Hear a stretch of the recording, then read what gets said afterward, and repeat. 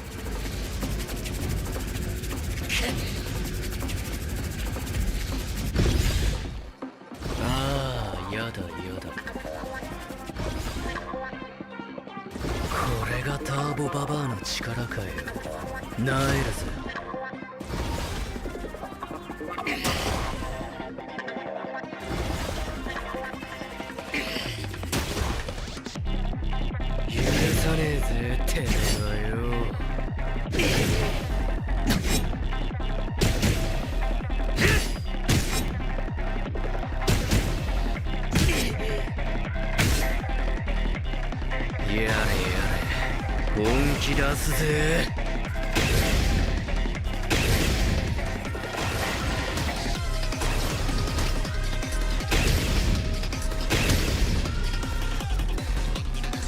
ももちゃん、会いたかったぜ。強くならなきゃ、もっと強く。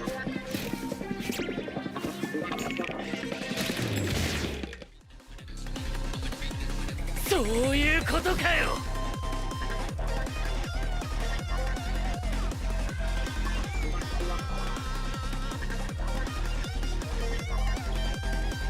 おっと悪い。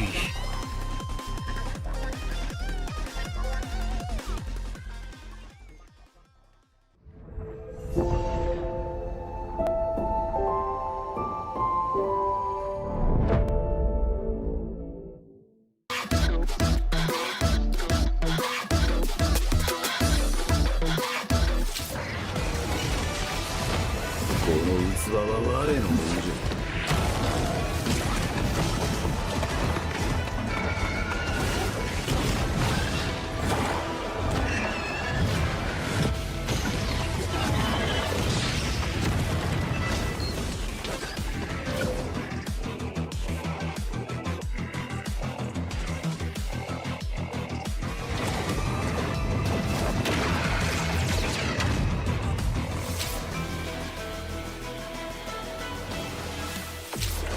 わしのじゃ。強い。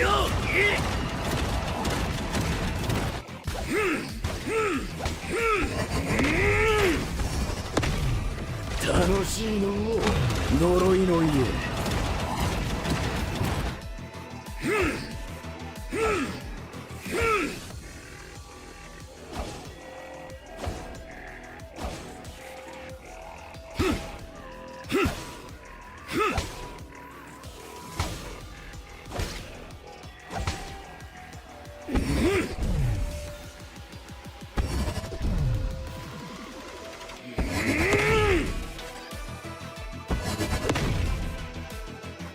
じゃあそうかいじゃの。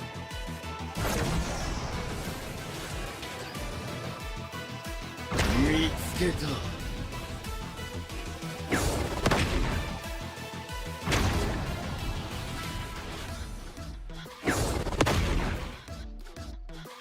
わしのじゃ。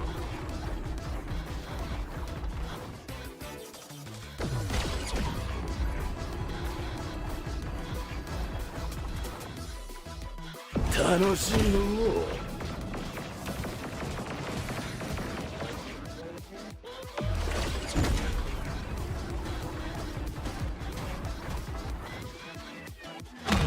強い。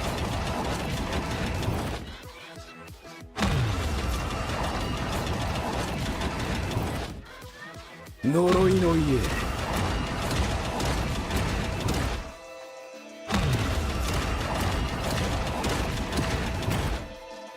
早く戦うぞ。待ちくたびれたわ。無駄じゃ。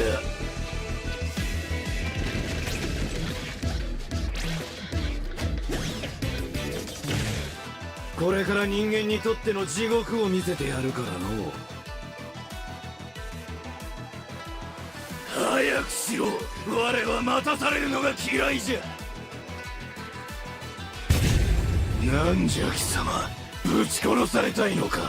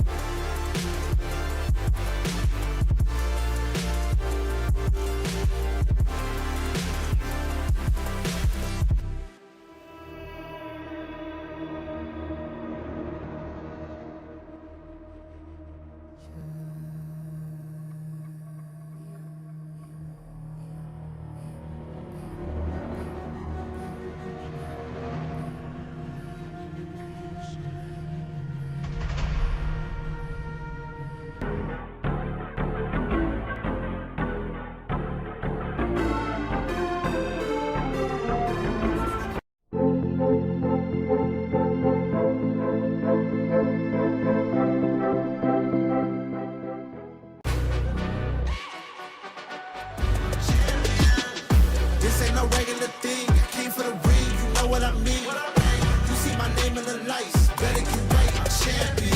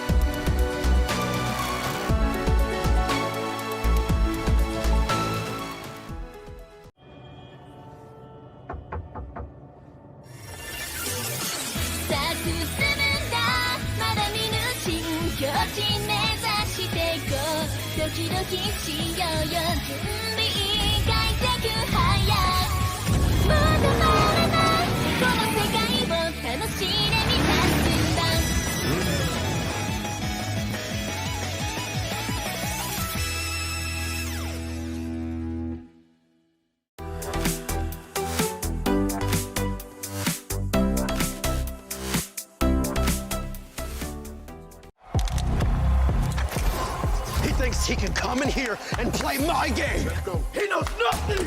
Let's go! Tyler, why? You're done. This is my ladder. You can't climb it. It's better than being hard-sucking masters.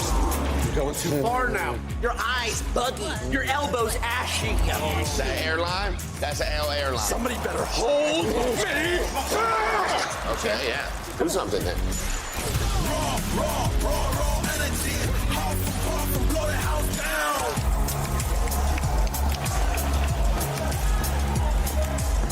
You look nervous. You look short. Everything's good? Mm-hmm. Fight.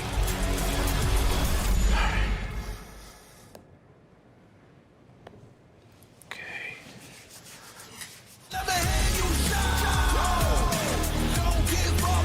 Do you really need the wraps? Yeah, that feels like overkill to me.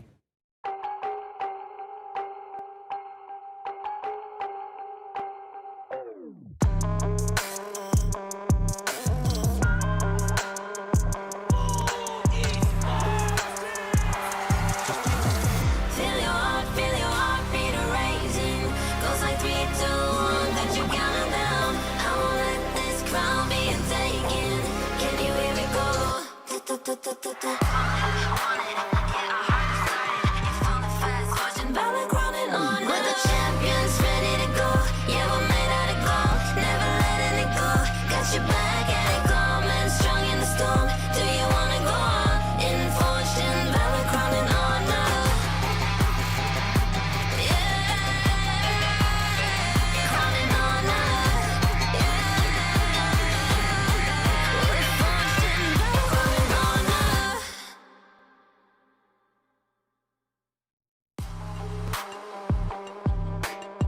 16 teams, 4 groups.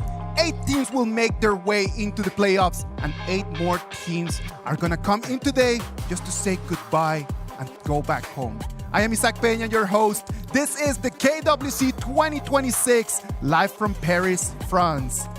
We're gonna bring you the action of the group stage day 1 with me, Holler, Sagi. How are you guys? Good, good. I'm super excited to continue on, especially after the fire games that we saw in the play-ins thus far, and happy to be moving into the group stage here.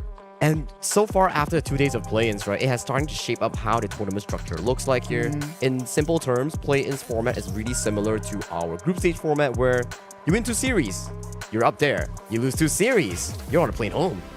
And then both of them are BO3s, right? Like that's the most important part in here. Like you're gonna really just have to toss in there everything that you got since game number 1. Yeah, and actually, I'm wondering if some of the teams that were kind of watching some of the play-ins and kind of, you know, figuring out exactly where the meta is and like with how the different hero picks are being used right here. No, and like the heroes are getting like the understanding of the meta, the understanding of the patch is getting clearer and clearer as we move forward, right? Like we already understood, like over there in the roam position, the Tramfei gotta be the pick. Downfei, Lapu, you lock that in the first place, and for the farm lane role, you'll technically be looking at the 3 strong ones. Long, forever ban. You got the channel. Pretty decent win rate and performance thus far in the play-ins, and then you have the Chicha or Flowball Marksman rounding off that pool. But the interesting pick coming in for me is the top bans, where we have Pei, 50% win rate out of 4 games, but very insane ban rate of 75%. No teams want to play against that because that's a extremely strong early game pickoff here. And then Florentino, only 1 win. Yeah. But it was a really good performance coming from Champion 1 yesterday. Yeah, I mean, that was the one that kind of took them over the edge. But I think also not only Florentino amazing, but the Lorian has had quite a number of picks. I mean, it's still kind of in the 50-50 rate or whatever, but I do think that this is a hero that a lot of teams need to respect as they move forward here. The KWC 2026 is moving away from the play-ins that just finished yesterday, and today we're starting the group stages. 4 groups that they're going to be battling it out in a double elimination format. So if you win 2 games in a row, you're moving straight into the playoffs today. But if you are to lose one of them, you still have one more opportunity to try to make it into the top 8. That is going to be really difficult because this is going to be the last time that they play best of 3s. Yeah, and actually going in, I mean, continuing with the play-ins, like you lose twice, you're out. Some of the teams have not had that warm-up, if you will. Now they're just playing and they have to go, and they might essentially just be going home 0-2. It's a double-edged sword format, right? Some teams prefer the BO3 and then they can actually push into top 8. Some teams, they don't really enjoy that format here. So technically speaking here, it's coming down to who is much more prepared in a short format in this specific case. The heavyweights are starting to show up right now, as right now the groups have been set since yesterday's draw. Group A, that is going to have action tomorrow, has AGAL against Team Vitality in that first matchup, and MIBR loss against Blacklist International. I mean, all of these teams, I mean, unfortunately for Team Vitality, they're in a familiar spot in going up against AGAL on the top. But I think that they're also looking at the bottom side already because MIBR, LOS, Blacklist International, those 2 games, that game will be fire as well. I'm just thinking for the side of Group B as well, you got this specific bracket here. Of course. I would say this is one of the group of deaths. One of it, because we are going to have another one. This group features Aurora Gaming, our first match of the day, taking on Titan Esports Club, ROC Esports taking on Influence Rage. So you have 2 MKL teams, the first place and the third place coming in for this specific group here. So if you're a Titan Esports Club and Influence Rage, you got to be wondering, where am I? Yeah, where am I? I think that that's the number one question, especially since we saw the group draw. Danny was there, and he was just like, okay, I hope to God I'm not in Group B, but unfortunately for them, they did drop there. Group C, as you can see on your screens, is going to have the KPL Spring Champions KSG against Revenant X Spark. And Virtus Pro is going to be facing face that we have already seen in these play-ins, Buram United Esports. Actually, for me, this one, I mean, obviously, Revenant X Spark a little unlucky going up against KSG to start things off. But I do think that this is probably one where, I mean, if you're looking at the other teams, Virtus Pro is definitely a strong one, and BRU has definitely showed up. But I think that this is one where you can maybe eke out and hopefully look at it as maybe one of the weaker groups. All right, so you think that the gap over there is a little bit wider? Now, back to your point there, Valor.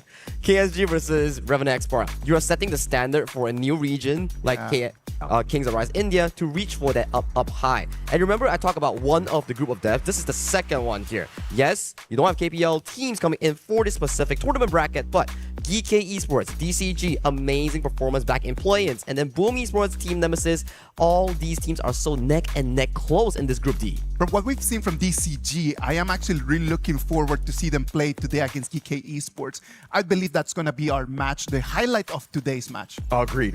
And I think that even Geekay Esports were like, okay, any of the other teams, I think that they would have been a little bit more comfortable with. Yeah. There's a lot more familiarity, but DCG is one that can potentially upset here in this, of course, as you mentioned, the group of death. Exactly right. And then we talk about group of death. You can't forget there is always the PKL IKL rivalry here. You have Boom Esports going up against Team Nemesis, and Boom Esports has a good historical track record against IKL teams. They beat Kagendra, they beat BTR back in KIS4, but the only team that they haven't beat was dominated by Nemesis, which is their opponents coming up. They lost to them back in KIS4. Yeah, and I also think that Nemesis are going to look to prove, right? I think that they were a little upset in the fact that they didn't actually come out the top seed in the IKL. They had a lot of potential, but unfortunately for them, I think it's a chip on their shoulder, and they're going to come out firing today.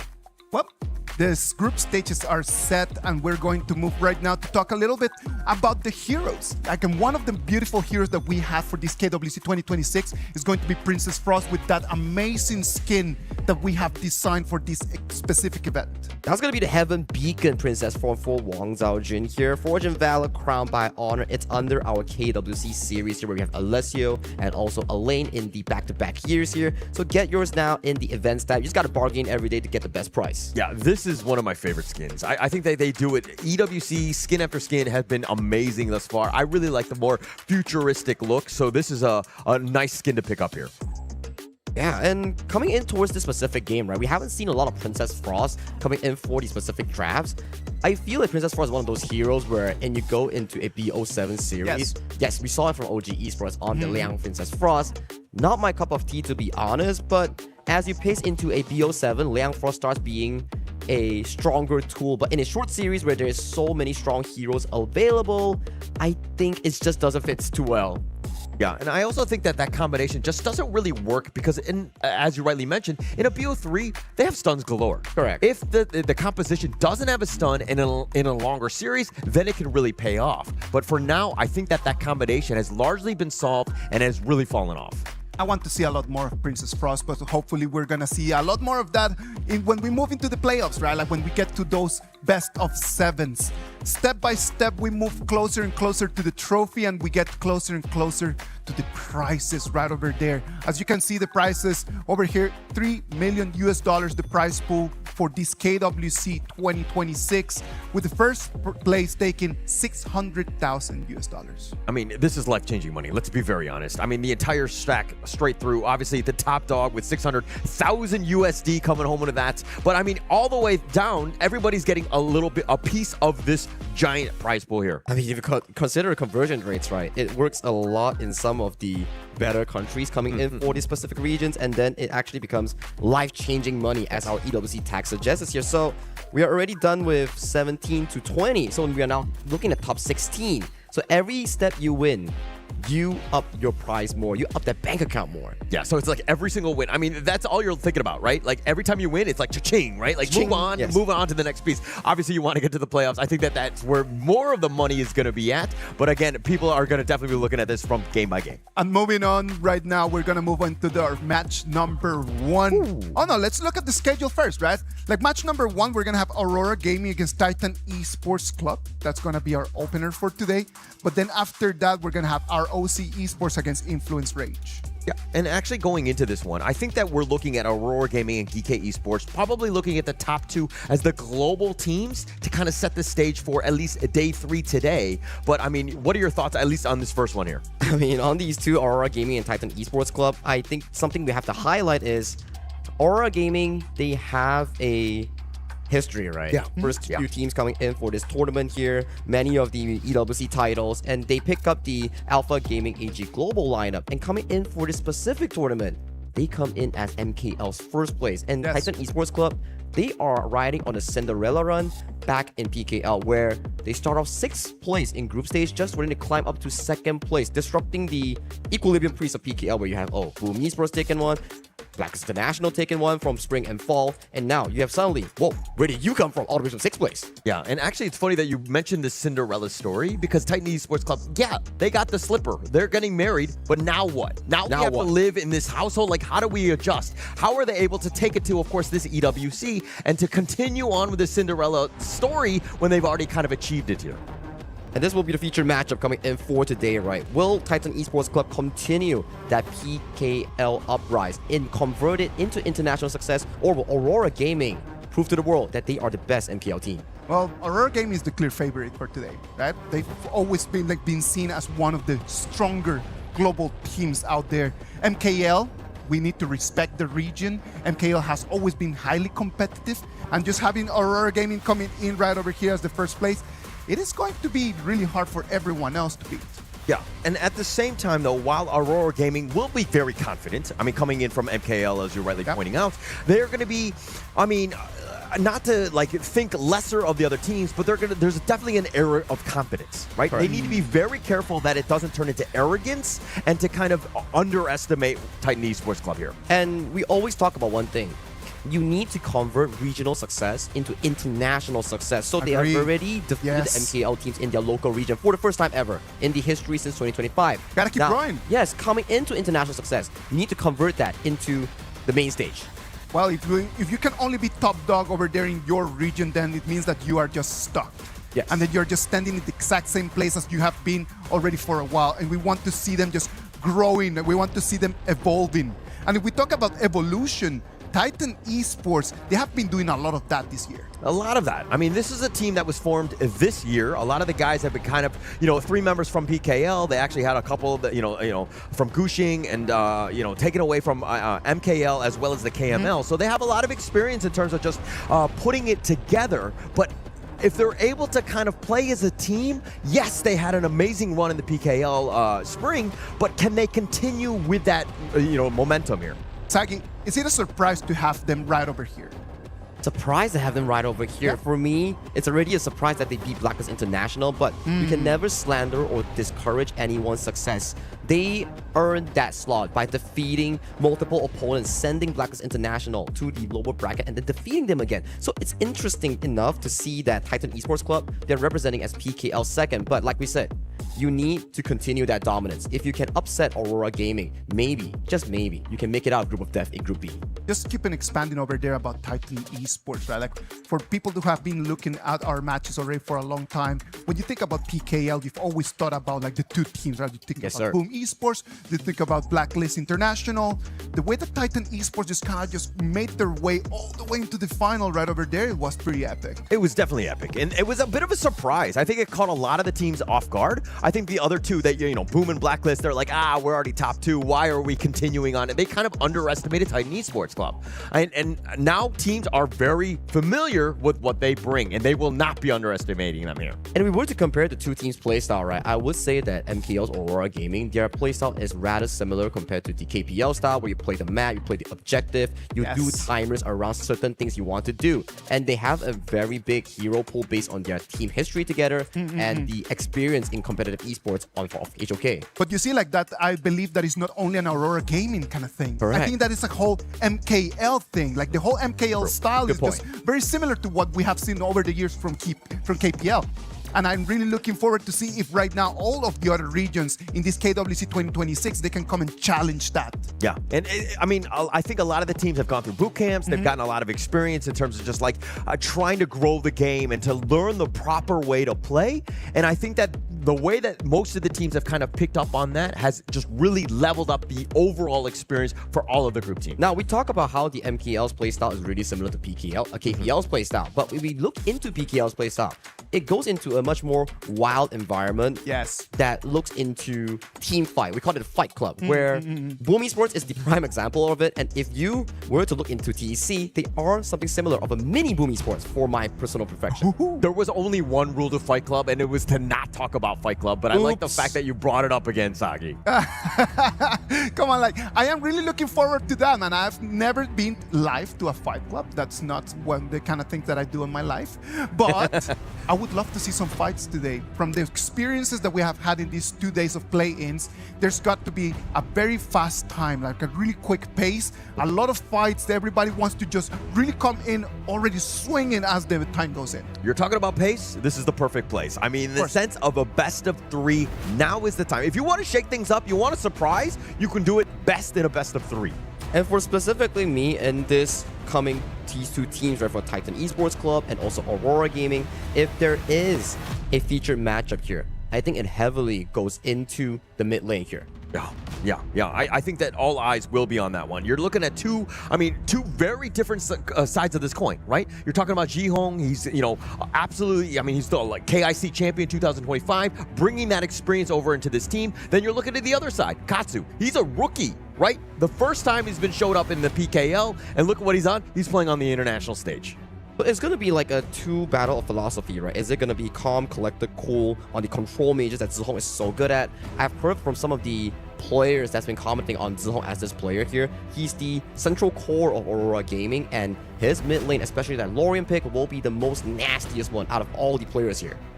I'm looking forward to that. I think that that's something that, we haven't really seen too much. I mean, if he's scrimming with it and he's kind of showing off with it, but I think that you can give him almost any mid and he's able to have a large amount of success because, again, all roads, in my opinion, this team revolves around Jihong's play. It's just the playstyle coming in as a whole here. So for Titan Esports Club, first thing to disrupt is the pick and ban phase here. Bring something that's unconventional or hidden, your pocket pick, so you can disrupt the flow of Aurora gaming here. They've seen it all. So if you can disrupt that expectation, maybe you get a competitive edge going into this game one as we start off the BP, Mai Shiranui, Diadia, Pei, Zhangfei locked away. And we talked about the Olorian here that has been amazing in play-ins.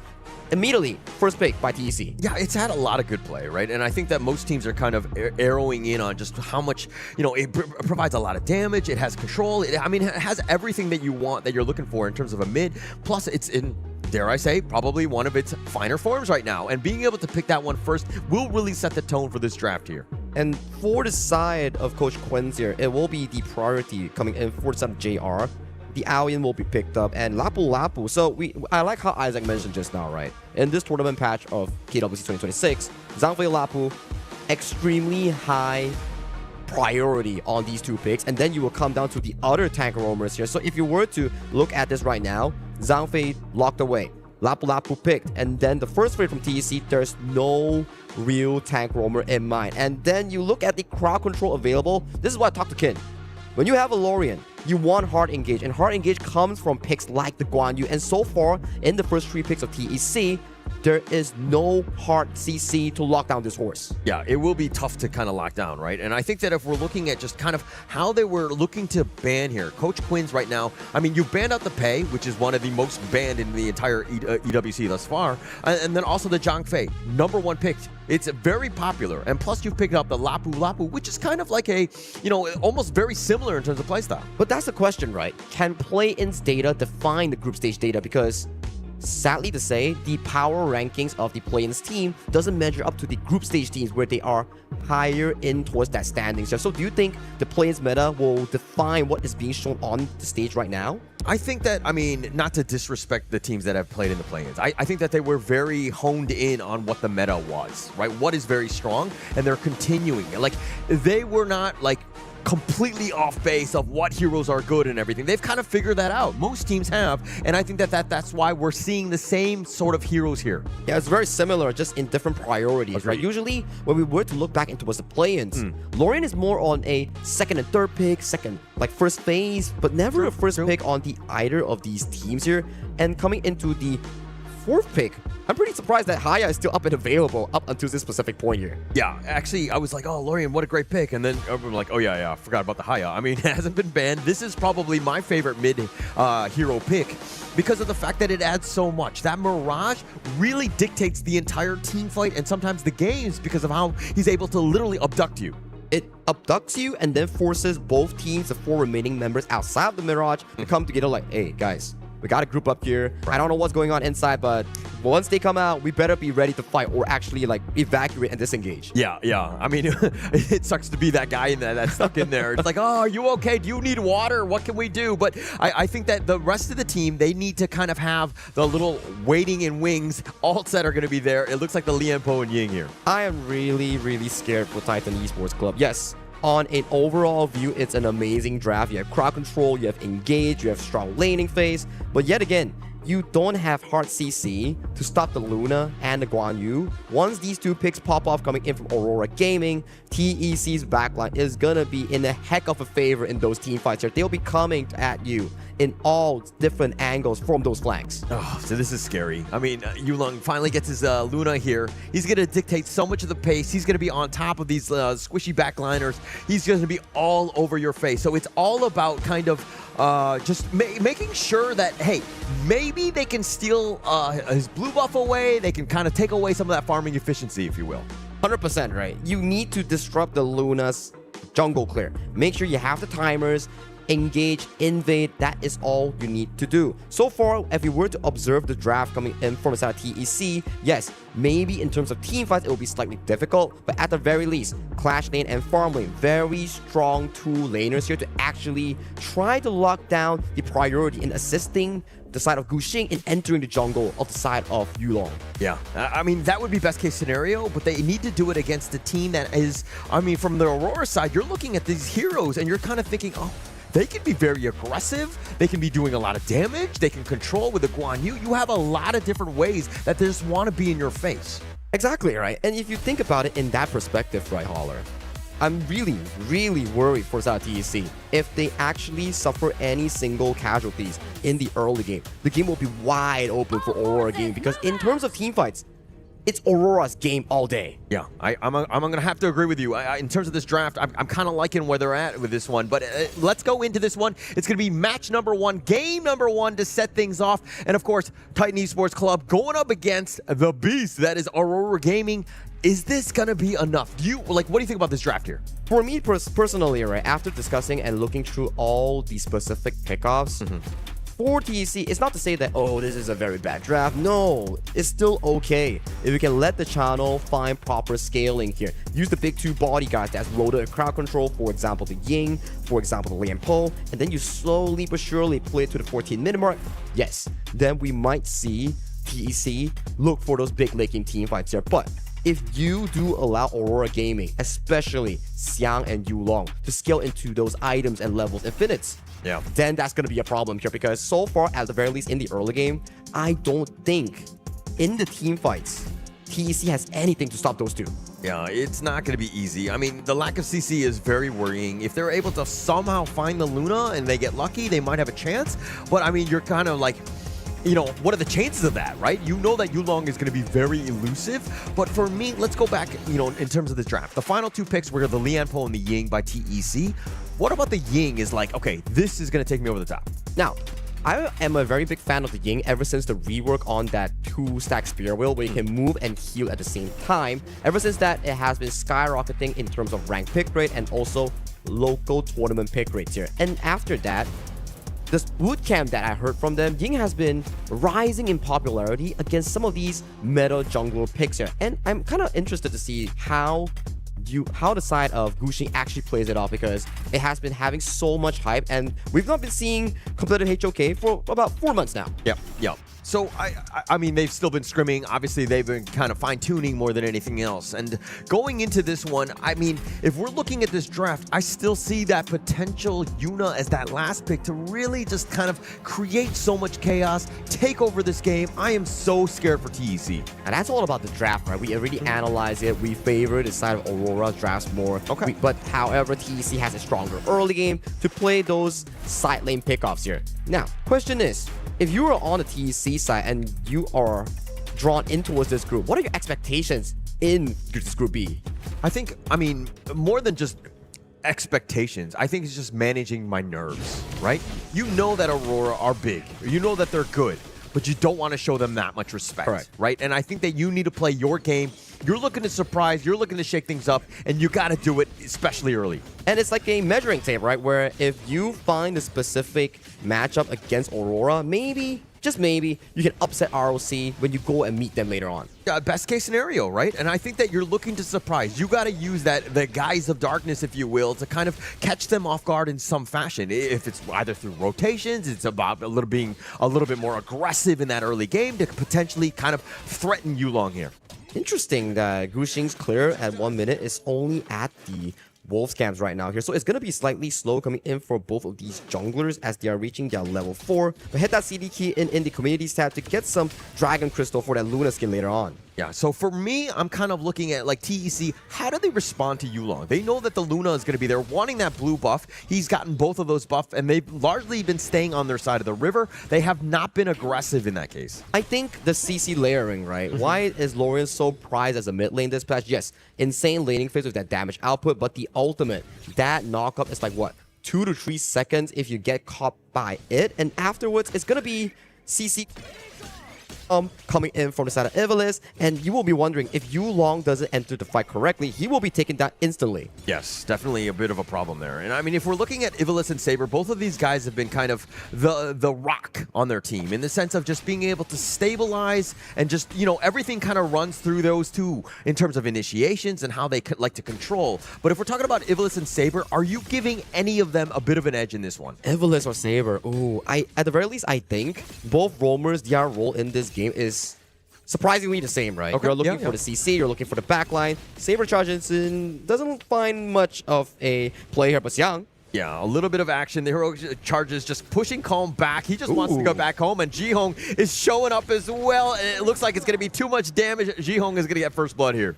Simple and clean coming in for the side of Aurora Gaming here. Individual pro play coming in from the side of Xiang to find a 1v1, and Zihong didn't even have to use that Moonscape Mirage for that play. Yeah, Xiang there, that was the Honor of Kings equivalent of an alley-oop. Just made it, set it up perfectly for Jihong, and now it looks like the Moonscape Mirage will be locking in Gushing. If anything, this is actually going to take away that farming time from him, but they go into the mid lane, they do have enough damage, and they will take him out. Ivalice is going to flash away, and Aurora Gaming starting to roll. And it's at the timer of the red buff respawn here. You win out that fight. Jungle is open for your buffet here, and this pulls on the goal lead so further away. You won that fight topside without using the Moonscape Mirage. It sort of just leaked through, affecting that mid lane 1v1, making sure that Gushing drop there, get the buff, and you were talking about like, oh, we gotta control Yulong. We gotta make sure that this Luna doesn't scale out of control. But now, look at it. It's trailing 2 levels above Gushing already. So you can't panic. I mean, if you're TEC, if anything, just stick to your guns. Find a way. I mean, Gushing did die. Yeah, you're going to be slowed down, but you need to find a way to kind of, again, accelerate his farm, use that gold sharing to, again, get yourself back into this game, because it's kind of starting to grow to a 2K net worth lead. That's a terrible time, especially at 4 minutes. And that's not the only thing growing here. The fan votes are also growing in favor of Aurora Gaming here. You'll see that little Overlord pit with that Aurora Gaming logo later on. And at 4-minute mark, Tyrant has spawned based on the movement coming in from the side of TEC. I don't think they have what it takes to actually go for this contention here. If they go for this contention and if they lose it, ooh, he gets what the a steal! Oh, Qingxi over the wall. The soaring signal says, not just yet. I'm still here. Sending a signal, right, with that spell one shot coming in for the side of Qingxi.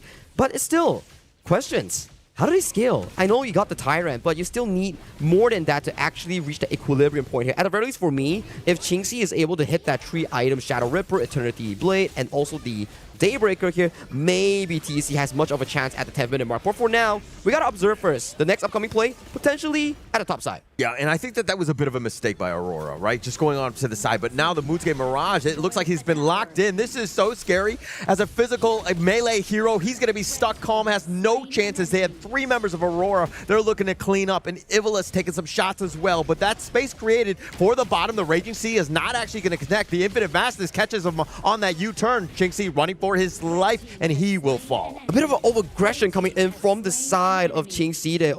I would say, yes, you have more members there, but you were like, what? In front of the tower here, positioning in a very difficult place for your team to actually save you there. Overall, it's still a good trade-off here as Xiang was falling in towards the hands of Gushing in that top side. Yeah, that positioning was like you're so far past the tower, it's like, oh yeah, actually I'm gonna die. There's no way for me to come back. If he was on the bottom side, he might have been able to get out. You do have a little bit of mobility with that Chano, but just not gonna happen in this case.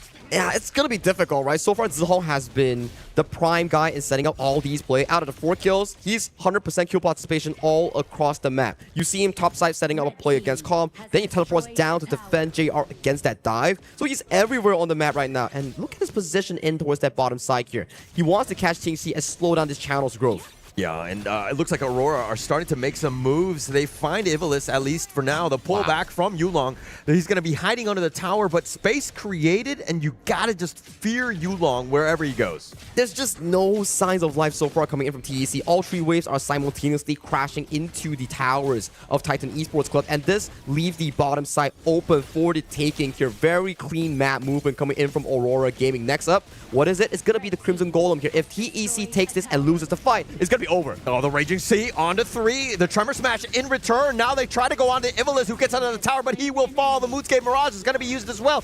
And they have the pushback onto Calm. They take him down. Aurora with 3 kills, and they want to go even for more. They're not going to dive the bottom T3, though.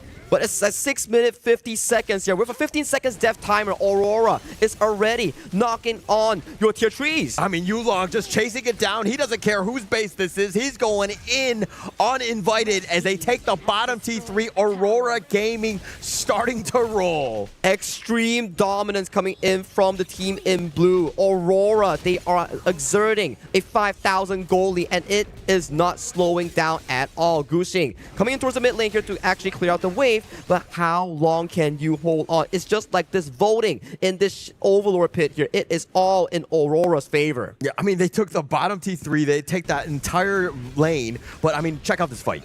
Exactly. It started off with Zihong finding the Flash Moonscape Mirage on towards the backline here. Your only singular tank is already in that backline. Without him, you have no sort of any teamfight material. Back towards live. Yeah, but now with this Azure Golem, that's a little bit of contest there. Jihong does end up finding Katsu.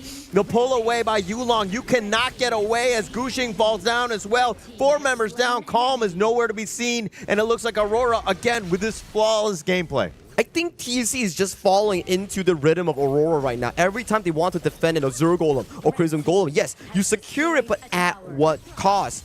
Every single time it's either an ace or 4 members going down, and this just accelerates Aurora control over the game. And right now, at 8 minutes, you have 8,000 goal lead. Absolutely huge. I mean, they've been in full control of this game. Aurora Gaming just taking everything from them. But the way that they're able to kind of dismantle you, even when they're taking towers, their players are in the perfect position to protect. Nobody can even defend the tower, and Aurora Gaming, they take the initiations, they take the fights that they want, and again, they're coming out with a lot of success. Very disciplined gameplay coming in from the Aurora Gaming side here. MKL's champion debuting in the KWC stage. In the pregame show, we were talking like, hey, can they convert that local success into international success? So far in this game 1, they seem to be having it. Yeah, I mean, they haven't won this game yet. They haven't won any sort of championship. They were still a long way there. But Aurora Gaming right now, definitely impressing, right? I think that this is what they wanted to do, especially to start this. They're like any other team that's looking at this game, they're like, oh my gosh, Aurora Gaming, incredibly strong here.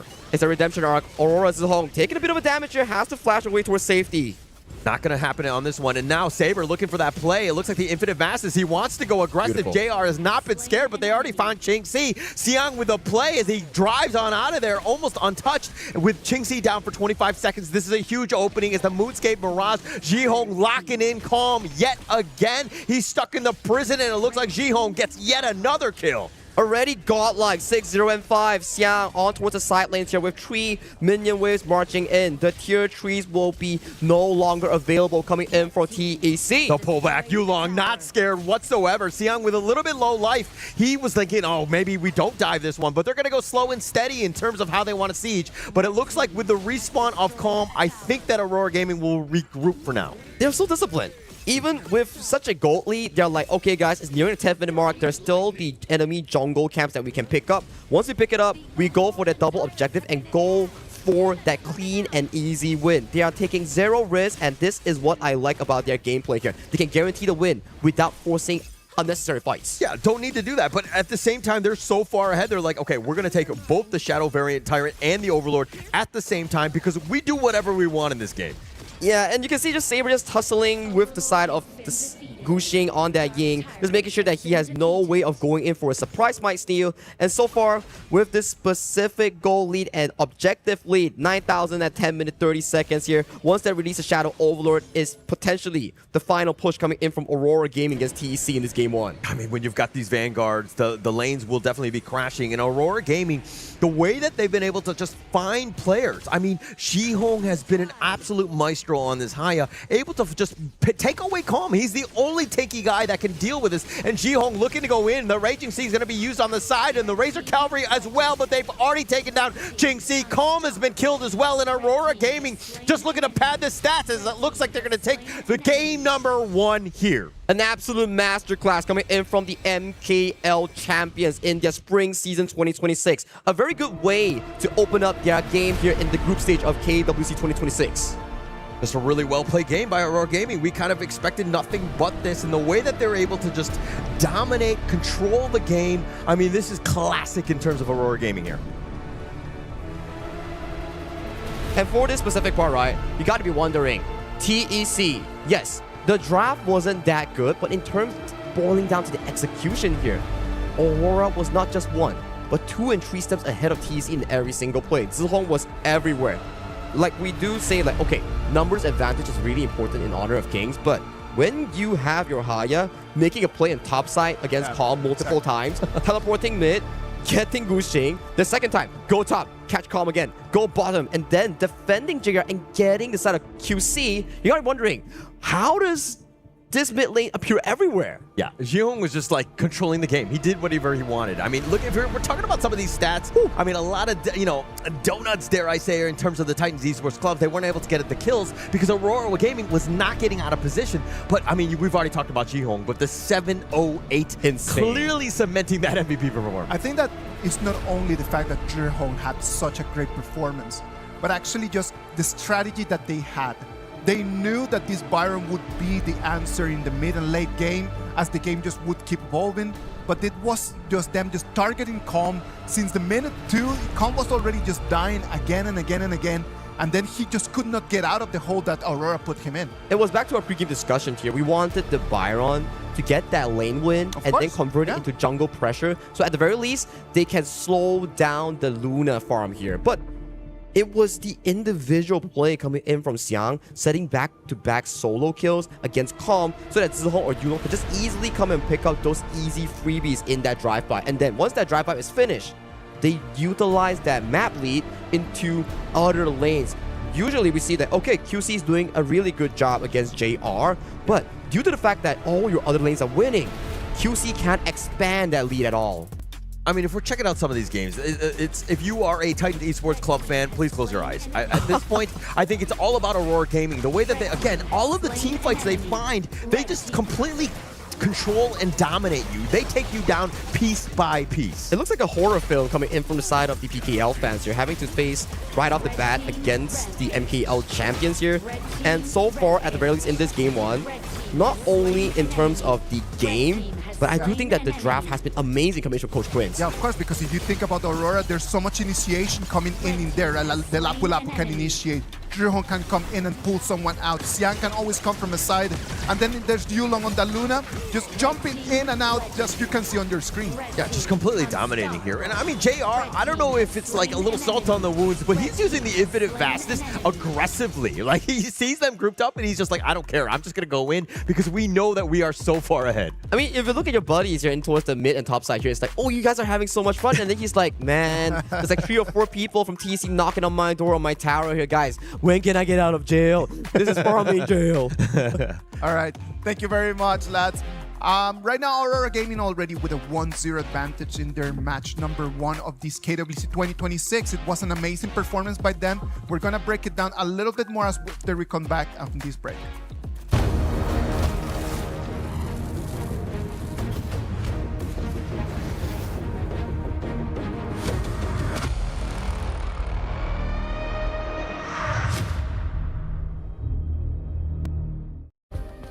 Play is in our DNA. Whenever we let it out, it becomes our superpower. Now imagine an entire city being built to supercharge it. Kadir City, powered by Play.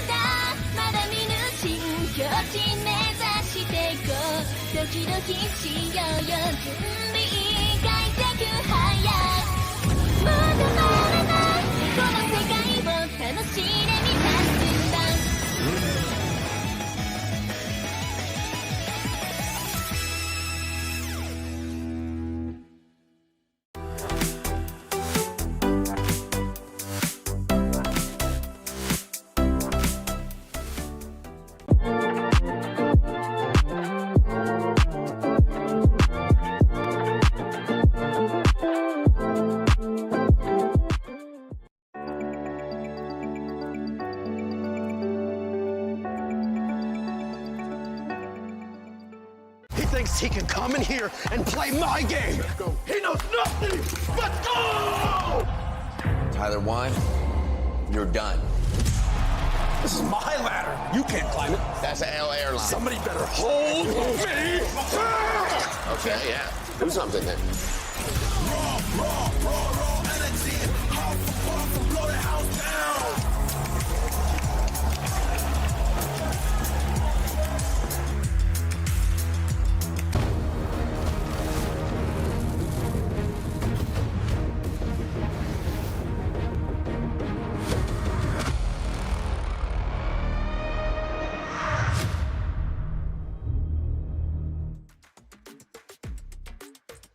Welcome back. Aurora Gaming right now with a 1-0 advantage on top of Titan Esports. For Titan Esports, not everything was bad. Not everything was dark. There were some sparks over there of things that they could actually do that actually give me a lot of hope for this game number 2.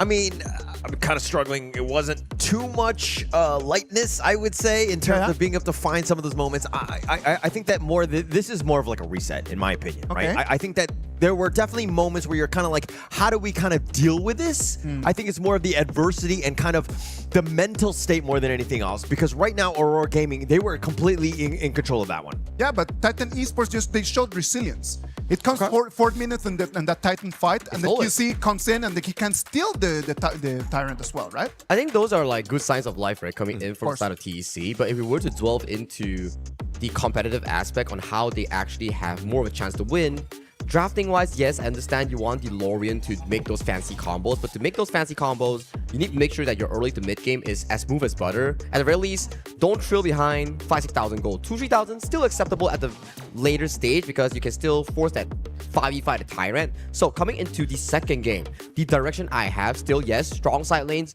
perfect, but your mid and roam needs to have more of a control over that mid lane here. Lock down Zihong, make sure he isn't able to use that mid lane pressure and convert it to side lane wins for their team. Yeah, and I don't want to be negative, Nancy. I don't want to be like, oh, TEC are completely out of this one, but I do think that they need to make some adjustments. It's more about the strategy and the execution. Again, you were talking about how to limit Zihong, right, as much as possible. He's just, again, you cannot give him any space. It's very weird because as a mid laner, you're thinking, like, he's roaming around, he's doing his own thing, but this is one where, again, I think you need to lock him down so that he's not able to kind of roam freely as he did in that last one. I'm certain that the coaches have the same ideas as we have right now, right? Like the coaches have been doing a lot of work for this specific matchup. I know that yesterday, as they knew that they were going to be fighting against each other, they went back to the hotels, they checked on the footage, and then they checked on what their teams can actually do.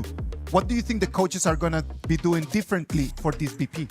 I think for me, at the very least, Aurora, they're still going to be sticking to what they have trained. Like, let's say the prime first picks like Long has been used, or Pei, or even Jing, those has been amazing for them. And Lorian, still one of the best ones so far. Zhangfei was banned as well, so I think both teams might want to get that Zhangfei to, at the very least, secure that crowd control and safe laning phase. Yeah, set themselves up a little bit more for success. They've used some power picks already. I think that going into game 2, you're going to see even more aggression, right? And I think that the Aurora Gaming, I mean, unless you stop them in some fashion, unless you're aggressive yourself, there's really no way for them to kind of stop this train on that strategy of being able to be aggressive themselves by Aurora. Well, Aurora Gaming in the previous game, in game number 1, they not only were aggressive, won the fights, but at the same time, they just slowly started piling up gold, right? Like, it comes to the 7th minute, and then they already had the 5,000 gold advantage. When we hit on the 10-minute mark, there were no high grounds for Titan Esports. They were already a 9,000 gold advantage. It was very hard just to stop them from doing that. And one good tip that TEC can actually implement in their gameplay here. Yes, when you're losing, you have to stop going for those jungle defenses. Every time you go for a jungle defense, you're falling into Aurora's tempo. They want to fight you and accelerate that goal lead here. Maybe learn to give up that jungle patch, go for a side lane push, find farm somewhere else. So at the very least, you're losing 2,000 to 3,000 gold. It's fine. Guarantee yourself a chance at the 10-minute mark for those team fights. Yeah, I mean, it all starts to, snowball a little out of control. I think that in terms of the decision-making that they need to kind of do is, again, not play passively. They were very reactive in terms of how they were even trying to rotate. Zihong, once he goes to the top lane, where was Katsu, right? You need that backup. You need some sort of a help and that support or the call out to understand that, hey, somebody's going to be there. You cannot be getting yourself out of position. That's correct, right? And coming in towards the second game's pick and ban here, for the side of Aurora, they'll be coming in towards the blue side, and for TEC, going on towards the red side. And right off the bat, you see a lot of these mid lanes removed from the pool. No Mai, no Lorian, no Haya. And for the side of the Yin, also removed from the pool. Pei. This pick has been one of the highest bans so far in our play-ins here. And in our first day of the group stage, it's coming back up. It's definitely coming back up. And I think that it's more of, I mean, you were trying to, Coach XZ was trying to limit what Zihong had. Like, take away, attack that player. He did dominate you in game 1. But again, it opens a lot of the doors. Now this Pei is going to be there. Or you're talking about more early aggression with this one. Yep, but I do like the pickup coming in from Coach XC with the Chicha and also the Xiao Xiao. These two picks are extreme duelist in towards that mid-range combat, which Pei enjoys. So picking up these two are extreme counters here, but I am loving the Florentino focus here coming in from Aurora Gaming. I've heard that Xiang, one of the better Florentinos I've seen so far in the scrim rumors. Yeah, and actually, we saw the first win with yesterday's Chammy. Yes, sir. Chammy won. He was able to kind of pull out the W for it, so it's not winless. But I am super excited to see exactly, as you were rightly pointing out, Xiang here on this Florentino, if he's able to kind of get the maximum value out of this hero. I'm a bit worried so far for the side of TEC. Yes, you have a pretty decent first 3 picks. You have a lot of damage, but where does your tank ability come from? Yeah. You don't have the Zhang Fei. Potentially, the Lapu Lapu might be banned out later on. And then you gotta be wondering, am I strong enough in the early game to sustain against the Florentino and Pei combination? Because this is like Pei plus Byron Pro Max. This Florentino, he's strong from level 2 in that 1v1 matchup here. So for the side of TEC, is not only about protecting their own jungle, it's also protecting their side lane for a comfortable matchup. Yeah, it's not looking easy. I mean, the Florentino and the Pei, both of these guys are looking to invade, right? Jing is not going to have the free farm that he's looking. So at the same time, now is the time, all right, for TEC to, again, round it out. You need some sort of early game heroes that can potentially help you defend your own jungle. That's correct. I think something like a Lapu Lapu. Ooh, I like it. Anet, our second one of the tournament thus far. The only win on Anet that we've seen and the only pickup was the one with DCG, where they pick it up on Sin on the Roamer role. And coming in for this specific game, I am kind of wondering, like, what's the purpose of Anet? Because we know for a fact that Anet is different from Zhuangzi. From what I have heard from some of these players here, they mentioned that Anet is actually Zhuangzi, but you can engage with it. People think like, oh, Anet, you're just there for disengage, protect the big carry, but no. You can actually ult flash on this thing to get that stun off. Okay. And again, I kind of want to see it, right? We haven't seen too much at the EWC thus far, and having that potential to kind of counter what, again, Aurora Gaming are looking to do, but they're going to pick the counter U and the U1. And I'm loving the draft coming in from TEC, because it's like we talk about, you can't pick conventional against a team that is or that has mastered the conventional playstyle. So you pick something that you have mastery on to catch them off guard, and they go with the Jing, Liu Bang, Shicha. So all these are prime carriers for the Liu Bang to access towards the backline to pick up those squishy targets that you mentioned. Yeah, and it's going to be a delivery service, right? And when they want to go in, everybody's going to go in together. Ride or die we go as we try to go into this one. And of course, this is going to be game number 2. Is TEC's lineup, is it good enough to take down at least a game, or at least for this one?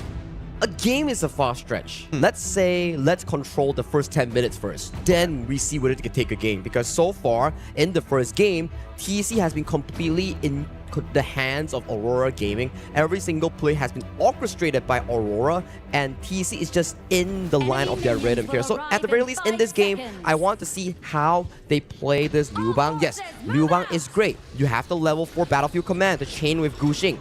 Question. Florentino, what a strong laner. How do you control it as a Liu Bang? That's a number one question, right? Like, how would you deal with that? That doesn't seem like an easy out for him. And this is also Liu Bang where if you fall behind, you're just basically like that shield bot. Yeah, you have that numbers and you'll be able to shift, but it doesn't really add anything more. That's true, right? So at the start of the bat here, we do see Yulong stealing away the Wild Boar already, simultaneously clearing up that mid wave. So that's not going to be a good thing for Guxing's Jing. And I'm kind of surprised. How do you outsmite a double smite Jing on her clones? Yeah, very good question. I mean, going into this one, this is what we were expecting. This is why a Pei is so difficult to deal with. It's going to be in your jungle very early on. Yeah, exactly here. Oh, nice pickup of the clear here coming towards the mid lane. So that's going to be waved directly in towards the mouth of Yulong.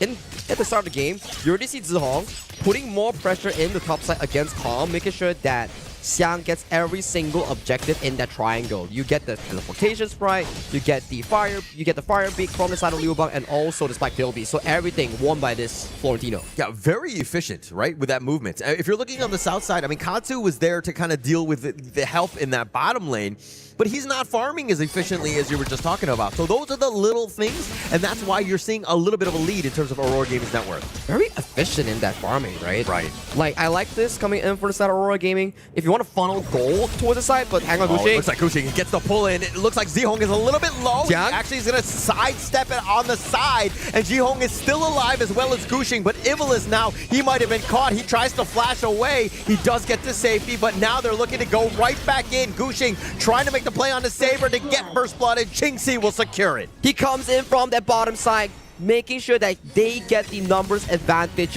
What was started coming in from TEC is that they found an initial engage, and with the help of Qingxi's rotation here, they managed to make it work, picking up an easy kill on towards Zhang Fei here. Very well played coming in from the TEC farm lane.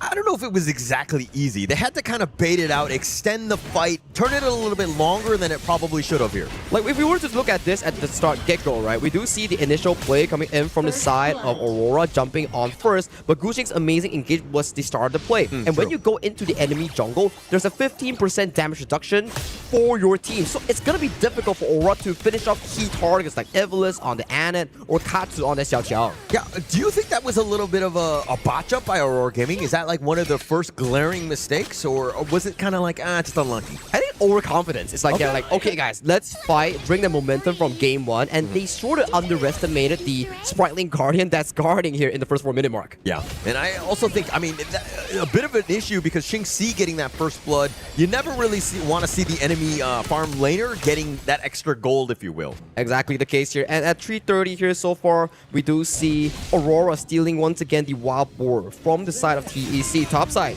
Heavy 1v1. Yeah, Calm actually flashing away. He's going to be fine under that tower, but a good attempt, especially on that side. But TEC, I like what they're doing, understanding the timing of these boards. They've been pinpoint accurate in terms of just like the time, making sure those rotations are happening and taking them boards away. And talking about rotations here, it seems that Aurora Gaming are not going for that Tyrant play here. They don't want to allow Calm on that Battlefield command to actually get value in that 5v5 with that shield. So they give up the Tyrant, they go for the tower instead. I mean, it's not even 4 minutes, and they've just done so much work on this top T1. They're looking to just burn it down. Yulong and Xiang, these two have done way too much in terms of this damage. And now the Tyrant, it's getting bursted. It looks like Gushing will look to take that away. And with that, no, I'm sorry, JR gets the steal. That's just adding salt into your wounds. You lose the Tyrant, you're also losing a Crimson Golem towards the top side. Aurora using the minimal resource to steal everything from the side of TEC. This is payback to Qingxi from game one. Look, I was just assuming that Yuxing was going to smite that, but I don't know why he didn't pull the trigger and letting JR take that one away. I mean, an absolute disaster for them, but now with this Honey Sweet Breeze, Saber is going to be skirted away. You're not going to be feeling too good about it because it's the same logic that Yulong did in game. It's like, okay, I want to save my smite because the enemy jungle has already shown in the cross map. So I save my smite, but hang on. They stole it! Yeah. I think you cannot play safe. Or you can't play like that. I mean, now, with the Honey Sweet Breeze, they actually find him, and now with the connection onto Saber, they do have enough damage. The burst is real from TEC. A great rotation and a pick-off. Beautiful CC chain coming in from the side of TEC, making sure that Evalis uses the ultimate and Katsu with the Honey Sweet Breeze to make sure that Saber couldn't press heal, nor his Unbridled Outburst in actually making it out alive. So far, kills has been in favor here. Check out the 1 minute top side. Yeah, Gushing all by himself, though. Looking to just dance around. He actually steps out, and now Xiang, too much respect in that sense. Yulong pouncing forward, gets the smite onto Gushing, and he says, "Where are you going?" as Yulong smites him down. It's a bit of a bait play here, but Calm having the force of flash ready. He's so low. He tried to flash. He got slowed down. Jihong is on a train. The Unbridled Outburst will connect, but they're all outrunning it now. Here comes the cleanup. Yulong on the side. Ivalis, he too will fall. Qingxi is all by himself, stuck between a rock and a hard place as well. He goes down. Is Yulong going for fast food or something? He got a kill in the top side, immediately went towards the mid lane, and everybody is serving for their jungle here, setting up quick back-to-back kills for the Aurora jungler. Aurora Gaming, they look absolutely possessed, and they just want to go. It's all green lights for them as they've taken down. And now, look at this one. Check out the replay here. It's off a very good start for the side of Aurora. They already picked off Gushing in towards the top side here, but a beautiful Unbridled Outburst here. Yulong was pretty smart. He was waiting for a better wall to jump in on towards Katsu here, and then the ultimate coming from Evelyn was just 2 seconds too late, and at that point, it's already 3 kills into the pocket of such a commanding pick from Yulong. Yeah, just absolutely commanding. The Yulong, he had that nice play. He actually killed Gushing, and he was able to rotate, and at the same time, TEC were like, they thought they were fine, but just too much speed, too much mobility from Yulong as they, again, he was able to just clean house. And I was about to say, like, oh, it's pretty good so far because even if TEC was trailing behind gold, they had 2-0 in terms of kills, but in the span of a minute, Yulong was like, okay, lock in, let me get that 4 kills. It's not about the kills. If there's anything that we've learned in Honor of Kings, it's about those objectives. Correct. And again, just extracting that farm, building that lead, and this is why. But if you're talking about this bottom lane, Xiang so low, it looks like he's going to be fine. Ivalice is a little bit low himself. Saber's on the side, and now with that ult, is he able to stay alive? Ivalice gets onto the tower with that flash, and it doesn't look like Aurora are going to continue with his pursuit. Saber was so smart with that. He was just walking, make sure that Ivalice has to burn the ultimate and also the flash. He was holding his Umbrella outburst here, just being a menace in that specific play alone. And with the minions marching in from that mid lane here, tier 2 goes down, jungle is spawning once again. It's just a repeat of game number 1. They beat you in one fight, and your jungle just falls into total control in towards the opponents. Yeah, Saber there. I mean, very patient. And very patient. Not only did he not use it, but he was just kind of threatening to use it. But now he's got it for this potential team fight that's coming up. And again, just getting maximum value. Sometimes it's not about using the ult. It's not about it. It's about utilizing it for the same effect. It's like, if I don't use it, it's like a trigger discipline. That Hui hook, they're just looking at it menacely. If you release it, then it's like, oh, he doesn't have to trade anymore. I can go in. And so far, in this 8-minute game, 7,000 goal lead for Aurora Gaming. How does TEC come back from this hauler? Well, I mean, Gushing is like 3K behind Yulong. That has been the biggest diff, I would say, in terms of this gold.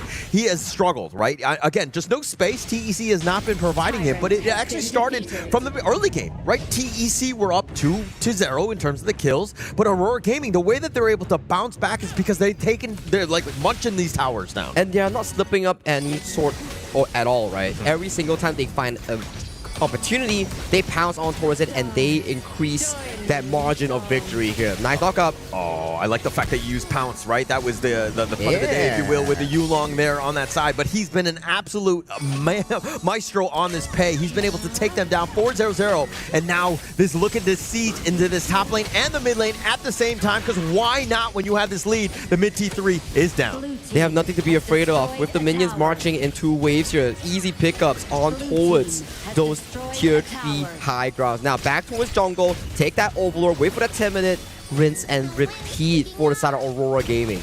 It's not even 10 minutes in, right? I mean, you could just play with your food, so to speak. All you need to do is be safe. Nobody takes any sort of risk. We're going to just slow siege the bottom lane. And now TEC have to hold on some fashion. They need to find some way, somehow, some way. But it has been really, really difficult. Zihong just playing in such aggression here, utilizing the ultimate to make sure that he finds a play. Trying to engage on Zihong. He takes a couple of shots from Qingxi though here with the bottom T3, and now the ult, that's going to actually do a nice little stun with the Umbrella Outburst. They actually can return it onto 3, but Gushing is going to be killed here. Qingxi is on the side, tries to at least go for Saber. He's not going to find him, and Aurora Gaming, not a single member down. But that was a good engage coming from TEC. It's just the goalie that is just too darn high from both people. Nice engage! Nice stun yet again! Yulong just cleaning him up on the backside, taking them all down. That's going to be an ace, and Aurora Gaming are going to take the series. Zihong is on fire, man. That 4-man stun with the melody coming in from the Yuhuan, just catching all the members coming in from the side of TEC, and that's GG going into Aurora Gaming in this best of 3 series. Aurora Gaming look good, man. Beautiful. Looked so good right now. The way that they were able to just control it, just completely dominate it, even when they were behind. We were talking about resilience. Well, boom. That shows a lot of resilience by Aurora Gaming there. Do they need boom esports for that boom, or what are you in trying to... You know, I'm just kind of, a little bit of inception, just getting in their heads a little bit. Now they need to fear boom as they move forward. But again, I think Aurora Gaming are going to be very happy with that performance today. It's a very thundering performance coming in from Aurora Gaming, right? What a way to debut in the group stage here. And with that win, Aurora Gaming is marching to the upper finals for the side of Group B. And one more win, they are soft secured. No, not soft secured. They are secured for playoffs. Yeah. Just one more win. That's all it takes at this point. But again, congratulations to Aurora Gaming as they were able to just close that one out. That was a very impressive win. I love that because the way that the pay was played in there, like the tempo, like the momentum, just completely controlling the jungle coming in from the other side. just does not allow a way for the Jing to actually be played in this game. It started off from the early game where we seen how they went for the aggressive wild boar steal, and probably from my observation, Gushing probably used his double smite on the Crimson Gold and just like, oh, he's invading. I already used my smite. I can't steal that. What about now? What do I do? I mean, that was the last time that he saw that buff. Yeah. Actually, that would really slowed him down. And then also the fact that they were leading and then that Tyrant fight, that was like the tipping point. Once they gave that away to JR with that steal, it was kind of like, oh my gosh, they were so discouraged and they were not able to get their headspace right to come back into this one. And I've been liking the Florentino pick, right?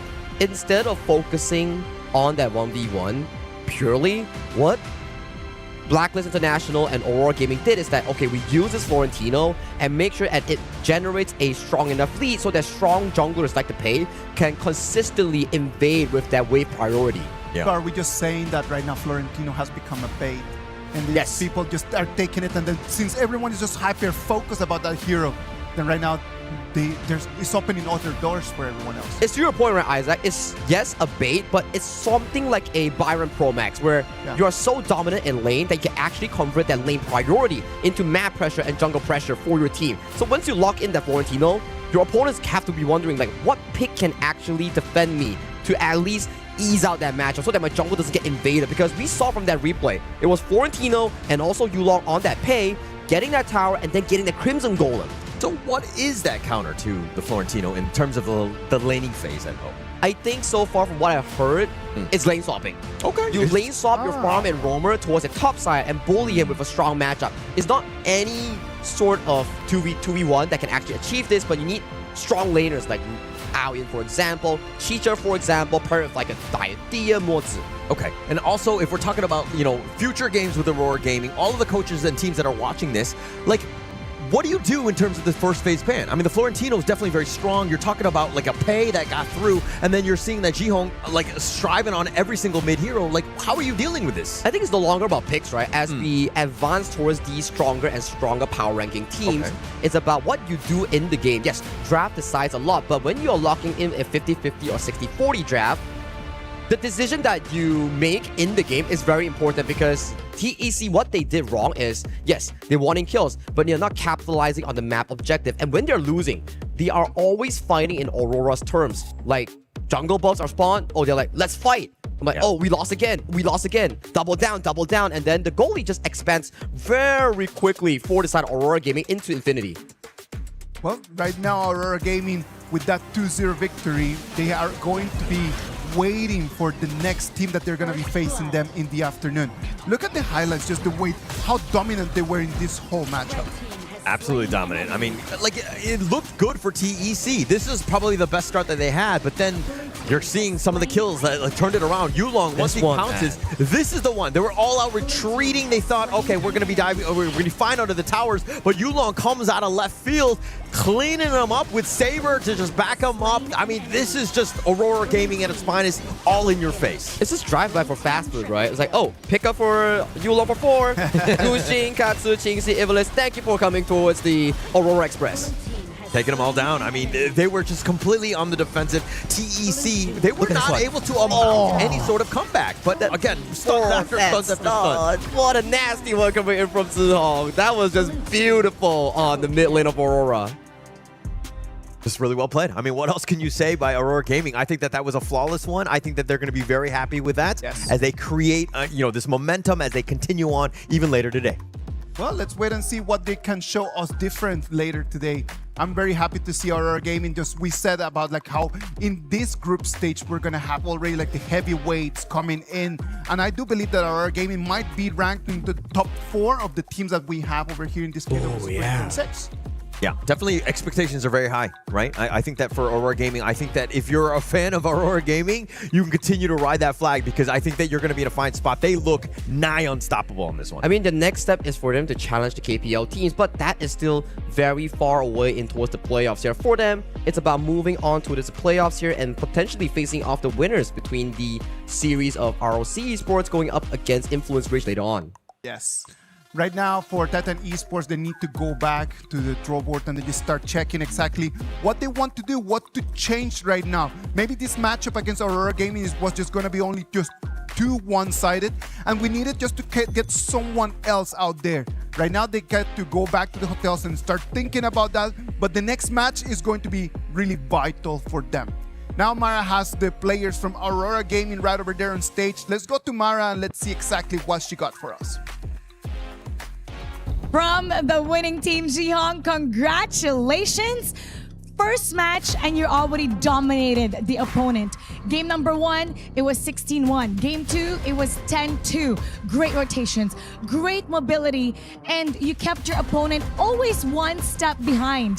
What allowed you guys to be so dominant for this first matchup today? I think we are very confident, and my coach just said enjoy the game, so we just play at scrim, play at normal, so that's why we win the game. So enjoying the game, it really is the key. Now, you found your group, Group B.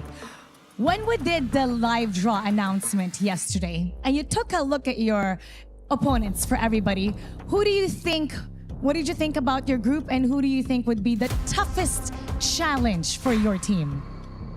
I think it's quite interesting because we meet Nova again, we meet ROC again. There's a very sure, very strong team, but I don't care who they are, so we just play our best, then win easily.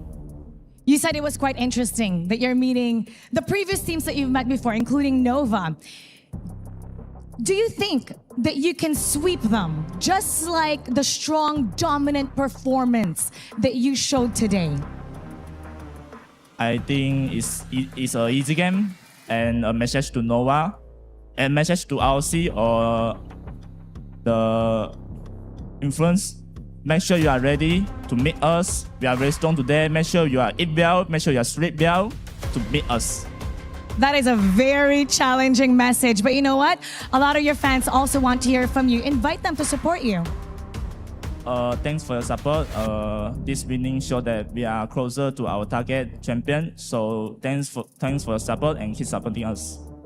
You heard it from Jihong. Watch out for them.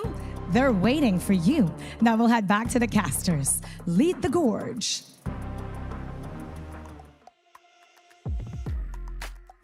Thank you very much, Trihong, over there with those very nice words sent over there to INF and to ROC, right? Like, you better just have your things ready because we are going to beat you. I really hope that ROC and INF are really listening to that, because if that's going to be the way that the games are going to start, I am really looking forward to this whole group stage. Match number 1 of today is done. We're going to move forward into match number 2. Let's go for a quick break, and when we come back, we're going to bring you the action of the KWC 2026.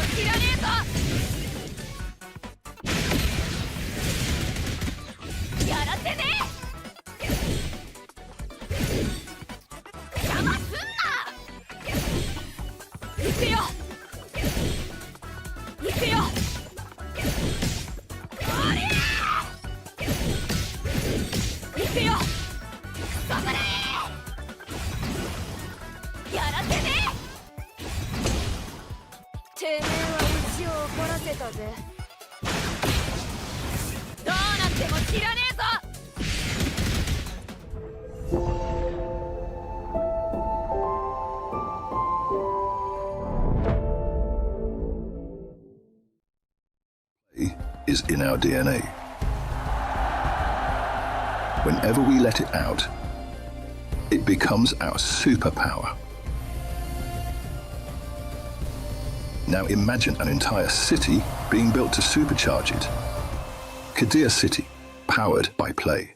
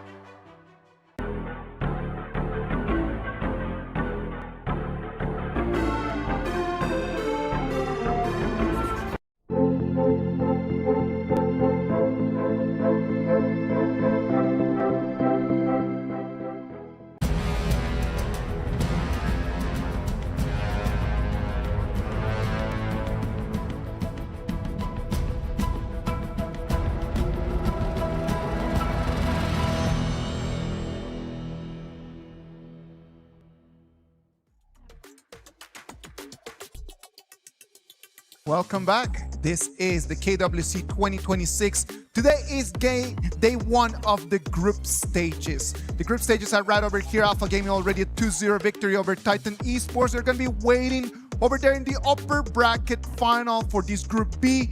It's going to be waiting for the winner between this match, because it's going to have Influence Rage and ROC Esports. Right now for this game, we're going to have Nora and Blam. Nora, Blam, how are you guys feeling about today?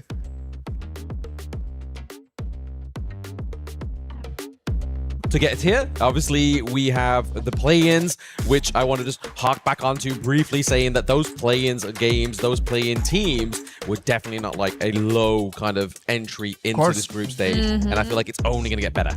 And I feel like the teams from now on getting into the group stage, they are elites from elites, right? We got several champions from different regions. So that's why I love the hype about this group stage.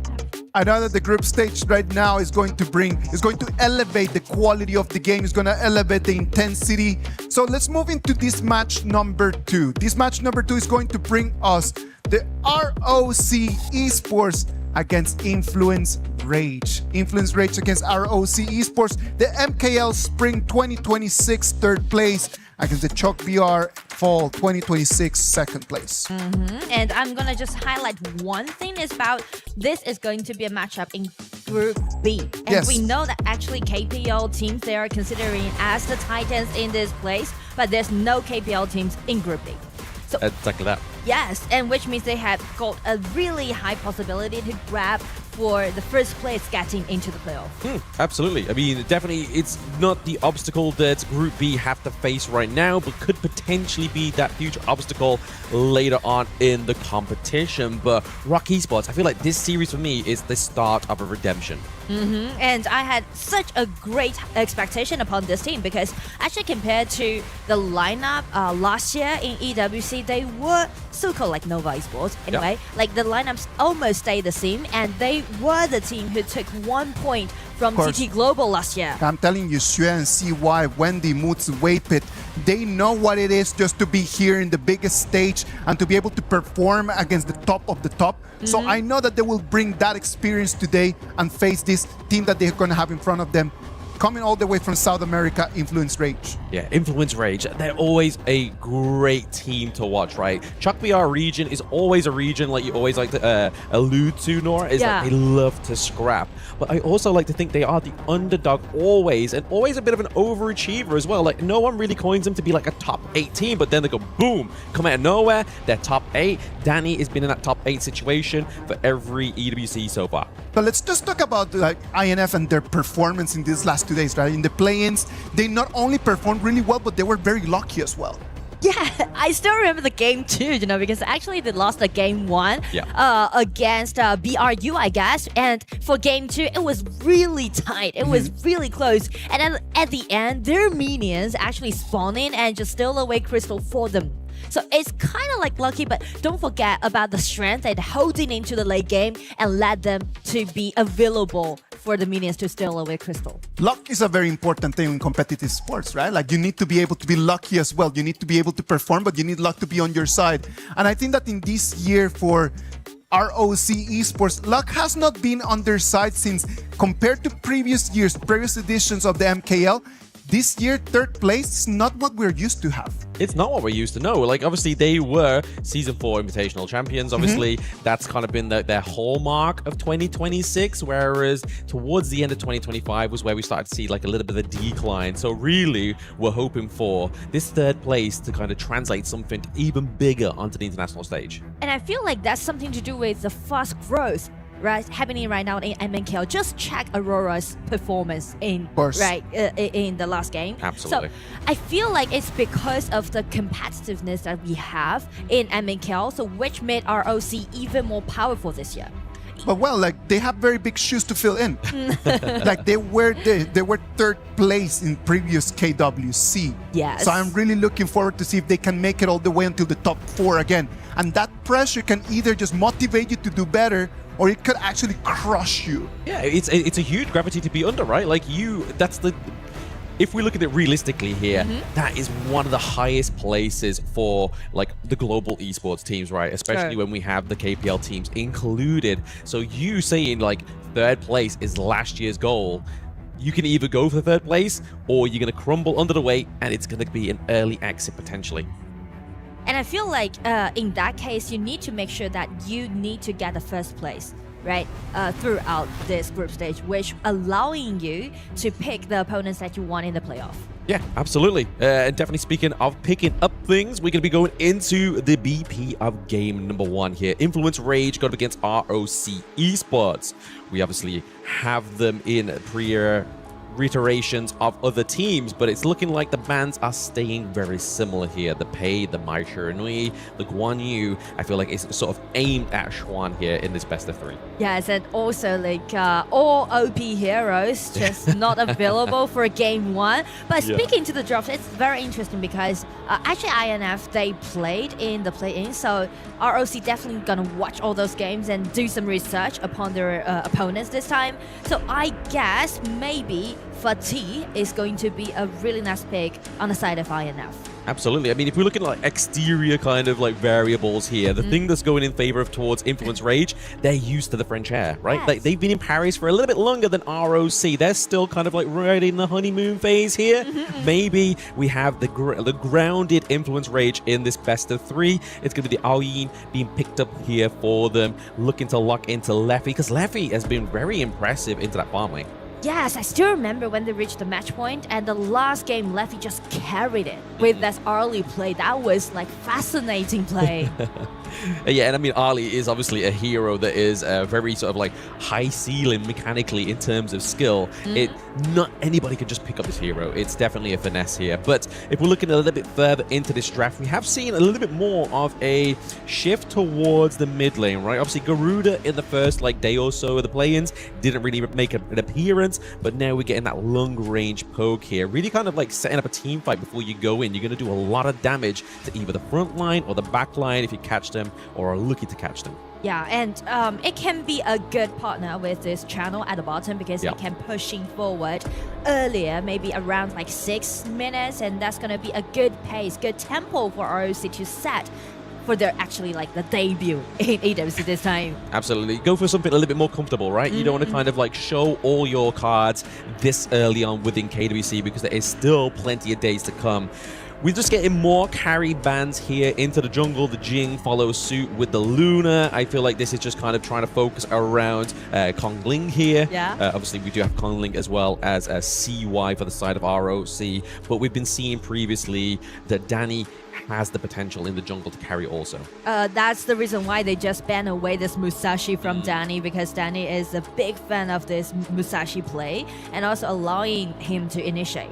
Yeah, I feel like Musashi's kind of like, it's a gamble. Like, it can either work really well, especially when you have so much healing potential, but if you duel to the death a little bit too far and you have no means of escape, you're kind of like in the lion's den. Like, it's a very scary situation to be in. And speaking of being able to dive into the backline, the Yang Jian is going to be taken away here as well. So, it just gives me that feeling that they are targeting at both junglers, and both Danny and Kongling is definitely gonna be their core player for their teams. So Byron, nice pick. Sifik, you could never go wrong with a Byron pick on the top, and also with his Labu. I feel like ROC is trying to build up a really well-rounded composition for game 1. They just want to do it in a pushing way, but in a safe way. Yeah, in a safe way, absolutely. You've got the kind of sustainability, as you were just alluding to there, Nora, with the Byron. Lapu Lapu, we've been seeing some fantastic ultimates, right? Like, I feel like we've yet to see a Lapu Lapu ultimate not catch onto at least 3 members of the enemy team. And if that does happen, the reverse, happens, it's a wasted ult. It's a wasted engage. But if you look towards Influence Rage's draft here, they're going for the Agudo for that kind of like early game tempo lead that they want to build for themselves here. And I feel like with this in pick, actually allowing ROC to do some early invasions, because Agudo can be quite vulnerable in the early game, right? Because you can just instantly interrupt his farming pace by just attacking on this Ogudo. So I feel like it's pretty like a mid-late game on the side of INC, but for ROC, they can do a lot of things in the early game, maybe like before 6 minutes. Yeah, I feel like the Ying is a really good kind of like counter towards Ogudo as well, right? Because obviously, if you put down the wild growth, you're basically spawning minions for Ying to get that passive up. So she can build up that combo and come up with some crazy combos there in terms of obviously not only self-sustainability, but that CC that's also included within Ying's kit. But that is the draft for game number 1 here. We obviously saw the Dharma onto the side of Influence Rage. It's going to be down to Tempest. Can he coordinate with the Zhongfei to get that big crucial crowd control into these team fights? Well, if we are looking for those big crucial team fight, I'm talking about 4 minutes mark, because after they reach level 4, it's gonna be the first power pike in this game on the side of INC, and also we know that Influence Rage, they are always go for the fight, so I'm gonna say 4 minutes mark is pretty crucial in game 1. Yep, getting into game 1 now. Ladies and gentlemen, we are kicking off the second part of Group B here. It's going to be ROC Esports going against Influence Rage. And as you saw into the pit there, ROC Esports definitely have a big fan base in-game as they have won that voting system right now. Obviously, bot side of the map, we have seen another just a tit for tat down here, really just trying to give those marksmen down to the bot side here the best advantage and the prio here. And actually, the early HP training seems very optimistic on the side of INC. Yeah, just looking to go for that neutral objective point down bot side, right? Obviously get that Phoenix, get a little bit more extra gold here because ROC. They're just looking to make sure that their pockets are fat into the early game, but nice little steal away that little neutral point there, the spike there, the fire beam, sorry. I do like the way how they designed their early game, you know? It's kind of just surprised me because INC, I always feel like they're pretty scrappy and always looking for some fights, but like those big team fights. But as you can see, they actually improved so quickly. After they went through the playoffs, they learned a lot on the early operations that you can see right now they're showing on the map. Exactly, because I mean, it just brings back to that point that we was talking about in the pre-game, right? Like the plane's level of entry is pretty high, and there was definitely some takeaways here for Influence Rage to influence better plays for themselves.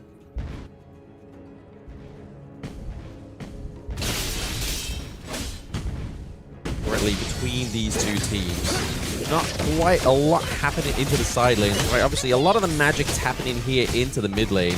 Just obviously, once again, creating that map control here. Okay, into the wall here. Wave Hit is actually taking a lot of damage, but he's able to actually have that charge out thanks to Lapu Lapu's kit.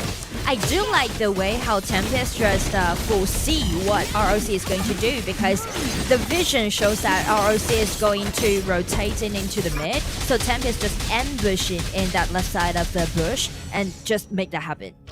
Yeah, exactly. Just trying to get some kind of way in, or maybe even try and force somebody for a recall at this point. So obviously that's going to then mean that somebody is away from their lane. Fury there, taking a few two punches. Too many for my liking. He has to kind of make sure he's here for the takedown of the Space Sprite, using the flash there as well. That's an important common skill being used here by the side of Influence Rage. It means their mage is going to be a little bit more easier to catch here. But speaking of the catch, we see Tempest looking for an approach here for Swan. It's just some like nice trace, some skirmishes right now. Shen waiting for the night moment. I think they're just building that calm before the storm, right? Obviously, Maina here just using that intel. Just like, guys, we need to see where the rotation is next for Rock. Like, where is the priority going to be leading here into that 4-minute mark? I feel like if they want to prepare for that 4-minute mark, then they should unleash both side lanes, actually, especially for the top lanes. They need the Dharma to be at the front, help them to initiate, so does this Fire Pig. Speaking of which, Dom is actually taking a bit of a trading blows top side of the map here right now. It's definitely going to put them into a little bit more of an interesting situation when it comes to trying to get him down to the mid lane, use the Space Sprite so he's there for that neutral objective. But it looks like Schwan is going to go for the lane cut off here as well. So when it comes to this next minion wave, it means that Tempest has to be top side of the map. This is a small trick that they did, right? Before the 4 minutes mark, you should just cut the wave and help you to gain the priority. Yeah, you're expecting just like the Clash Lane just to go 1-to-1 all the time. But when you have these calculated moves here from such experienced players like Chuan, it makes it a little bit harder for the side of Influence Rage. And now, speaking of hardships, it's going to be Ying getting knocked into the wall there. Con Ling, you don't want to be losing your smite as the 4-minute mark comes up here.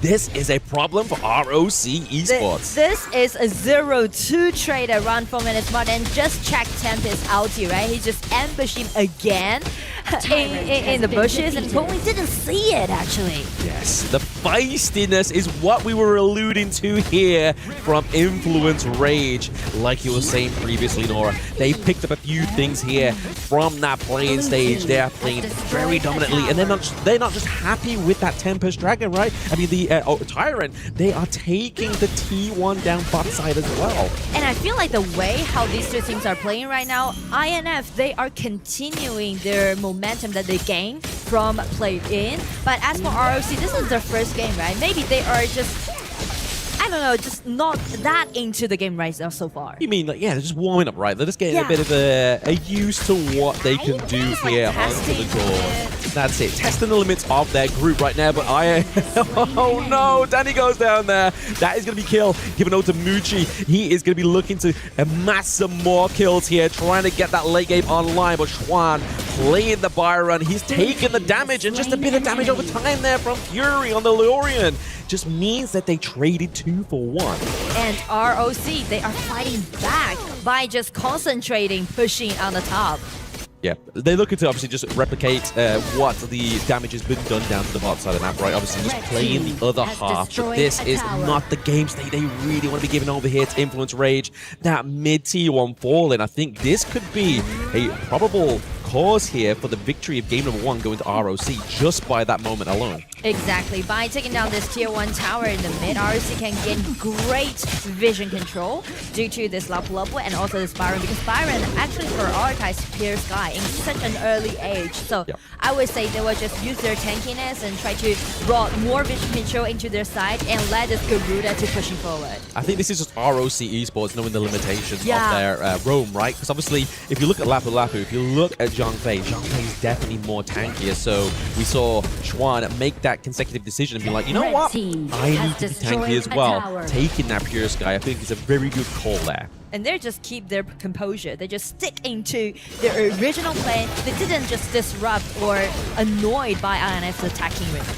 Yeah, and then we're just looking for Influence Rage, but more pressure down to the bot side of the map here. Disagudo is the reason why they're able to do this. T2 getting taken down here, but it looks like it could be a favorable engage here from ROC Esports. You do see Chuan here literally just roaming around the mid to bot side. He's looking for a pickup. He's looking for some weakling here. He's waiting in the wind. Danny may be the suspect to be taken down, but Lefty actually gets the pickup here. Danny gets the pickup onto Chuan. And Mayna is just looking for just anything to make a means of control here. I mean, like, you know, Influence Rage, they're never afraid of going head-to-head, right? You're ambushing, all right, let's just fight. That's Chuck BR specialty. Like, yeah, it's pretty Chuck BR playstyle, right? Yeah. Like, it seems to be like an encounter that they did. It's around the ambush. But the thing is that with the ulti, with a double knockup from INF, they just can easily fight it back. Just check the double knockup, right? First, it's gonna be ulti from Zhang Fei, and then it's gonna be Dharma's ulti, and it's just like really nice combo that they did, help them to turn it around.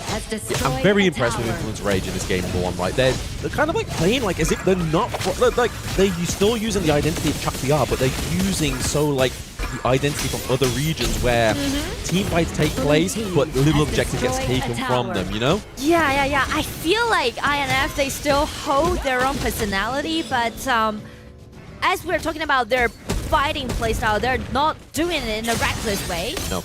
Instead, they're doing it in a brave way. Yeah. Like a slight difference, but just let them to be more sophisticated. It's more coordinated, right? It's definitely like, what can we get from this team fight, and what's the potential loss? So the rate of interest is seeming to be what's in the mind here of Influence Rage. Like, okay, we're able to get a good team fight. We're able to try and take some more here. We see the ROC Esports are just looking to go for a bit of an overlord catch here.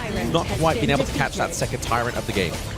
It's because that ROC, they spot that it's gonna be impossible for them to confront INC in this case, so they just make some dragon trade happen, trying to brought them more time, buy them more time for this move, for this channel pick. This channel haven't died yet, right? Got the 1-0-0 KDA, so really nice. They're just gonna play around with their channel and give him the red buff, give him the priority, give all he wants. Yeah, I think giving the attention over to the KDA board is probably a good means of making sense of what's been happening here, because if you look at Laurie and Fury as well as Leffy, this is the backline that ROC Esports should be accessing, should be taken down, but the fact is they've had no deaths, which is probably why they're struggling to actually get these team fights to go in their favor.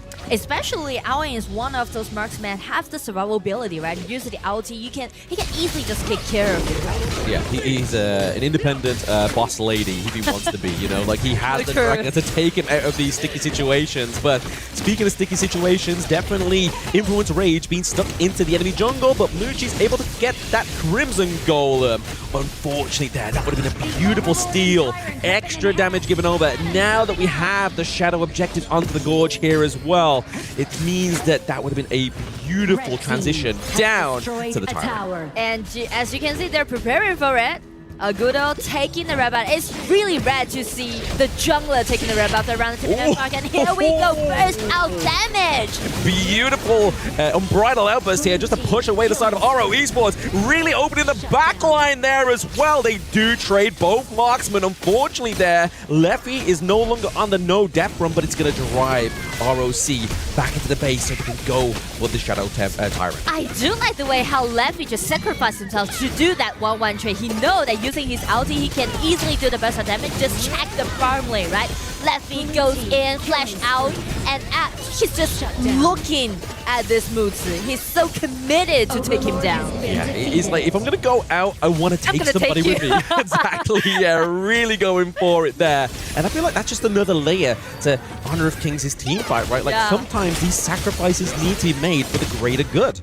No matter you're playing as a marksman or the jungler, because as you can see, if Leffy did that sacrifice, just take that Mutsu down, the only core of on the side of ROC is vanished before this team fight happens. So it can easily give INF the chance to take that dragon down. Taking a chance here, that Lorien Orb just really keep Wave Pit into place, really forcing that ultimate that didn't actually have maximum effect there. Weren't able to steal over that red buff once again. ROC are keeping hold and lockdown onto that Crimson Golem, as well as obviously the Shadow Overlord as well, right? We see Wendy is holding onto those Vanguards for the right time. I feel like here, down to the bot side, could potentially be the key into ROC's backdoor potential here. Well, if we're talking about the potential, then they need to push forward. But as you can see, they are playing around this channel on the top. Yeah. So I guess they're just using those Vanguards to buy them more time. But still, they need to fight back. They do need to fight back, because if they're not able to claim these team fights for themselves, I feel like it's just going to kind of just slowly bleed out the side of ROC Esports. But there's a takedown the T2 top side of the map here as well. We do obviously Vanguard approaching the opposite side. So now is the time for Influence Rage to go, right guys, we need to do a bit of damage control here. Damage control is going to be taken here into the mid lane, just trying to make sure that minion wave could be getting caught off here as well. Juan just trying to bait out as many skills as possible here. It's going to be the Wings of Judgment from Wendy. It's going to keep that minion wave getting pushed there, but Laurie and Fury is placing damage here onto Mushi. It's going to be a force on the flash of Mutsu, so it's going to be a really nice try. Yeah, at least burning something, right? You're getting little bits, even if it's just the small and minor details here. It means that they can't quite compose the team fights the way they want to here. Kongling on the retreat. Danny trying to stop and mitigate any damage from the Wings of Judgment once again from Wendy. Because, I mean, if you look at both of the mid lanes, neither of these two mid laners have died. So I feel like there is definitely props to be given over here to these two players. Yeah, and not only about those two mid lane players, but also like for the team. As you can see, even though they go different is there, but it's totally acceptable on the side of ROC, right? Yep. It seems like the game is reaching a deadlock because INF, they are seeking for the fight. Actually, they're waiting for a fight. They are. ROC, they're playing in a really nice way, right? They are just holding back and using all those long attacking range from Garuda, from Channel, from In's ulti, and try to shred down the HP on the side of INC. So ROC, they are actually guarding their high ground tower and also just pushing those lanes as it is very even. Yeah, one of my biggest concerns moments ago is the fact that Influence Rage wasn't really getting kind of like any minion wave priority there, but top side of the map, we saw it get around about kind of T2 territory, but then it was caught by ROC. So I feel like that needs to be in the forefront of your mind, as well as these team fights being composed here as well. Xuan is just kind of always finding a lurking left. He has to use the flash escape away from there, but the Unbridled Headburst catches onto 3. Waypit with the disruption means that Xuan has the time into the backline. Tempest falls as well. Minions are at both the top side and into the mid lane, meaning that ROC are slowly but surely claiming ground from Influence Rage. I mean, like, Shen on himself, he just eat up all those damage dealt by INF and just bought enough time for his teammates to do that in close. Okay, we're just using here the Wings of Judgment, just clearing them out once again. I feel like Influence Rangers kind of fumbling the bag a little bit here. They did so much into the mid, early to mid game, but now Leffy comes through, gets a pick up here onto Waypit. Muchi as well is going to be the unsuspected victim once again. Minion wave bot side here is maybe the chance for Influence Rage just to procure some space for themselves. Here we go, Danny and Leffy, the Slaughters. They are just not afraid about taking those 1-1 trade and also gaining them the advantage back in the game. Oh, look at this. Influence Rage going to go for the 2 neutral objectives here. We obviously take the Overlord here once again. Means that they're going to have a bit more pressure into these side lanes. Looking at this replay as well. Well, again, the ulti. I feel like, you know, a lot of players will use this ulti as a retreat. But as for Leffy, it's always going to be attacking. Oh, great control here around the Tyrant Pit. There is no access here for ROC Esports. Influence Rage do it. They claim both of the neutral objectives. This is going to be a hairy, scary 80 seconds for ROC to keep that base alive. It's gonna be a little difficult for ROC to seek a really nice setting for Moose. As you can see, Channel, he's fully decked out, I guess, right? Yep. Enough money, enough gold goes to this person, but the thing is that he's facing so many threats from a Gudo, from this Owing, from this Dharma. It's really hard for him to do all those safe outputs in the same fight. Yeah, when you're in that so much danger, it's hard to kind of play in a calm, collective manner, right?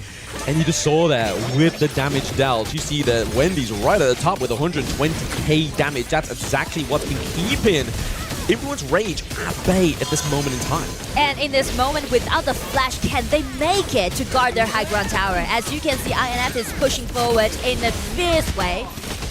The beautiful use there of the Wild Growth, just keeping the minions there long enough to get the T3 into the top side of the map here. ROC's base has now opened up. Vanguard's going to be making sure the work happens as that incredible Unbridled Outburst connects onto 4. Influence Rage gets so much more with this one. Defense is now measuring down to the bot side of the map here for ROC. There's still Vanguards at the bottom. Garuda, ulti in, tried to shred down the HP, tried his best, but what about the Vanguards? Vanguards is keeping really healthy HP bar, so allowing INF to get in. It's going to be Lorian, ulti in, and it's going to be Lapu who dash in to people on the road. Rampage goes over to Danny. They're still coming in. They're not going for an end. They're trying to close out the game, actually. Oh, no. The CD safety gets burned off here from Conling as well. Xuan, Muchi, Conling down. Influence Rage is doing what the impossible was last year and takes a point from the MKL. Influence Rage, nice play, continuing to win, and it's going to be so thrilled for them. As you can see, they are cheering now because it's not going to be easy to take a game from teams of MKL. It's not a game, but it's going to be such a great achievement for them, even for one game. Ooh, I mean, Momo-chan was moaning that it was cold today, but it is heating up here, right? Like, that's crazy. Chuck BR taking MKL in a best of 3, 1 match up. That was no shy of a great match. Yes, especially like the game is pretty like a one-way game in favor of really? Iron. I feel it that way, right? Because we mentioned about the point about ROC, how they're going to execute their play is that they need to keep pushing. But as you can see, all those pushing that they did is all for consolation effort. I'm gonna see it in a different way. Okay. I don't think that it was a one-sided. I do believe that INF played an amazing game, one of the strongest games that we've seen them play in these last 3 days. That's for sure. But at the same time, ROC always had answers to all the things that INF was tossing at them. But at the end, it was just the pressure from the Agudo that I believe turned things around, just because the turrets were falling, the pressure was coming in, but Konglin was trying his very best just to keep everything together. Yeah, absolutely. You put it perfectly right there. Obviously, just having that kind of like argument with somebody that always has an answer comeback, it's very frustrating after a long time, right? And I mean, this game went quite a distance, not quite the Tempest Dragon. We were around about 2 minutes and 15 seconds away from that point, but Influence Rage knew if they didn't finish it there, it would have been like insurmountable and hard attack. It needed to be right over there, man. Like, I actually started sweating because the dragon was not coming in, the minion wave was not pushing, and then they start falling out. Like, oh my gosh, it cannot be that you're gonna fall right over here. Yeah, all the way to 20 minutes in, it's just like, denied. But no, honestly, props has to be given over to not only Leffy, but Fury there as well, right? Sure. Like, he was really kind of composing this Lorien to, I would say, Nunu's masterclass. He's really been owning in, watching Nunu. He has been taking the notes, and that is the most important, just to come in, take the notes, and then just to try to apply it in your own games.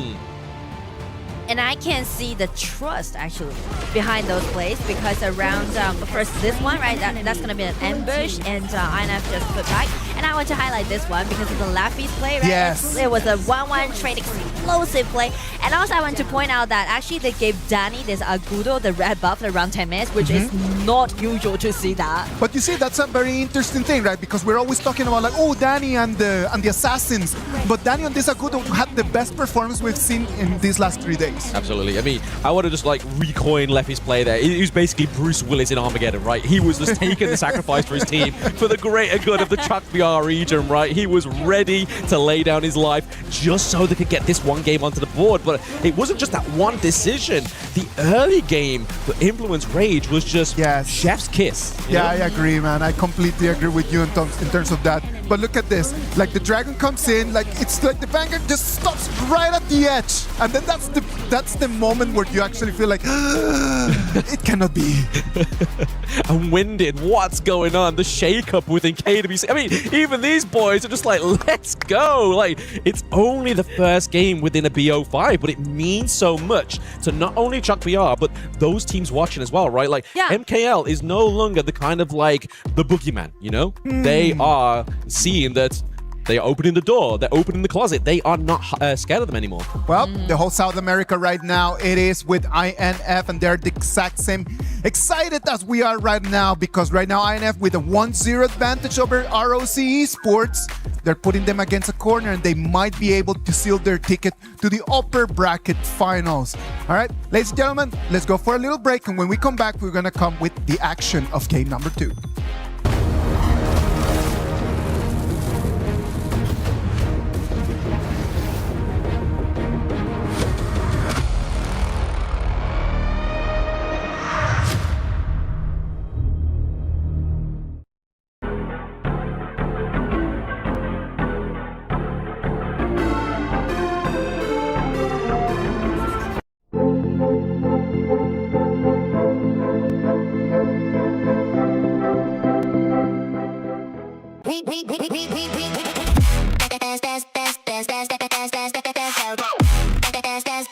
We book Esports World Cup up.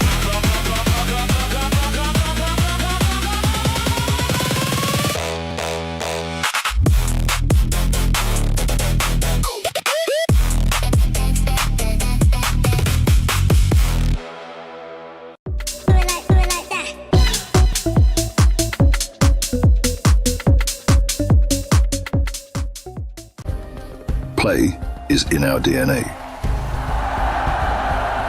whenever we let it out, it becomes our superpower.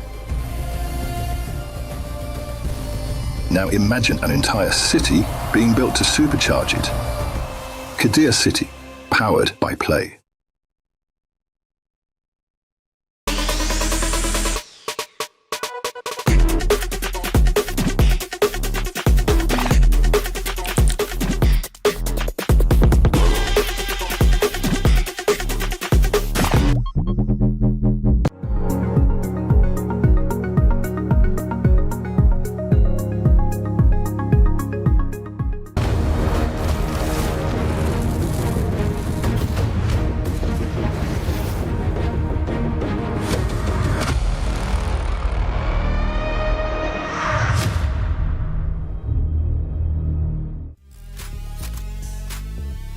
Welcome back. We're live from Paris, France. This is the Esports World Cup, hosting here the KWC 2026. This is going to be our game number 2 of match number 2. Influence Rage right now with a 1-0 advantage on top of ROC Esports.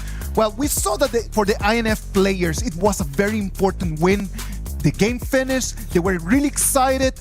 What do you think is going through their minds right now? I mean, I have to come down. I mean, I'm not even playing and I have to come down. So I can imagine the boys on stage are going to be exactly the same, right? Like, they're going to be, right, okay, we got 1 point. Let's keep composed, let's keep calm, and let's see if we can do that again. And I think that composure is going to be the key for this.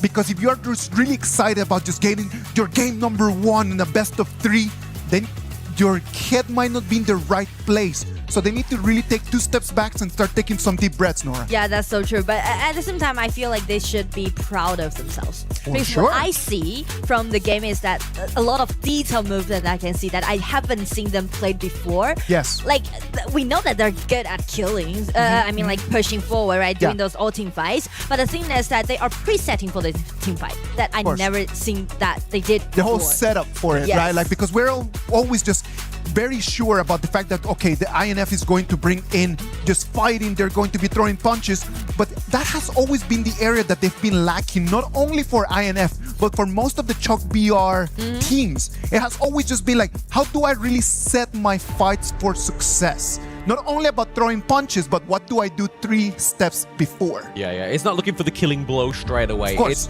how can I block the potential killing blow coming to me, right? Rather than just going like right, left, and then bam, you get one in the left gut, you know, and it's fall over. It's kind of like Chop BR's now, like, okay, I'm keeping my guard up and I'm calculating where I want to go. All right, but let's just take it to the other side. ROC, a little bit shaky, did not have the best performance in that game number 1, but they're experienced. They know how to turn things around. It's not the first time that they lose their game number 1, so they know exactly what needs to be done. I feel like the way how they played in game 1 is not about their mechanics, more about their states. I mean, like, I feel like this is their game 1 in EWC this time, man. So I feel like they're not really getting into those play mood or competition mood. Yes. So I feel like game 1 to them maybe pretty much like a warm-up, but for game 2 they're looking for some aggressive. We can spotlight a couple moments over there before this in the early game in that game number 1, where they tried to initiate some fights and they actually just lost them. Kong Ling just kind of just roaming through the river, gets caught by Danny right over there. They had answers to that, but they shouldn't have been put in those positions. Exactly. And I feel like in terms of that, I feel like the awareness matters a lot in this case. It absolutely does. Awareness, knowing what you're working with, knowing what the capability and the maximum capacity of your draft is, was where Influence Ranger felt like that's where their strengths fell in game number 1. Where we get into game number 2 here, obviously, it's going to be a very emotional, very like decisive game here for them, right? Like, never did we dream within KWC 2026 that MKL would lose their first match or first game within this competition. That hurt. And I mean, like, in that case, ROC just go for the Chicha pick. I think it is a really wise pick because it can flex a lot. And it just gives me that kind of feeling they are trying to looking for some aggressiveness. Yeah, I do love the Eren into the Chicha, right? I mean, both of their ultimates kind of very similar. They go in with a big AoE, a lot of burst damage, but obviously over to the side of Influence Rage, it's going to look a little bit more magical. So I do like this one, and I do love the point that you bring up there, that the Chicha is a flex pick, kind of keeps you guessing going into that third and fourth ban, right? Like, that's going to be the scary part here for the side of Influence Rage, but they pick up the Lapu Lapu, trading it for the Zhongfei, which is just being kind of like the tail of KWC within this best of 3 format, right? So true. Like hundreds of times so far. You have this pick, I take this one, we swap. At least the sharing, right? At least the sharing. They are good boys. They're all good boys on stage. But the Lorien go to the side of Wendy. I mean, Wendy has always been coined as one of the greatest mid laners within HRK Esports. So to see him here on the Lorien, as well as how Fury navigate this pick, I feel like this is going to be a very interesting matchup here. Lorien can do great versatile damage in the team fight and also speak to Wendy. Actually, in this MKL Spring regular season, Wendy got 12 MVPs in total, which make him to be the second place of those MVP ranking. Yeah, I mean, he definitely has the Valor, right? He has the Valor, he has the accolades already built up. I feel like he just needs that moment to shine, right? And maybe this is it with this Lorien. But we always say the way to kind of go for against the Lorien is you go for something like the Xiao Chao, right? You have the extra poke as well. Use your first skill just to try and outrange him. But then also the most important thing is trying to synergize those knockups.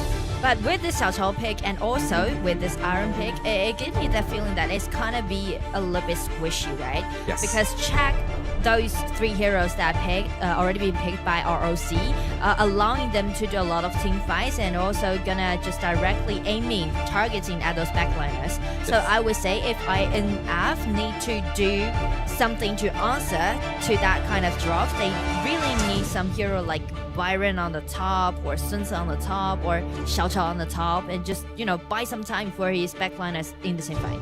Interesting, yeah, interesting point here. Obviously, we've been seeing a lot of where they kind of need to demand that front line. Like, if you only have one frontline hero, it becomes a very hard team fight to navigate, right? Because if you're before the team fight even happens, if your support gets run down, you kind of say, oh, this is going to be the point where we just reset, go to lanes, and see what we can do. But it's going to be the Baichi here. Oh, yeah, same feature, actually. Into the top side for the side of Influence Rage. Definitely going to be able to kind of I'll let Tempest's suit, right? Like, we saw a lot of the time, Mayna as well as Danny were kind of dictating the fights, whereas now it's going to be up to Mayna and Tempest, I feel.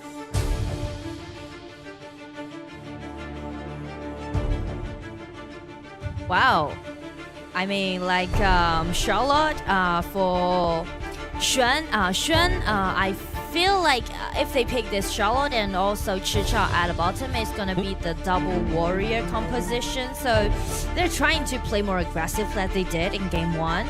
And as for INF, because they're picking out this Baichi, right? We know that Baichi can be a great initiator, but the thing is that it's kind of late game to me on the side of INF. But we know that they always want to make a lot of things happen in the early game. Yeah. So is this kind of composition in their comfort zone? Well, they make it to like after like 12 minutes, all right, they already give us the answer with this Yu-Gi-Oh pick and just try to accelerate their pace, right? We're not waiting for those late game. We're just trying to do those things happen around 6 minutes. Yeah, I mean, if we look at it here, right? I mean, worst case scenario, Influence Rage lose this one. But the best case scenario that comes out of that loss is the fact that they burnt out such a good draft here from the side of ROC Esports, right? They don't have to worry about the Lorien. They don't have to worry about the Zhongfei. They can just keep banning out the Guan Yu for Xuan here. They get rid of Charlotte, Chicha, and the Orgren. It's a very late game comp for the side of ROC Esports, so we're probably going to be seeing that kind of same duration, same length of match here between these two. And the only difference between these two comp is that ROC, the Charlotte, allowing them to do a lot of splat push in the mid game. So I would put Xuan on the spotlight in this game too. And also we know that Xuan has played for such a long time, and he saved ROC for several times. So well, he succeeded this time. Absolutely. He is one of the golden boys of ROC Esports, but he's having one golden boy enough here for the team to try and take game 2 from Influence Rage. Only time will tell, ladies and gentlemen, but we have to say, we have to prove a point here. Kong Ling is taking a little bit too much damage here. We're trying to hope to linger in that lung bush to go for an invade into the red. And speak of the invasion, because a lot of all-run player in this patch while trying to steal away those neutral objectives in the early game on the from the other side. Yep. So INF is actually predicting that ROC would do that kind of movement, so they're just ambushing in it and did a really nice HP trade. And that's what I said, that INF proved so much in this game. Leffy gets caught onto the wall there thanks to Cheech's lockdown, but he's still going to stay alive, right? Obviously, there's no real follow-up there. Nobody is level 4 just yet into these side lanes and into mid, so there's no real kind of catastrophic ultimate that should be looking out for just yet. But I feel like if Leffy catches too many of those strays, it could be a problem. You should just wait for our ring. There was no real kind of like contest for that neutral point down bot side as well, right? Like we saw game number 1, Influence Rage was able to secure that one away.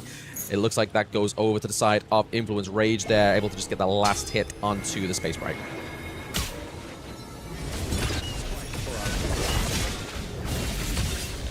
Massive focus here, top side of the map.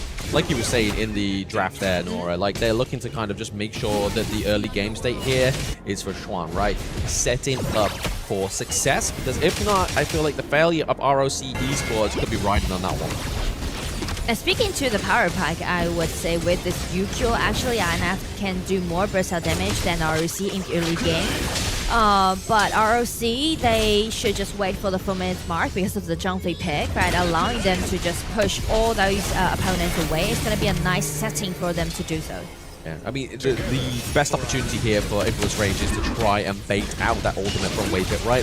Try and get him down to a low mark before that Tyrant. Oh, double block up there from Lorian. Ulti forcing the flash from Fury. They were really hoping for something there. That's what we're talking about, right? Wendy, he got so many MVPs in his regular season in this MKL spring, so this time picking out this Lorian, allowing him to do a lot of burst of damage in this case. Yeah, exactly. I mean, it's early on, he hurts no matter where the tempo is within this game. Like, as he's building items, is going to kind of just scale with the respective scaling of the defense of the enemy team here. But right now, we are still a minute away from that important point you made earlier. They're waiting for that 4-minute mark. But the thing is that, well, INF to take that 4-minute mark team fight against ROC, or, well, they just go for some dragon trade. Yeah, they might do. Just secure your own objective, secure your own jungle, and then just like, you know what, we can just try and outlast that 80 seconds, right? Just make sure it's not going to be a domination here. Just keep making sure that your lanes are in check, making sure the priority is not onto the enemy team.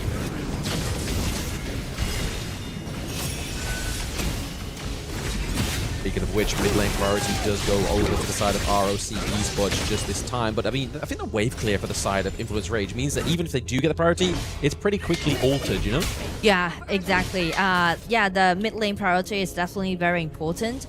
But I'm looking forward to seeing that, what kind of movement that Danny will do, because he's the only pace leader on the side of INF in the early game. If you want to go for that dragon fight, he will call out for Tempest, and it seems like they want to do so. They are not seeking for a dragon trade, they just want to compete it head to head. Potentially trying to get the lockdown here. It's going to be Tempest from the Unbridled Outburst. That's not going to be the position there that Influence Rage really were looking for, and down goes Tempest as well. That's a double kill going over to Conlink on the Augur, and the raid boss himself. The only good takeaway there is the fact that Leffy was able to keep a hold of that Azure Golden. I mean, like ROC, they are very confident about their power pack around the 4-minute mark, as we just mentioned, right? Because they know that it is very committed for them to do so. But the thing is that as the positioning, it was Tempest trying to flash in, use the ulti to get the control. But with the ulti from this Zhangfei, just totally turned the table around. Blue team Definitely not what you wanted pre-4 minutes, right? Just as that started to activate there, they've lost a lot of health for the T1 turret top side of the map. The T1 into the mid lane is already gone, so game state is already switched up here for the side of Influence Rage. We know that Fury cannot be sticking around in that mid lane, or else he's going to be a prime target for a free kill pickup here.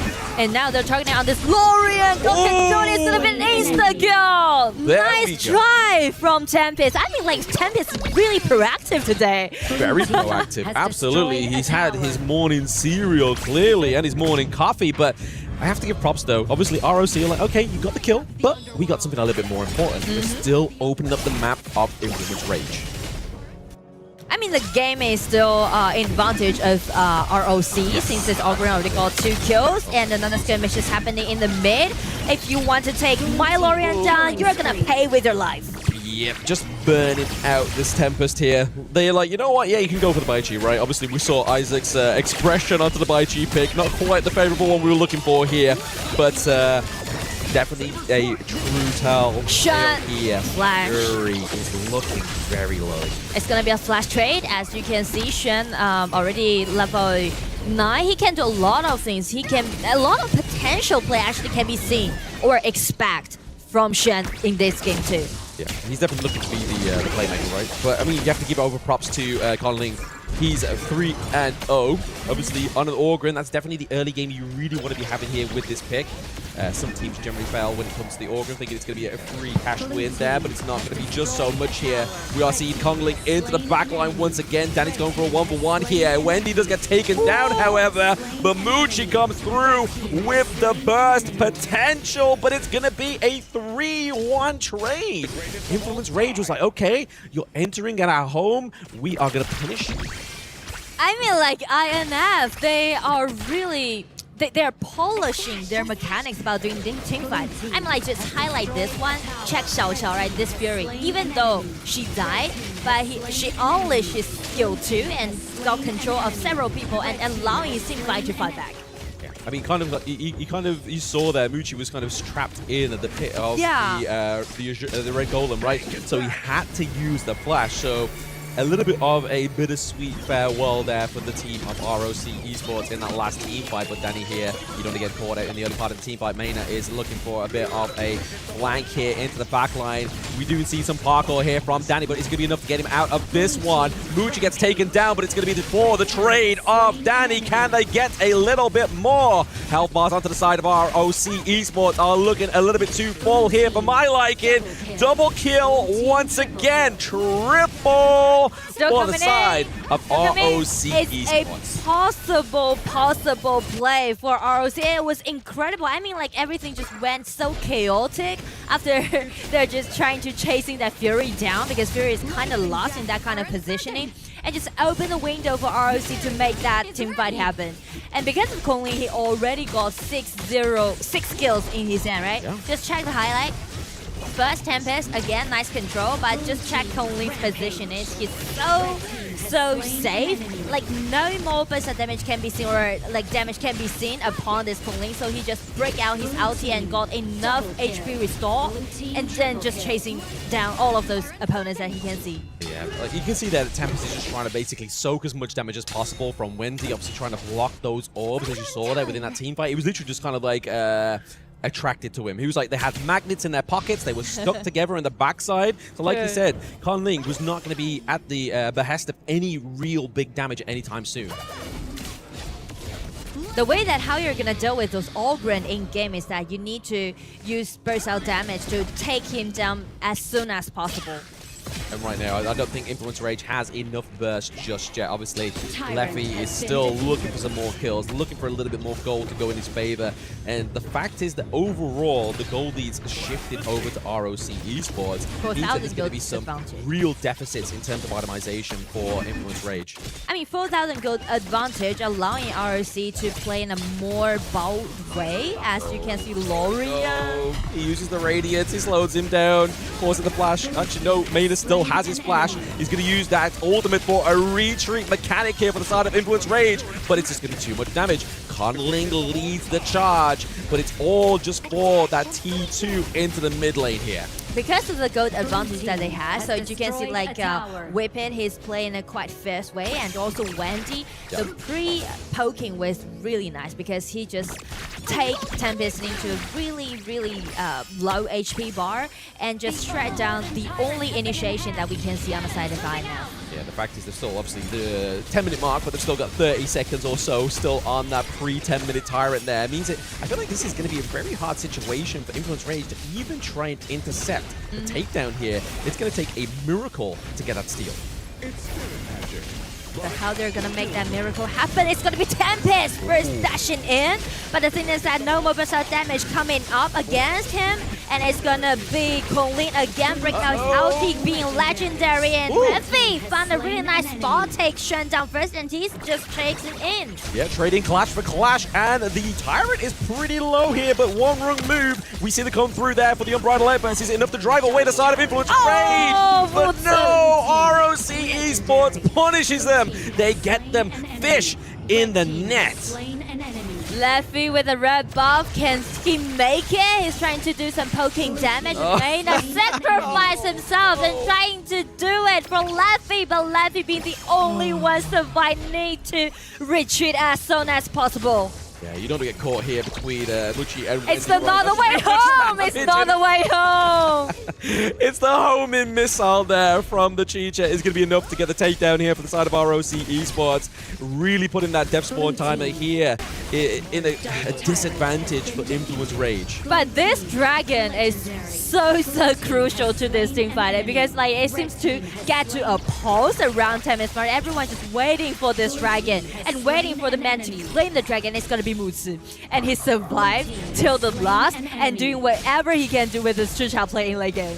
Yeah, he can't do pretty much whatever with Danny went once again down. He was pretty much just out of the base, and now he's back at the spawn timer now. So he's definitely not going to be influencing any kind of play here for the side of Influence Rage right now. 12-minute mark onto the board. That gold lead is just too far away, I feel. Yeah, it's kind of significant right now. 5,000 or even up to 6,000 gold lead, allowing those double warrior composition on the side of ROC to push even in a more furious way. Very furious here, happening for the side of ROC Esports. They're able to get the takedown T3 into the mid lane. Looking to replicate that damage into top side of the map here as well. All members of Influence Rage are still alive, but they aren't quite confident with that minion wave they currently have for the side of ROC. They're looking to gain help from the Shadow Overlord. Waiting for the Vanguard spawning, helping them to push, because once you got double warriors, you really relied a lot on your minions helping you to take all those towers down. Yeah, game state here for the side of Influence Rage. It's not looking too good. They don't even have a single T1 takedown onto the side of ROC Esports. Their base is still all propped up with the beams. That is those turrets. Vanguard gets placed bot side of the map. They were trying to create some kind of space here for themselves on red side, but now it feels like you're just an impending doom. You are in the waiting room here, and the doctor is ROC Esports, pushing you away with the Unbridled Outburst, just making sure, creating space for the Vanguard bot side of the map here. Gonna get taken down as well. There is nothing standing between themselves and the Crystal other than the 5 members of Influence Rage. I mean, like, trade's happening right now, and Lapu, skill 2, getting in, but Chucha again breaking out his ulti, he's dashing in like a true warrior. Nice crowd control, and double kill goes over to Colleen. It's Venus in the Crystal, and right now game 2 goes over to ROC. ROC with a better performance in that one, but I do want to go back to my point that I was making. Maybe, just maybe, Influence Rage is like, you know what, because me and you, Nora, we weren't too impressed by that draft, right? Maybe it's just the long game they are playing here. Maybe they're just like, okay, we see the ROC's potential here with that draft is very deadly. Let's see if we can win with what we have. If not, we just go for game 3. No, exactly. I think that the biggest problem in here is that the Bitesy pick is an interesting pick, not for a best of 3. Yeah. That is the issue. It's a best of 3. You need to be a little bit more aggressive into the early and the mid game. But the Bitesy is such a late game hero. Yes. And then it just like starts falling again and again and again. Like there's a moment in the 4-minute mark where he tries to initiate right over there in the mid lane, and he does not have the damage. He does not have like anyone around him that can actually win that fight. Yeah, I mean, you just look at obviously the highlights and stuff like that. You see Tempest is like we pointed out in one of that team fights down to the bot side of the map, is that he was just constantly attracted to Wendy. He was just trying to mitigate any damage onto more frontline, onto Danny, just to keep himself alive with that one. So we'll see what happens here, obviously in the replay, but a bit of a recap right now is going to be seeing this a post-game breakdown. And as you can see from the KDA, Konglin is just being unstoppable. Yes. 11-1-2. That's too much, actually. 11 kills in one game. Konglin is the answer. That's very simple. ROC, if they want to actually move forward in this game number 3, they're gonna have to just pass the ball to Konglin.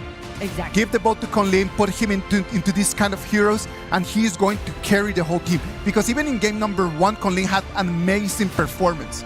So, comes into game 2, continues with his amazing shape, and he shows us that with that KDA, like, he is the man to carry the game. And speaking of that, I'm looking for a potential pay play.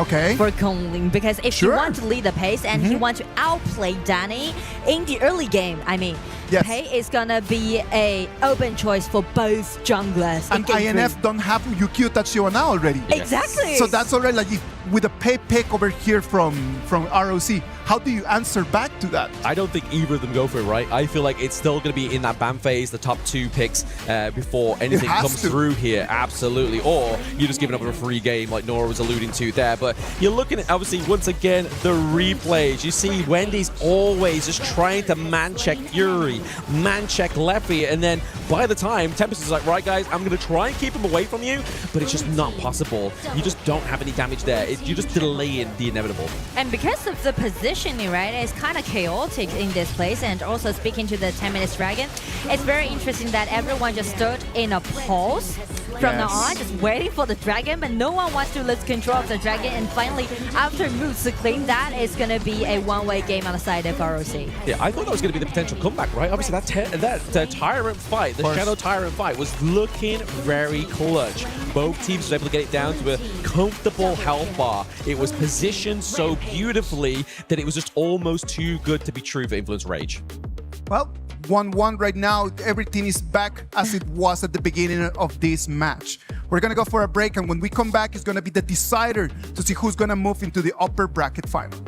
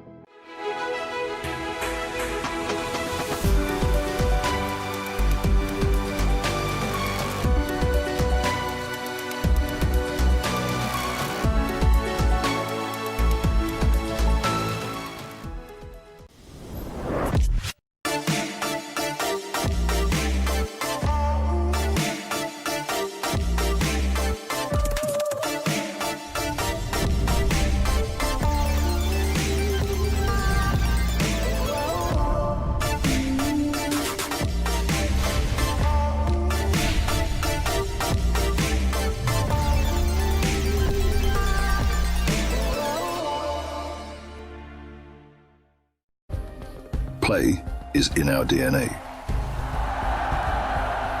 Whenever we let it out, it becomes our superpower.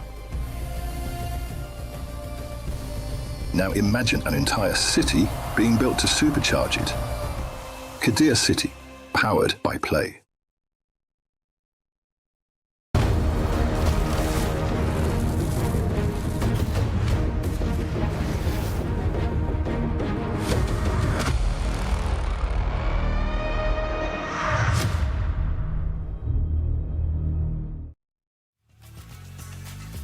Welcome back. 1-1 is the score right now. INF in front of ROC. We're going to go into game 3. That is going to be the decider for this matchup.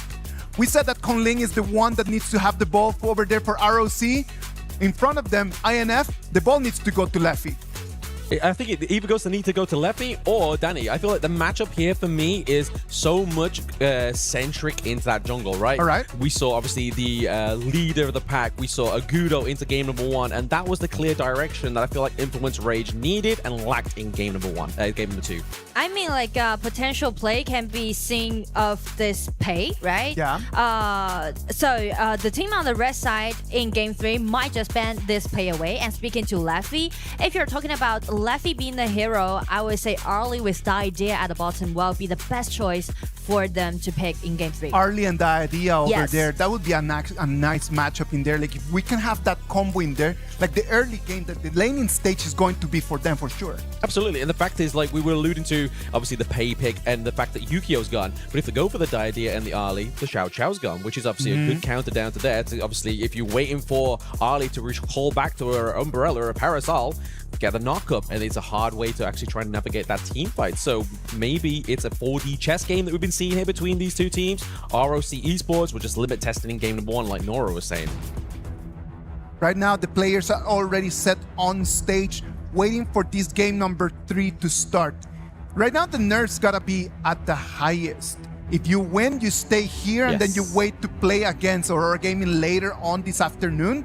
If you lose, you need to head back to the hotel and start practicing. I know that whoever that loses this match is not going to have the day off today. No.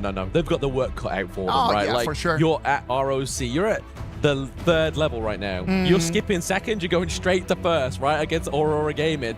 That's quite a feat here. And not only that, the fact is you've gone through already quite a... not a very well-paced game. You're playing, you're pushing your limits to see if you can actually just beat that 3rd place in the MKL. And there's a saying that the more games you play, actually you just expose more techniques that you have. Especially we are still in group stage, right?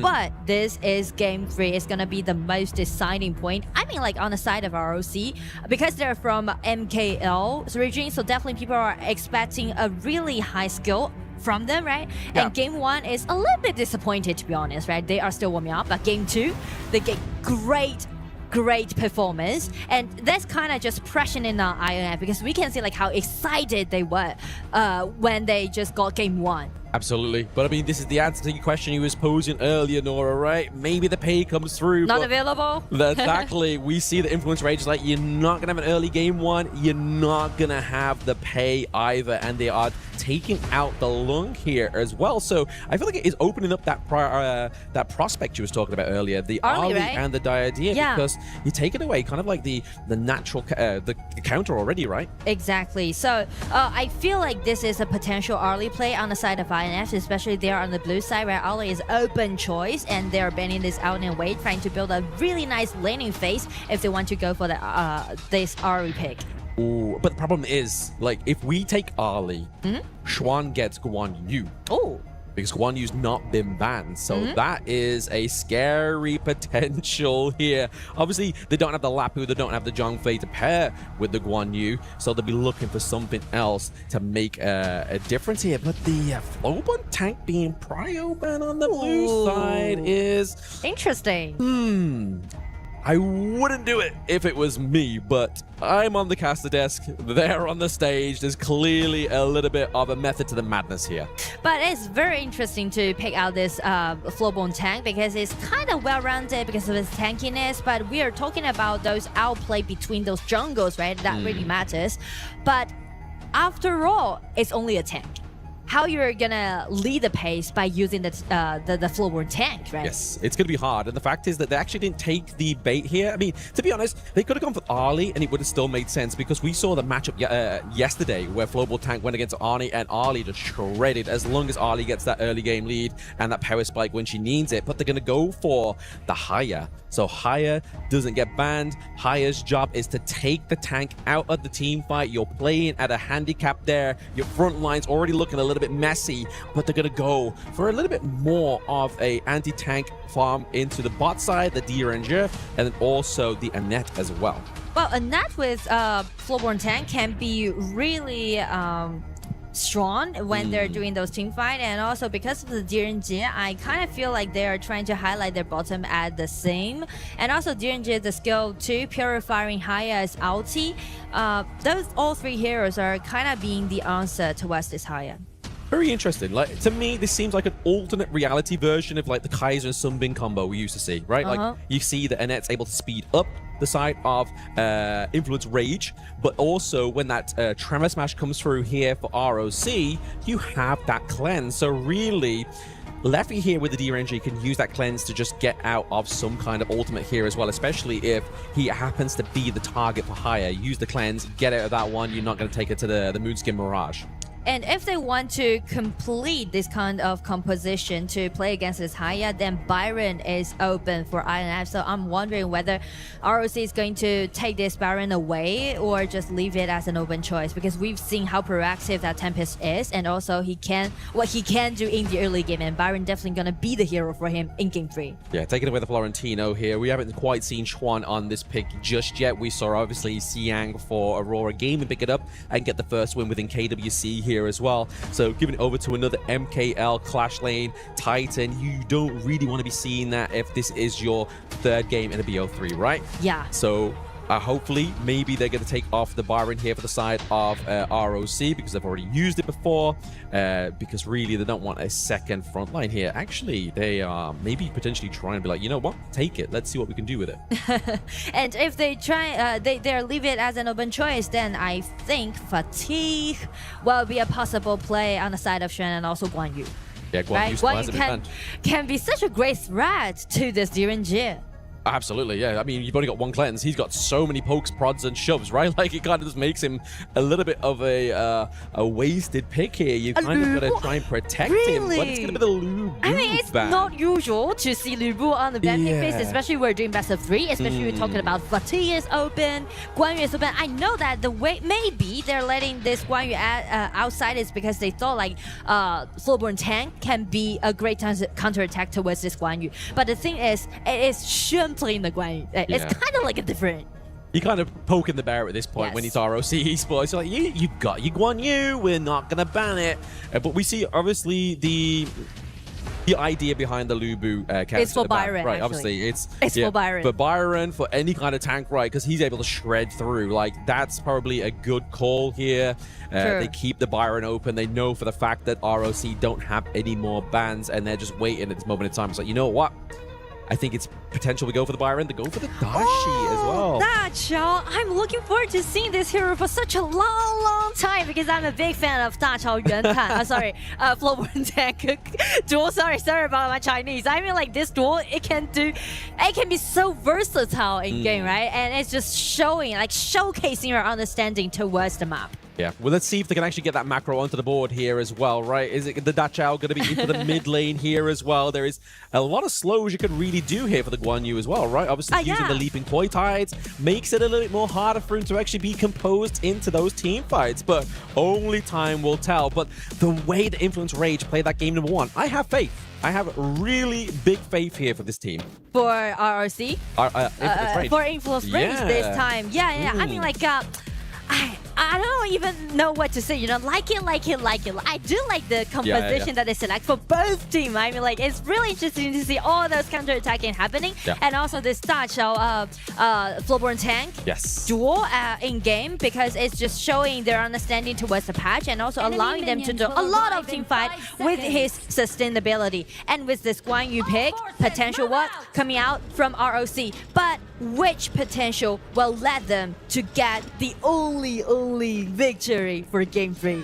Exactly. I mean, you're playing it at the best of 1 kind of format right now, right? Obviously, either of these teams, that's it. Yeah, it's defining your upper bracket rise, or you're going to fall down to the lower bracket to have to climb back up and potentially meet ROC once again, you know, because obviously they could potentially lose against Aurora game a bit later on today, but I am very interested to see how they get all these moving parts onto the Gorge, because like you were saying, it's not easy, but we've seen Influence Rage actually be quite calculated within this best of 3. And I mean, like, there's one thing that I can assure you guys who's watching the live show right now, that in Game 3, if you're a fan of big team fight, it's gonna be the game for you. Oh, absolutely. Absolutely.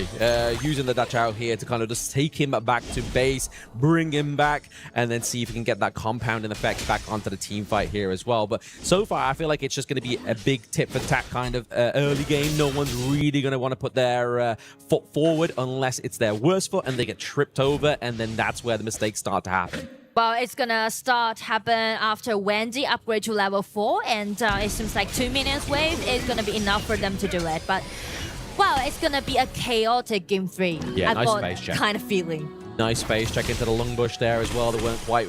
They was expecting Danny to be there. Obviously having to use the recall there for the Dutch out just to keep himself propped and primed and proper into this mid-side map here. We do see that Chuan is making a big rotation here as well. They do try and go for the pigs onto the side of Influence Rage. I believe they were able to actually get that point away from them as well.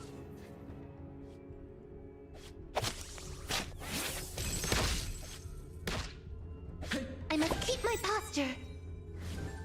Once again, just seeing that patience from both of these two teams down to the bot side, but a bit of a different story. Top in the mid here. Level 4. He gets taken to the Mirage as well. He gets the knock-up, but is he going to be able to survive his exit out of this one? Everyone's going to be waiting for him there, and boom! Wendy with the first blood. First blood, here we go. We talk about the timing, right? They're using those timing precisely. That's what we're talking about, and it's only gonna be the start of the pace in game 3. Yeah, I mean, like when you get taken into the Moonskin Mirage, the first problem is surviving inside it, but then the secondary problem, probably the worst problem, is you're waiting for your enemy team to be surrounded you for your recall back there. Yeah. And the interesting thing would be is if we can try and see that the recall from Da Chao being placed down to see if we can save him. But I feel like it's a very macro kind of play that it has to be like pixel perfect almost. Yeah, because you need to take the teleportation, standing there for like several seconds and allowing you to be recalled back. So that's gonna be the timing. Like the mechanics matters a lot in this game. Yes, absolutely. Mechanics is the aim of the game here as well. Chuan just seems to be having a very happy time. Top side of the map, he has his top pick. He's on the Guan Yu, and he's able to just roam freely, right? It feels like the Tempest has kind of like not only the job to win the lane, but he has to keep Guan Yu in check as well. Exactly. Tempest needs to keep his eye wide open on Shen in this game 3 because they really rely a lot on the tankiness from Danny to gain more vision control for them, or just, you know, rotate a bit, maybe let Baron to gain the vision control. Either way, well worked out. But for this dragon, it seems like ROC, they already take a really insta gank on this dragon and allowing them to do a lot of things. Yeah, the dragon gets taken down here. Tyrant's first time going over to the side of ROC Esports this time around. And when you're behind around about 1.6k gold and you have the Tyrant in your favor, it's just going to sharpen that blade. The damage coming through here for the extended 70 seconds for the side of ROC means they get to play a little bit more with their food here. A good 3-man Tremor Smash being connected there for the side of ROC Esports. Wave Pit is just going to be the charging round, the Trojan horse for the side of ROC. Ooh. Flash being forced out. Onto the side of Maynard there, and the flash as well. That's going to put you in a scary situation for the next 2 minutes or so before that comes back onto cooldown. And it means that Influence Range, yes, obviously they're putting pressure down to the bot side of the map. Tempest is trying to make a good work out of a bad situation right now. I do like the way how ROC is microing this game, right? Because you can see the positioning of Shen. He's not really coming in. He just gives the sense of threatening towards IF and allowing Kunling to do a lot of like monster stuff and also just check the gold difference between those junglers, right? Yes. Kunling already got like 1,000 gold lead against Danny, which is massive in those early game stage. And I think that's just aided and abetted by the lack of mobility for Danny on this pick, but also the fact is that you have the increased mobility, the increased burst damage here from something like the Ukiyo Tachibana as well, right? And for me, I love how ROC play in this game. They weren't able to get the T1 down bot side, so they're like, all right, bet, let's go for the Crimson Golems, make sure we get something here as well. But they are picking up some kills on the side of Influence Rage here, but it may be at the cost of the T1 top side of the map here as well. Waypick comes in with a burst round, with a Magma Slam. He comes in with the Tremor Smash. Conley picks off Fury. The Mirage has been placed for Danny once again. We are going to be waiting in the wing here for Conley to come out and get the kill. He comes back back here. The spectator missed that one, but it is going to be the claim for ROC. ROC is well prepared for that coming out, and also Kongling 102 KD. I feel like almost all those goal difference that ROC has is on this man. Yes, I mean, that's all they needed to. Like, we were talking about this in pre-game, right? It's down to Kongling, it's down to Danny, and as soon as that Flowborn tank came out, I was like, it's not the answer we wanted, but is it the answer we're going to get? Is it going to actually get them the victory here? It's already a little bit hard to say for the side of Influence Rage. Bit of a tip for tap, just trying to make sure they defend that Crimson Golden, right? But they lose so much more.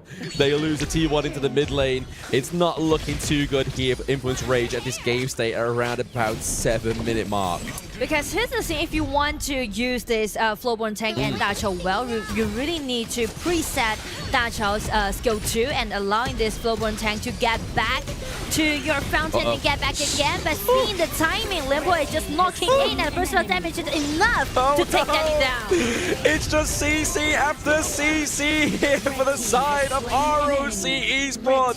Leffy is left alone on the run and gets taken down. That is going to be a team ace here for the side of ROC as they look to open the map once more, but the composer himself, Xuan, is awake and he's on the gorge. Xuan using his most signature hero, like he's being thirsty. Like after this Danny has been taken down, check Jin's positioning, right?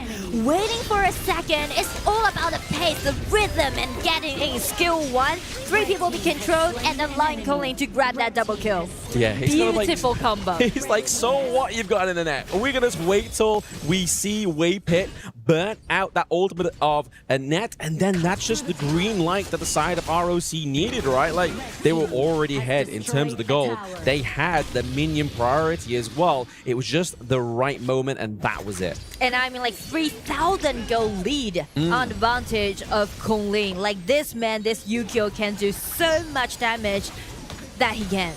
Yeah, exactly. He can just go into the backline, burst the heck out of you, and then that's it. You've kind of used there one moment, you're gone the next, unfortunately, here. And I feel like it's a little bit late for Leffy to be building the Doomsday here as well, right? Obviously, we needed that just a little bit early on before these team fights started taking place and start having a massive impact in this game number 3. But once you are playing this Da Chao, you can always go to your plan B, which is pushing your laning. But the thing is that because they are going for like double tanky hero, so it's gonna be a little bit hard for them to do so. Maybe Da Chao would be the only person to do this splat push, which is kind of squishy when she just encounter with this Guan Yu or this Yukio. Yeah, I feel like it's kind of very difficult to do that when you are behind already, right? Like, you do obviously have the High of the Whirlpool to send you, teleport you around the map, but the problem is you're going to get caught out before. You've got so much CC here. Guan Yu into the backline here, just trying to just keep pressure onto Tempest. And we mentioned him moments ago that Da Chao, the only thing that we could really be looking for here in terms of a split push, gets taken off the side here, the side of ROC Esports. Danny looking pretty low as well. Haya's first skill is hurting, poking the side of Influence Rage. I mean, like, it seems like they are trying to close out the game because the minion has already been sent in and Limbo is ready. He's very ready. Just getting in. It's going to be the quickest game of the series. If that's the case, it's almost 10 minutes. Danny has to feed himself just to keep the crystal alive. But unfortunately, we have 3 minion waves here. Down to the bot side is going to be the earliest arrival right now. Can the side of Influence Rage keep them alive? But the answer is no. ROC rise in this best of 3. 2-1 win. It seems like they faced a little bit of trouble them at the beginning of this matchup, but they quickly pulled themselves together, showing their synergy, showing their coordination, showing their pure mechanics. Just check game 3, right? The understanding towards the patch, not only towards the patch, but also this duel that their opponents selected. And you can see them right over there just shaking hands, just showing to each other the respect that they need to have, because this was an amazing, very leveled game, right? Yes. Like, I would dare to say that a couple years ago, this would have been a clean, quick 2-0. But this year, it was actually a lot more competitive. ROC Esports is going to move into the Group B upper bracket final. They're going to be playing against Aurora Gaming. Yes, it's going to be pretty much like an MKL matchup again, once again, right? Obviously, but I feel like going into that one, maybe ROC doesn't quite have the confidence that Aurora Gaming had, right? Aurora Gaming's match, very clean, very quick, whereas ROC was kind of like, it took a while, but they got there. And I feel like if I was either of those two teams, Aurora Gaming would be where I want to be. But I mean, like, because of the familiarity that they had, right? So it's gonna be a great game to see these two teams like play against each other. One of the things that made ROC so dominant in this game was just the way that they just forced INF into making decisions. You want to protect your turret? All right, I'm going to jump into your jungle. You want to protect your jungle? Okay, I'm going to take your turret. So it was just INF just very passive, just trying to react to all of the different curveballs that ROC was tossing at them.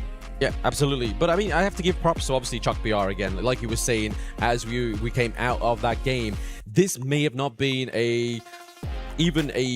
an outcome literally a year ago if we thought about it, right? Yeah. But the fact is, these teams are leveling up at a pace that is very commendable. And I think Influence Rage just needs to go back into that lower bracket just to gain that confidence back in themselves and ride that lower bracket. They had some very good moments in Game 1 and in Game 2. In Game 3, what I believe is that the Tat Xiao and then the Flowborn tank, it is a composition that you need to be a lot in sync. Like you need to be able to understand those timings, and since the minute 2 when Danny falls, then he just kind of just tosses away everything that they had planned. I totally agree with you. I mean, like, the synergy is really important when you're playing this kind of pair. So I feel like they need more practice about this game. But like, potential can be seen from this kind of composition. I think that's all that matters at the end of the day, right? Obviously, this is a double elimination. If you've got potential in the upper bracket, it just means you have to just analyze that last series that you had. Analyze what worked well, what didn't work so well. And I feel like that Game 1 draft was definitely their top 4. I think, but there's just that prio pick for Flowborn tank in Game number 3, right? Like, this is your upper bracket life. Yeah. I don't quite understand that one.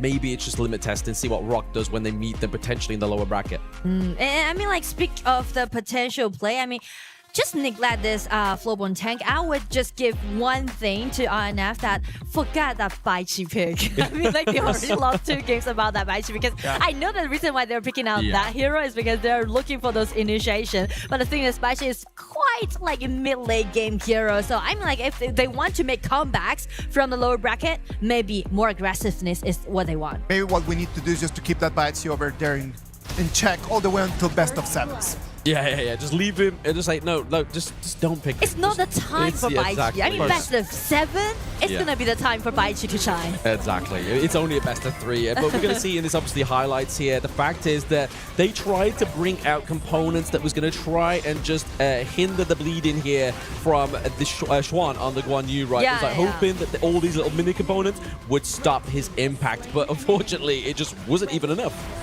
I mean, like, Xuan is definitely an artist about how to pilot in this Guan Yu. He's been riding this horse for over like 7 years, I guess. It is his main hero, right? So when you're in the VP and ROC is not choosing the clash, and he's not choosing the clash, you know that at the end of the day they're just gonna choose that Guan Yu. That's it. It's not even a question no more. Yeah, not a question at all. I mean, as soon as that was freed up in the ban picks, it's like, it's going to come out. Like, it has to come out. If they want to win this upper bracket match, they're like, you know what? Let's just bring out the prize pony. It's still a best of 3. They kind of were hoping onto it. I don't think there was actually like anticipating the push that Chuck BR gave them in this best of 3. I mean, like, for both teams, they are actually doing really well. I really enjoy this game, this match that they perform in. Electrifying it is. So it's gonna be very intense for them if they want to, you know, still move forward, because for Chalk BR, I mean, like, for IF, they only got one choice right now because they are going into the lower bracket. Of course, let's just draw it over there for everyone at home. Right now, we're going to have Aurora Gaming playing against ROC later today, this afternoon, to see who's going to take that first ticket into the playoffs. And then after that, we're going to have in the next days, we're going to have Titan Esports going to be playing against INF just to check who can still keep going over here in the group stages. I mean, that's a scary thing. If you're a TEC, right, and you've just seen how Influence Rage perform against the MKL 3rd seed, you're like, we've got some planning to do at least, you know? Like, we, once I just said, we didn't expect it. don't think TEC expected, but ChocBR definitely standing strong here. All right. What about if we go on stage with Mara? Mara's got Muchi over there, and we're going to hear a little bit about what he needs to share with us. Here with us, Muchi from Rock Esports. Congratulations. You are the crowd favorites for this matchup. Superior in Game 2, superior in Game 3. But Game number 1, it seems like your opponent's influence rage put a little bit of pressure on you. What was particularly challenging with Game 1? I think we are still jet lag, so we lost the first game. It was a little bit of jet lag. That's why you lost. Okay, but you know what we also noticed? They've improved so much, and it's probably because of the boot camp. You guys put in an intensive 2-week boot camp, and how much of what we saw in today's victory was from that boot camp? 我讲中文你宝贝。我们 bootcamp 的教练帮助我们了很多吧，我们也已经准备好来去面对全国各地的选手。Well, we had a very effective coaching session during the bootcamp itself, and I'll say the bootcamp definitely helped us prepare, made us very, very prepared to face no matter which team we're going to go up against from any region. And we love seeing how that boot camp helped out your team and everyone else. Thank you so much once again. Congratulations, Muchi. Now we'll head back to the casters. Lead the gorge. Thank you very much, Muchi. Just emphasizing the importance about that boot camp over there, right? Like 8 KPL coaches just had over there around 100 players from all around the world, helping them out how to get better at the game. We're going to be talking a lot more about the bootcamp, a lot more about the results and the impact into our ecosystem as we come back from the break and we bring you the action of match number 3.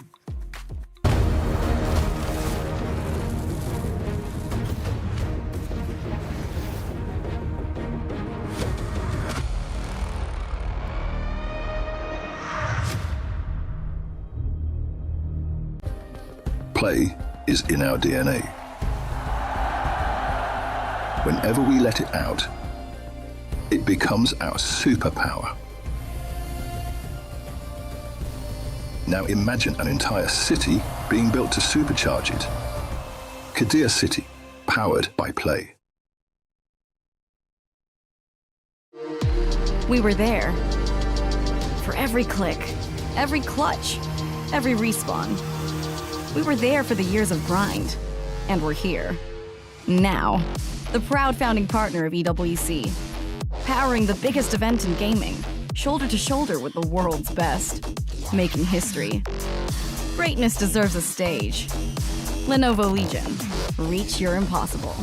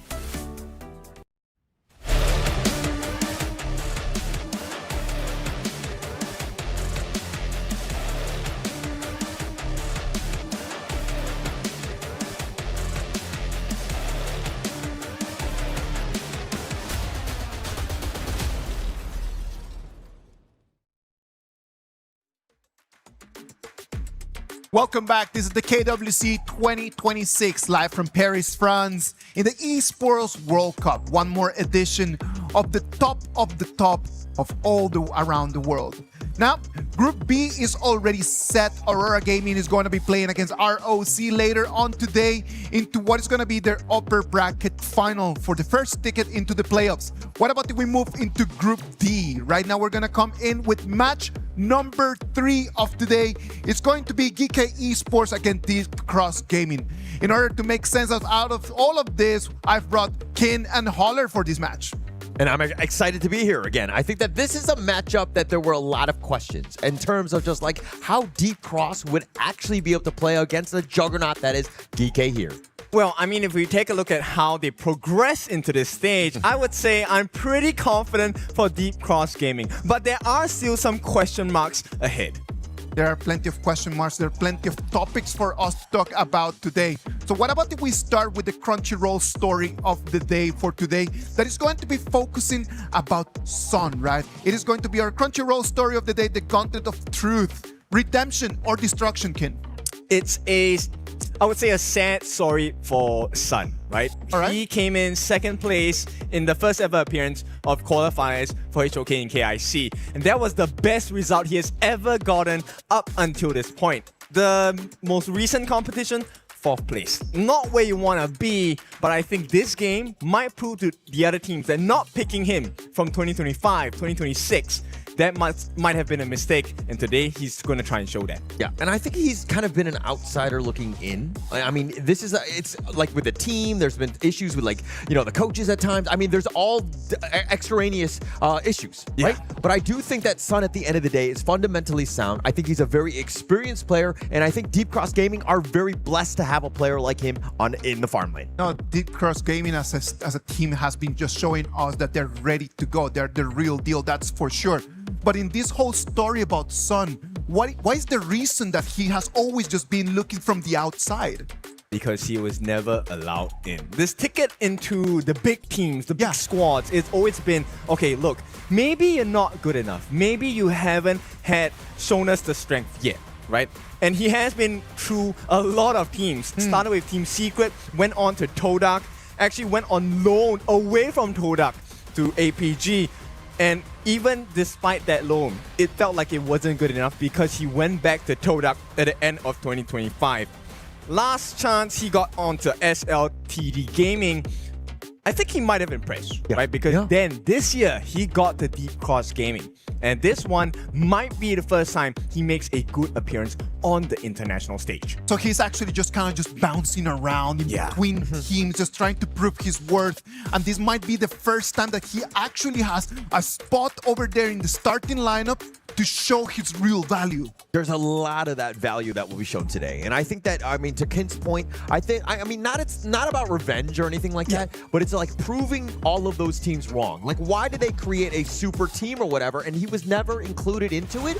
I mean, he's going to be, again, this might be a villainous story, I'm not sure, but I do think that, you know, this is a time to really rise up. It could turn a sad story into a very happy one here. We can already see Geekay Esports jumping in over here. They're going to try their very best just to do better and better and better compared to their performances around.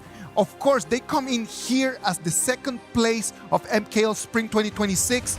I got to see them in the Challenger Cup in Beijing where they lost, actually they lost 0-3 to E-Star Pro. It's a tough pill to swallow, but in terms of the global standards, GK is definitely on top, right? We talked about the boot camps that all these teams have taken part in. GK were the champions of that one. So that is a huge mountain to climb for the side of Deep Cross Gaming. And if we go back to Sun, his first challenge today is actually to go up against Gem, who is the farm laner. And for Gem itself, this guy on paper, he was non-existent in the global scene, right? Came in 2025, but he has consistently gotten first place finishes with GK Esports. He's impressed, and I think that that's kind of what you need. You need to solidify that farm lane, and I think that if you're looking at the rest of the one, they have a lot of championship roster. Like, this is a very strong team. You have Guyu in the Clash lane, Finals MVP. He's going to have that skin from Fatih. He has, you know, he's clearly been able to make plays on his own. Then you're talking about Musan King. They call him the King for the reason, right? Because of the fact that he just absolutely dominates from the jungle. This is a very solid lineup with a lot of all-stars, and again, it will be tough, and I love Sun, and I want that redemption story arc to happen, but man, this is a formidable team. Yes, I mean, it's not a one-man show at this point. I mean, I hope for Sun it is a one-man show. He needs to step up. But that matchup, the Guyu versus Clean, this one I'm super curious because Clean in the Deep Cross game so far, he has shown up. But those teams, were they strong enough? Same power level as GK Esports? I don't think so. So today we have to take a look at the 1v1. So many of them, one in the Clash lane, one in the farm lane, one jungle as well. I mean, for me, it is about that Clash lane, right? Guyu, I've already highlighted the fact that he's, Finals MVP, but then now you're talking about Clean. This is a role swap that he went from jungle, now he's in the Clash lane, made way for Godwoo to take over that jungle, and this is going to be an interesting one because we've seen Clean actually shine at the EWC thus far, and now to be playing it on the group stage that is here against Geekay Esports, this will be fire. And I think that that's one of the important things, right? Like, if you need to make space for someone better than you in that specific position, evolve. That's it. He just decided, he saw like, well, guys, like Godwoo is actually pretty good. I'm gonna take a step aside. I'm gonna give him my spot, but I'm gonna rotate to a different position instead of just saying like, you know what, he could actually just sulk in there just because he's gonna go bench. He decided to change himself, redefine, and then just move into the next position. Step up. That's what we want, right? You have to step up, which is why this is a redemption arc for him. All these years of being on the bench, all these years of not getting the shot that he wanted, if he proves himself good today, he's going to be the new superstar, and his team is all behind him. This jungle matchup will also help define the results of this particular match because, yes, a king, Musan King, he's pretty strong. But we have seen a god in the jungle, Godwoo that is, and so far he has been pretty godlike. Yeah, I mean, he comes from the KGL. He had a bunch of MVPs even when he was there. He has definitely made an impact there. But this is a team that has kind of had a lot of other people kind of throw them off, where they've created this hodgepodge squad that when you look at it on paper, you're like, wait, why are these guys free agents? Why are we able to create these teams with these players?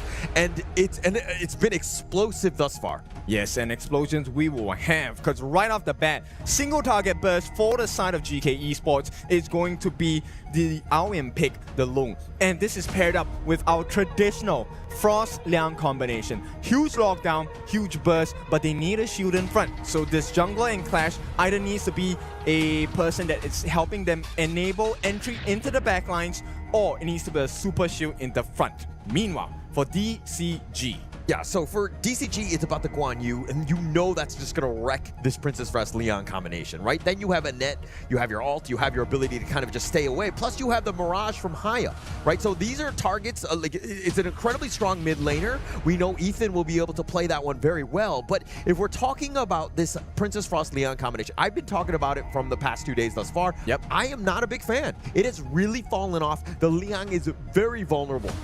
Yeah, I think it really comes to the point where who pulls the trigger first, right? Because if you get that combination in and it's not onto the Guan Yu, he will push you from the back and you're not gonna like it too much. But on the inverse, if we take a look at the Guan Yu flank, if the Guan Yu comes in too early, then the Liang and Princess Frost actually gets whatever they want. And side note, I really hope they're picking out EWC for skin for our Princess Frost Heaven Beacon. Yeah, we just love that Heaven Beacon skin.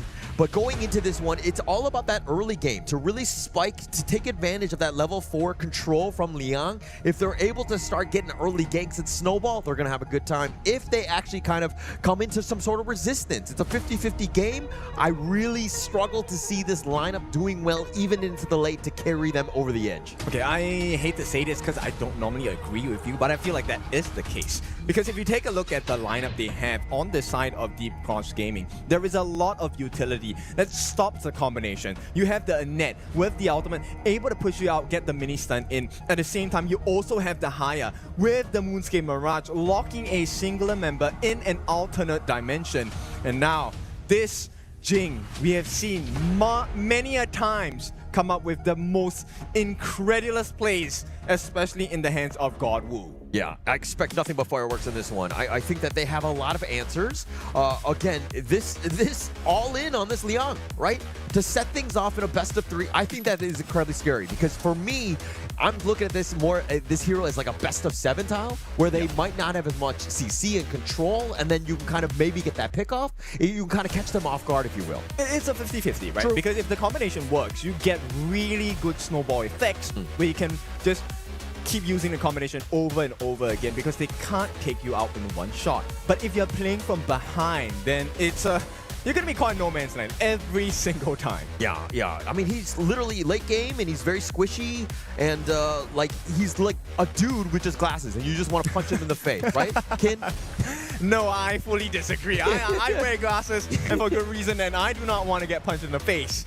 Now, with that being said, this time, Geekay Esports, let's see what they can do, because while the stats in terms of the draft may not stand in their way at the moment based on what we see, this is Geekay Esports we're talking about. Yeah, you can't really count them out. I do think that, you know, at the end of the day, we're talking about the pilots of these heroes. And I think that if we're talking Geekay Esports, they're number 2 in MKL for a reason. This is a formidable squad, but they're going up against Deep Cross, who has surprised time and time again thus far. Surprise is definitely a good choice of words, because I was not expecting this level of proficiency coming in, right? Especially having to come together in, you know, a very short amount of time, and now they've pulled off a nothing short of a miracle coming in here. Going up against Geekay, this result is going to be something that all the teams have to look at in their group.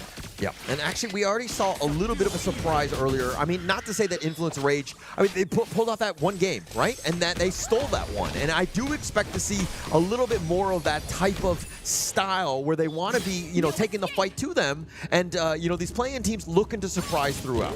Yeah, I think this is all dependent on Clean. And they know the answer here. They're pushing Clean back all the way into his T1, which means they will get this Primal Portal, they will get this Space Bite as well. Initial rotations is a big win for Geekay. Yeah, big win for them, but DCG already up, you know, I mean, 200 gold, it's not the most at this point, but any sort of win, you're looking at positivity in terms of just how they're able to build. On the other hand, Geekay understanding that we get Jiff level 4 as quickly as possible. Let's start the gank train early. We haven't really spoken about the roam on the side of Geekay, right? So I feel like unsung hero, this guy has always been very consistent and very adept at making sure that Geekay is well protected. This time, I think it's more aggression than defense, especially when you're playing a Liang, right? Because you want to get the CC down, and with the suppression can only be stopped when you stun the original hero. So this is going to be a game where just positioning is monumental. He needs to be the core of the team in terms of positioning. Yeah, and I like how you bring that up, because it's not about him I mean, early it's going to help in terms of that initiation to get that control, to lock down, flash control, right? Yeah. You blow him up, potentially. But come the mid-game to late game, he needs to completely change his style in terms of how he wants to proceed. If Godwu goes in, you're looking to lock him down. He's target priority #1. Yes, and while that is one of the things they have to consider, the second consideration that, you know, this combination, ideally you want to use it fully onto one person. And if you have to catch Godwu only with Liang's ultimate, then Shishan, he's going to have a huge responsibility of landing his second skill, the Frigid Prison. Because Princess Frost, with that, you get additional damage when the target is frozen. So that's quite a bit of responsibility, and you need to have trust that your mid laner on Geekay is going to do the job. Because if you don't, you know for sure Ethan is going to punish you. Yeah, they got to go 1 and 2, right? Anytime they move together, right? Because if they're able to burst you down, they have a potential. This combination is strong. Let's respect it, but the counter initiation, the counter stuns from DCG, they got a plethora of them. They are good to go, understanding what they're trying to do, of course. I mean, it's literally just everyone but Sun, right? And Sun is just meant to be on the back lines, far away, using those arrow showers to deal as much damage as possible. So in the farm lane, yes, that's why we call it the farm lane. You need to get the gold. It's about making bank. And for now, it's pretty even. Yeah, it's still pretty even. I mean, we're not even in that 4-minute mark, but we're expecting a little bit of a skirmish here. Geekay, look at how they're kind of positioning themselves, waiting for somebody to fall into this trap, if you will. Yeah, but Sun already knows, right? Yeah, I think so. I hope so, because he is staying huddled under the T1. Because you know what? The map is completely empty and devoid of any Geekay players except for Green. Yeah, and they've been off the map, right? And now the Flash Forward, they get the control. They actually find Sun under the tower, and here's the follow-up, and they do have enough, and it's going to be first blood going the way of Shisa. That is the stock and standard traditional combo, and while they were pulling that off, Musang King actually secured the Tyrant as well. This is a double big win for the side of Geekay Esports, which means they get a slight gold advantage, but this can quickly pull into a huge gap between the two teams. Yeah, Shisan, their ex-teammates with Sun, they used to play on Team Secret together, and being able to just get that initial kill is just being like, hey, I got you, man. Yep. Actually, yeah, I kind of forgot that Shishan and Sun used to be teammates. Yeah, back in the day. I mean, they go way back, and this is, again, why it's about the redemption, the revenge, if you will. The flash on forward, it looks like Godwu, but with Clean taking down Je, he's going to take a little bit of revenge on that one. Okay, so it's kind of like a 50-50 win condition, right? Geekay, yes, they got the first blood, but that first blood went into the hands of Shishan. On the other hand, Deep Cross Gaming, they got the kill. Oh, Clean. Guyu chasing him down. Sun, one last shot, and he gets him with a tri-slash. Sun then taken down yet again. Okay, this one hurts, right? Confidence is definitely going to be broken. He went to the farm lane, got taken down, 3v1. But now, Clash lane, he gets taken down again. Yeah, a little bit of a lane swap. Tried to get a little bit of space, but Guyu gets stuck in, frozen if you will. He's going the wrong way, but he will be chopped down by Clean.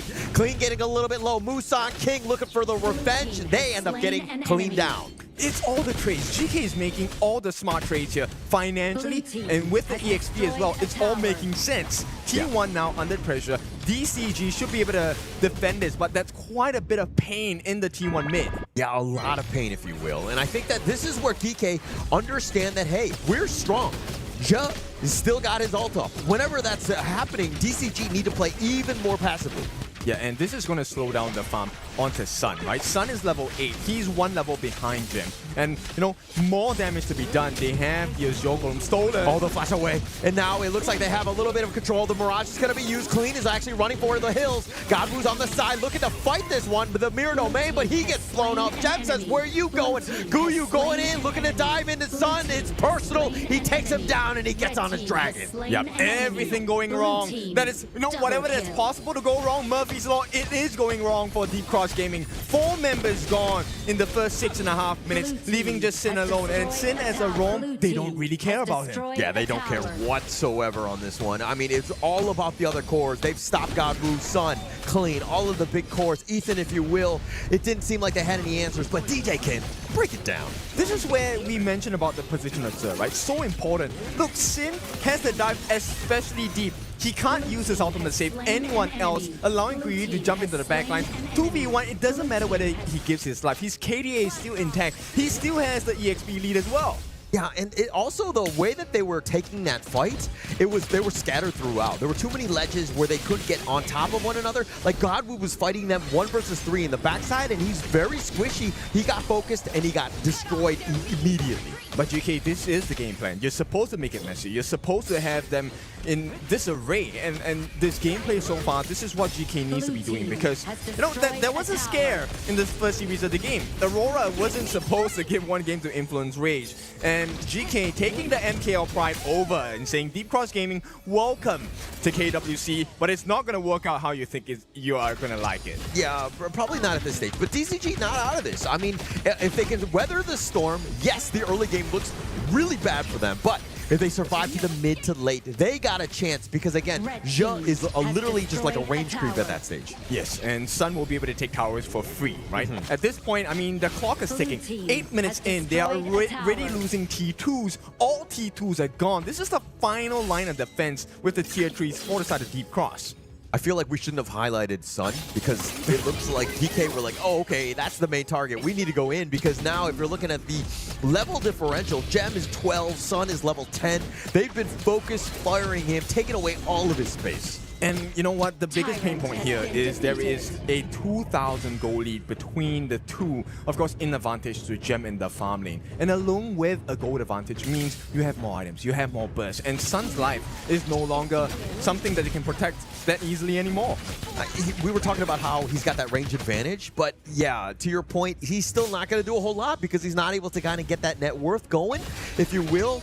Shisan, though, is on the backside. And again, here come the reinforcements, instantly looking to go in. They find the control, and just like that, Ethan's going to be taken down. Jin is running for the hills. The infinite fastness. Does he go aggressive? It looks like he's going to be backing up as they find Clean on the flanks. Musan King wants him. Their own charge pushing him back. Clean now running under the tower. The power gradation slowing him down, but Jay getting a little bit low. Sun gets at least that pickup, but at what cost? Musan King, they're looking for the flanks. I mean, this is just a last gasp defense at this point. Sun does well to get one kill for himself, but it's on to Ja. Once again, it's a roam, right? Every single series, especially for MKL teams, you'll notice that they don't mind having a sacrificial lamb. That lamb normally is a roamer, and everyone else still stays alive, still stays safe. Musan King Shishan and Gem, nobody is taken fall yet. Oh gosh, Sun, he's gonna be joined by Godwoo. If they're able to do enough, they're not. He's just too mobile. Sun with that Arrow Storm just zoning them away. They back off, and it looks like they're not able to get any sort of kill here. Okay, but he did cut that level lead by half, right? So it's just one level that separates Gem and Sun.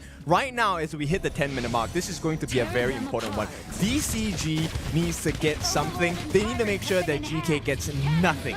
Yeah, and it'll probably start with that mid T1 if there are any sort of comeback into this game, finding some sort of pick. But I mean, the Tyrant is going to be taken out here by, it looks like Geekay as DCG are completely not in position. They can't. I think it's a huge risk to try anything in terms of aggression on the side of DCG.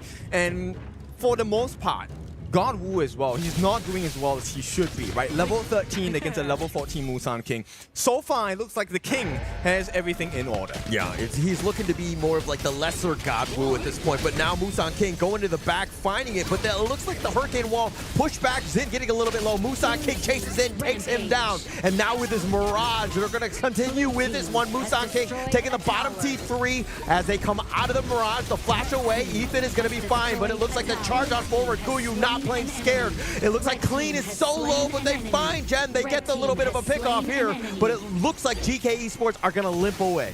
The defense works, but it comes at a huge price. T3, hang on. This could be the one. God rule. Okay, I mean, it's just a roam. Zhe will have to take a fall. But end of the day, Zhe will come back.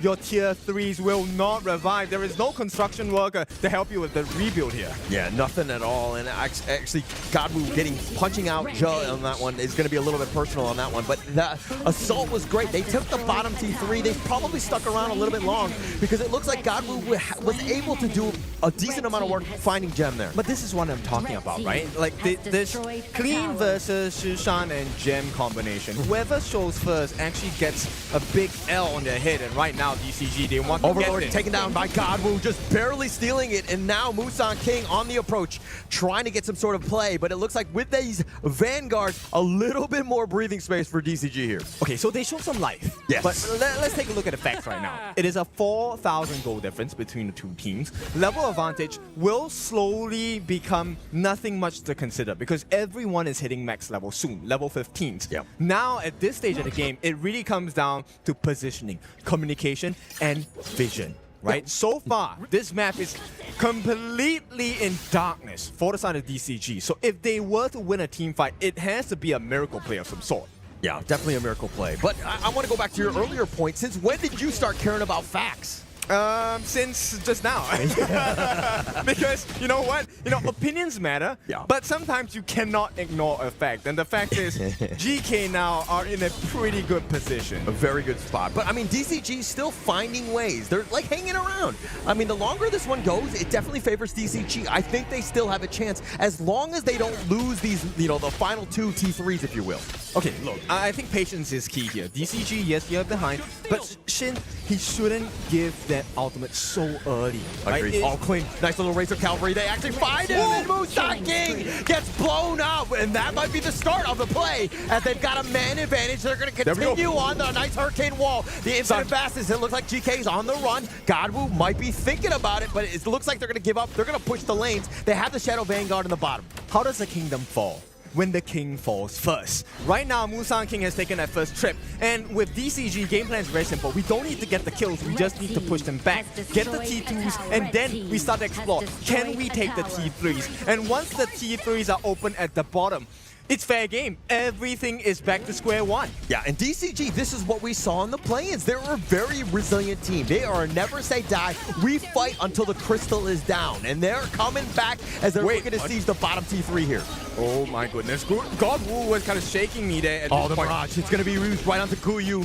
Maybe not the greatest of targets, but here come the reinforcements are on the way. Ethan is a little bit low, looking to trade with Guyu as they come back into reality, if you will. And now Ethan's so low. Guyu tried to go for the kill. He's going to be picked off. The Flaming Palm is going to be eaten by his teammates. And who's the one that made it happen? It was Sun. The finishing blow. Redemption maybe in the cards down here. All they have to do is to take this Shadow Tyrant, get another fight going. Shishan, that was kind of dangerous. press. And DCG, I mean, the nerves are starting to show. GK looking a little shaky at this point. It's about closing out games. The difference between a good team, a great team, and an amazing team is the ability to close the games out. DCG right now finding ways to get back in. Sun now is also being very respectable in the damage in terms of this net worth as well. He's close to 12k. He's close to the 6-item full build, right? We haven't stepped into the world of the Sage's Sanctuary yet where we play with the double lives. But at this point, you need to kind of be like a prophet already. You have to be able to tell the future.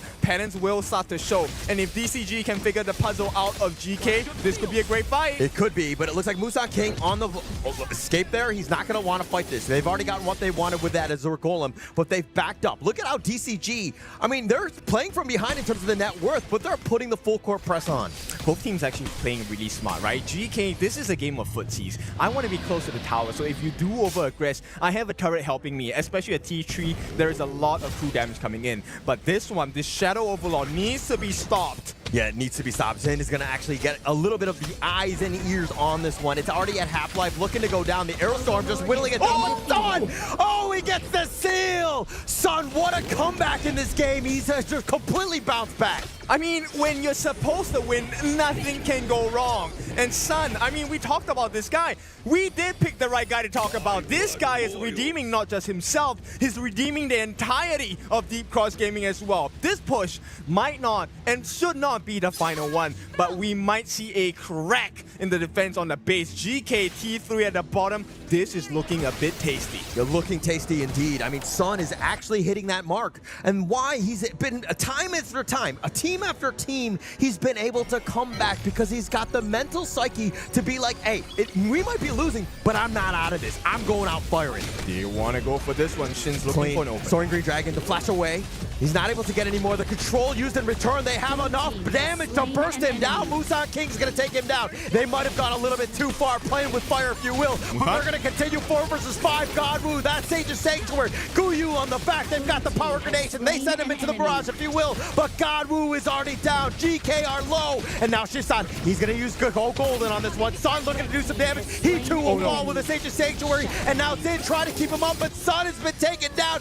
GK have dismantled DCG. They found the problem and they solved it instantaneously. Now DCG, they have to run back. It is just Shin once again left on the last legs. I don't think he can make a defense here. There are 4 members on the side of GK. They're knocking on the doors, and you can't do much with a net. The T3 in the middle will start to fall. The cracks will show, and GK, they smell the finish. Everyone is being aggressive. They're going to use the control on top of him, but now Clean is showing up. Can they do enough? They're going to burst him down as well, and it looks like Geekay Esports will take game number 1. In dominant fashion. Yes, a little kind of shakes here and there. Sun was on his way back, and they said, sit down, you're still a Sun. Boy, you have some lessons to learn. Wow. Lessons learned on that one. I think on both ends, it could have gone either way. I mean, DCG had their moments. They were able to kind of come back with that last team fight. GK perfectly played that one, and the fact that nobody died, again, excellent performance there. I mean, this is so good. Okay, I'm going to use this as a reference. Being a picky eater might save you sometimes, right? They completely ignored Shin because the rest of the teammates are the problem on the side of Deep Cross. The moment they got rid of Sun, the moment they got rid of Godwoo, who do they have left? Nobody has CC, nobody has damage anymore. Yeah, and that's kind of why they found that moment, right? When they were able to take that team fight. And again, it seemed like, you know, DCG were like so ambitious. They were like, oh, we're winning. And then all of a sudden we're like, actually, we're kind of losing this one because we're not on the same page. It didn't seem like the target priority was there. Okay, so Isaac, I'm gonna throw this to you after this, but you were shaking your head. Don't mind me, don't mind me. I can just stand over here. I'm gonna chill. You were shaking your head, and I saw it because I was shaking my head as well. When Clean got caught, why? Why were you there? I mean, you showing first. Yeah, exactly. If the team had backed you up, Sin was nowhere near to stop the CC and the suppression. If they were close enough, this would have been a completely different result. They were riding the wave, right? And that is the issue. Like, you're riding the wave, you already have like 90 seconds where you have already like taken the dragon, you are already winning the fights, you're pushing on the high ground. Maybe that was the right moment just to push back. But well, Clean goes in, he tries to go for the flank. and everything just disappears. The 16-minute mark. Look at that dip. That was the moment they were looking for. And I mean, you can't blame them. It looked good. It looked had good. The Shadow Overlord flying down on the bot lane. That open wound at the farm lane on the side of Geekay Esports' base would have been the winning moment. They had that opportunity. Things were looking in their favor. And while I understand the fact that you think you're good, let's end this game, but you got to go slow and steady. You had those Vanguards. You could have taken your time on this. Yeah, you can get to play range, right? Like Sun, he dealt 32% of the team's damage. That was 88,000. And this is even after the horrendous start they had, right? Gui, this guy, super good. He was a menace in the early parts of the game. And you would figure that during this middle part, 11 minutes in, where Clean was consistently caught because he showed first, that he would not show first again. Yeah, this is the beginning where things were looking very good for DCG. This team fight, I believe, is towards the end, but they find Guyu and like they disengage. These are the initial pickoffs. You're chipping into that lead as much as possible, and then that's what the tipping point to get you over. Yep, and in most cases, we'll be looking at a Sage's Sanctuary plays closer towards the Tempest. And now that they're buying it at this point, you know both teams are looking, no, this is the final battle, this is the final moment. But why would you pick that moment when Clean died so early? You had to have disengaged. You cannot take fights when you're down a member. It's just simple math at the end of the day. I mean, you've already committed, right? Sometimes, if you already have the nail there, you have to use the hammer to try your best to just drive it all the way in, and that was the most costly decision, at least in this game number 1. It's not over yet. We still have another game for DCG to recover from.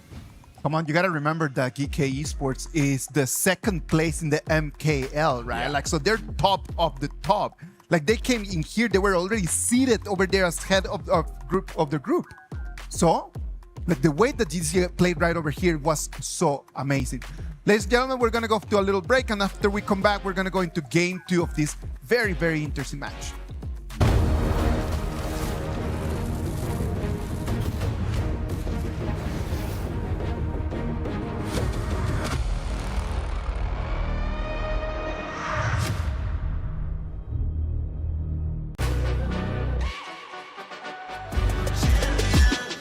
This ain't no regular thing. I came for the ring, you know what I mean. You see my name in the lights, better get right, I'm champion.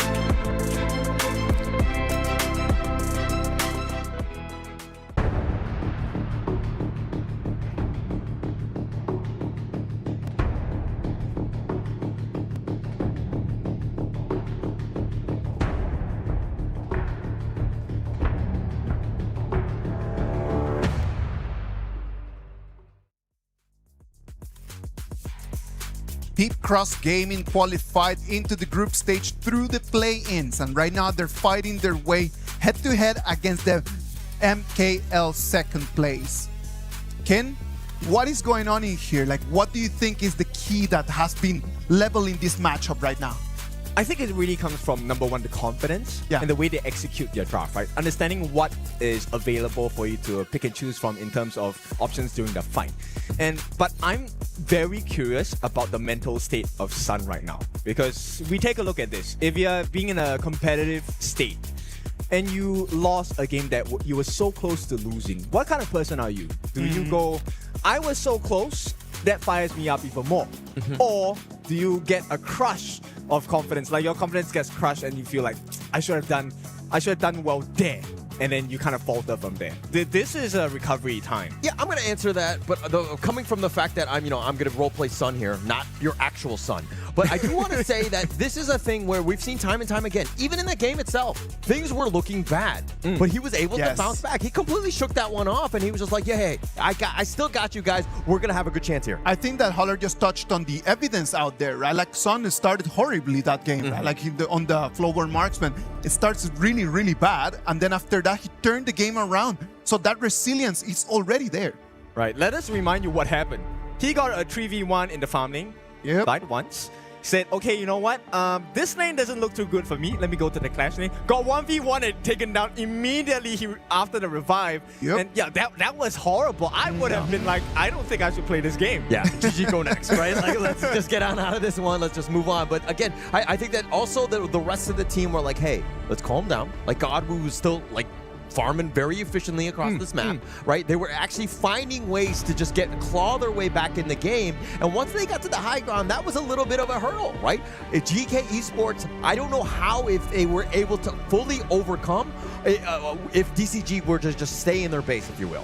Exactly. Keep the composure, right? And keep the structure, the rotation, the positions of the teammates. And this is where we talk about, look, HOK is a team game. We need to take a look at the other players as well. I felt like Ethan kind of lost his footing at the end, right? Yeah. He was responsible for a lot of saves. Guyi with the dive on the Charlotte, that was looking super dangerous. He got a knock-up on 3 different members at one point of the fight, and that caused a lot of disaster because it was the last fight that happened. But Ethan, throughout the game, he was responsible for putting him in an alternate dimension.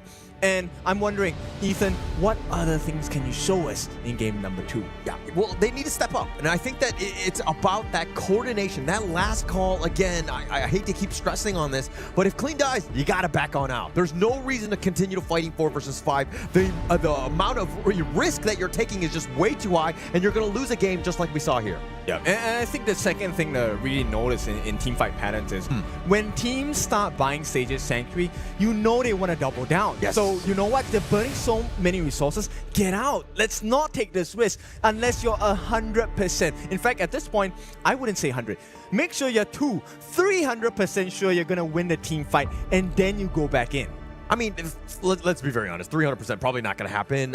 Nothing is 100% even in this game, right? But I do think that you need to take, again, calculated risks. It's a simple thing. If you have 5 members, I have 5 members, we Gucci, right? We can fight, especially if we feel strong. But if we're down a member, you're talking that's clearly less than 100% in terms of these odds. Not good ones. I mean, it also depends on the comms, right? When let's say a shot caller says go, go, go, that is 300% because he says it 3 times, right? Each goes 100%. I am pretty sure that's not how it works, okay? I mean, in my ranked games, it works. Okay, but yeah, that's a ranked game, right? This is what we're talking about. But jokes aside, we'll take a look at what this is looking like. Geekay Esports, they're going to remove half of the combination that they showed, which is the Aoyin, the Lung, not going to be available for the pick. Second ban, the Liang as well. This is going to open up so many doors. Florentino is open, Lorian is open, and Chicha is open as well. This one, a great one. Win your first pick, let's go with the flex. You don't know where we're going to put this Chicha in.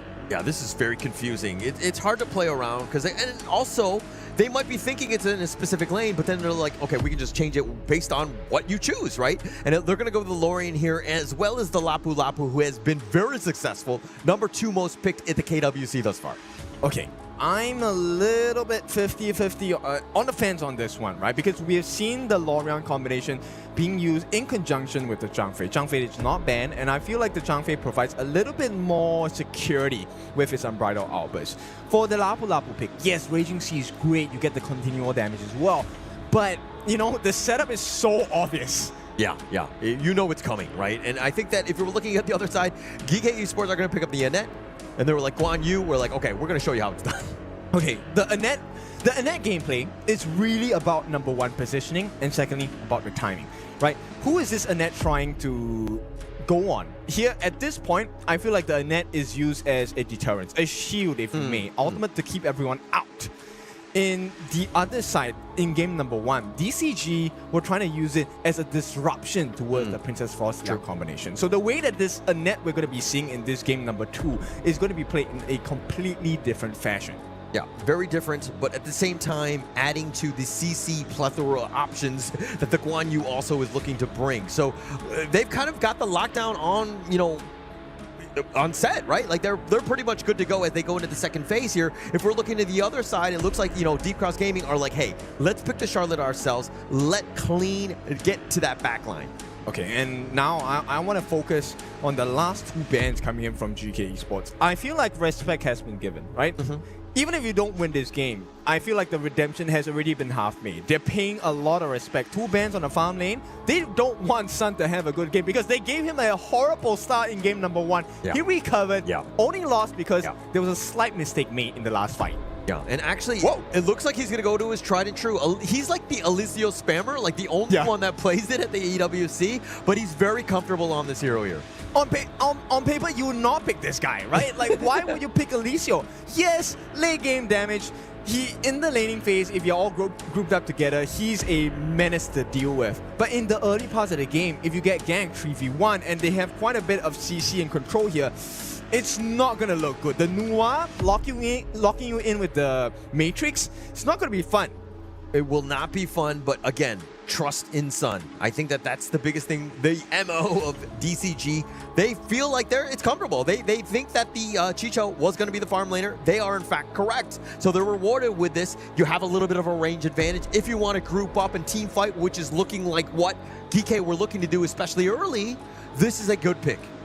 I feel like, you know what, someone on the side of DCG should just go up to Sun and say, Sun, you're a man now. And then, you know, the self-growth, okay, that does not happen in real life, but who knows, everything is worth a shot. All right, look, I think he would be a little offended. He's just like, I think that's just his actual name and not, like, he's not going to be calling anybody daddy any day of the week. Well, right now, he has the potential to really lay the law down, if I may, on the side of Geekay Esports. But this one is for Geekay Esports to lose, right? Everything is in their corner right now. They have the advantage. They have the momentum. They have great picks as well. Yeah, actually going into this, I mean, the Musashi looking for that Ogren, right? Another win condition. The Chicha might have a problem. The range is, you know, he's going to be up front so that, you know, the Duel of Death could be targeting them. If they want to group up, you have the Alizio. So you have options from this DCG lineup. Okay, it's a very specific situation here, but I'm kind of worried because if you do use the duel on the duel to the death from the Musashi on any singular member on the side of GK, they might actually just pull back into their 5-man. And all Gui has to do on the Guan Yu is push everyone else away. And suddenly you're caught in a 1v5. Yeah. Again, it comes back to the execution at the end of the day, right? I think that if we're looking at this one, but Kin, who are you giving the edge to? Just look at the draft. Now, don't look at the players. I still like the GK draft at this point. Okay. Now, because with the Noir, that's late game insurance. You are able to take down Sun with ease. Oh, Shisan taking a decent amount of damage. Sin with just not enough. He's a little pillow-fisted at this point. Ethan looking to go for that steal. But GK, this is what they like to do early. Again, just, you know, prioritize for Musan King with that gold sharing. Yeah, you know what? I feel like GK might be just a little bit too fast in mobility against the side of DCG, right? For Sin, when he wants to land the Raging Sea, that takes a bit of wind-up time. For Ethan as well, yes, I believe he should be able to get a couple of catches, but ideally what you want on the side of Ethan is I want to get a 5-man out. I want to get a 5-man lift. And the way that GK's composition has, they get to run around, ring around the rosies, right? They don't really have to stick around in one small tight circle. They can enter into the same spot from 5 different angles. Look, every time I play and I have a big ult like a Zhang Fei, I'm always looking for a 5-man, okay? They don't always happen. They're not easy to pull off, but it looks like Clean all the way in the top lane all by himself. GK, we're looking to rotate. They were looking to gank, but in fact, couldn't find anything. I mean, this is the difficulty of the pro stage, right? Yeah. We have these nice combinations and you want to execute them to a certain extent, but you're not going to be allowed to. And all the small things in this game matter as well. GK now have taken the ball camp away from the side of DCG. This first engagement might be important, but GK, they don't want to overextend. Don't want to overextend. You cannot overextend at this point. It's way too early. No, nothing has really happened. Just win the little battles right now. You're up about 600 gold at this point. That's a great spot. Plus, you were threatening. You forced DCG back. Yep, the long range of this side of Geekay is really important at this point, and Clean. Getting bounced around here. Guyu looking for that flank. It doesn't look like Clean is going to get back, but he dodges the annihilation. Okay. Shisan was trying to go for that one, but in fact, he will give up first blood. Okay, oh, here comes Ethan. Finding Guyu, looking for the revenge. The orbs are real, and Ethan, just like that, gets revenge. Okay, but did he get the space right? That's the more important one, right? Because now you get the extra gold, you get the primal portal activated as well. He will be the one using, but I believe it was Shisan who got it. Yeah, I think he did get it in the end. And I think that, I mean, you're going to be happy with that, especially since you got first blood, plus you get the space right. You'll be more than happy with that. Unfortunately for Guyu, who did pass away on that one. Okay, so right now you have this 1,500 gold lead. I think it's time to fight. Yeah, definitely time to fight. You want to just find something, right? And look at GK. They think that they're strong, and they're looking to invade, taking away those boars here right under the nose with DCG. I think this is a right decision. A great decision, by the way. There is a 1-level advantage, or at least EXP advantage on the side of Musang King. He was already 7 before God would hit 7. And right now, the rotations, they want to fix up the problem, which is Clean in this early part. Yeah, it looks like a little bit more action with Clean. I mean, Clean was coming from the jungle, and I'm sure he's just like, oh my gosh, this is tough. The flash away by Shisan, and the clash life, right? When you're fighting 1 versus 2 at times. Yeah, I mean, I think they already saw God Wu from the Fog of War, so that was not going to be successful. Now, the biggest problem here is how does this early game laning phase go for Sun, right? Sun game number 1, that was a horrendous experience. Not a position I want to be in, but so far it's kind of peaceful. A little bit peaceful, sticking around in that sense of, you know, being left alone. That's like dream case for them. But now Musang King off to the side. The Tyrant is going to be leashed. It will be just taking a little bit of damage as he chips it away. Sun is continuing on. Okay, there is a potential of losing the buff here. Oh, they go for this one, and it looks like Jaw gets the take. Are you kidding me? The Razor Cavalry even on top of that, but Wu, he gets blown up. Shisan, and now this heroic charges all the way from Guyu, says, where are you going? Jin has to flash. Musang King is on the chase with a path of passing, and he does take him down. 4 for nothing at this point. At the 4-minute mark, they get everything from the side of DCG. They got the Tyrant. Now they might even get the Azure Golem, and for sure, Ballcam gone. Wait, they've taken absolutely everything. Yeah, taking everything right on. I mean, they have nothing to do. They can't fight. Clean is looking for a little bit of the revenge. The emergence. Shisan actually shows up on this one, finding out just Clean where he's at. But Geekay Esports right now, like this 4K lead, very tough right now for DCG to come back home. This was a beautiful steal coming in from the side of Zhe, with the use of the ultimate as well. The mini stun, that is why he got that last hit in the first place, because nobody else was allowed to use the auto attack function. Yeah, no chance at all. And Guyu, man, on this Guan Yu, the pushback, the control, it's like, where are you going? They're trying to just run away, and he is not letting anybody by. This is why the 4-minute Tyrant is so important, because both teams will wrestle over it, and it means both teams will be there. So the moment you get the Tyrant buff, that's a guaranteed fight that's bound to happen, and you get access into the members whether they like it or not. Yeah, and going in from game 1 to game 2, this is a much more difficult hurdle to climb back into, if you will, by DCG. Trying to find it in. I mean, it's already like about 4.5. Nice little 4-man stun on this one, but there's no follow-up. Godwu taking some damage as well. He has to dash back under the tower. Okay, it's a very small play, but Guyu with the Primal Portal teleportation, using it on the minion to extend the life and backdoor protection to be off on the T2. That's quite a bit of damage, and GK, look, they're maximizing the value of every single possible scenario. Oh, Zin, he knew he was coming. Guyu on the flank. Zin has to use the Raging Sea, but he's running the wrong way. He will be taken down. Musang King getting that one. Once again, small things matter. Just pushed him in the wrong direction. He couldn't get the Raging Sea in the 3-man knockup he was looking for. That could have been disastrous, especially when Ethan gets the combo, even without his ultimate available. Yeah, but I mean, the way that Jin was going, the reinforcements just way too far. Geekay Esports, the way that they're isolating, getting those pickoffs, very smart with their rotations. Yo, they can't even get a T1. That's how far ahead they are. It's a 7? No, it's a 4,000 gold lead going into the side of GK Esports. Same story as game number 1, but this time, yeah, dual death. He's gonna continue to chase. He's on this motorcycle, but he does have enough speed. The slash is not enough. Godwoo, and here come the reinforcements, if you will. Gem looking for revenge, says, how dare you go on him? As it looks, he's looking to trade. Godwoo taking a lot of damage on this one, and now with Jen to kind of back him up, it looks like Godwoo will in fact lose on this one. Emergence finding Ethan, and he actually gets hiding under that tower. This is the exact situation GK wants to find themselves in. Godwoo, he's meant to be this huge monster that you can't deal with, but a 1v1, and here we go, Musang King, he's confident. Yeah, very confident indeed. The Conductor of Souls finding it, and he wants to go for Shin, the easiest target, if you will, the Hurricane Wall on this one, and now it looks like they're gonna dive in. The Soaring Green Dragon and Kuyu there, but Sun gets annihilated, if you will, and GK taking them all down, 2 members down from DCG. What do you do at this point when you're DCG?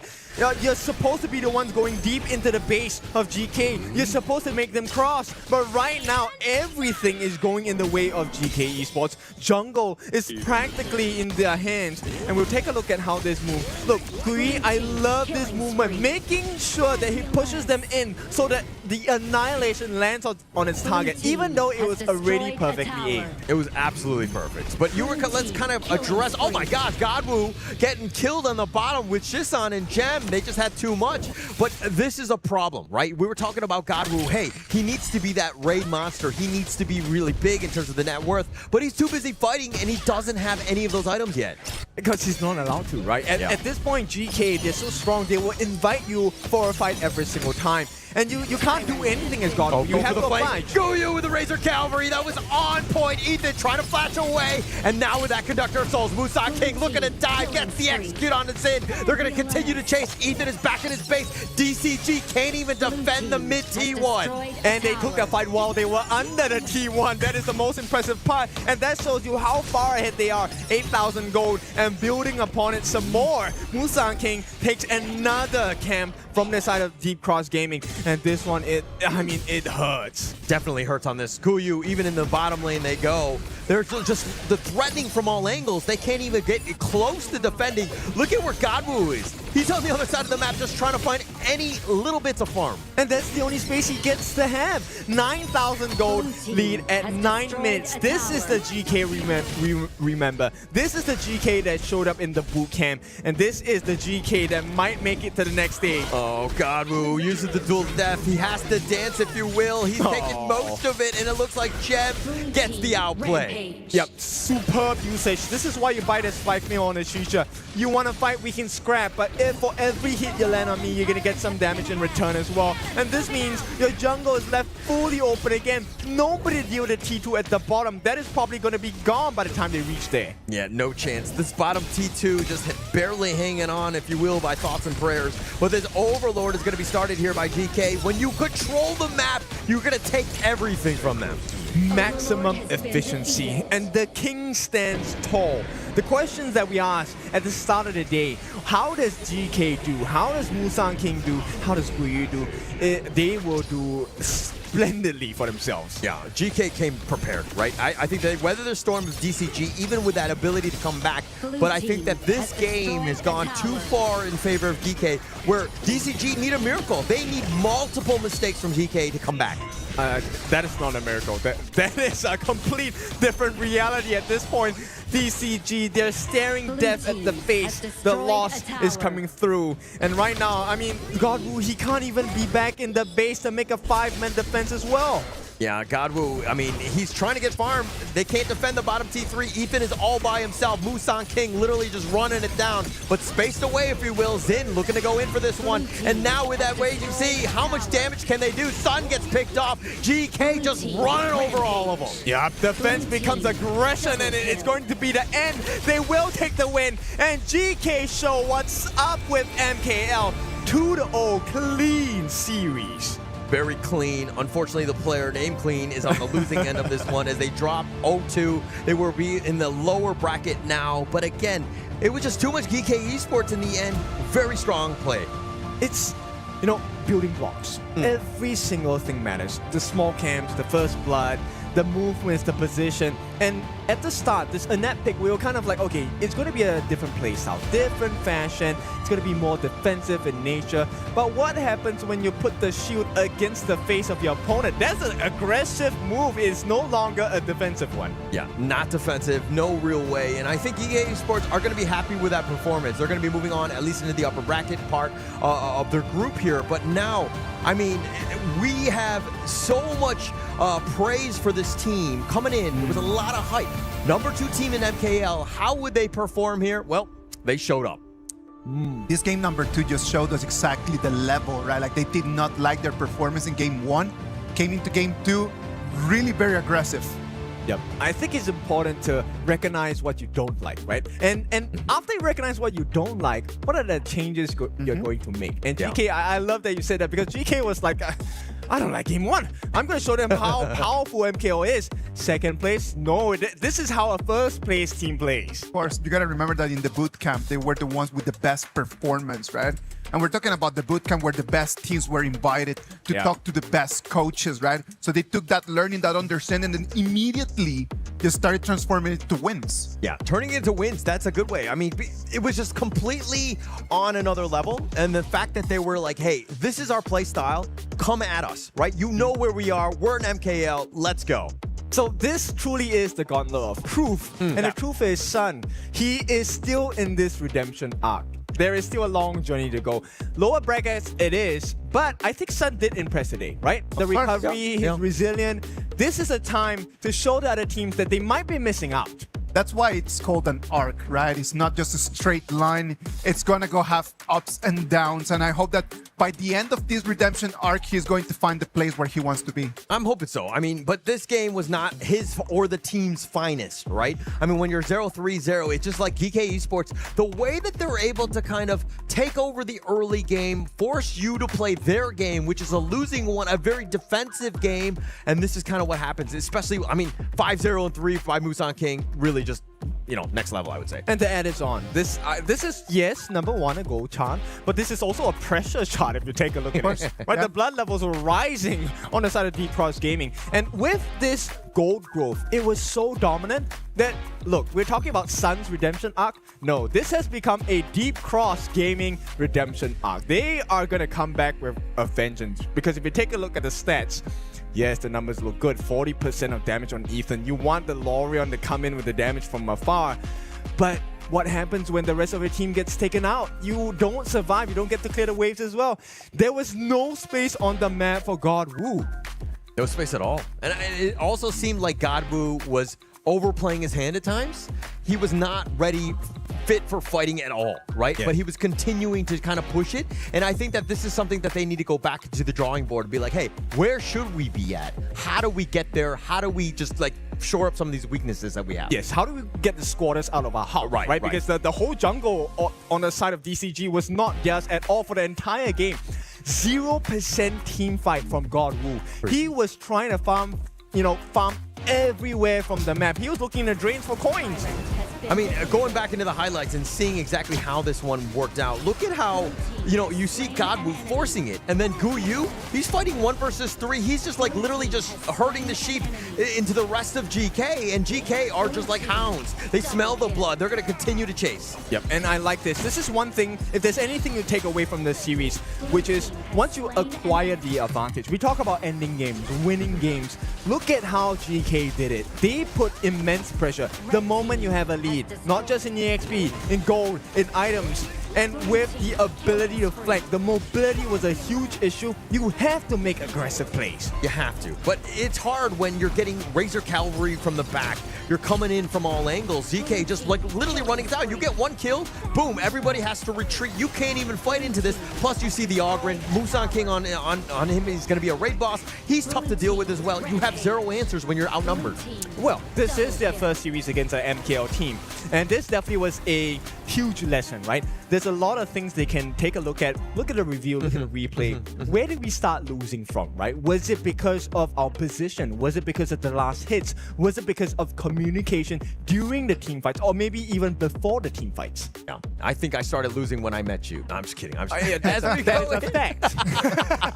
No, but I do think that this is still, there's a lot of like lessons that they could have learned, right? And I think that DCG can keep their heads up. They actually fought a good fight, at least in game 1. Game 2 was okay, the wheels had kind of fallen off. We have definitely been shaken up a bit, but I do think that this is still something they can come back from. Yeah, definitely. And, Isaac, I want your opinion as well. Well, my opinion is not valid at all because the players are the ones that need to tell us exactly what is going on, what's going through their minds. Well, Guiyu and Mara are waiting on stage for the cameras to go on to them. So what about if Mara, you take it from here? Here we are with Guiyu from Geekay Esports. Congratulations with that very well 2-0. Now, we saw in game number 1, there was a little bit of a back and forth, and there were times when it seemed like your team was about to lose control, but you won that one. But we saw game 2. First 4 minutes, it was evident you guys had the tempo. 9 minutes, 9K gold lead. What happened backstage? Because game 1 was a lot different from your very dominant game 2. I think first game we just long time didn't have tournament, so we have some nervous. In the game 2, we show our normal tempo. This is normal. How long did you not have a tournament for? Maybe 3 months. Oh, 3 months is a pretty long time. But when you came in here today, you look really confident. How confident are you with Group D? Because everybody is saying that your group is a group of death. Who do you think is the most challenging one there? And let me see your confidence. I think most challenging is NMSS. But I think for us, Group D is not hard. But also not bad for other 3 teams because I think their level is very similar. The 3 teams also have chance to get the number 2 slot to go to playoff. Well, we'll see how you're going to perform. Later on, we're going to have one more matchup with Group D. Can you make any predictions with the next game? I think will be NMSS. Nemesis. And that's the one that you think will give you the hardest time. Well, thank you so much once again. Congratulations. And we'll see what the casters have to say about that. Casters, lead the gorge. Thank you very much, Mara. Thank you very much, Guiyu. Guiyu already predicts that they are going to be facing Team Nemesis today afternoon. They're going to have to wait for a little bit more because they have one more match for today.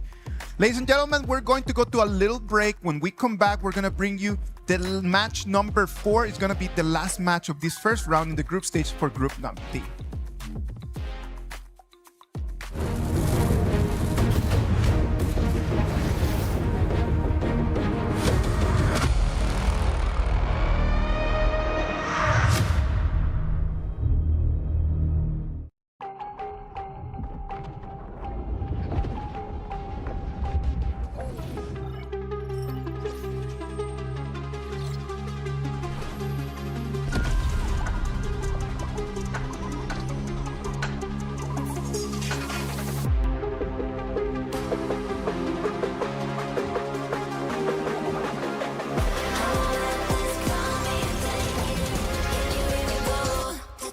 We're the champions, ready to go. Yeah, we're made out of gold, never letting it go. Got your back, yeah, they coming, strong in the storm. Do you wanna go up in fortune, Valor, crown and honor? Yeah, crown and honor. Yeah, we're forged in Valor, crown and honor.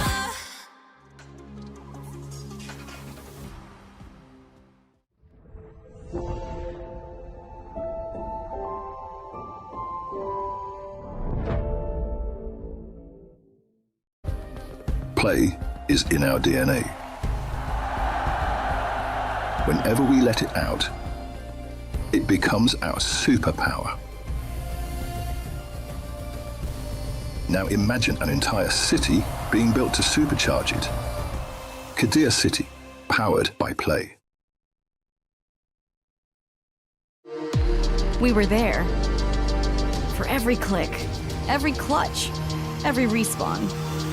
We were there for the years of grind, and we're here. Now, the proud founding partner of EWC, powering the biggest event in gaming, shoulder to shoulder with the world's best, making history. Greatness deserves a stage. Lenovo Legion, reach your impossible.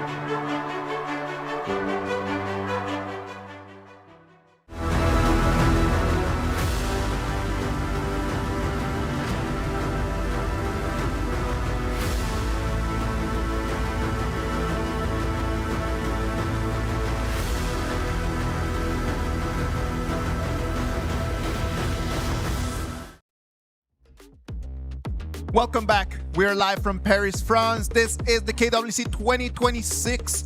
We are in the group stage. We already had the first game of Group D, where Geekay Esports already sealed their ticket to today's upper bracket final. Their contenders are going to be the winners between this match, number 4, that we're going to bring between Boom Esports and Team Nemesis. With me, Sagi, Nora, how are you? Good. And I really enjoy the matchups today because, last game it was like a pretty clean, like 2-0 and show the dominance about Geekay Esports. And I kind of like it, right? Considering the fact that all 3 MKL teams coming in from all their respective groups of B and D, they all made it to the upper finals here. So that's going to be an interesting one later on. But coming over for this series though, Isaac, what do you think? Well, it's going to be PKL against IKL. And like, this has been history. It's been always that rivalry between the PKL and the IKL. Like, they look at each other. They might be friendly with each other, but friends? I don't know.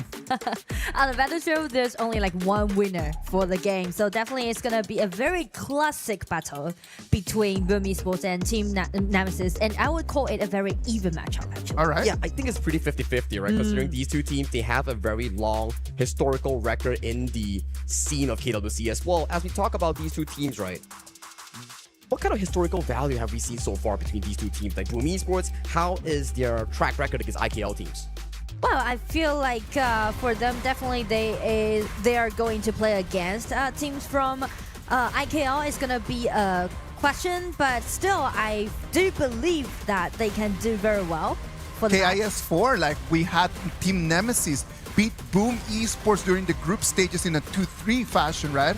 But Boom Esports, they have a really good historic record defeating IKL teams like Kagendra or Vitality. Is Team Nemesis going to be part of that record as well?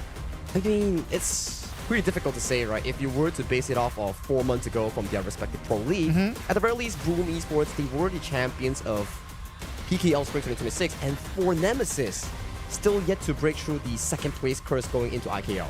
Well, let's wait and see. I know that I got to see Boom Esports over there in Beijing, China for the Challenger Cup this year. I actually took all the kids over there to go and watch it, and it was such a cool experience. The result was not the best for them, but at least they gained a lot of experience. Yeah, and actually I interviewed them in Beijing, and I saw like throughout the journey they were in the Challenger Cup. I feel like they grow really quick, and also I feel like a lot of techniques that can be seen, and I'm expected to see them pull out a lot of like different techniques that we've ever seen. Well, Team Nemesis in front of them, what do they have today that they can show us that could impress Boom Esports? I think it's their flexibility in towards that mid to roam pool here, especially when you talk about the double L combination, Gerald and L in that mid roam.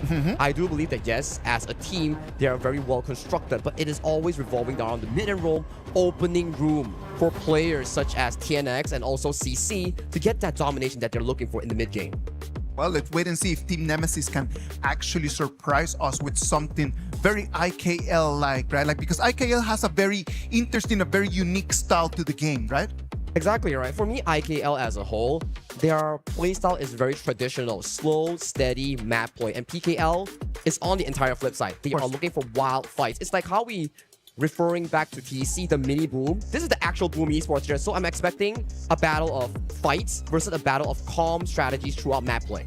And speaking about calm, I would say Team NMSS, I would highlight the farm laner actually, CC, because I know that he's well played and also he already been very famous back in China actually. And I would say like he joined to this team this year and he actually got 13 MVPs in the regular season back in the IKL spring. So yeah. Right in front of him, he's going to have Danny, and Danny is a name to be reckoned, right?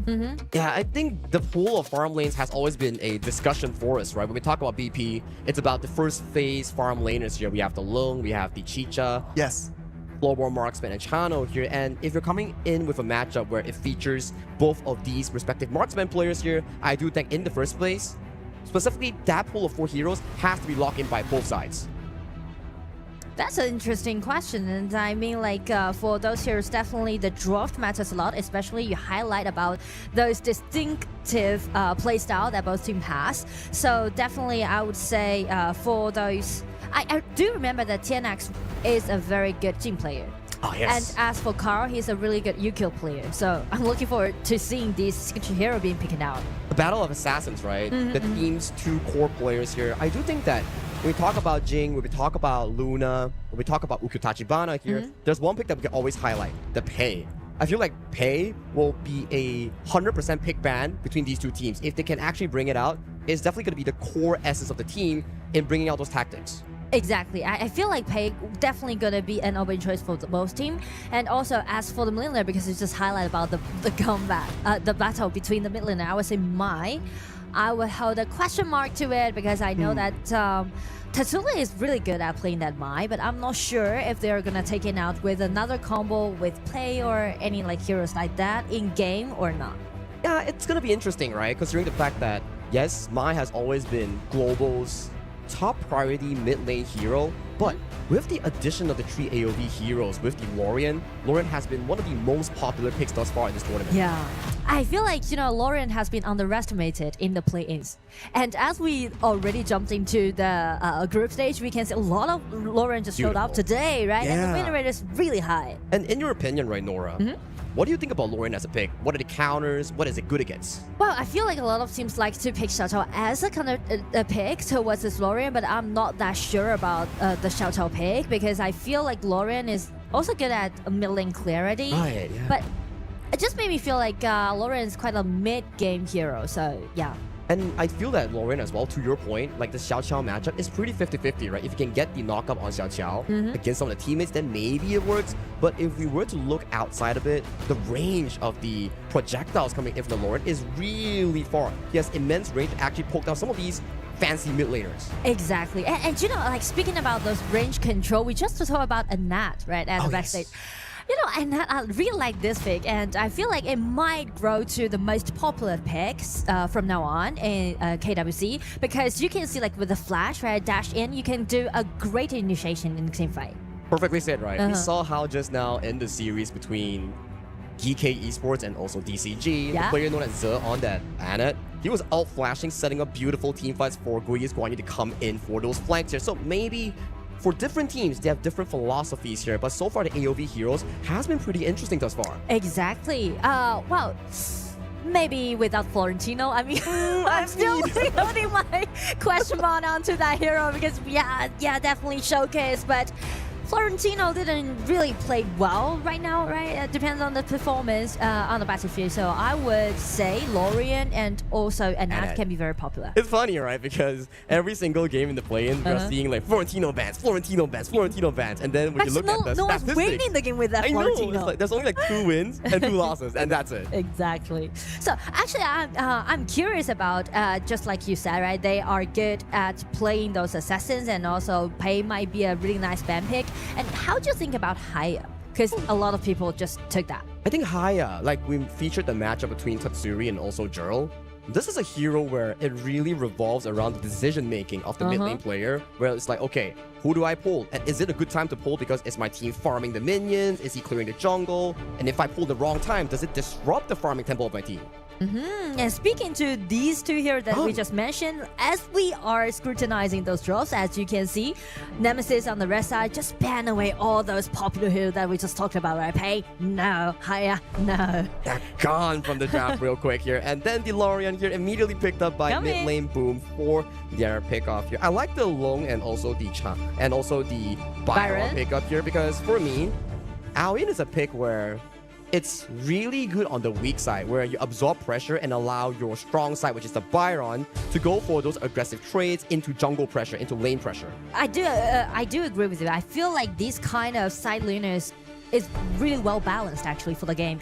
But as speaking to the counter attack towards this Aoyin channel, that will be it, because channel, I don't really think like channel is a great counter attack towards this Aoyin because it really relies a lot on their mechanics. If you can use your skill 2 and your ulti to just kind of kiting this Aoyin, then allowing you to do a winning lane at the bottom. But if you are not executing in that way, yeah, it's gonna be a little bit weak. It's a lot of micro details, right? Exactly. Where your mechanics is very important in that sense, because if I'm too close to the range of the Aoyin's 3-1 combo, then maybe I get poked off. But if he pulls the range perfectly with his skill 1 poke, with his wolf traps, and then chunking down the Aoyin, then those are the specific micro details between the channel and also the Aoyin matchup here. But I like the idea pickup here, increasing that 2v2 strength in that bottom lane. But at the very least, they're securing more priority for CC to win against Danny. So, you know, the way how they're drafting just made me feel like they're really experienced.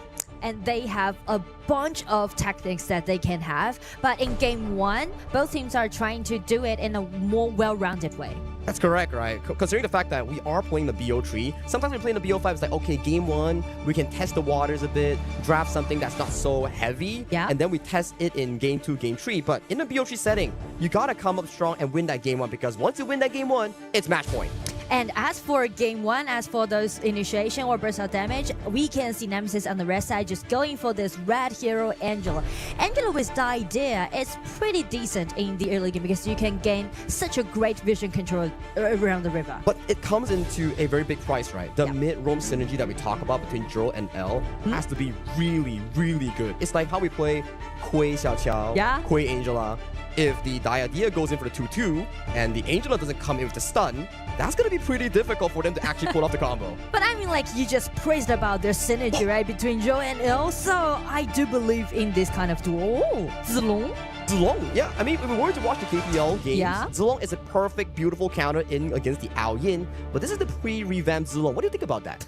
Well, because the patch is a little slightly different, so I would say in this patch, Zilong kind of great combo with this Dharma's ulti, but about the burst of damage, I'm not that sure. I agree, right? But one thing's for sure, there's a lot of crowd control coming in from Boom Esports lineup here. You have the knockup coming in from Lawrence Ultimate, the Raging Sea from Lapu Lapu, and then the knockup galore again coming in from the Dharma and Zilong. So if you are on the side of Nemesis, those 5v5 team fights, you better watch out. Exactly. But the powered pike seems to be a little bit different. But I mean, like on the side of Boom Esports, they're picking up those heroes pretty like mid-late game. Agreed. I would say mid-late game. Maybe after 6 to 8 hours. Minutes. 6 to 8 minutes. That would be their time to shine. But on the side of Nemesis, because of the Angela and the Diadea pick, allowing them to do a lot of things in their game. So, going back to that question, right? Yeah. If Boom Esports isn't able to hold on to that early game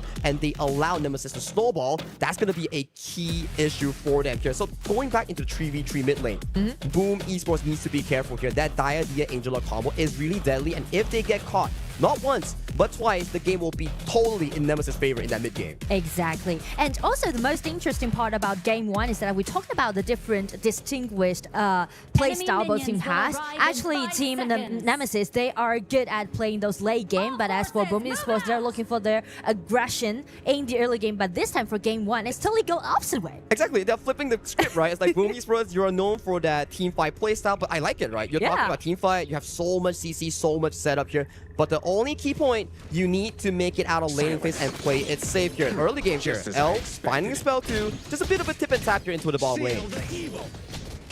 It's all about detail microing at the bottom. But because of the sustainability, it's kind of different. So I would say if they go for HP trade, Nemesis will do good. That's just the poke damage coming in from the Diadea, right? That's why we are seeing the 1-2 pickoff on the Diadea and Long. Once the Diadea lands a 2-2, and then you have the Long use that 3-1 combo later at level 2, I think Danny, without sustain, it's going to be a pretty tough lane for him. Exactly. And also, we mentioned about the sustainability is different, right? The idea can provide more HP recovery for this Loom pick, but for Lapu Lapu is just like a vision control bodyguard. Good point. It's like all in versus sustain and poke. Exactly. 2-2 coming in for the side of L here on towards the side of Danny. Finding a bit of a poke in towards that bottom side here. This freeze is going to be amazing for the side of Nemesis here. You can see how much priority is being put on by Nemesis in towards that bottom lane. And also, what really intrigues me is that the difference about these two mid laners, because Tatsuri is trying to accelerate the pace for Carl, but as for JRL, she's just trying to make a lot of things happen at the bottom.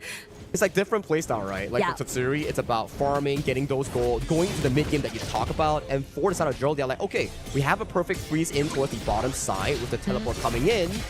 As long as this freeze maintains, that's a flash engage coming in from the side of CC on towards Danny. But L wasn't nearby here. Draw going dangerously low. 2-2 coming in from the side of L. Finding the first pick up here, but they're going too deep. Danny gets the first kill, and CC traded off, paying their lives for their over-aggression. And Tatsuri got a double kill within 2 minutes. That's gonna be such a great boost to a hero like Lorian. I mean, like, the Nemesis, they took too long to take that Lapu Lapu down. Like, the damage down, like, burst now damage down isn't allowing them to do that insta-kill, actually. And it was already really good, right? The wave was frozen, they were winning in terms of trade. They just need to make sure that they go in together for that instant pickoff. But CC and L felt like they were not in sync, and Carl, he just stole away the Crimson Golem. And it may feel like that was a personal thinking on the side of CC because he just flashed in, right? Alright, it's gonna be for Miggy, putting on the spotlight and getting the news that there's a killing happening at the bottom. Yeah, well, he will feel happy for Tatsuri to get that double kill. I mean, yeah, right. We were talking about how he needs to farm towards that mid game for those crowd controls, but all of a sudden he's like, oh, free kills towards the ball lane. Don't mind if I do. Exactly. Slow mid-game thus far, right? And we are looking at like a 50-50 goalie between the two teams. At the very least, if you are on the side of Boom Esports, you're pretty happy, right? You want Channel to actually scale over to that critical item trinity. We talk about the Shadow Ripper, Eternity Blade, Daybreaker. That's where you can actually take down tanks like TNX and also Top Z. Exactly, and even better is that with this Lapu Lapu, they can actually gain in the vision control at the bottom. As you can, they just kind of lock Gel up, right? Yeah, I mean, we're still missing a bit of the 2v2 combo action coming in from the Angela and also the Diadea. Yeah. Like, L has been fantastic in towards that bottom side, but when talk about the 2v2 combo, not much from the mid roam coming from Nemesis. So it pretty much, like, to me, it seems like L is trying to concentrate in at the laning at the bottom, right? Instead of just complete those combo with Angela. That's true, that's true. And with the 4th minute mark here, Tyrant has been spawned. Take a look at the positioning coming from both teams here. We do see a charge coming in from the side of L. Raging Sea casting on towards L here. L has to escape towards safety, but the river has been won over by the side of Boom Esports. Danny getting charged in by the Skyfall, gets taken down, but TNX, where can you go? You are in the middle of 2 towers. That's a 1-for-1 trade, but at what cost? Tyrant control given over to the side of Boom Esports. I mean, like, the way how Nemesis is playing right now gives me that kind of feeling that they are really committed into getting kills, no matter what cost they need to pay. But I mean, like, after this, Boom Esports can actually rely on Carl's sustainability and get this Tyrant. And Carl has been amazing, right? He was finding pickoffs after pickoffs here, but take a look at the Skyfall from downtown, looking for the play, but Tatsuri manages to escape towards safety with the help of the flash. So far, Tyrant goes in safely for the side of Boom Esports here. No fight will be continued whatsoever for the next upcoming minute. I mean, no fight, no go different is definitely acceptable on the side of Boom Esports because we mentioned they need time to farm up.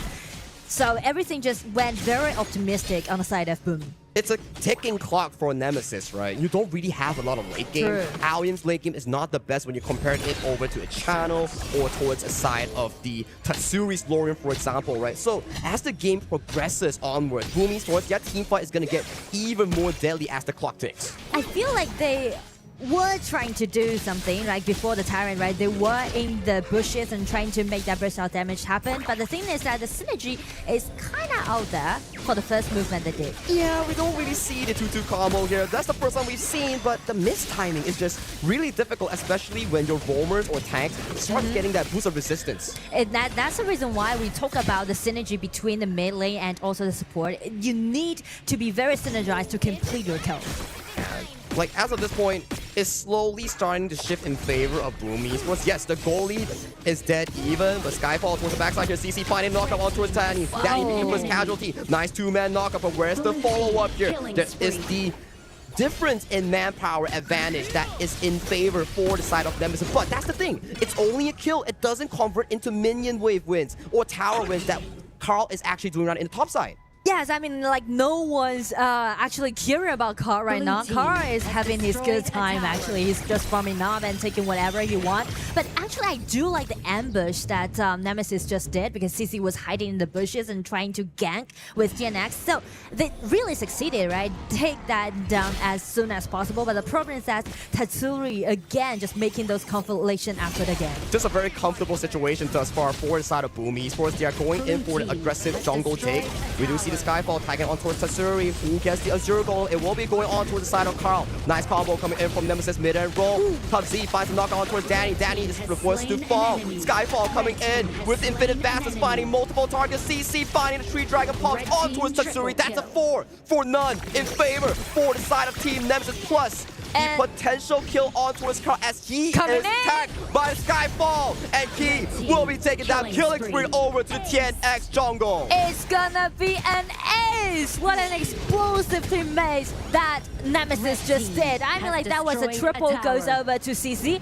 Like what we mentioned, he's definitely gonna be the core player of this team. And also, I do like the flash down by Byron, right? That knocked up just kind of fixed the spot of the team fight. Yeah, he found Danny in the middle of everyone, and by the time Danny had flash, he couldn't react. He was already tagged by the Diadia spell too, and if he flashed, he's gonna die still. Exactly, so it's kind of torturing for Boom Esports to have those team fights happening around those narrow spots. This mid-game, right, it's gonna be even more difficult right now for the side of Boom Esports. At the very least, if it was a 50-50 game with good resource going over towards Danny, it will be really good. But now, if you're on a channel and you don't have your Daybreaker by 10-minute mark, you're really weak in team fights. Exactly, and just check the gold. I would say CC actually got a decent, like, 1,000 gold lead against this channel, so definitely. And I do like Nemesis, how they're reading their own composition, even though they fell behind, but they still know that there's alarm setting for them, so they're just playing really aggressively. It all started with the Azure Golem invade, right? Yes. They all overstood, they got the Azure Golem, but the Skyfall tagging on towards Danny, resulting in that big comeback of team fight for Nemesis. And as of this point, Nemesis, I would say, they're in a comfortable position here. If they keep on rolling the jungle, getting the Tyrant, 10-minute mark, Boom Esports might start to choke out. And there's only 1 minute to go, so it's gonna be kind of painful for Boom Esports, especially they are kind of suffering from those lanings. The only way that they can do is let Zilong to do the splat push and try to buy them more time. But that's also a problem for Zilong, right? It's not the best late game hero like the Jane, Luna, all those for example here. But going back to live, there's a bit of a tip and tap here, but I don't think there will be much of a fight. And for this Zilong pick, right? Yes, you get a lot of farm. It's like a 4-1 tank. You're strong early to mid, but late game, you start to fall off because you don't really have that much pressure and you have to play with the team more. And especially just highlight about the Skyfall feature again and again by TNX, this Nerja. So it's easily for Nerja to use his skill 3 and just catch this Zilong at the side lane. Exactly. And it's starting to be really difficult for Danny, right? He's so far behind in terms of gold. Every time the Skyfall pops on towards him, you don't really have a lot of crowd control to fend off the Nerja against the channel pick. Exactly. Their lack of controllability, actually. But still, they're feeding Danny with this red buff and trying to play around this channel because they know that channel is definitely going to be the core in the late game. But still, 10 minutes mark is going to be the most deciding moment. But so far, I think like Nemesis, they didn't recognize that it's going to be the 10 minutes mark. So it's going to be a little late, but still on their way. Oh, Skyfall coming in. Tatsuri once again being tagged on. Has to use the mobility to dodge away towards safety. TNX barely dodging the ultimate coming in from Lorian, but that is a lot of spell expended by Boom Esports. Getting in, trying to get a touch. Slowly resetting the Shadow Tyrant. But the HP. thing is that you can see Danny, this channel, he's low of mana. He's out of mana. That's the problem. Like that is a problem. You're poking a lot, but it's like out of mana. It's like you're poking, but there's like HP regeneration coming in from the Diadem, constantly amping Tough Z. I like the little play here coming in from Carl. He tries to sneak the Shadow Overlord, but Ring of Fire pop, you're seen, you can't trade, and this Shadow Tyrant goes in freely for the side of Team Nemesis. Exactly. But still, Nemesis needs to hurry up because since the time just goes on, it will be very difficult for them to close out the game. Yeah, a bit of 2-2 combo coming in from L. TNX force out the Skyfall. But the damage has already been done. Tower down for that bottom tier 2. They just need to wait for 3 waves to march in simultaneously for the upcoming play. You know, I can see some potential play maybe by Tubes. Like by this Baron. I feel like with the Pure Sky and also the Flash and how he's using his go-to, just give me that kind of feeling maybe he's gonna be more like, I don't know, explosive. It's like, how you say, too flash. Hammering, like hammer. Hammering.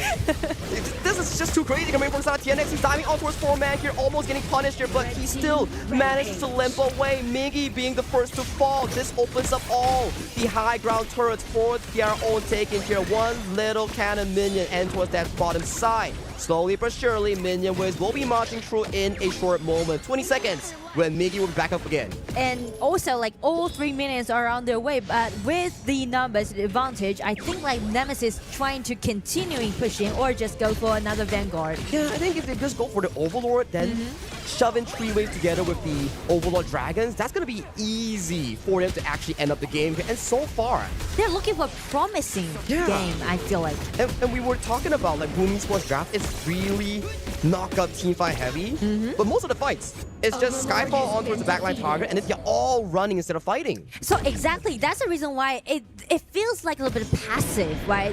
When they're trying to counter-attack Nemesis, it's all because of the initiation is not that tolerant as the Skyfall coming out from TNX, because the only initiator you can rely on is this Lapu Lapu and also Dharma, but coming in front of it, it will be easy to dodge. And especially to the fact that one thing's for sure, when you Skyfall on towards the channel, who's gonna do the damage later on, right? When channel falls down. You see Miggy going in, getting tagged on by a bit of a spell here. Flash engaged towards the side of Tusk. Finding the backline draw is in the middle of a few members on the side of Nemesis here. Just a bit of a trade-off on towards the spell. As the Dragons are marching in, how does Boom Esports defend this? It's gonna be very painful, very torturing.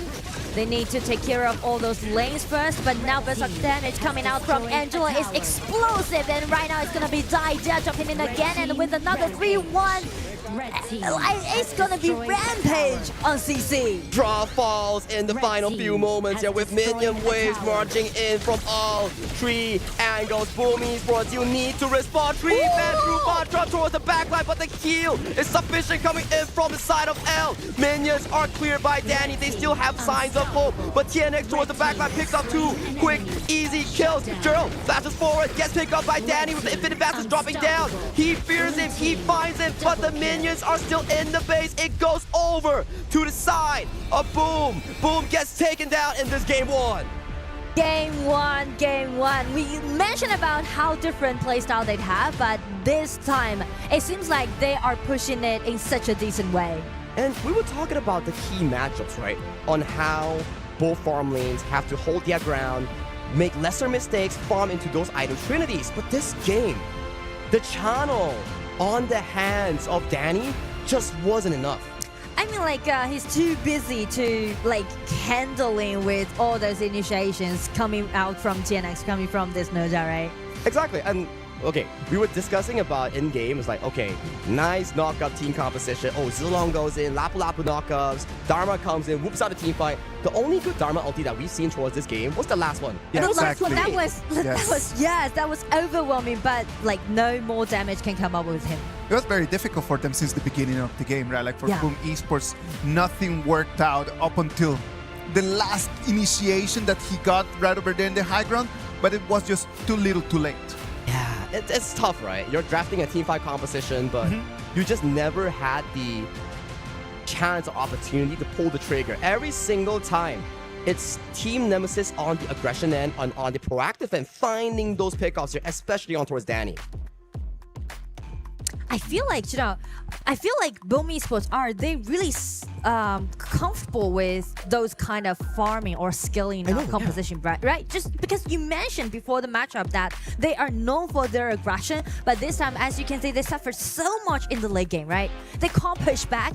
I mean, like Dharma is trying to find a nice angle, but all the time he just blocked away by the ulti coming out from Angela. It was always just very, very, very close to each other up until about like the 6th minute when things just start turning bad for Boom Esports, right? Like Team Nemesis completely got control of the game. And one key player that I really want to point out coming in from the side of Team Nemesis, L on that Diadea. What a nice play coming in from the entirety of him. Yes, you can say that it was a bit of a miscommunication in that early 2v2 where they dropped, but in the later stages, he was playing super duper well, CCing the correct targets, and then healing, funneling all that HP back into the correct target as well. Yes, from his play, I can see this kind of energy, because from the very first minute, he's just playing such a fierce way, just jumping in again and again, continuing pushing his teammates to do the team fight. I think Nemesis had a very clear idea on just going and just targeting Danny. Yeah. And just understanding that Danny, if the channel was not going to be able to have any items, there was no damage that actually could come from Boom Esports. And for me, this was a key team fight, right? That triple kill or going over to the side of CC, supplementing any single loss that he had back in towards the laning phase, and then they get a clean ace. It became a snowball effect for the side of Team Nemesis. When you have no items in the team fight composition, even if you get the best wombo combo, there's no damage. No finishing blow. Yeah, there's no damage. You're just gonna just keep hitting them with pillows, and that's it. It's pretty overwhelmed. Since it goes to like up to 4,000 or 5,000 goal difference in advantage of Nemesis. How does Boom Esports come back from this, right? I think the playstyle of Boom Esports is really different compared to what we've seen back in the PKL Grand Final. And coming in towards this series, they seem to be more reserved, good on the map. They were doing really good in those split pushes, but when it comes down to team fight execution, it took them quite a while to actually realize they have to be on the proactive end. And speaking of that, I think maybe for game 2, they will like hard to play his UQ. Because I still remember his showcase by using that UQ. Well, right now, the IKL Spring 2nd place Team Nemesis got an advantage on top of the PKL champions. Let's go to a break, and when we come back, game number 2 to see who's going to be moving forward into the upper bracket.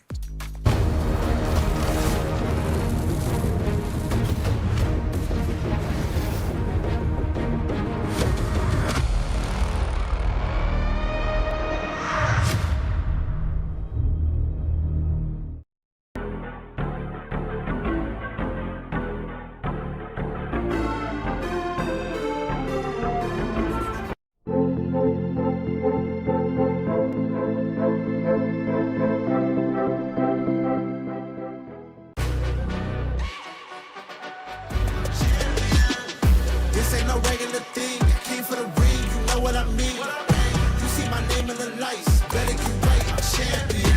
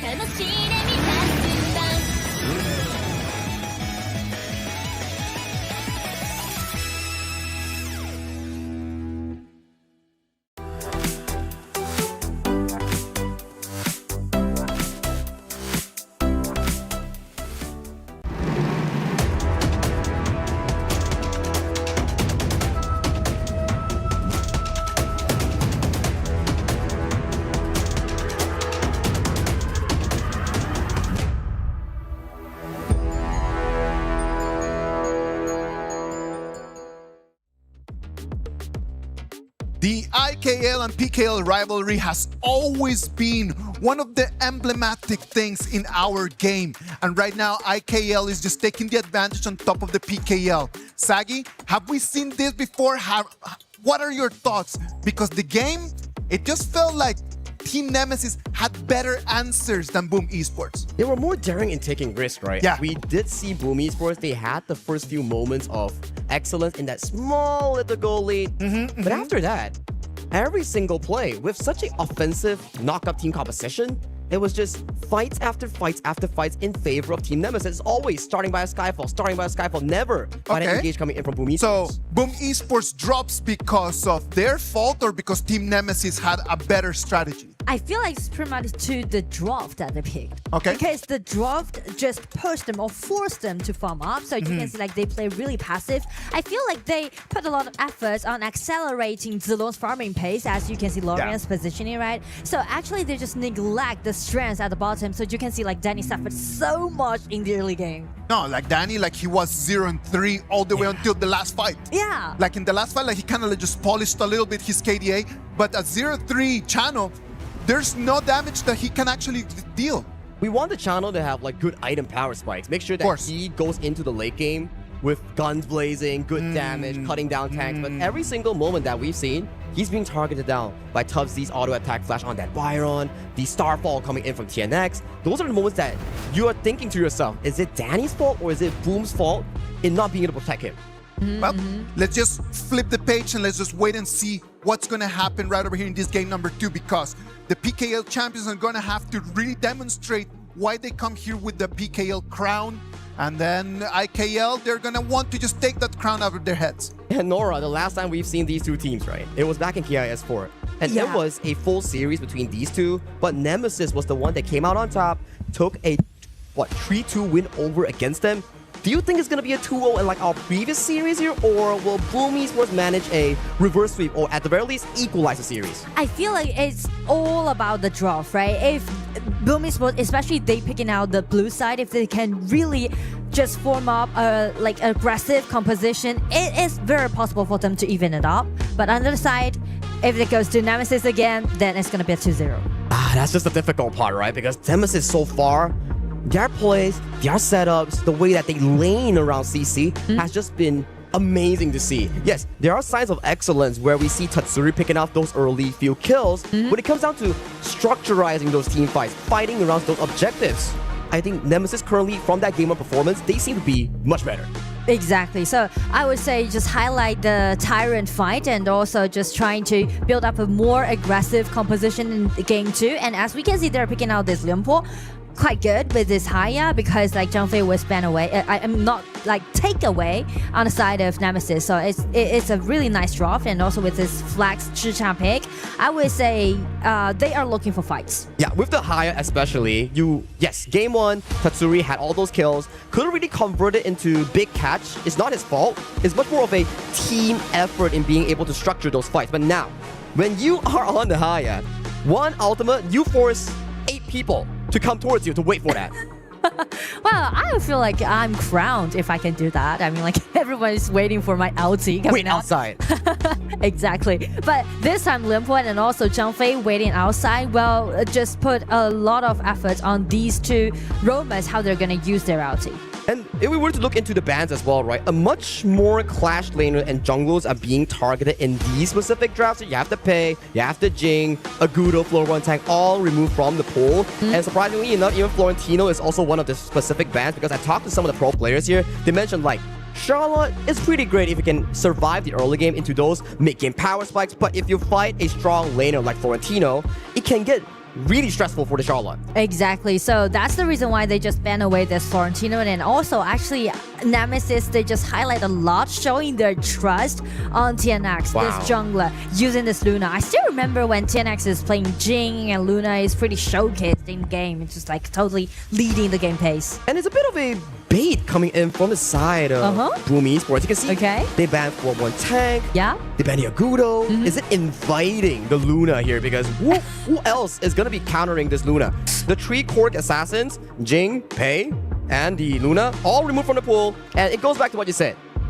Carl's Uku Tachibana. It's here. Yeah, I really had my high expectation on this Yukio. Like for Carl, Yukio is definitely one of his signature hero, but this time with Luna, I'm not that sure actually, because both Luna and also Garuda and even the Shadow, they're quite like long attacking range hero. And that's a Devara farm lane. Even longer. I mean like full poking heroes. Yeah, four scaling heroes here. If for the side of Nemesis, they lose that mid lane push, that Ukyo Tachibana is gonna eat the Luna jungle. Oh, exactly, because it has a like stronger power in the early game play against this Luna. So definitely it forced Carl to play more aggressively in this game too, and also because of the Yukio play, they need to, save the time. I mean, like the alarm is setting for Boom Esports this time. And we go into the Boom Esports draft. You have the Chicha, Haya, Lianpo, Ukyo, and the Clash lane is Ata.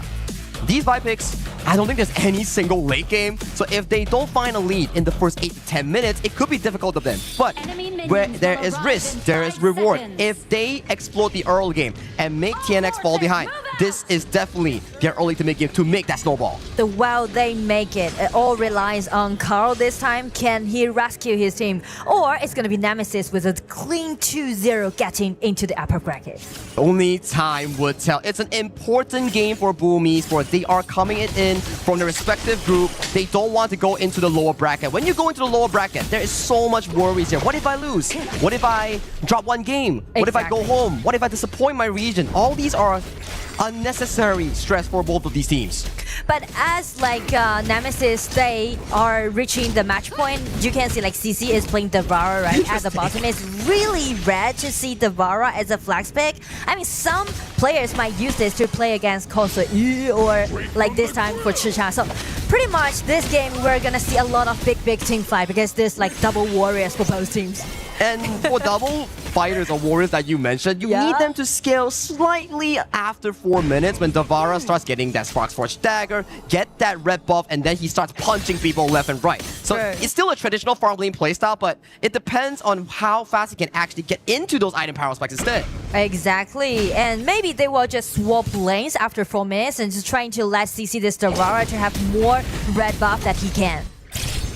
There will be a fight around that specific point because so far, if you were to look into this first 4 minutes, my personal player to look out for is Carl, Tatsuri. They need to force spikes. They need to make Nemesis uncomfortable. Before Nemesis gets those item power spikes on Tough Z, on CC, that's where they need to start forcing those momentum so that it shifts into the momentum of Boom Esports instead. If they want to do so, I think that Haya is going to be a necessary choice for this Yukio because you can't rely Yukio to be at the first 10, right? You need to rely on this Haya, and nice try by Tatsuri, but it was dragged away by TNX Luna. It's just a Luna thing. You can just dash around as long as you get someone marked, and currently TNX, he's yet to miss a single ultimate, but if he misses one, it's going to be detrimental for this pick. And that's one thing I do want to highlight because we are amazed by Luna's features, right? And it's kind of different with its Yukio because you can see less controllability on the side of Boom Esports while allowing TNX just showcase in the mid game. That's correct. And we talk a lot about Boom Esports. They need to play aggressive early to mid game. What about Nemesis? What do they need to do if they want to win this game? Well, trust Luna. The only thing that you need to do is just trust Luna because you can see a lot of poking damage on the side of Nemesis, right? You can just let Garuda just gently poking down the HP bar and just let TNX to shine. Okay, that's a pretty interesting one. Trust Luna, trust TNX. That's one of his signature picks here coming in from the IKL. And so far, not a lot of aggression coming in from Boom Esports. Yes, they have the goal lead, but it's still... How do you bully him? You're on a ticking clock, Boom Esports. This coming 4th minute mark on that Tyrant is going to be really important for the side of Nemesis. I mean, just watch out the positioning of Miggy. He's trying to make something happen. He's trying to do something upon this 10x because usually when you're taking out those assassins, you need more items, you need more ghosts. You are just going to share the mid lane with your mid lane. Miggy's the one that has the crowd control. You have the spell to enhance basic attack. Luna flying, pull him back.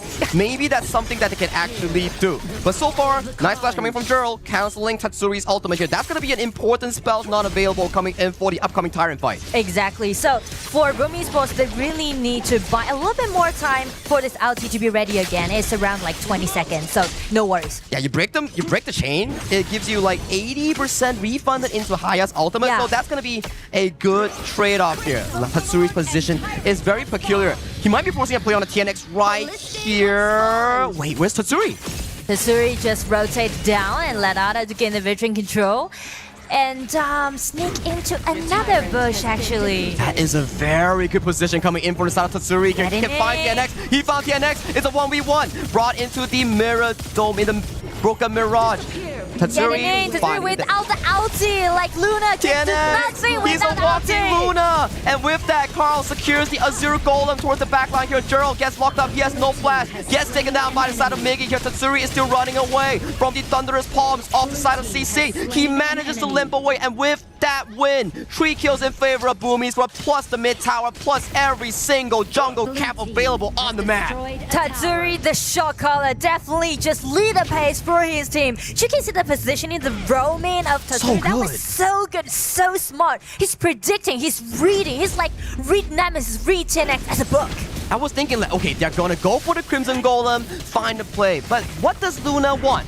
The Azure Golem, and he removed the Luna in that play. And Luna is one of those heroes after level 4. You start to have the momentum, and if you lose around level 12, yeah, Luna is really, really bad in late game. And when they encounter, the most fun part is that TNX trying to do the same trick, use his ulti and try to cancel Haya's ulti. But the thing is that the range isn't enough for him to do so. And you have like a reaction time, like someone in the bush starts pulling, like, oh, wait, I'm getting pulled. And it's already too late when you are reacting here. So in that specific play, Tatsuri plays so well in hiding his vision and limping all the way into that specific bush for that specific win here. And with that win, already almost a 3,000 goal lead for Boom Esports. Yes, and definitely the tempo's on. And right now, like for Boom Esports, they just need to pushing forward, play around Tatsuri.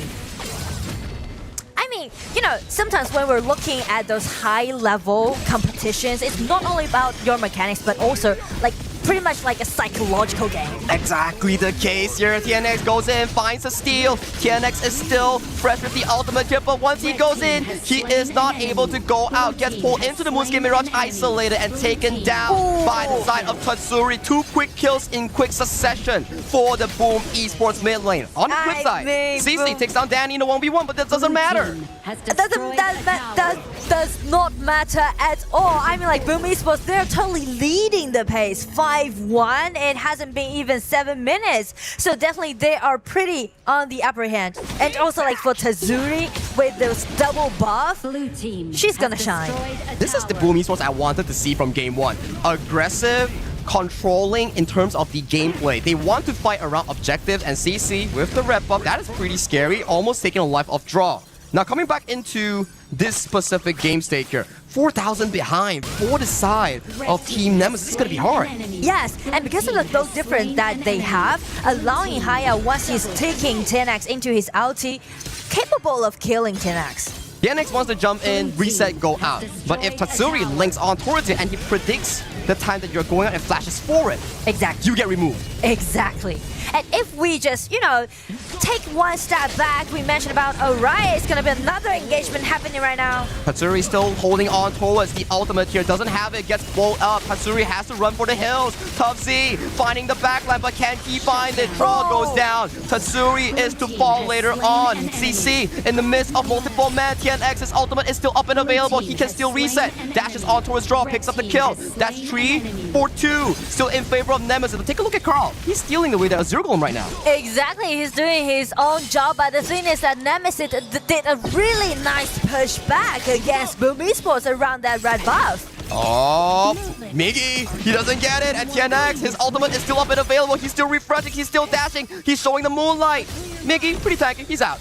Yeah, since the tier 1 tower is still standing there, and also it's a little bit terrifying for TNX waiting for that higher. But just check this initiation, right? Zhang Fei got a nice breathing control, and also after Devora ulti, with the ulti coming out from Joe, you can see that the poking damage is totally enough and then just leave the field to TNX. CC did so much damage this entire team fight. Yes, he almost fought, but in that specific moment, he flanked towards the backline, got Danny, got Tatsuri, and from that goal lead, yet it's still not the biggest, but at the very least, there's still fighting chance for the side of Team Nemesis. Exactly. And also, I mean, like, just take one step back. It's all about the logic between those engagements. It's totally different. For Nemesis, if they just landing those poking damage pre-set, for the preset, then it's gonna be the time for them to use TNX and just trying to win against Boom Esports. Two fighters as well from the side of both team compositions here. Chicha, not the most traditional marksman. When it comes out to the late game, it doesn't shine as well compared to Charlotte. That's at the very least for my take.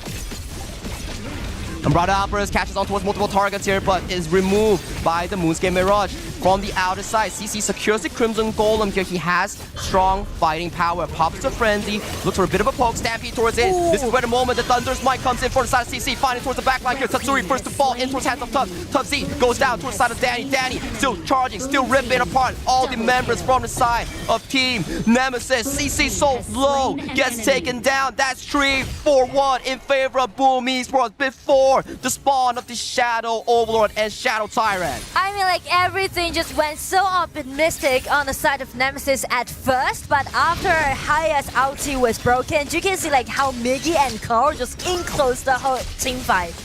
And for me personally, alright, CC on the Devour, that was amazing. You were chasing down multiple members here, but you're not hitting the same target. Yeah, you got Tatsuri, but what's next? You run out of your ultimate, and then Danny is still ripping apart of the multiple members in towards the backline. That's not what you want. And with that loss of the team fight, is going in favor of Boom Esports for the next, at the very least, 2 minutes. Exactly. And I mean, like, Carl, you can't just neglect Carl, right? We mentioned about how good he is playing with this UQ, not even mentioned to he's with a 2,000 gold lead right now. You did your research, Nora. Ukyo Tachibana on Carl, one of his premier picks, and he is definitely showing up right now. 2-0-5. Yeah. Even has the frigid chart just in case he wants to lock down TNX. Exactly. Beautiful. So, like, double preparations made for TNX. Highest ulti and also Carl's equipment. Not gonna be an easy game for TNX. At the very least for now, all 2 minion waves will be marching in simultaneously in towards the high ground. CC trying to fix a wave in towards that bottom side. At the very least, try to slow down the momentum on the side of Boom Esports. Boom Esports, they are almost chipping down this top tier tree. Melee form coming in from the side of Danny's. They got it. They're backing away. But the thing is, we mentioned about both teams are actually going for those melee fighting compositions. So the high ground tower might cause an issue on the side of Boom Esports. Oh, that is an interesting flash coming from Z. Yeah, I feel like it's like a miss. Like a fat finger sort of move? Yes. Yeah. Oh, Miggy goes in, finds a play towards TNX. TNX has to use the ultimate, has the refresh still. Tatsuri walking forward, pressing for vision. Tyrant has already been expired here, Boom Esports. They want to clear one more wave before moving to the Shadow Overlord. Exactly. And we mentioned about the item that Carl made and another Splendid made by TNX. Just put another more, like one more layer to the team fight. Can you explain more on the Splendor coming in from Luna? Is it specifically for the Haya? Yes, exactly. Like just for the Haya. When you go in, you can use the Splendor to break the Haya chain, right? Yes, yes, yes. You can trigger it out and also allowing you to just slash back with your ulti in. So it's gonna be like put one more layer to the engagement, but because the vision control is so huge, like the whole map is controlled by Boom Esports right now, so it's kind of a bit hard for Nemesis to push back so far. They need to find a perfect team fight. My perfect team fight is Haya misses the ultimate, gets picked off by CC, then TNX gets the free unlimited dash towards the backline. That is my dream scenario for Nemesis. But whether or not it happens, it depends on Carl whether he hits that CC. Exactly. Blue team has destroyed a tower. Vanguard's at bottom with a red buff. I mean, Carl can do such a great insta-kill right now. Slowly, Overlord double waves in towards that bottom lane. TNX finding a bit of a poke, but good wave clear, good defense that's being held up by the side of Team Nemesis here. So, at the very least for the side of Nemesis, they still have time to farm. Let CC, let Tubbs skill into the late game. Because of the Garuda that they picked, they don't need to worry a lot about the wave cleaning, but still they need to worry about this Limpo pick. It goes in, finds the engage. Good wave clear coming in from the side of TNX. Carl being forced out by the Wings of Judgment here at the very least for the upcoming 2 minutes. It won't be much of a push here. The stronghold is still holding on great for Boom Esports. This is the problem with Chicha. Chicha, when you go in as a tower pusher, is not as great compared to a traditional farm lane. Exactly, and so does the Valor. So that's the shortage that both teams sharing in this game 3. But you have to prepare your passive as Chicha, then walk up, push for 3 seconds, and that range is so short that you might actually get engaged on. So that is a good thing for Team Nemesis because it actually gives them more time to farm. Exactly, and especially there with this Garuda pit, right? So that's the reason why we just see like the tempo slow down a bit. CC got caught. Tatsuri pulls CC in towards the Moonscape Mirage. Everyone is moving here. TNX is very far away from this team fight. This could be a once-in-a-lifetime chance for Boom Esports to isolate the members. They find CC, and that was off of a very smart bush check coming in from Miggy. I feel like that is very clever for Miggy to clean up all those bushes. They're not lower their guard, even though they got a huge back control. They're trying to make sure that every bush is clean for this hire. It's like what we say about discipline, right? It's like the protocol. Has this bush been checked? Can I go into that bush? And then Miggy's like, okay guys, I'm the tag. Let me go in. I'll clear the bush for you.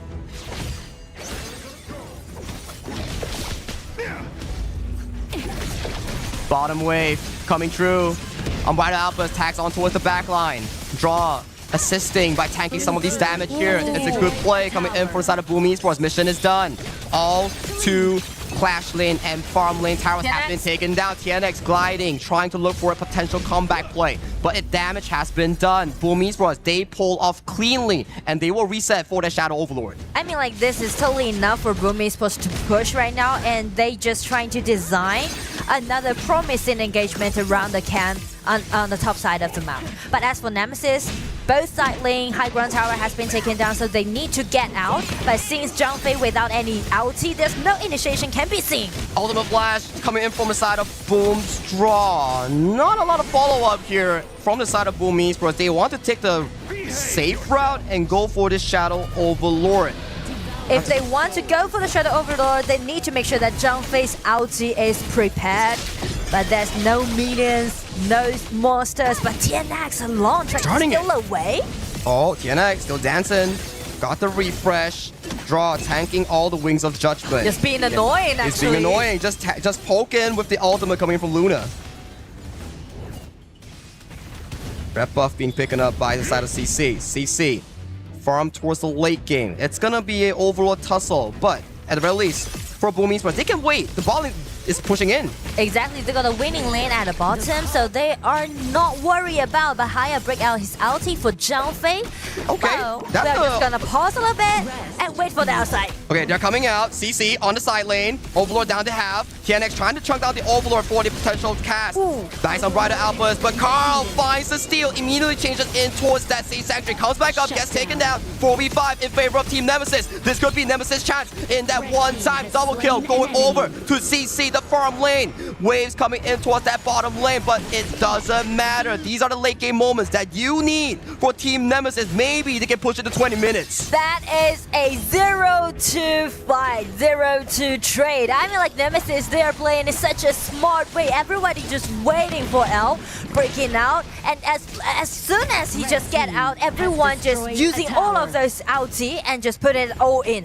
And this is Devara's main power spike. We talk about how Devara is a hero that needs so much items, so much gold, that sometimes doesn't work in rank. But when it comes to competitive, every single one is giving CC the room to farm, and with this specific late game here, is looking to be back in control for the side of Team Nemesis. And it's still continuing. As you can see, they're doing something onto this Tyrant Haya. This ulti has been cancelled by his opponent, so it's gonna be such a great threat upon this Haya. Haya has been taken out instantly, and it's coming out the ulti from this Leon 4. 3 member has been knocked out, but here comes Zhangfei with this well-prepared ulti. Getting it seems to be as a close on the side of Nemesis. CC is still chasing towards the backline here with minion waves marching in towards that mid wave. 30 seconds on 3 members of Boom Esports. It was looking good for the Hungry Wolves, but now Team Nemesis, they have the shot in going for that game-winning push. They need to be cautious. Come in, because the minions also on the top side of the map. Limbo is trying to sacrifice himself, trying to rescue his buying time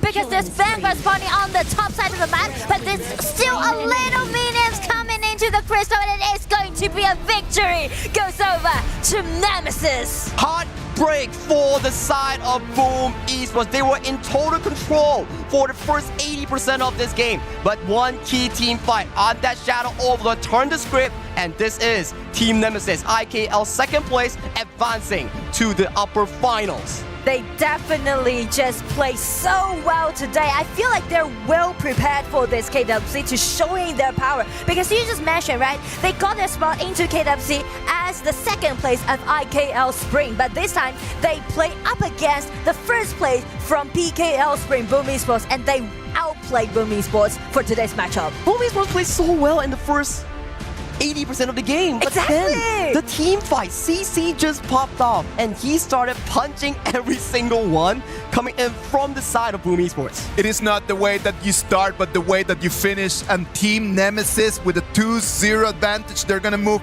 later today, this afternoon, into the Group D upper bracket final. Congratulations to Team Nemesis on that amazing victory. Oh, wow, that was a breathtaking win, right? Every single moment that we see, like, okay, Boom Esports, you're doing good, Tatsuri, finding those flanks. But this is the thing. For a all-in or nothing composition like Team Boom Esports, you can't afford these mistakes. I think Haya broke her ultimate 3 times, and all that 3 times, it led to disaster. Exactly, and also because of the splendor that we mentioned 10x just made, and also when it comes to like late game, actually nothing is really promising.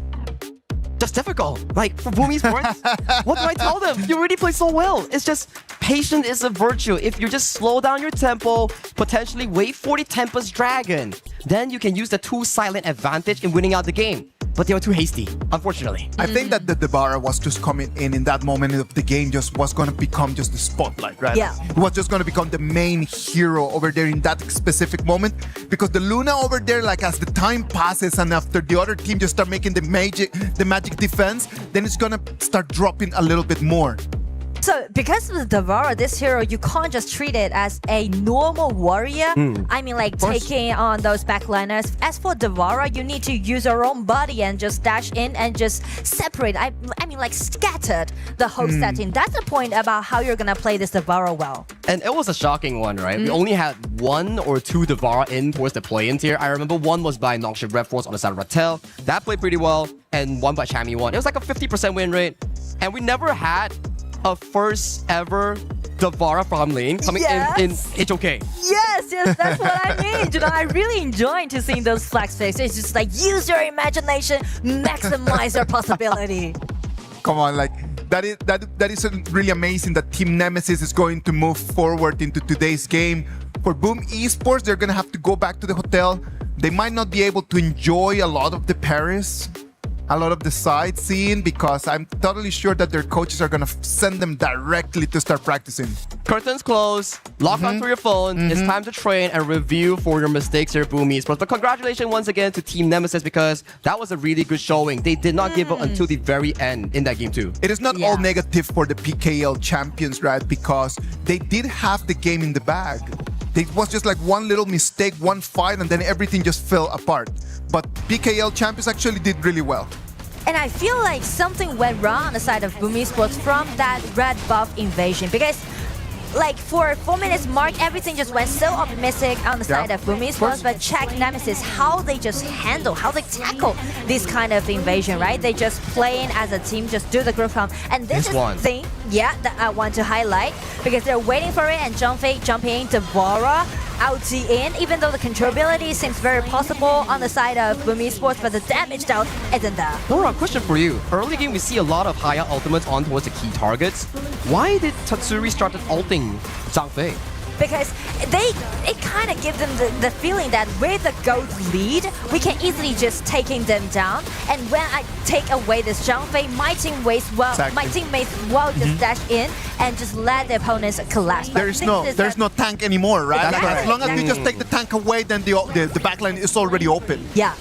What a comeback instantly. I mean, we were looking at CC, we were thinking like, how does this Devara farm lane work? And he showed you. Super tanky, with the ultimate shielding and spell 1 shielding. He soaked so much damage. I think the full burst coming in from the Chicha, and that made it such a big problem. If you can't use the Chicha to break a double fighter and a singular tank composition, you don't have any damage. And I do like the way how they're using their own understanding, helping them to create advantages both on laning and also in teamfight. So I do feel like not only the mechanics, but also the resilience that we can expect from Team NMSS. Nemesis, yeah. Nemesis, sorry. Nemesis. I'm so thrilled about their performance.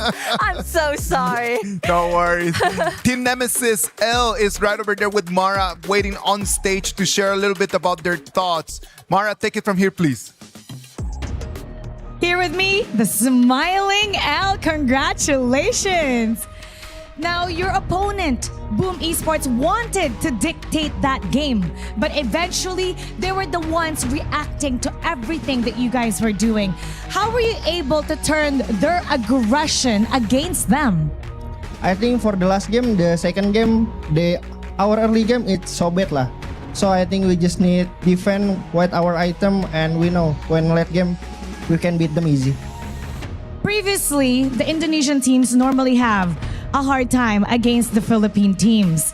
In fact, this Philippine team placed 4th in the Boot Camp Cup, and you placed 16th, correct? Last place. So what did you learn from that boot camp that's being very effective in today's match? From our boot camp, I think we learning more discipline, and we lower our ego, and we more trust each other lah. And for sure, me and Gerald have good history against PH lah. We never lose against PH team, so we're very confident this game. Congratulations, and it's always great to lower that ego and to have more discipline. And you know what? It's paying off. You defeated Boom Esports once again. Congratulations. Thank you. I say to supporter Dominator, thank you for keep supporting us, guys, and I hope we can going to playoff lah. So yeah, and also fighting to Team Vitality lah. Let's go playoff together. Job well done. Congratulations once again. And now we'll head back to the casters. Lead the gorge. Ego is not a bad thing. It's something that just needs to be kept in check, right? Like, it's something that you need to learn to understand. It's something you need to learn to control. Patience at the same time is something that you need to always keep in there. And Team Nemesis, even though they did not have the best performance, they were able to take that patience and just at the end just cash it into a victory. All the 4 first matches of this group stage are already done. Today we still have 2 more matches that is going to be the upper bracket finals. The playoffs first 2 tickets are going to be done right after this break.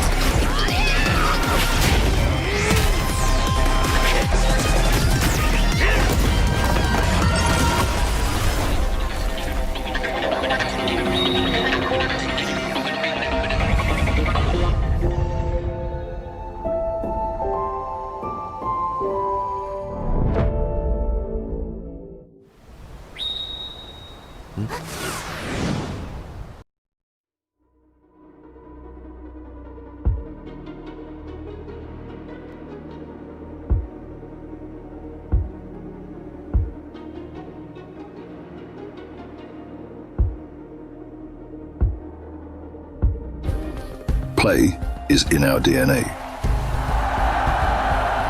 Whenever we let it out, it becomes our superpower. Now imagine an entire city being built to supercharge it. Geekay City, powered by play.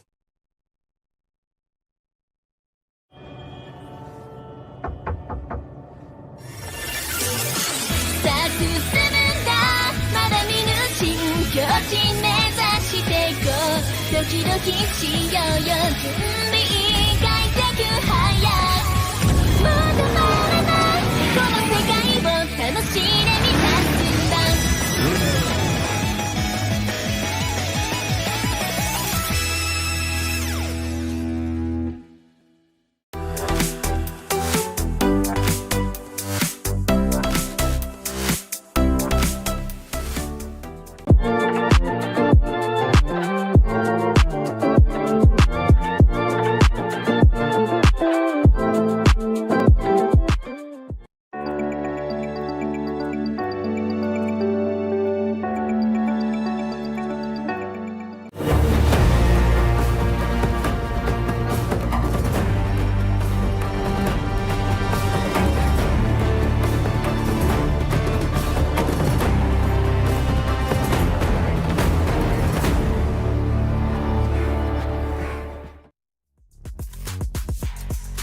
Welcome back.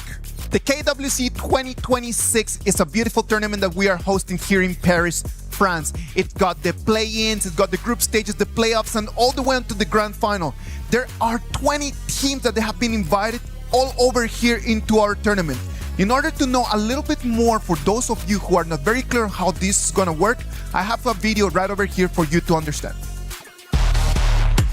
Welcome to the Honor of Kings World Cup, happening right here at the Esports World Cup 2026. Before we get into the action, here's how the tournament works. The global ban pick system will be implemented, and there will be 3 stages: the play-ins, the group stage, and the playoffs. The 8 qualified teams have been split into Group A and B and drawn their placements on the bracket. The play-ins will have best of 3 matches, where the top 2 of each group advance to the group stage. The 4 teams who advanced from play-ins will be joined by 12 teams that qualified from their respective leagues, forming a total of 16 teams for the group stage. The 16 teams are split into 4 pools based on their performance, with teams in Pool 1 being the top-seeded team in each group. The rest of the teams will be drawn into the groups, with each group having a team from each pool. The group stage will once again have best of 3 matches in a double-elimination format, where the top 2 of each group advance to the playoffs. Teams that advance through the upper bracket will have an advantage, so placement matters. The playoffs is where things get interesting. The team who advanced through the upper bracket in the group stage will first draw their selection order. Then, they each get to pick one from the other 4 second-place teams to play against. When all teams are picked, the stage is set for the playoffs.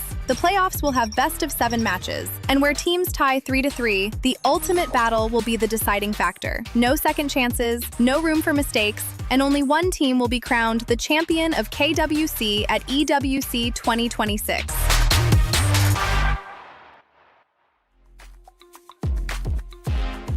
Thank you very much. I hope that everyone is very clear about how the tournament is going to work. And if you still have some questions, just put them right over there. We want to hear about what you're thinking about, what has happened in these last 3 days, what is clear, what is not, and then we will always help you out.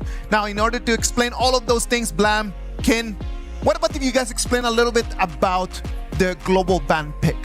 I love the global ban pick because it means you can only use that hero once in the entire series, unless we go into game number 7, but we'll talk about that another time. Yeah. So, meaning if you pick a hero, you must find success with it, because if you don't, there is a price to pay. Absolutely, and then also if you do pick that hero, generally like something like, I don't know, the pay, if you get that first game, you generally get to ban that away, and the enemy team's kind of like left without this tremendous pick. Yeah, you'll actually get lesser and lesser choices the longer the game and the series goes. So you want to start off on your best foot, and you want to start off on the right foot. The tournament bracket for Group B on your screens is going to determine our next match of the day, match number 5. It's going to have Aurora Gaming against Rock Esports. Aurora Gaming with a 2-0 game against Titan Esports Club, and Rock Esports against Influence Rage at 2-1. Okay, now let's talk about this one, because you know what? Both MKL teams, Aurora Gaming and Rock Esports, they are the powerhouses of MKL. And MKL is a very difficult league. Yeah. But what surprised me today was Rock Esports. They actually had to take 1L against Influence Rage. Talk BR is coming up. I mean, they could have just had the morning coffee, right? But no, instead they took a bit of a beating on the gorge by the Chuck BR team, Influence Rage, which, to be honest, very, very emotional. We saw the players on stage. It was definitely one of the displays that we love to see in KWC. Okay, so we'll give you a little bit of a background for this before we head into the match. Yesterday, when we were doing the draws, the coach of Influence Rage was actually really scared. He was like, I do not want to be in Group B. And hello, behold, you go into Group B and you go up against the one team you did not want to play against. And we can see why. Because the opponents, Rock Esports, are really strong. Very strong team indeed, absolutely. I mean, we saw them actually playing against them. They are the third seed, now going up against the first seed. Aurora Gaming against Rock Esports. One of these two teams is going to be our first qualified into the top 8. Winning this game is going to mean that you already have a spot in the top 8. It means that you can already start preparing for the best of 7s. Now, last time that they met each other was in week 1 of the MKL Spring when Aurora Gaming won 3-1. That was in February. Right now it's August. What has changed? I think this is a more focused team. When they first showed up in this year of MKL, everyone was asking questions about this Aurora squad, right? Yeah. We haven't seen them for quite a while, since 2025. Do they have the synergy together? And they surprised every single member on the cast. They came out with the guns blazing and they had a very strong performance. Well, I feel like after KIC 2025 as well, right? Obviously, they were the third place team against below Nova Esports, now Rock Esports, as well as obviously the team that is now Geekay, right? So they had something to prove. They didn't want 2026 just to be another 2025, just always being the bottom feeder of MKL. And these are players that we did not see for extended period of time, like players like Shihong, players like JR. And they were, I would put it as left behind because everyone was growing with experience. But when they came back, that was a completely different story. You could see the fire in Shihong's eyes. You could see the fire in JR's eyes. And that fire transformed into the Gorge as well. I think that from today's performances, when I watch the Aurora Gaming games and the Rock Esports games, I do believe that the jungler matchup is going to have to be the most important matchup in this game. Yes, it is. And I think we've seen the prowess of both teams' junglers, but I prefer the side of Aurora because I sense a little bit more consistency on his end. Absolutely, yeah. I mean, it kind of depends on the time of the day, the match itself with Conling is, but with Yulong, and you expect and get what you expect here with this jungler. And to be honest, I have to give obviously props to Zhong as well. Obviously, Lorian of that first series. Beautiful. Come on, man. Zhong, he was the FMVP for the MKL Spring 2026. So if you're an FMVP, you've got to have something in your bag. You definitely have to, right? At the same time, if we were to really just go back to and take a sneak peek into this jungle matchup, Conling against the likes of Yulong. Both junglers, they are very well versed. They have very deep hero pools as well. And here's one thing that I really like. The old junglers in HOK, when we started 2024, 2025, it was really like the tank meta, right? We have the Ogrins and we have the Menkeys. But right now, this patch itself opens up doors towards the assassin base. We've already seen the power of Pei. This is one hero that the both of them will wrestle over because both of them have had splendid KDAs and dominating performances. 0 deaths, a lot of kills. The Peis, the Yukios, the Jings out there.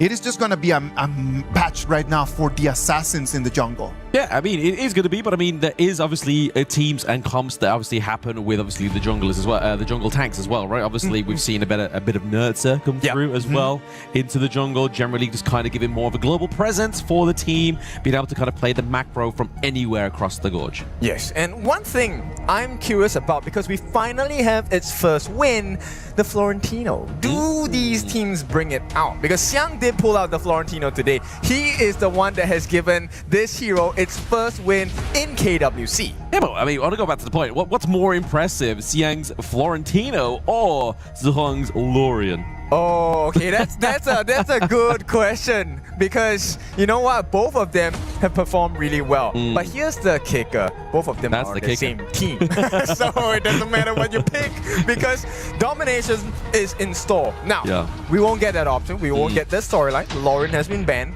They're going to pick up the Haya first. What do you think about Haya? I think the Haya is a great pick, right? Obviously, especially if you want to go for what we've been seeing down to the bot side of the map as well in terms of the support. Support is always going to be Zhongfei, Lapu Lapu first games, right? So being able to have that Haya, you're able to take away that tag from that team fight and basically make it kind of more of a dance for the enemy team to kind of be like, right, okay, we've lost our front line. What do we do? What do we do? Make them panic?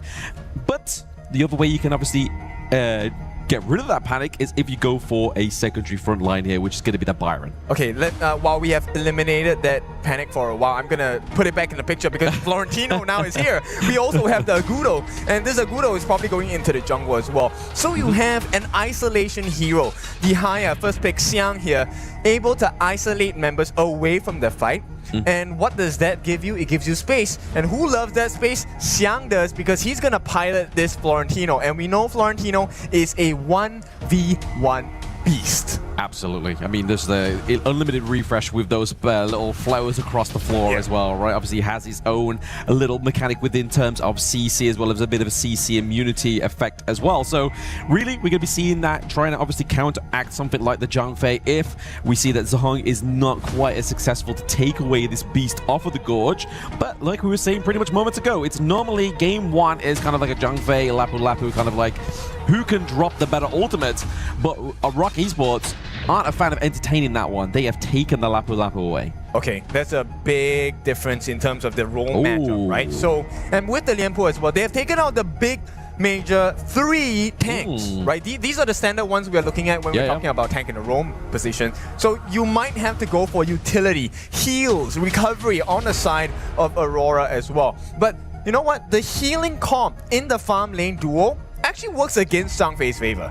Yeah, absolutely. I mean, you may get the Unbridled Burst, but then you're going to get that kind of second sustainability, right? Like any damage that has been done can be healed up here.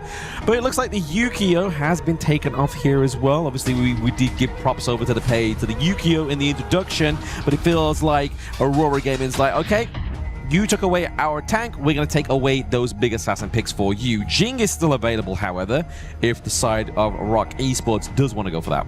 I'm going to contest you on that. I feel like Alarm is a great position here. You have 2 big CCs, 3 if you want to count the Aoyans ride the win as well. And the Lam is a natural counter against the Agudo, right? Able to use the space split into perfect synergy with the composition. And here we go. Rock Esports picks up the Nua. And Wendy, if you didn't know, this guy is one of the strongest players. He also hailed from KPL, and he's bringing his talents to the side of Rock Esports for years. He has found success, not the kind that they want, because he wants to win it all.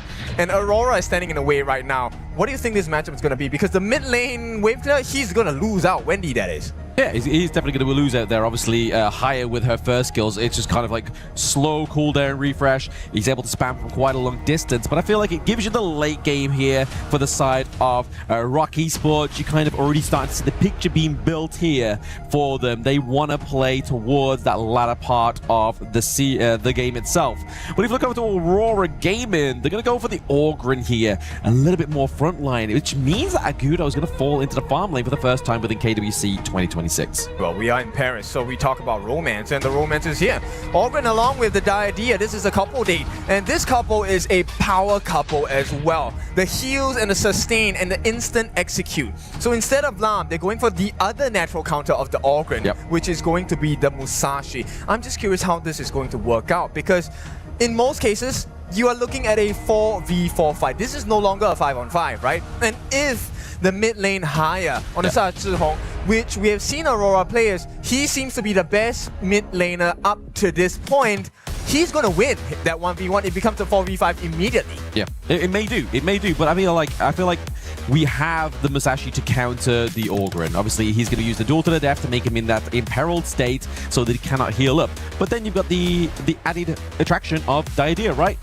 Musashi flies in, you get the bit of farewells, you lock him into place. That's when we start to see the wraparound from like the likes of Siang to close in on that team fight. And you know, those microseconds he buys with the mini stun might be the one that changes the fight. Because in this particular exchange, you take a look at Shren, who's holding on to the Byron. He needs to make sure his Storm Strike, the second skill, slams them on the floor. The most important person he needs to stop is the Florentino. And Xiang is known to be a very defensive Clash lane player. He does not over-aggress too much, right? Until the time is right, he's going to play a really safe game, which means you probably will be at a level disadvantage. And absolutely. I mean, I feel like the performances already from both of these two teams is influenced massively in that in-game vote there. You saw that is a huge lion's share of the in-players votes going towards Aurora Gaming. People want to see consistency. People want to see wins with ease, and that's where they're putting their money in for Aurora Gaming. Yeah, but you can see right off the bat, this is a completely different case. Yulong did not use a smite for the ball camp, gives it away back to Kongling, which was the original plan, right, for the side of Rock Esports. But this means they know that Kongling won't be able to invade. Oh, okay. We'll see Siang's actually taking a bit of a beat in there and a bit of a switcheroo for the side lanes, right? Obviously, don't want to be going Florentino against Byron in that early phase there.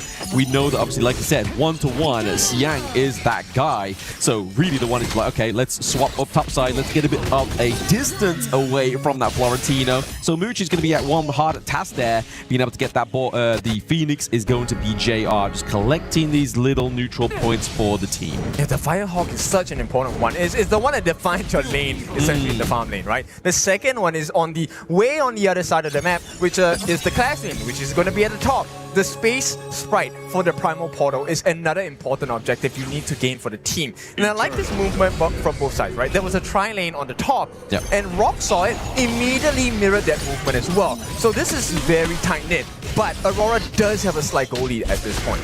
They have a very slight goal lead. I mean, it's nothing to kind of be like, okay, this is going to be the end of the game, but definitely a very brawling game one, right? Like you said, the top side of the map was definitely a trio. They're looking to be a very big buddy system going on here between Saber, Yulong, and obviously Zhang as well. Just kind of trying to share that gold in the mid lane. Yeah, the sharing is caring is very important, right? Especially when your opponents know how to do it up to the T. Yep. 3 members sharing the EXP and the gold is the ideal maximization of efficiency for our HOK teams here. It looks like they want to keep that pennant. And the faster wave clear at this point will be the game changer. If everyone does the same moves, faster rotation wins. Yes, and I mean, the good thing about obviously having Orgrin on your team as well, being Yulong, is you can create your own rotations with the Path of Passing. But it looks like they're going to go on the top side of the map just to try and keep a hold of that Spike Tail Beast here, try and stick around for potential of the Space Sprite as well. But you just see that they're both junglers, and just going back to their natural rotations, right? They've spent a lot of time in those lanes. I'm kind of concerned about the rotations. Wendy does have like the emergence, the TP up and down when necessary. You know, that's even out by Zhihong, who's able to clear the waves a lot earlier as well, which means he gets to start running towards the either side of the map. So we're kind of really neck and neck, and we really compare the composition. Rotations pretty fast, wave clear, all good as well. So it really comes down to, at this point, what I would see is the 4-minute mark. The Tyrant is going to be the tipping point for both teams. Absolutely, it's going to be the fights around that neutral objective that's really going to kind of tip the scales on who is going to come out on top of these this game, right? Obviously, like you said, the way that they kind of not countered but counteracted the picks on what they do and what they allow, like the wave clear, fast wave clear into the mid lane means that Haya can rotate up and down, but then also you've got the likes of the newer here able to clear the wave but use the emergence rather than having to kind of like skip through brushes. So I feel like the newer is a little bit more of a safe choice when you have that emergence available. That's true. And I like the fact they pointed out about wave clear, right? In most cases, we're talking about, hey, we want to have a fast wave clear, we want to rotate fast. Muchi did the exact opposite of that, actually, right? He did a lane freeze, so he has an EXP advantage against the likes of Xiang. And right now, you can see they have put on a completely different gameplay. It's about the T1s here. I think they might actually be able to get it.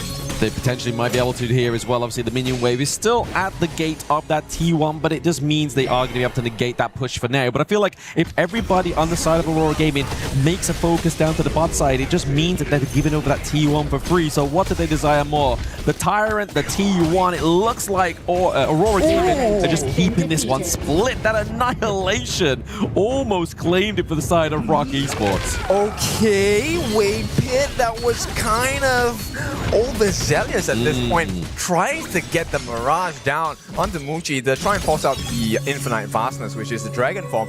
Was not successful. Rider Wind pushes him away. So you can see, right? It's the little things, but you can see the difference in terms of the players' mentality. They know how to play at the absolute limit. Oh, absolutely. They know the limits of these characters. They know the limits of their communications and team comp as well. Xiang being drawn back to the T1 there, just keep himself safe. Conling is looking for the duel to the death. He takes down Saber. First blood going up to Rock Esports as well as that T1 top side of the map. They were just waiting for that defining moment here. Rock are on. Yeah, 2 for 1. They get the T1, they get the first blood as well. Well, it is on Saber, which is a roam, not say the most valuable member on the side of Aurora. They have to also kind of watch out for the rest of the map, because at this point, while they have made the trade for the Overlord, T1 at the bot farm lane has been taken, and this one was taken by JR. They need to watch out for this Agudo, because late game, Agudo is a tower shredder, it's a tank shredder as well. Agudo with a frenzy as well, like that. That's an aggressive Agudo. Okay, the Unbridled Lightburst didn't quite catch on to them there, but it means that it is going to be the setup here for Rock Esports to come through. A double kill on Wendy. He is going to be the carry of this one so far. JR's able to get the pick off here onto Schwan. He's looking for those that he's protecting the backline of his team. Yeah, for Rock, that was a great trade. We can trade the life of Xuan any day, but we got Yulong. And Yulong is one of those MVP junglers we were expecting to have, and Rock Esports recognizes that as well. Right now, with a level deficit and a potential buff to steal from their blue side of the camp, Aurora is in a tight situation here. They are, but they haven't really overextended into... Rock's not overextended into Aurora here, and vice versa. We just see the Annihilation come through just to chip a bit of damage away from Aurora Gaming, just to keep them away from that mid T1 there, just making sure it's a bit of a stalemate. The replay here. Yeah, so with the emergence itself, this was a nice ultimate by Waypit. They were stuck in the air for 2 seconds at least before Wendy got the perfect timing and aiming on the Annihilation. That combination we can see here from the side of Rock is going to be so important, right? So Xuan together with Muchi as well as Waypit, the amount of knockups you have, you can't do anything when you're knocked up in the air, and this provides Wendy with one of the easiest Annihilation ultimates ever. Yeah, exactly. It was just a beautiful follow-up from each of the skills of their team composition, right? I mean, it's definitely kind of put a little bit of a wedge between the gold lead. It's just now thinned out a little bit there thanks to Aurora Gaming from their rotations, from their farming potential here as well.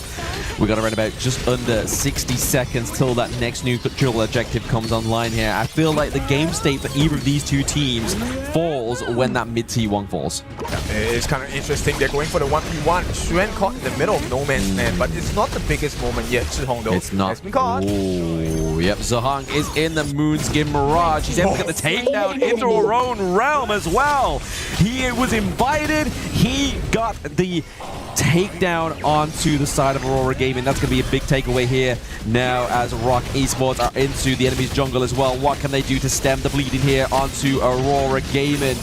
Conling has to get out. He gets out just with a lick of health. This could be the T1 takedown. Yeah, it's not working. Whatever they have in mind for the side of Aurora is definitely not working. And here's the thing. I feel like Wendy, he is super trigger happy with the Annihilation. Yeah. And for good effort as well. Why is Wendy doing this? Because he's going for the 25% cooldown build, right? Yep. So instead of going for the full burst damage with the Savant's Ra first, he's actually going for Venomous Staff, Twilight Stream, Mask of Agony. Yep. In total, you get damage over time, but you also have 25% cooldown reduction. You can keep throwing that Annihilation for free. Yeah, absolutely. The itemization allows you to do that, and I feel like that pressure also, if you're able to chip away a lot of your enemy's health, or at least a chunk of it before a teamfight even happens, I mean, look at that. That's like, what, about 1/5 of a bar of the health there. I mean, they were able to get the Tyrant. It wasn't quite as successful as Annihilation in terms of stealing the objective, but it's enough to put fear into the hearts of Aurora Gaming. It is, and with the Matrix, it's not going to be fun, right? No. And right now, Zhihong, we talked about this guy. We were expecting him to be, high flying from the get-go.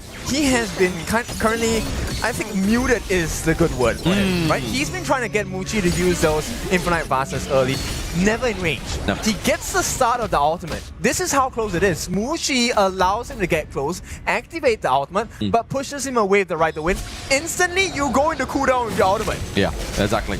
And I mean, it's even harder, right? Even if Xiang is able to get into close range, there's so many obstacles. Obviously, you have the creation blocks. You have, obviously, Conling. You have Schwan to protect the side of Rock Esports' Moochie here, but it's going to be a big fight for the Crimson Golem, which really kind of puts into perspective the game state here for the side of these two teams. JR was able to get the last hit there. They didn't quite steal it, but it was just enough here to put the pressure into the mid lane before this starts. I loved it. They wanted to put pressure on Yulong to get the smite out of him, but I like the patience from it, right? So they did not fall, but at this point... Oh, okay, a double unbridled outburst onto 2 here. Saber and Xiong are looking down pretty low. The major Mirage is coming out into effect as well. He has taken Con Ling into that realm, trying to get a bit of a punishment there, but it's going to be Jehar locking down Wendy. Yulong waited for the return and got the kill here as well, meaning that Tyrant is going to be completely uncontested here now.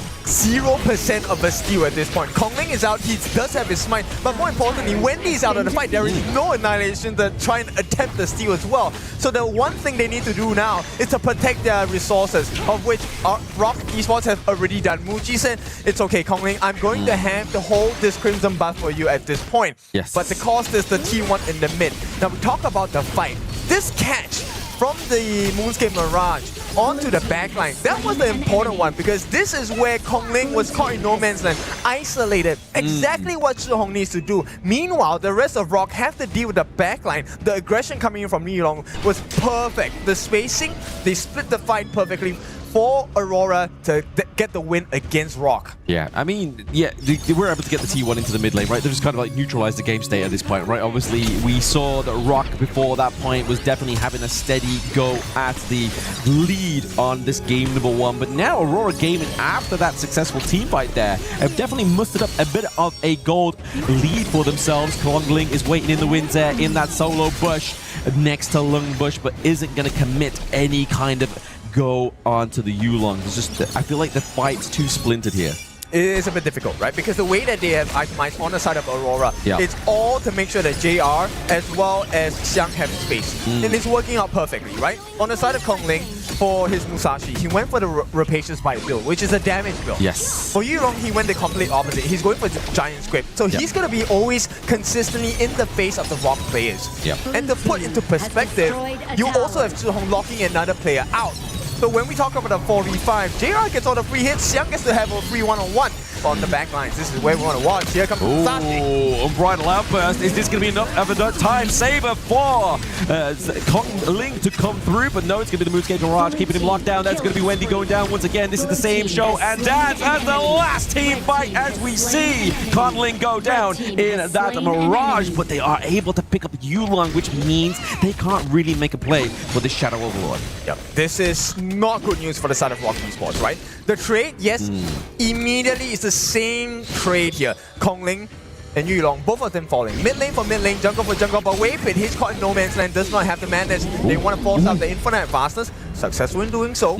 So Rock, they get to walk away. But this means the situation stays the same. They still have a 2,000 gold advantage for Aurora. Yeah, I mean, Rock Esports was really kind of hoping that that last team fight was really going to turn the tides into their favor, but unfortunately they fell short in the same means of disaster there. But now, obviously, with the emergence, means that Wendy can get in on this one, try and get the creation blocks to block out JR, but there is Xiang as well. But we really need Yulong here for some kind of steal, because it's not going to take place. But Kong Ling, he is a little bit too far behind enemy lines and gets taken down. That's why I said, do you really want to fight this? Rock Esports, yes, I know they feel the pressure of taking the Overlord and Shadow Overlord at this point. It buys them a little bit of time. But you gave the life of Kong Ling for free. So at this point, it also means you are opening up spaces across the map. There is no one to stop you long. The heals will come through. He's going to be a tank. This gives all the room for JR. And boy, this guy's already on the rampage. Exactly. They're really relying on the anti-heal of the itemization rather than the effects that we know that Kong Ling can do with the Musashi here. But is that going to be enough? Is the anti-heal from the items like the Venomous Staff going to be enough here to stop this basically blunder on the side of Rock Esports? They place the Vanguard down bot side of the map here, hoping to get that T2 takedown thanks to the Vanguard. Okay, one more time. Wave Hit gets that opening. He does get the opening. They get the Annihilation, but once again, you are in the realm of Zhihong as well. Now we see the fight for the Tyrant is going to be stolen here over to the side of Rock Esports. Kong Ling is within means but that is going to be the takedown for Rock Esports. They claim it. They've got the Vanguard bot side of the map. This is the perfect moment for Rock Esports to strike. Siang is on the run, as well as JR trying to clear that mid-team 3, but there it goes down as well. We still see the approach. Oh my goodness, the annihilation almost wiping out the rest of Aurora Gaming. They really struck fear in their hearts on the side of Aurora down there. Rock, they have made a great decision. It was looking so shaky, right? They already had the Primal Bond. I was wondering, did you really want to try and fight that? And at this point, the freeze comes through. Muchi has to give his life. But you know what? JR got life. But they need to finish more. They do need to finish more. They need to kind of mop up these minion waves as well. But just in time, Zahang is back. And there is going to be a double kill going over to the side of JR. Is this going to be the turnaround? Can they do it from this point forward, Kin? I don't think so. We'll take a look at the replay here, right? The whole focus here, I always feel like, okay, Waypit's ulti was kind of early at that point. But here is one thing that I like what Xiang was doing. He was trying to lock down Kongling on the backlines. But Kongling, because he has such good mobility, it doesn't matter. He actually pushes them away. And this opens up space. Take a look at the position of Mushi. He was left untouched in the entire fight. Once Yulong is down, everyone on the side of Rock gets to pick their target in Aurora. Yeah. Aurora here. Just looking to try and get some kind of siege on the enemy base. They need to pay back the dividends that they just paid themselves after a non-coordinated fight there. Obviously, we did pay attention to Waypit, ulted a little bit too early there, but maybe this is just the result of that rung play. No, I feel like maybe that was a good decision, right? Hindsight bias. If we take a look at it, Waypit actually allows Yulong to be in the midst of 3 different Rock members. They get the kill on him, and once Yulong is out of the picture, there's no one left for defense actually. Everyone else is really squishy. Yes, you have the heals, but so what? If Kongling doesn't have to use his duel to the death, it's going to be a freebie. He can catch multiple people, everyone gets imperiled at the same time. They do get imperiled at the same time, and that's going to be a potential problem here for the side of Aurora Gaming, right? But you can kind of see a bit of a Hail Mary play here for Siang down bot side of the map. He's just trying to get some control there, trying to get some pressure to keep them away from that mid. But the Mirage is going to come back anytime soon, and the health bar is not looking low enough here for the side of Conling. And there it is. They all collapse onto Zihang as well. He falls down there now playing a 4v5 matchup. I don't think that push down bot side is really going to give them the space that they need. Yep, that positional advantage. You could tell, right? The moment Zhihong used the Moonscape Mirage, and once our Rock members surrounded him, there was no way. You knew they had the ending in mind. And right now, T3s have been taken down. This is a completely empty base, and Yulong cannot fall here. If he falls, this game's over. Yeah, the Raid boss, he is the anchor of the team right now, but he's into the backline here, just taking a little bit too much damage. JR has to buy the Sage Sanctuary as well. They do have the minions approaching the Crystal. I think this is going to be Rock Esports taking game 1. Oh, you know this one means a lot to them. The screams of victory for the side of Rock. They had a very shaky series the previous time they played against Influence Rage. This was also kind of shaky at times. Oh, yeah. But they figured out the puzzle. Let's just get rid of Yulong. Once there's no more tank, no more shield, the backline is easy for us. Yeah, definitely not like the perfect display of what we've seen of Rock Esports prior to this moment in time, right? Like, they definitely have had more of a hand in perfection when it comes to handling their opponents on the Gorge. But this time around, I feel like Aurora Gaming definitely did trade blows for blows.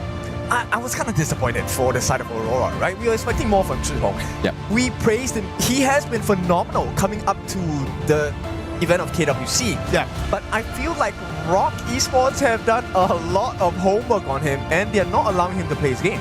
No, of course, but Zhihong, what hero was Zhihong playing? He was playing the Haya. But that's it, right? And how does Rock Esports reply that? With the Musashi pick, right? And then that makes everything very difficult for him, because then there's one person less that you can actually not pull in because of the way that Musashi works. So I think that Zhihong was just put into a very difficult position with that pick. Rock Esports shows us a little bit of how we can reply to that if you're going to allow that hero out. Impressively so, though. I mean, even though they lost, Aurora Gaming here, JR on Agudo, that normally isn't put down to the farm lane for like since like a couple of patches. 7-0-3, man, and taking the frenzy, he knew what he needed to do. Just launch the furball into the enemy. He gets the on effect from all these items as well. It's kind of like having a 6-man at one point. Yeah, but knowing what to do with the hero and having a good KDA is not enough. It's a team game, right? So, you know what? The vision that Rock Esports have, I'm really so in awe of it. Because they knew what the answer was. They could leave JR alone. They can tank the damage. It's fine. We just need to get rid of the shield. After the 6 or 7 minute mark, they realized, actually, if we just isolate Yulong, get rid of the shield, what kind of defense do you have? Saber has healed, sure, but you have no other thing. You don't have enough life points to survive the damage they can give on the side of Rock Esports.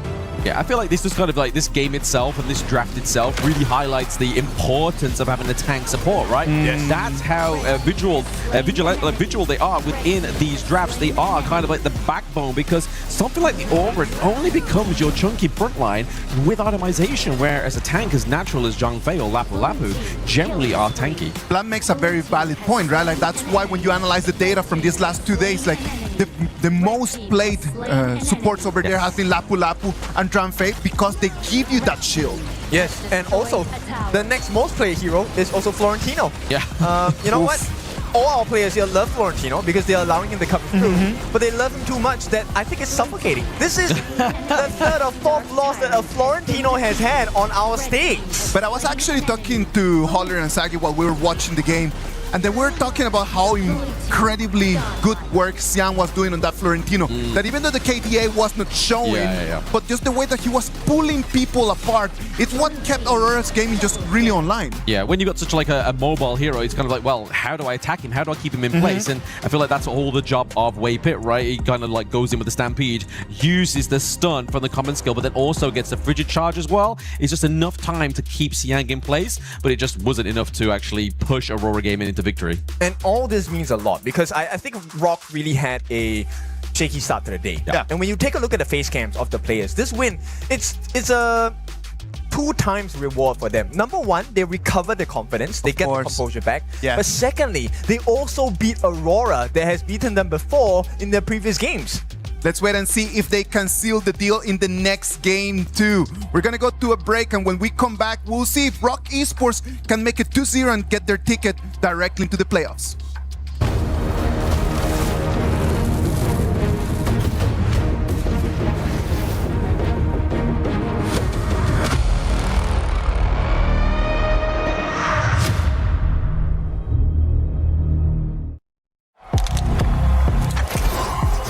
He can come in here and play my game. Let's go. He knows nothing.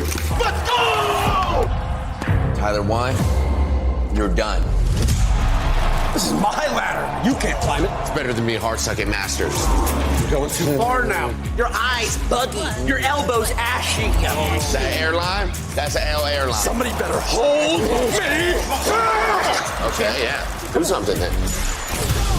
Raw energy. Blow the house down.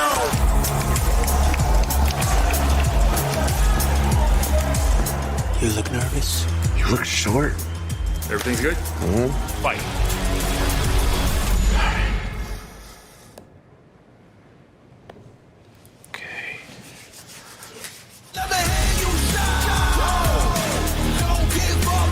Do you really need the wraps? Yeah, that feels like overkill to me.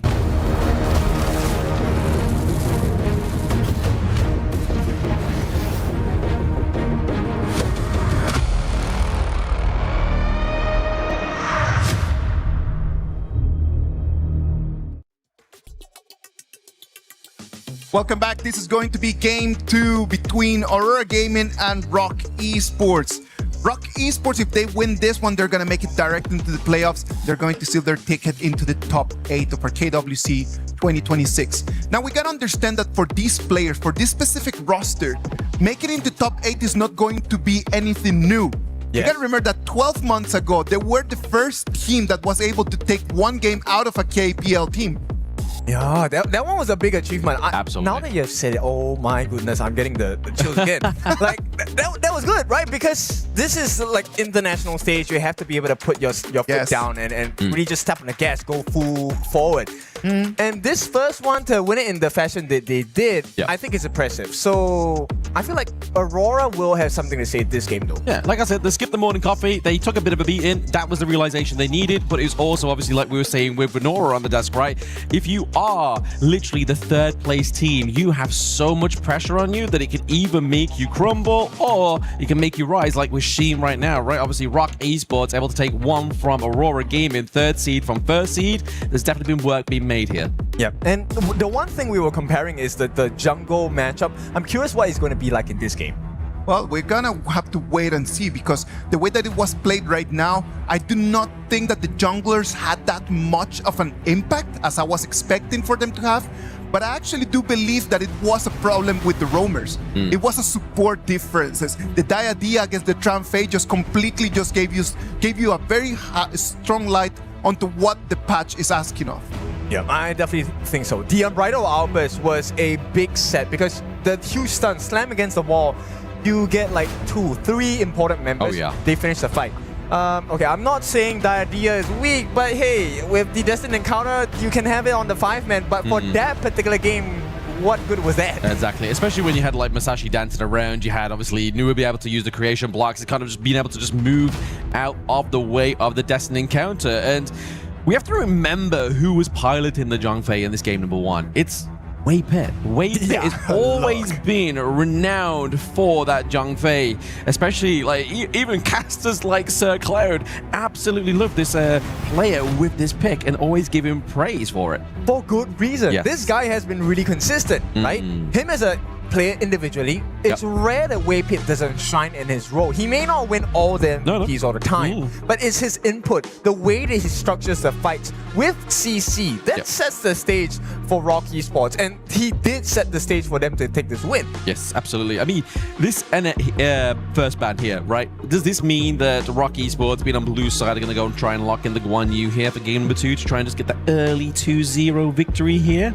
Well, no longer available, right? That Aurora game was like, no. We'd rather you have pay than have the Guan Yu. Just take it away from us. I feel like it'd be the first pay of the day coming through as well here. Our Rock Esports are definitely taking this one up for Conling. This is the pick we were kind of spotlighting for the entire day on how aggressive this pick can be. Yes, and these are the specialty picks for both Yulong as well as for the side of Kongling, right? And this also means we get to consider the responses in terms of the jungler, right? We might see bans on the number 1, the Jing, the Ukyo Tachibana, or the Luna as well. And the other answer you could have, we've seen this in other professional games, just go for a super hard tank. Yeah, absolutely. I mean, yes, he has the damage, but if you can kind of just like resist him until the late game, that's where his damage starts to fall off, because you've kind of outscaled him in terms of that shield in there. But it looks like potentially onto the side here, it's going to be the Mai Shiranui for Zahong as well. I think that's also a good, like,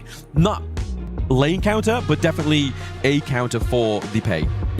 Early game, right? Fast paced. Not the best wave clear, but that's what the Lapu Lapu is for, right? It gives you the extra defenses, both physical and magical. At the same time, you're also able to wave clear a little bit faster with your first skill. The Chicha coming in though, they need some time for this Chicha. Oh yeah, Chicha, it definitely takes a little bit while, but I mean, it's also a bit of a flex pick as well, right? Obviously, the Chicha here is going to be able to be flexed into Clash, into the farm lane. Let's see how that goes for them as well, right? Like, I feel like that, for being on red side, you can kind of like perma-lock your support like they have done, and then giving that Chicha there just means that, right, okay, so what are we going to ban in phase 2?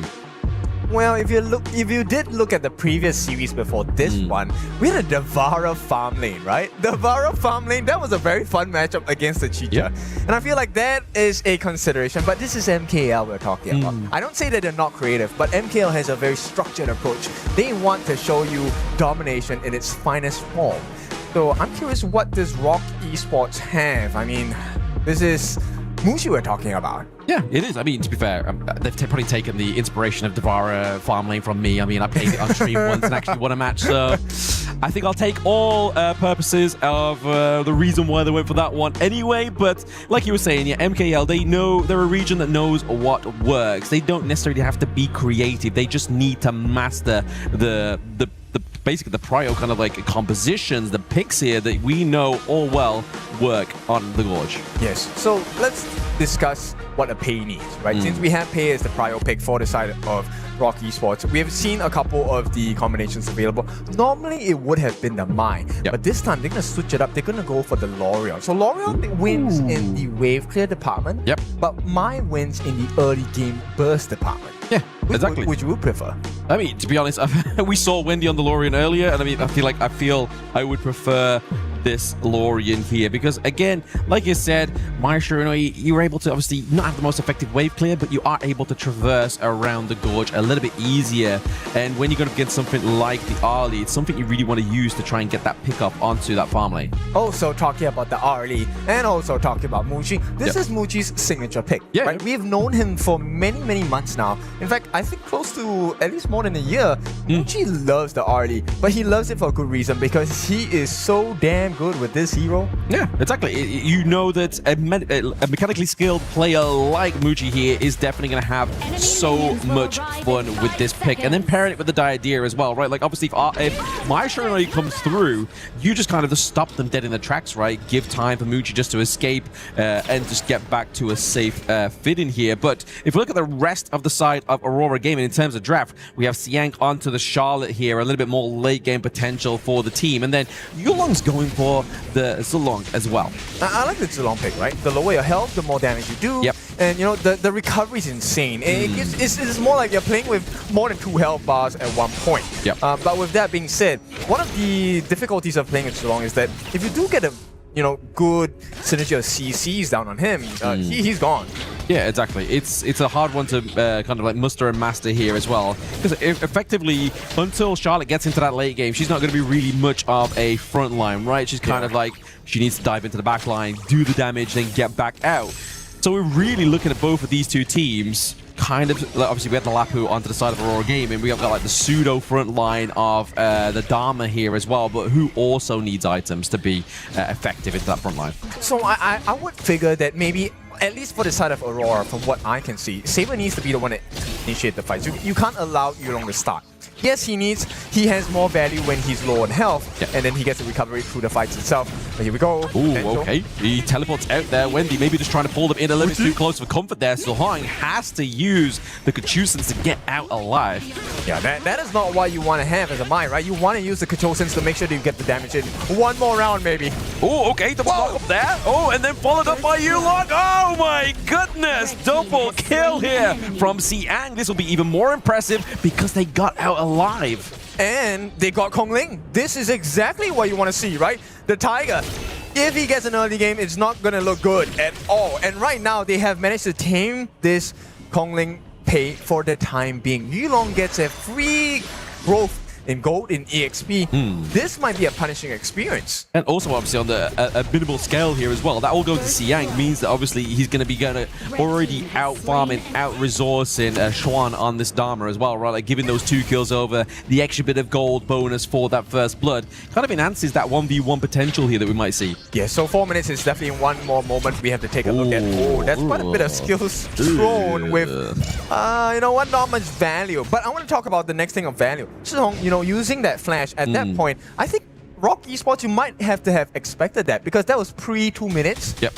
When it's 4, Tyrant comes out, Zhong is going to have his flash again. Absolutely. If there's a right time to use your flash and procure all those results, there is definitely that moment in time because we are approaching around about 1 minute until those neutral objectives do come online, and the votes have definitely changed, right? Obviously, game 1, Rock was literally not even a sliver of votes, and now it's kind of shifting 50-50 here. That's going to be a big motivator for Rock Esports fans. Yep, and we'll see, because if Aurora manages to steal that Overlord, then it becomes the Aurora pit, and I think Aurora fans would love that. But for now, at least on paper, right?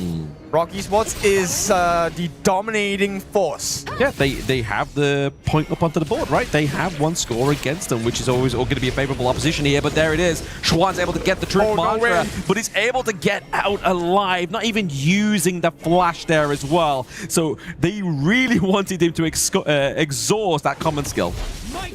3 ultimates, 1 flash, 0 kills, and we are 15 seconds away from the first time of the game. Aurora, on paper, this should be in the bag. This should be the Tyrant take. Should. But we all know that miracles can happen and things do change upon the gorge once that tyrant does spawn here as well.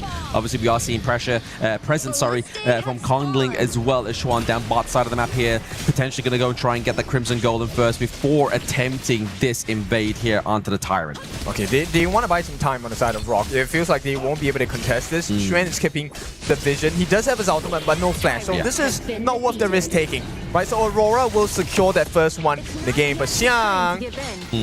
He's looking. He's trying to get out of there. Will he get out? Nope. It's going to be a 2v1 takedown. Top side of the map there for the side of Rock Esports. Can they represent the same thing down to the bot side? The poke from JR. And there it is. Minion wave here as well. Means they're able to claim that T1 down to the bot side here. But can Rock take something from the enemy jungle whilst that's taking place here? It's going to be the smite that gets taken onto Yulong as well. So they enter the enemy jungle and they don't get a single penny.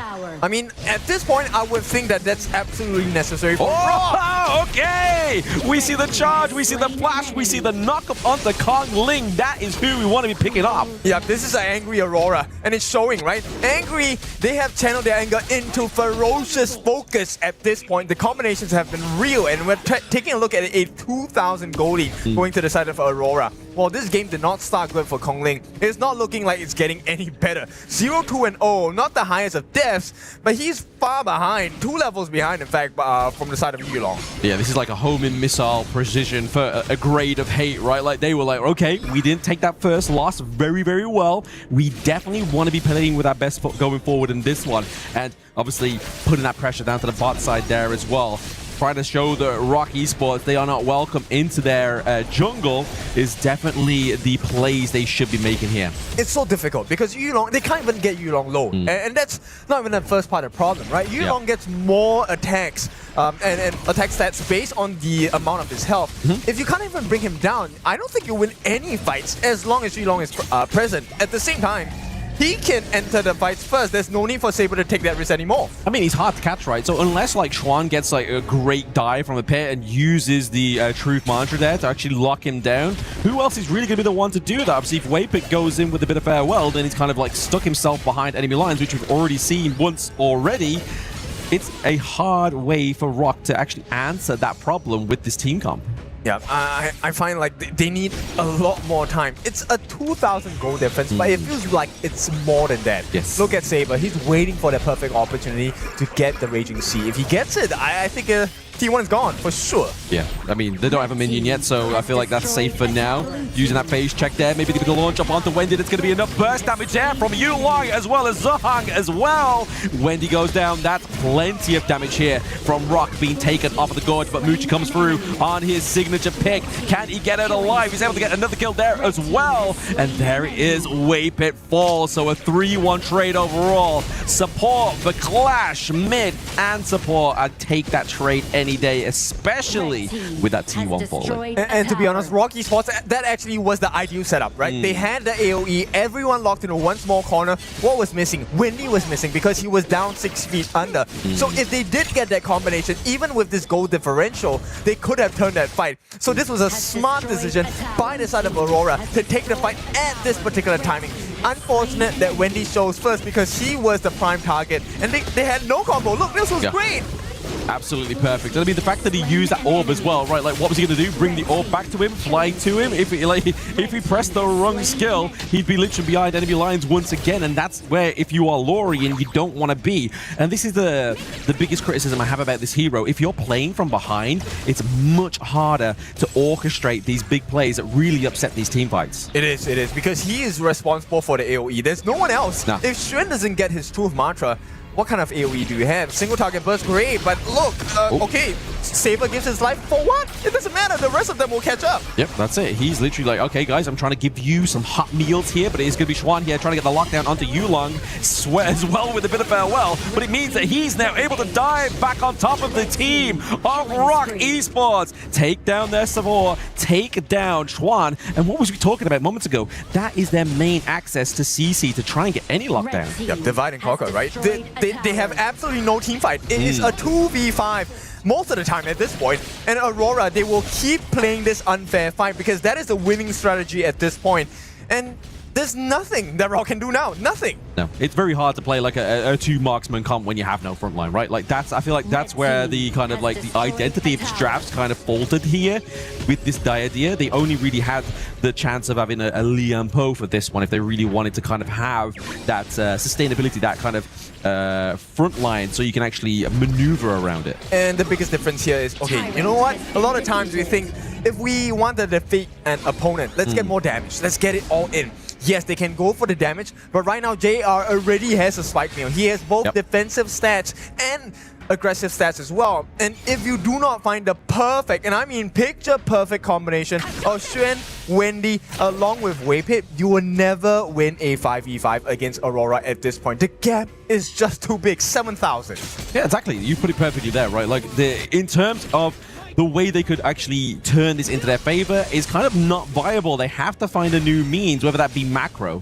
And what, are you looking for like single pickoffs? I don't think anyone is going to be straggling off on their own. And even if it is, it's Xiang, and Xiang is 2-1-4. He's level 13, already has the Pure Sky. So he gets a 30% damage reduction against anyone that hits him first. So does he care? No, he does not. Aurora, full control in the driver's seat. Hey, just like Justin Bieber says, never say never, right? People do wander on the gorge sometimes. So maybe that's what they're waiting for, right? Maybe they're thinking, okay, Aurora Gaming, we know can kind of get stuck in their own head. They know that they're ahead and get into that ego mind state, that they may be able to make these kind of mistakes and actually capitalize on that one, like they did in game number 1. But right now, Aurora Gaming is like, no, we see our mistakes, we've checked ourselves, now we're going to wreck yourselves. Yeah, this is a great adjustment, and this is what we expected from Aurora. Now, start knocking on the door. They will not get too much damage. I think they want to secure the Shadow Overlord before this, but they have a Primal Bond, right? So 55 seconds of, I would say, imagined safety for Rock. They can't really come out of their base too much. No. They've literally just got to make sure they are tending all their garden there. The garden might falling down in terms of Xuan. Obviously just using Saber's ultimate there just to zone them away back into their base so they can free up room for these minion waves to come through here as well. They're going to make a good play for this T3 bot side of the map here as well.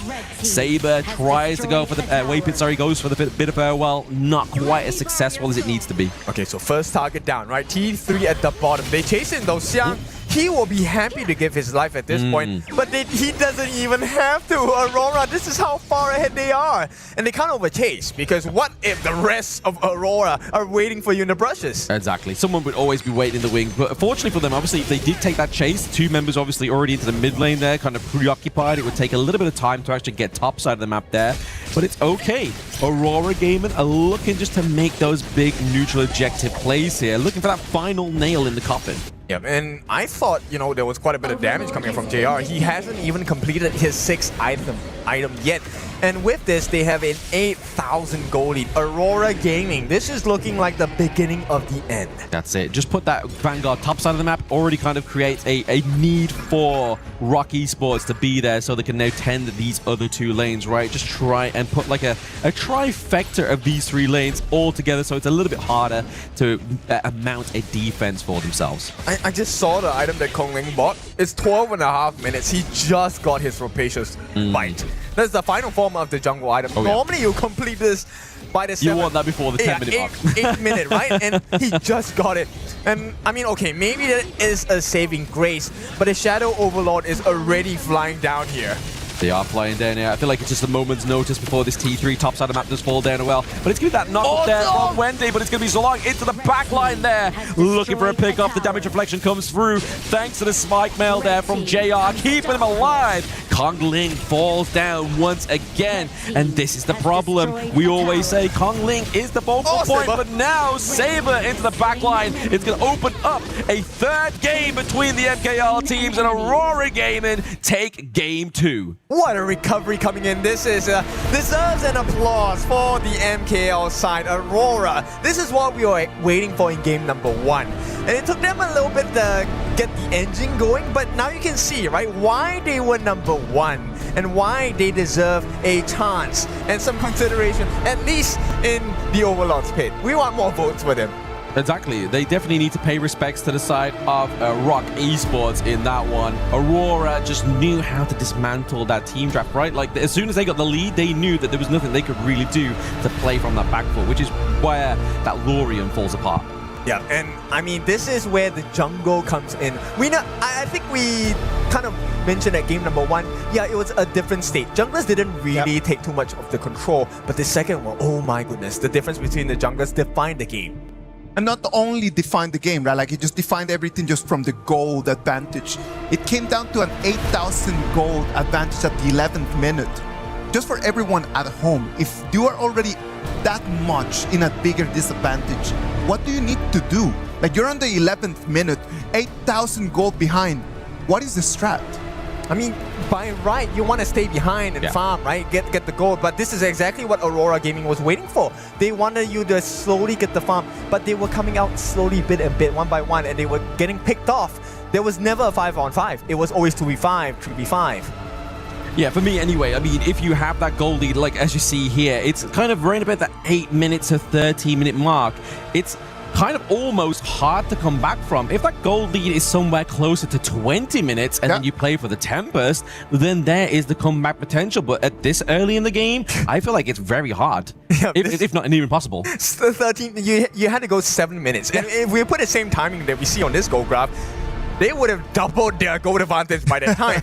So let's take a look at the stats here. The important one I want to look at is, look at JR. JR is looking so good, 29%, close to 60,000 worth of damage. And it may not look too high to you, but bear in mind, this is within 13 minutes. Oh, yeah. I mean, it's very impressive for a 13-minute game, right? I mean, if you break it down, I think it would look even prettier by minute, right? In terms of the ratio of damage dealt. But you have to give props over to Wendy. I mean, you see where this Lorien really comes into effect, and it's all about that damage. But what really good is damage when you are playing from behind. Yep, the goal difference made life so much more difficult. Number one, they couldn't really check for vision. One of the main reasons why Wendy actually took a fall towards the later parts of the game was because Waypick can't really check the brushes, right? So Wendy, he unfortunately has to step closer to the brushes and be a victim. And once he's gone, there is no combination to have. This reply by Xuan was wonderful, but Wendy was not there to capitalize. They had no other AoEs, single target. The way that they position themselves on the side of Aurora, you have to switch your targets every now and then, and by then you are out of ammo. Yeah, exactly. It's kind of hard to keep throwing around those orbs when you've really only got like a limited amount of times of those orbs can be thrown around, and you can actually teleport to as well, right? Yeah, so with that, this is a good recovery from the side of Aurora. What I'm curious now is, how does Game 3 go for Rock Esports? Because that was not good. That was not good at all. But you know what? Right now it's 1-1. We're going to have Game 3, and that's going to decide who's going to be the first team in our top 8. Let's go to a break, and when we come back, we're going to have the action of Game 3.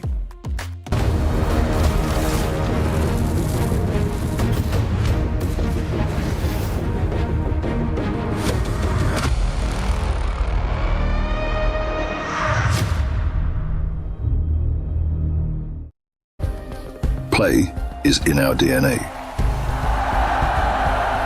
Whenever we let it out, it becomes our superpower. Now imagine an entire city being built to supercharge it. Kadir City, powered by play.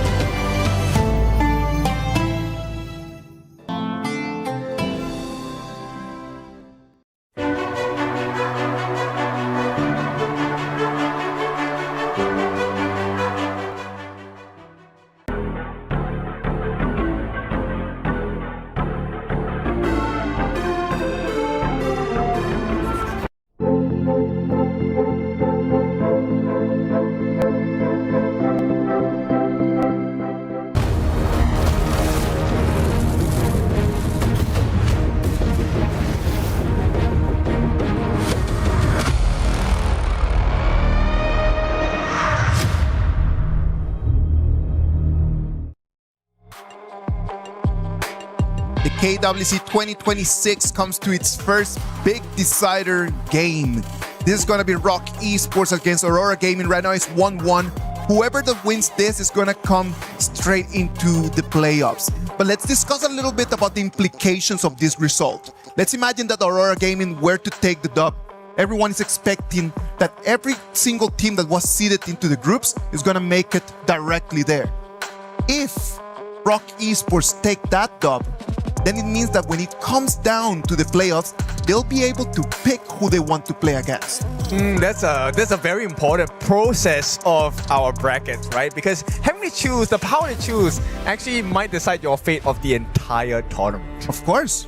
Well, everybody wants to be the predator, not the prey, right? Like, you want to make sure you're getting that top spot so you can choose whomever you want, and that's obviously second seed, right?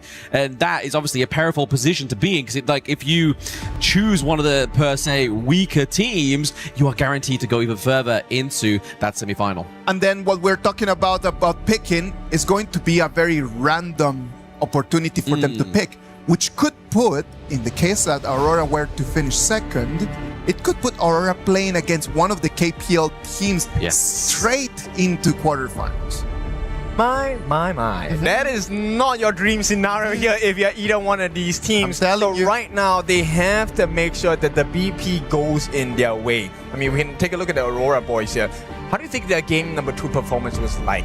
It was much better. Obviously, the way we saw it, it's orchestrated a lot better. I felt like that maybe they underestimated the potential of a tank support, you know? Like, obviously, into this meta, they thought maybe we could get away with a bit of a pseudo, obviously, try and get Orgrin up to scratch, but a team like Rock Esports knows that you can't give any kind of space for their pick to just keep scaling in terms of defense, because then that's where the problems would have arisen for Rock. Yeah, man, one of the things that I want to point out about Rock, especially for Muchi, actually Muchi was doing pretty well in the early game. His early was coming out on top, but once the goal lead and the other sides of the map were, going in favor of Aurora, then the game just completely flipped on itself. So we'll take a look at the first few bans here. Guan Yu is going to be taken out, and we're going to have the Aoyan being taken out for Rock Esports as well. Do we want to entertain the idea of a Princess Frost Liang combination? The potential, it's a very big potential. I mean, they don't have to necessarily go for it because the Guan Yu's not here, but maybe they're anticipating maybe something like a Jing, maybe something that's a little bit more high mobility like we saw in that last game. So if they do go for that, then you can kind of see that where Aurora Gaming or Rock Esports expects Aurora Gaming to go into. But in terms of obviously blue side's picks here, if they wanted to, JR could get the early this time. Okay, JR getting the early. JR is also another specialist at the early, right? This is something that I was always very impressed with from the earlier days. Before even Chicha was released, JR was already someone that we had to fear when the early came up. Right now, Zhihong, he wants to seal the deal here. The Lorion is going to be in his hands. Yeah, speaking of fear, I mean, you say fear the early. I mean, this is basically fearing the Reaper. We've already seen how he plays this one. And a little bit of insight. Apparently, like, we have players coming to Zhihong to ask him how to play Lorian. If you're that good and you've got other pro players asking you how to play this one, that's a scary hero to be left in this draft. Yeah, for sure. If you want a guy to go to for advice, I think... How'd you play this hero? Let you pick that hero first. This is not something that's going to be favorable. Now, okay, on the side of Rock Esports, right, they can potentially go for the Haya, right? The Haya was not used. Yeah, Haya was not used for the side of Rock. So there is a challenge of wave clear, maybe faster rotations. Or you can do what the other teams have done, which is to take Garuda in the mid lane, play from the super long range, and just get the Wings of Judgment to outpoke your opponents. Yeah, well, you've got the likes of the Xiao Qiao, but they're going to go for neither of those. Clearly, we're not quite there in terms of that one, but it's going to be the Maya Shiranui this time around. They saw how Aurora Gaming was able to orchestrate this hero into the mid lane, and we have to obviously give props once again and shine the light onto Wendy. Like, this is not just another mid laner picking up Maya Shiranui. This is Wendy. I mean, I don't want to shine my torchlight on him too much because it felt like you were blinded in game number 2, right? And I want this boy to shine. So Wendy, I mean, we all know this. If you're new to HOK, Wendy is one of the superstars of Mai.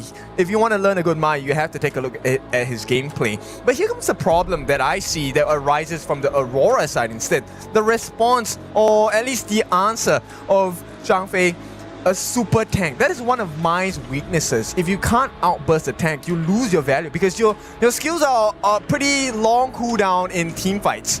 Your Kachosens and your Ryu engines, yes, the knockup, the fireballs, and your ultimate as well. Once you use that, you're kind of like not as effective. I don't want to say useless, but not as effective in team fights anymore. Just pointing your two fingers together like, I'm sorry for trying to do damage. I'm stuck here. Can you let me escape, please? But no, yeah, I swear it was just a joke. But no, the ban on Byron here I feel is a really good call for Rock Esports because obviously having that Zhang Fei, if they have the Lorien, if they have the Flowball Marksman, what they really need is something that's going to deny any access onto the backline. And Byron's one of the greatest heroes to do that kind of catch. Yeah, it definitely is. And at the same time, you know what? We've seen this answer before. The Jinglet is actually a great answer against the Lorien. Yep. So Lorien's weakness, yes, he's really strong when he gets his combo off. But if you outrange him or you super dive him, the Lorien is easy pickings. So Jing is definitely a great ban. But we have to see, do we go for the tank jungles or do we go for the assassin jungles? And it looks like Rock Esports, Nerdza is the answer here. Yeah, like we did talk about this in the pre-game as well, right? Obviously, Nerdza for either of these junglers is generally one of the better tank junglers to go for, right? Because obviously, yes, you still need the itemization, but it's not just that what we're counting on here for the Nerdza. It's the intel his ultimate gives. If somebody's waiting in the wing, if you're trying to find the Zhang Fei to make a play, that ultimate's going to give you that green light go, right? And to add on to that, he can dive you from anywhere on the map, but the more important part is he's able to use his second skill, the bind, right? To jump and change his angles, which means this is going to be a distraction play. I don't think this Nerdza is going for the kill. This Nerdza is definitely going to be someone that he wants you to lock eyes with him while the rest of the team gets the damage in, particularly from the side of Muchi. But I love this answer. Ukyo Tachibana as well as the Fati. What do we want to do? We want to get the huge burst. Wendy, my instant squishy, gone. If we get our hands on Muchi, stun, gone. So let's see if this game plan works for the side of Aurora. Yeah, the squishier targets onto the side of Rock Esports are definitely going to be the main targets here, but we're looking for the potential clash lane, right? Other than, I mean, we don't normally see the Nerdza be given the priority into that clash lane. They're generally into the jungle. So in that case, obviously, Dharma, Byron up, they're going to go for the Arthur here. We know that Schwan loves this pick, right? Obviously, just being able to be just another layer of frontline. They have the Lapu, they have the Nerdza, they have Wei Pit. But like you were saying here, Kin, is that Nerdza is probably going to be further into the backline just to kind of like harass them so they're harder to get on top of the Rock's backline. And I like the idea of this Xuan Arta pick, right? Okay, the Xuan Arta pick, if we take a look at the gold ship, in most cases, a lot of people will be thinking, okay, that is like a container play. I'm going to lock you in a cage. Yep. But the way that I picture Xuan playing this hero of Arta, it's not to contain, it's to separate. The gold ship actually will divide the backline and the front line on the side of Aurora Gaming. And if he successfully does that, I think the Nerdza pick is going to make a lot of sense. But you're dealing with a Fati as well as a Ukyo Tachibana, so you have to get rid of them quick. And I mean, naturally, Arthur's quite a tanky hero as well, right? Like, he has the health bars. He doesn't fall to the same problem as the likes of Ogre and tanks that follow that kind of suit here. He is going to be pretty tanky from the word go. But this is game number 3. Ladies and gentlemen, either of these teams need to get this point to be in that upper bracket, to be the first team into the playoffs as one of the first seeded teams, to be the predator, not the prey. Lots to be in, expectations to fulfill. This one is a spicy one, and JR right off the bat gets punched in the face by Wei Pit. If Wei Pit gets his way, he's going to have an outstanding game here, and the laning phase does not look too good for Aurora, to be honest. Yeah, we know Wei Pit loves more of the tanky supports, right? Obviously, we saw him on the Diadea, didn't quite do too well, but that Zhang Fei first game was really the kind of like the tipping point there for Aurora Gaming to try and like overcome that obstacle. But now, they both go for tanks. This is both the showdown that we spoke about within the pre-game earlier. Aurora Gaming just trying to kind of take these little points away. The Spike-Tail Beast is being committed here. I don't feel like JR might be able to get the last hit here. Oh, okay. He gets the empowered last hit. Muchi was pretty much always surrounded by that one. Had every mean of claiming it. Wow, do not doubt him, man. It's JR. He's back with a vengeance, and this guy is focused as well. Now, if you take a look at the exchanges across the map on the mini objectives, we have had Rock Esports take the Firehawk. I believe Xuan got the space right at the top as well. So that was absolutely necessary for JR to have gotten that Spike Tail Beast away to even up the odds, because we're at 4.5k for each team roughly. Yeah, just balancing out that one. I mean, you talk about obviously JR's back for revenge. Do you reckon JR stands for just revenge? I think, given the choice, he will want more. But just revenge and victory. So his real name is JR Av. Maybe his name is, there's a dot in his name, and then it's the numbers of pi, 3.1 whatever. 3.14 reoccurring, just to keep your enemy team just counting the numbers. A bit of a nightmare fuel there for those that have dyscalculus. But right now, we are seeing that Aurora Gaming are still able to kind of just maintain that early game state that we saw in game number 2. It's status quo, right? I think this is what they wanted. And even though the farm lane might not be as easy of a lane that they would have hoped for, it is still something that's possible to win, especially when they play the numbers game. Saber here, making sure that he's going to try and give the Leaping Savior, but Muji. Oof, Muji is definitely looking very scary here as well, but Saber obviously does have the Unbridled Outburst. He's waiting for the Forgotten Link to fly in. He's going to take too much damage there, so first blood does go over to JR, but they're able to get the counter back here as well. And Wendy with the nice rotation, just denying Yulong of any access onto Muji.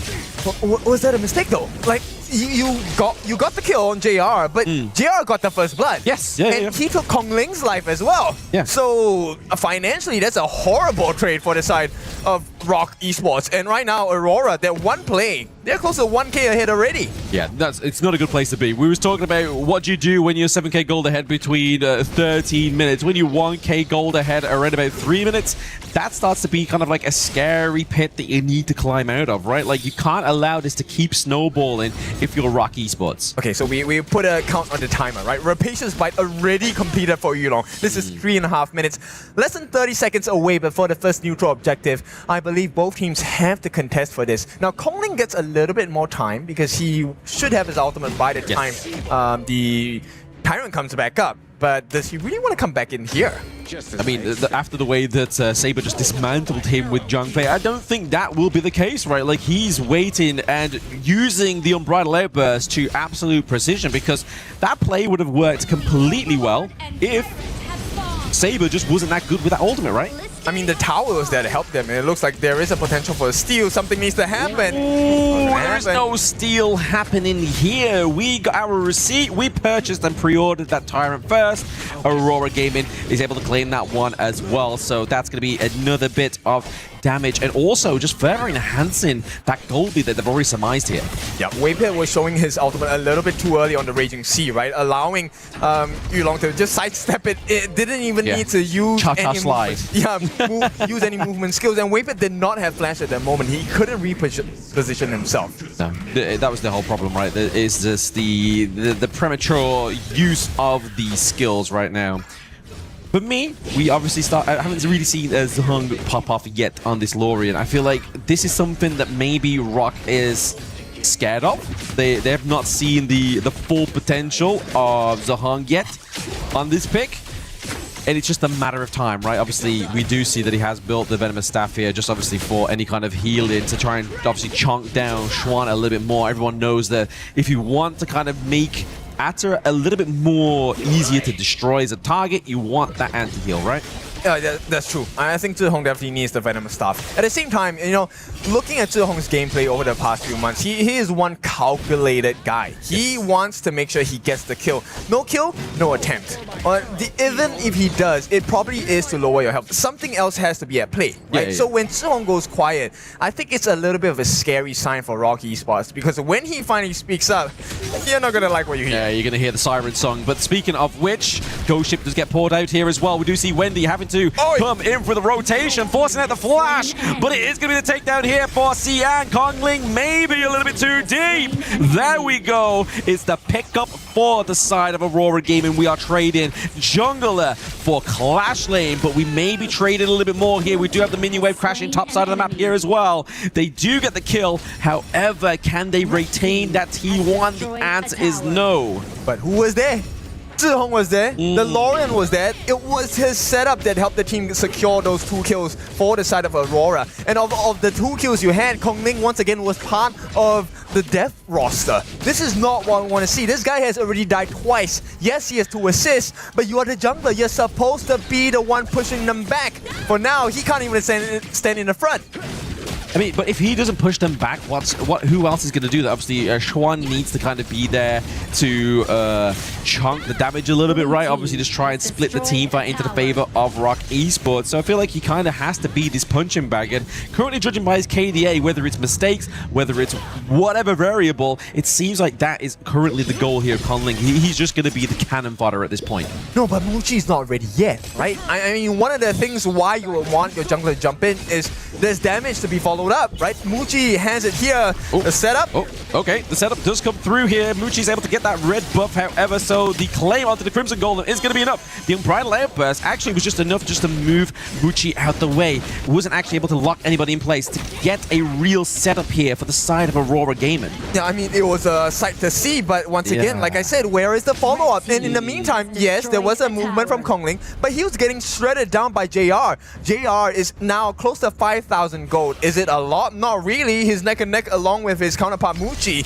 But as a jungler for Kongling, you need to have the level lead. You need to have a goal lead. He is the same level. No, he's under level. In fact, JR is 1 level ahead. He's 1 level ahead right now. Yulong's able to just skip out that one in a beat. But I feel like what Rock Esports are doing here, it's just kind of like a smoke and mirrors, right? They're kind of like, oh, obviously Kongling's gonna dive in, can we get the pick off here? But they're looking for something else across the gorge, so they're just multiple doing different things. Yeah, and no one's, there's no synergy here. There's no sync, right? The synchronization of thought process is gone. No, it may be not gone quite just yet. Xuan is looking pretty low here. Wendy's already took a chunk of damage there, but it's going to be the takedown of Yulong. That's a payback. He almost wiped out Wendy here, but now we're seeing this all fight around the Tyrant here. Xuan taking a little bit too much damage for my liking. We do see the Radiance being popped here to slow them down. The stuns catch Muchi. Can they get the follow-up here? Siang needs to be in the back line, but also somebody else needs to be supporting because the Stampede comes through, locks him into place. Muchi gets the kill, and currently that is a good game state in terms of the team fight for Rock Esports. Okay, 4-4. Yes, Aurora still has the goal lead, and but here's the silver lining, right? They aren't able to go and take the Tyrant just yet on the side of Rock Esports. So Aurora, they have kind of taken a better part of the fight. They will start working on the time right now, and it feels like Aurora will give them this advantage.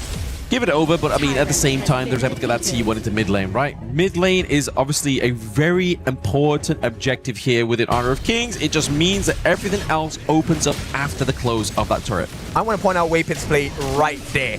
Yes, that Unbridled Outburst was beautiful coming in from the side of Aurora. But thanks to Waypit, Muchi got away safe. The Waypit had to give his life, I don't remember at that moment, but he saved Muchi as well as Kongling's life. That is the more important point. Exactly. I mean, if one tank falls onto the side of Rock Esports, it's not the end of the world, right? They have Xuan, they have Konling to just kind of like fill the boots of the fallen Lapu Lapu. But it's all about a dance here for Rock Esports. If it doesn't go the right foot first like this, the waste of all those ultimates there as well. That's a very expensive start of a team fight. That engaging quite go the way it did. The rate of interest is not here for the side of Rock Esports. Waypit is on the run. He cannot get out. JR gets the kill. T2 into the mid lane is under assault. A tale of two complete opposite worlds. Muchi having to face his opponents face to face. Meanwhile, JR has all the time in the world, all the space in the world to land those arrow shots, arrow showers as well. And the prize is well worth it as well. 5-4 and kills. Aurora gets the Shadow Tyrant, and this one will hurt. Yeah, that was definitely not a good deal, right? I felt like we saw the fall apart and the potential kind of like sigh of like despair from the side of Rock Esports. We saw it see all those ultimates start to fail. The Goat shit caught nobody. The Rising Tides caught nobody, right? Like, it's just nothing came out of that one, and that's a problem because it's such great expense here for the side of Rock Esports, and they know that. And now they're having to play with the disadvantage of the goal lead as well as the Tyrant buff. Yeah, I'm so confused. Like, Waypit, the Raging Sea, or nobody? Like, yeah. What was that? Like, something wrong? this is the defining game of your tournament. You don't want to lose this. But I feel like, maybe they were hoping or they were expecting that Aurora was going to be there. They go in on Wendy. Yulong as well. Looks pretty low. He's not going to be able to escape that one. He tries to get a little bit of a saving grace onto Wendy. However, nobody falls onto the side of Rock Esports. They do have 2 members down now for Aurora Gaming. Can they start to even out this game state into the mid lane? They have to. This is the best chance they've had in 11.5 minutes. They have to find something here. Even if it's not a kill, they get a turret machine. No, he's looking pretty low. He's able to escape though. It's fine. In terms of damage, it's kind of dwindled here onto the side of Aurora Gaming. Obviously, Siang was pretty low. JR not able to obviously get that reach there and enough damage with the Arrow Storm, but we do see a bit of an effort from Rock Esports trying to claim this Overlord. The Unbridled Embers from Saber. The Stampede follows through. It means that Muchi falls, but it does, however, mean that Overlord goes to the Rock Esports. So yes, the Marksman falls, but at what cost? It's to save that neutral objective. Yep, they buy a little bit more time, but here's something you can't buy: the life of Wendy. He falls. He was too high. How can you breathe with no air? And Wendy answered that one. You can't. You are sustained in a state of despair when it is Zhong on this Lorien. And it forces a very early spawn of the Shadow Overlord, right? Ideally, Rock Esports did not want to use that now. You want to use it when your waves were in sync, but it's to protect your T3s. And right now, even though they summoned it in the middle, the side lanes, pressure is coming. It's kind of like they made a good choice out of a bad decision. Like, it's like, right, okay, what lane are we dropping in? I don't know. It's coming at all 3 angles. We're going to lose at least 1 T3. Obviously, top side of the map is a little bit still more fortified here. They've got to be careful. But yes, that gold lead into the jungle there is definitely not the game state we want to be looking at around about the same time that the game ended in last game. Yeah, Kongling is not having a fun game at all. He has not gotten a single kill, 0, 2, and 5, which means his gold deficit with Yulong is starting to drag on bigger and bigger. It's a 2,000 gold lead, as you already said.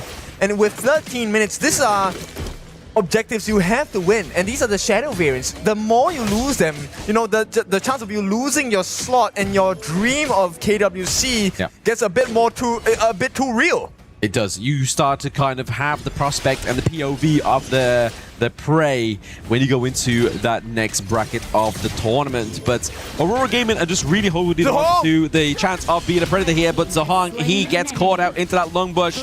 A little bit of a doozy play there from the side of Aurora Gaming. Yeah, and right now, Rock Esports, they are trying to get an advantage. It's a 4v5, Zhihong is gone, but Zhihong is one of the squishies, right? If there's anyone that's going to get caught and taken out, it probably would have been him besides JR. JR is still alive though, that's the main point. It is the main point, and there it is. It's going to be the full climb onto the backline of Aurora Gaming, but JR is being saved here by Saber, but for how long? The minion wave is coming through into the mid lane. There it is, the takedown. Rock Esports seize the moment and seize the mid lane. Yep, that's 30 seconds. Very long time before Aurora can actually put up the defense. They're going to clear this wave in the mid. So Rock Esports, they will have the backdoor defense unlocked. Aurora, this is their last chance. 2 members standing only. Oh, Godling's into the backline. He's just trying to put pressure onto Zhong here. He's like, yes, you're on the Lorien, but can he get enough damage here onto the enemy? He's able to clear out that minion wave. Maybe the pressure down to the bot side is enough of a saving grace here for the side of Aurora.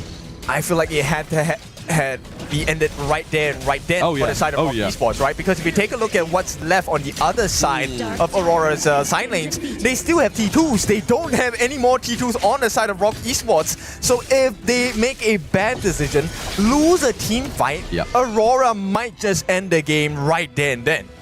Yeah, I feel like the focal point here for the side of Aurora is they need to pick up Muchi, right? Yeah. I mean, JR as well, he was a victim of this one, and I love this dive. This is exactly what you need to do. Muchi coming in, it was a cause of confusion. Aurora didn't know who to go for. Yeah, it's like, there's like 3 tanks at our door, lads. Which one should we stop? And they kind of just threw their hands up in the air, like, I don't know. Let's just see what we can do here. But it definitely gave them the footing and the standing they really wanted to be in this best of 3. Game number 3 here, because this is the decider, Ken. If you're not putting your best onto the gorge right now, what really separates you from being the top seed or the second seed, when would you do it? I know, right? And Wendy, look, he's locked in. He has the most damaging item in the mid lane category, which is the Sage's Tome. This is my favorite build. 6 Sage's Tome, the library build, I call it. But, you know, this is a pro game, so we'll talk about it later. But Wendy, if he gets a knock-up now onto JR or onto Zhihong, that could be the end of their life. Yeah, they gotta be careful. But normally waiting in the wing is normally something like a Byron, but when it's a burst tank, a burst assassin here, and it's Wendy that's piloting it, you've gotta be careful. Yep. 3.5 minutes before the Tempest game. And you know what? It would be a beauty to end it in that way, but I don't think either one of them wants to drag the game this long. They can't afford to. They can't afford to because everything just becomes so even. It depends on who makes the wrong mistake at that point. Not itemization, not anything. Nice. It's a team fight, but it's going to be the big dive there. The commitment of the ultimate is not going to be enough. Saber has the unbridled airburst. He's willing to take that damage because he's going to get it back in dividends. I like that you pointed out because Wave Hit has already used his Raging Sea. So right now, Saber actually gets prio pick over the perfect moment he wants to get the team fight in check. At the same time, the waves are crashing. Aurora, they want to fight. They want to fight now. Yes, they have to force that one down to the bot side of the map here. It's going to be the takedown onto Wendy. The burst damage is lost. They have the ultimate here from the side of Saber. The Stampede JR is a little bit too left open in the wind here. They have to get him out. He falls with Saber, his counterpart, his buddy pal for the side of Rock Esports. This is definitely, if not the end here. Yeah, there is no more Tempest game on the card here. Our Rock Esports wants to end this now. All they have to do is to stay apart so that Xiang doesn't maximize his slashes. The damage has to come through. And with the first Vanguard, can they break it right here, right now? But who are you damaging? There's 3 tanks there with Muchi as well. He's keeping him alive. Keep Mr. President alive, Rock Esports, as they wait for the Vanguards to come top, come bot, so they can take the T3s here. Zhihong is back online. He is the saving grace here on the Lorien pick. But we have the Sage's Sanctuary. He forces the flash A from Yuchi. He flies up into the air. He is down. Rock Esports are your first team to make it into the playoffs. Well deserved, and you could hear the shouts of the boys. This place is pretty noisy, but Rock Esports, they have done it. They have shown that they are here to play, and Aurora are their first victims. I mean, this is so wild. This tournament, you just can't predict it. I feel like I'm on a roller coaster of emotions. Like the loser game to Chuck BR. We look like it's going to be a complete switcheroo in terms of where the power is within HOK. And then they just come back within that series and be like, you know what? I'm going into playoffs. Forget it. They came in here as the MKL 3rd place, and they're going to be the first team in our top 8 of the KWC 2026. Rock Esports. They have made history in the past. They want to keep making history right now. It's so difficult because, you know, actually, if I were to kind of try and remember the commentary we had, it felt like Rock Esports was always on the back foot. Yes. And Aurora was supposed to win the game. Yep. So Muchi, what a way to come back. That last fight, so important. Both JR and Muchi were on the sidelines. They were praying and hoping, is someone going to protect me? But for the first time in a long time, Waypit outperformed Saber. But you know what the thing is? The Aurora gaming composition was supposed to just scale up stronger and stronger as time passed. But those 2 last fights, just starting minute 15, is exactly what just kind of like pushed them at the end. Yeah, and to be fair, you have to think of the opposite side of the team as well, right? You've got the Nerds scaling, but in a defensive measure. So that play that we saw in the first 4 minutes when we saw the goal for JR, which was unsuccessful, into the later game became much of an easier breeze, right? Just to be like, right, I'm coming flying in with a Starfall, and then just literally get the rest of Rock Esports coming through, able to claim turrets, lives, and the game. Okay, if you are watching on social media, I want to rewind the game back to like 4 minutes. Take a look at all the KDAs on the side of Rock Esports and take a look at the KDAs now. My goodness, what? Look at the goal, man. What is this? The gold was always for Aurora Gaming. They had an advantage. It came to a moment where they were like 5,000 gold on the lead, and then it just finishes in this way with Rock Esports making it to the top 8. If you didn't watch the game, all you had to look at was this goal graph. Yeah. This is a comeback game. Yeah. Where did it go wrong here? and here. You know, like it's literally just point as those two there. But you do have to give props over to obviously Aurora Gaming as well. They did bring quite a lot of flavor within this best of 3. It wasn't enough to secure them the top plays within their respective group, but can they just ride that lower bracket now and get there? But they will obviously be at the behest of who gets to choose who. And you see the names right over there for Rock Esports, Muchi, man. What a lad right over there. Like, he was in such a difficult position, but he kept that channel going, always alive, finding the angles. There was a little fight where his position was a little bit off, and that was the one and only. And then after that, he decided to carry the whole team. Yep, it was the complete opposite, right? Muchi at the start of the fight, he was running away, trying to keep his distance. In the last, 4 or 5 skirmishes, Muchi was in the face of Aurora. He was face to face with JR, and he kept shooting his shots. At the same time, you have to give praise to Waypit. Waypit, to me, is the MVP of this game. Yes, Kongling did recover, Xuan did a good job at tanking, but Waypit saved the game for Muchi so many times. He made sure he gave his life so that Muchi could continue farming. And that's the whole point. This is the farm lane. You're supposed to get the goal. All right. What about if we go over there with the man that we've been talking so much about? Muchi is on stage with Mara. Guys, please say something to us. With me, Muchi, congratulations! You know, before this game started, before this matchup, Aurora Gaming basically said that your group is really easy. In fact, Jihong said to eat well and sleep well before you meet up with them. But in this match, you answered with a victory. How satisfying was this matchup for you? Because I think I ate well, slept well, so I can win.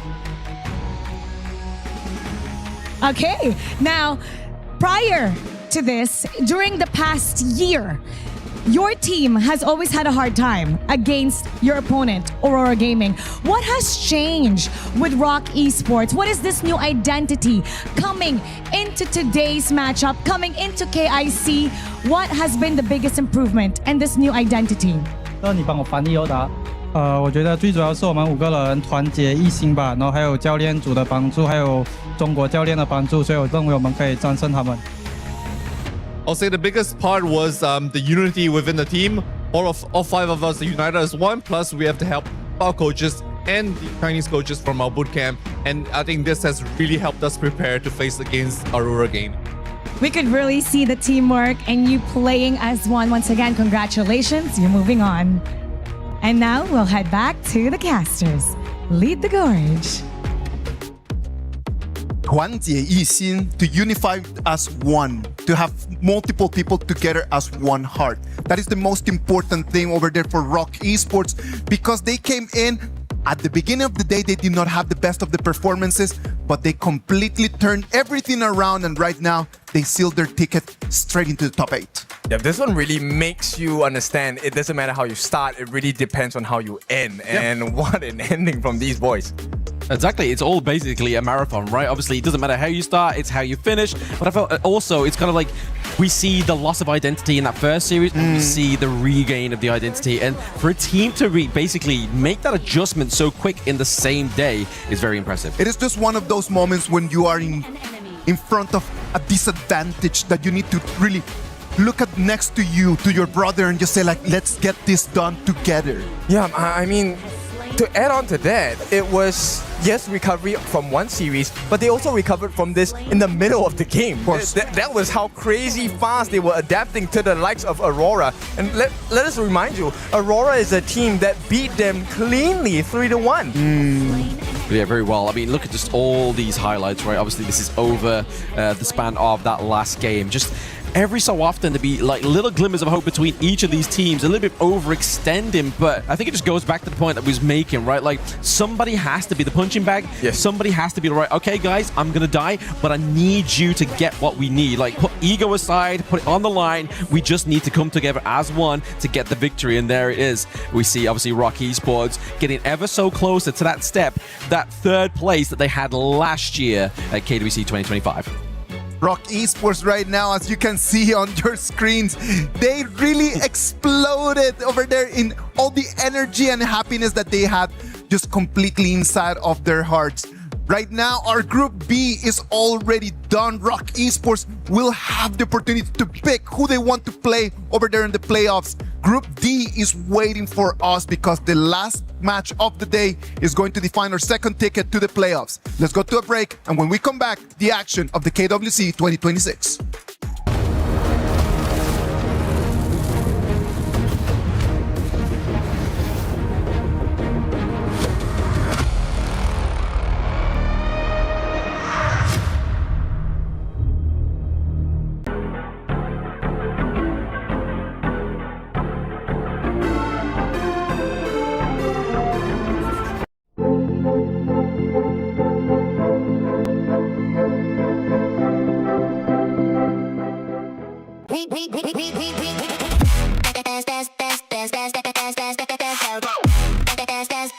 We book Esports World Cup.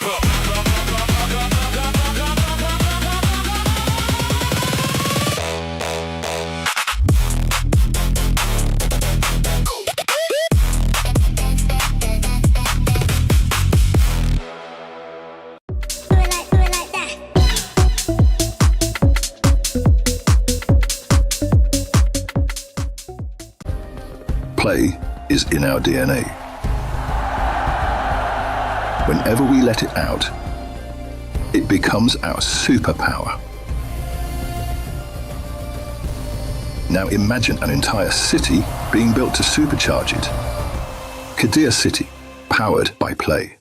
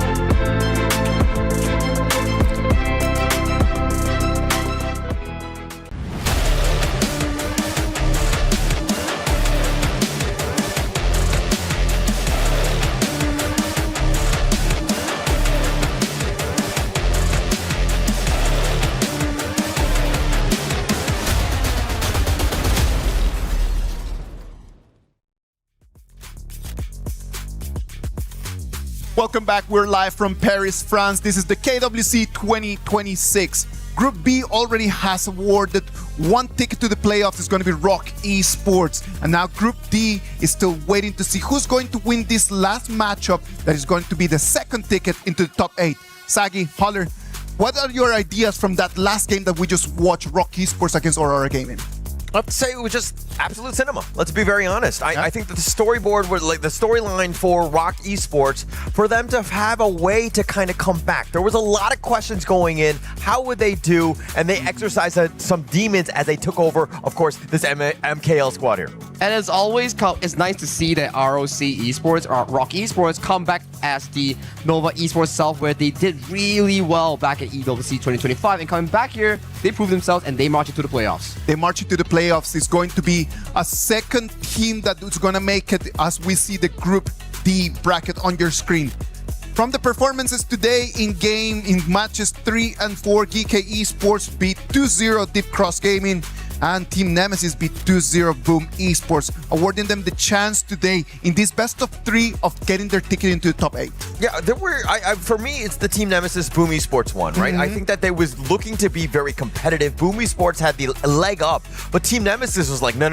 We are the far superior team. Representing IKL, we will take you down, PKL. I think that this Group D has the closest teams in terms of levels. That is my idea. Right now, when you think about like these two that we have right now, and then you think about the fact that we have Team Nemesis right over there, we have Geekay, we have Deep Cross Gaming, we have Boom Esports. The four of them, very compact, man. All of them very compact. Oh, but you have to measure the opponents coming in that individually based off, right? Geekay Esports DCG, the level of gameplay showed. Can it measure against Team Nemesis against Boom Esports? We're going to have to find out. I think that that's what this is all about right here. I think that there were, again, going into this one when you're talking about, like, you know, for me, it's about the junglers. Correct. Right? Geekay Esports, Musang King, you know, the TNX from the other side, also from Malaysia, but representing Team Nemesis. These two have been going at it for quite some time. And to kind of bring it onto the international stage to see who's the better MKL jungler. And it's always a interesting one where you mentioned TNX. Yeah. He's been always trying to rival himself against Zhang Q, also from MKL, but he's stuck at second place. But if he can topple and triumph over Musang King, known as the best jungler from Malaysia, maybe that status will come in towards effect. But you know what? Like Musang King has just had such an amazing 2026 up until right now. He comes in as the MKL 2026 regular season MVP. 12 MVPs in regular season, 5 MVPs in the playoffs. When it counts, you can always count to Musang King. I feel like you can't be good if your name has King in it. Oh. And obviously, he's a durian right there with the Musang King. And obviously, he's representing. And obviously, he's one of the best junglers out there. And it's still kind of up in the air as of who the best jungler from Malaysia is. It's always a argument. It's always a competitive title that you want to gain it for yourself. And if we were to deep dive into both of these jungler-specific hero pool, and I gotta say, it's really, really similar. Okay? They love the assassins, Jing, Luna, Pei. Those are going to be hot ones coming into our series. Yeah, it's about that impact, right? Yes. And being able to just be able to dive in, to get to the back line, and just basically control the game. I think that that's why the MKL junglers are so much fun to watch. And an important thing that we need to also deep dive into, Guiyu. Yes, FMVP from KSC 2025. But Guiyu was also part of Nemesis, or otherwise known as Dominator back then, with the roster of Jurl and L. So this is a reunion, but on opposite ends. But when you know your opponents that clearly, like when you have already played with them for so many years, for such a long time, does that give you an advantage or it actually works against you? I think that it's a bit of an advantage because you know the tendencies of those players. Yes. But I think at the same time, there's a little bit of a disadvantage knowing that, hey, you left me, we're going to go after you. And also puts pressure on Tough Z, right? Yeah. Tough Z is like in Clash lane. It's like, oh, you're the X of my team if I don't perform against you. What does my team think of me? It's like, do they go back for the X? Yeah. No, it's personal, right? I don't think the contracts were like that. But in this case, it kind of does in the sense that, like, I mean, it's personal, right? Of course. You want to be the best of anything, right? And being able to prove up, I think Tough Z, there's going to be a lot of eyes on making sure that he can perform. Can he outclass Guiyu? I think that is going to be a lane matchup to watch as well. Right now, all the 10 players are already on stage just waiting for us to start this last match of today. It's been a very long day, and right now they might be already start to feel that stress and feels already how tired they feel right now. Well, I mean, you may be tired, and yeah, this is your second match of the day, but you're in a great spot. Okay, the loser is not out. You can continue on, and you can punch your ticket into the playoffs. That is a big honor here. You want to go for that playoff spot because in the sense that you qualify as your group's #1 seed, you don't get to be chosen. You get to choose your opponent instead. And that is so important. Like when you start thinking about like the teams that you might be able to pick from against the teams that might pick you, that is a completely two ends of the spectrum.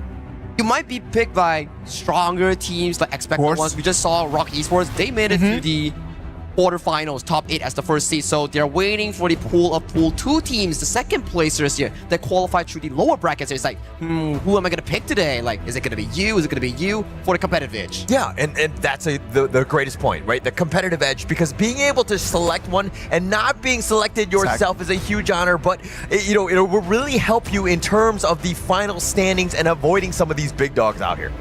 Well, right now we already have Team Nemesis, as you can see right over there, sitting in front of Geekay Esports. It's going to be the MKL second place against the IKL second place. One of these two teams is going to have a good rest, because if you win right now, you don't get your next game until 3 days from now. Oh yeah, you don't have to play after tomorrow. Okay, tomorrow is the group A and C. Yeah, exactly. And you get to rest like 2 days straight. You don't have to play lower brackets here. So it's not only qualifications on the line, it's also rest and observation. You get to see everyone. Yes. You get to take so many notes, man, and you get to at least tomorrow just get 1 day off and just go around Paris and enjoy the city. Yeah, but they're probably not going to be doing too much of that. They're going to be scrimming, right? It is a grind. I think that until you come out with a victory, I don't think that you should be going to do any sort of sightseeing at this moment. The only sightseeing that you want to do right now is check out the pick and bans. NMSS on towards the blue side with Geekay Esports going on the red side. It's already a bit of an action here. That pay is still not available in that draft. Guan Yu as well. Some of the key picks in terms of that early game and also the team fights are not available for this specific draft itself. Yeah, and actually, I mean, for me, it's about obviously the banning of the pay. Pretty key. Doesn't look like, NMSS want to go that direction as well, especially since they've got that first pick. So, but I do think that early game tempo is going to be key. It's definitely going to be key always, right? You want to be able to control the game, make sure that you get it as much as possible. And so far, Geekay has been on a roll with the Princess Frost and Liang combination here. They are one of the few teams that can actually pull it off with a very high mastery rate as of this point. Yeah, and I mean, every time I'm like, yeah, I don't really like it or whatever, then Geekay comes out and they do it again and they win with it, right? Yeah. So they're always proving me wrong, which I'm okay with, but like if they're not able to hit mid to late game properly and just end games, they really will struggle. This is a bit of a crutch and a bit of a weakness, I would say, on this team. It's high risk, high reward. Yeah. It gives you so much farming tempo on that Ogren that will be piloted by Musang King in making sure that he gets all the farm that he's looking for. And then the Princess Frost Liang, starting for the level 4 of the Liang, starts picking off those map pressures here. Because every time we see Princess Frost Liang being picked up, both of the side lanes coming in from the enemy team, they have to hide until the Liang shows. Yeah, and so also, now that you've kind of locked yourself into with this Princess Frost, it's not the greatest of mid laners, right? So it's also vulnerable in that sense, but does it, can it create chaos? Yes, of course, especially when Liang hits level 4. Yeah, we'll have to see how they play through that early game here. Coming in for the second phase of the pick and bans here, Luna, Agudo, two junglers that have a good historical track record in the counter phase here against the Ogren will be removed. And if you take a look over to the side of NMSS draft, Zhangfei, Dharma, it's a bit of a reminiscence back to their KC 2024 dominated draft that they always like to go for. Yeah, but now, I mean, look I think that when you're seeing the thing like the Chano, okay, it looks like they're going to go with the Lorien. This is definitely going to outclass the Princess Frost in the mid lane. Then you have the Zhilong as well. Also ways to kind of get to that back line. And so now it's going to come back to this initiation. How is this Leon? How is Zhe going to find the perfect opportunity to lock somebody down? He has to find something, right? Any troll of any way, be it mid lane, be it side lane, he needs to open up the game for his team, set up the tempo, set up that snowball so that Gem, Guiyu, Musang King, these three core players get to play the game. And I'm looking at this Zilong pick here from TNX. We've had Carl play it, TNX play it, and also Yulon playing it, and has been having sufficient levels of success thus far. Yeah, definitely a bit of success here as we're going to go into the game. I think that the players are kind of getting locked in. I think that, if we're talking about draft, though, who are you giving the edge to here, Saki? So far, in terms of proactiveness, you have to give it over to the side of Nemesis, and the difficulty in terms of execution. It's easier for dominated by Nemesis because so far, Nemesis draft, it promotes proactiveness that they have shown in game 1 against Boom Esports. They go in, they pull the trigger, and that's all it takes. Yeah.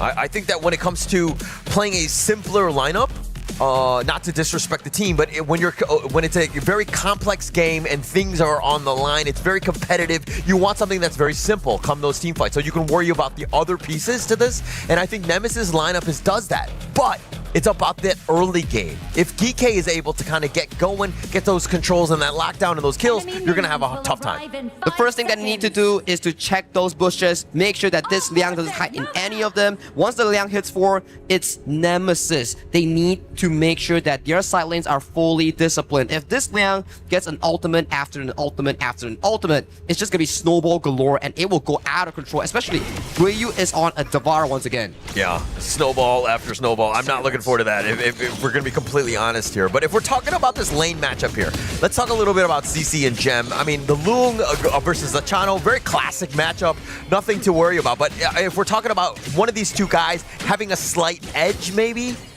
I mean, historically speaking, right, based on stats, Chano is the better one going up against the Long, but it depends on how well the Long plays. If the Long plays extremely well, it's a 50-50 matchup. If the Long plays slightly careless, it could go in favor of the Chano here. We've seen it from time to time. The only bad part about Chano in this lane is that it has no built-in sustain like the Aoyin, for example. Okay. And now let's talk a little bit about the Davaro, one of the later, newer heroes that have been kind of added in. Going up against Tough Z, Dharma, right? Like, how does this lane matchup work overall? But before the main matchup here, we do see Tough Z going in for that specific play on towards Musang King, but Musang King stealing away the Azure Golem here. That's going to be a big punch towards TNX in the jungle. Yeah, and it looks like nobody's going to lose too much. Shisan coming along a little bit low in terms of his health. He's going to recall on back to kind of reset everything at this point. But now, if we're talking about Jurl, this has been the guy. Him and TNX and L have been teammates for quite some time. They have a lot of familiarity, especially even against Guyu here. It sort of reminds me of the roster coming in from Blacklist International, where they have so much success with together here. TNX missing the ultimate coming in from the Zilong. Gets taken down by the damage here. Just look at the level discrepancy coming in from Musang King and TNX. It's a bit much at this point. I mean, just to kind of start things off. Like, for me, it's about TNX in this game, right? Can he outpace Musang King? Is he able to kind of outfarm and create a little bit more pressure than Musang King, who is, let's be very honest, he's very efficient with his farming. Look at this. From mid wave to bot wave, back to jungle, back to mid wave again. Shisan holding the wave for Musang King's arrival later on. It's the King's service, if you were to say here. Everyone is serving Musang King. Yeah, everybody's like bowing down, kneeling to the king, if you will. Here's the farm, here's the minions, here's the gold. I mean, here's what they're doing. They're like lowering the health of everybody and just making it so that Musang King, I'm sure he's going to be very tired as he has to only hit the minions one time to get this secure the net worth. He's full of carbohydrates right now. All the gold going in towards his stomach. Like, he's already almost level 7 as of this point, and he has a timer of the Azure Golem coming from TNX. Level 5 versus level 7 here. Zil has already unlocked the power control. Where is the first play gonna be coming in from this Princess Frost and Liang? I mean, Musang King level 7, that's pretty high, Crazy. especially at 3 minutes. But they funneled, again, it's all about the prioritization. Plus, level 5. At a moment's notice, whenever they feel comfortable, and they don't need to rush it, but it will definitely help out when Musang King has those items, because they're going to just burst him down. Plus, Shisan is there as well. I'm pretty comfortable with Team Nemesis right now, right? Yeah. Just making sure that, okay, lanes doesn't go explode. They need to make sure that bottom side, Rider Alpers tags on towards Gem. Gem unable to flash away. The CC Galore stacks on towards him here. Gem forced to be sacrificed under the tower here. Beautiful and clean dive coming in from the side of Geekay. Oh, absolutely clean. Set up by L, and the way that they were able to do that, I mean, Gem had nowhere to go. He was actually going the wrong way. Maybe he did enough to kill L before he was killed, but it was just way too much in the end. And again, feeding the machine that is CC, never very good. Musang King back towards the farming goal, and I think it's a pretty good play coming in from L, right? He hit the vision, stick on towards the bushes here, use an Umbrella Outburst from away of the vision here. That's how they caught Gem in that play itself. Yeah, and now it looks like that 4-minute mark. You see the teleport into the mid lane by Guyu. Already set it up. They burst it down. Look at how fast Musang King took it down. The rest of GK were there, but man, you blink and you just took down a Tyrant. You blink and you miss it. At the very least right now, Nemesis, they need to start looking for these activate team fights here. Where every time you see Zhang Fei having the ultimate, you need to mark where is the Liang. Follow the Liang's tempo here. Wherever Liang ults, Zhang Fei needs to disengage for that specific champion hero.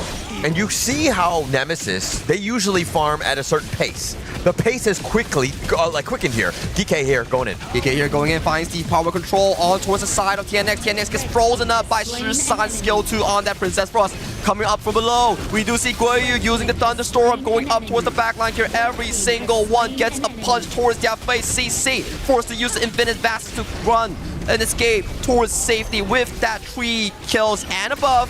This mid lane tower will just accelerate the growth of Geekay Esports. Geekay Esports or just Musang King. I mean, like at the end of the day, he has almost all of the net worth. He is such a beast. He was just literally walking it down, executing anybody wherever they wanted it, and they've taken an early T1 mid at the 5-minute mark. huge. But as we look at this breakdown to see exactly how things went in, look at that control. The Unbridled Outburst kind of knocking that around, but they're stuck in. They had nowhere to go. TNX was completely controlled. And look at, again, Musan King with the walk down. This is the easiest thing for him to do as he gets all of these kills. And there was a perfect play coming in from Ze on the Liang. He used power control on towards TNX, and when the Unbridled Outburst comes in to disengage him, he flashes over the wall so he can fully channel the power control. Yeah, very smart there. And again, Je has just proven me time and time again that I'm wrong and that he knows how to play the Liang, because the way that they play it, it's great. And it really sets them up for success because they love the snowball. They love to end games quickly. And that was the only first ever power control, and it just pushed the goalie into a 3000 comfortable for Geekay Esports. And rinse and repeat, they're once again coming along in this Azure Golem. Yeah, and it looks like, again, they have the timers. They understand exactly when to be there, but you have Musan King. How do you even get close to him?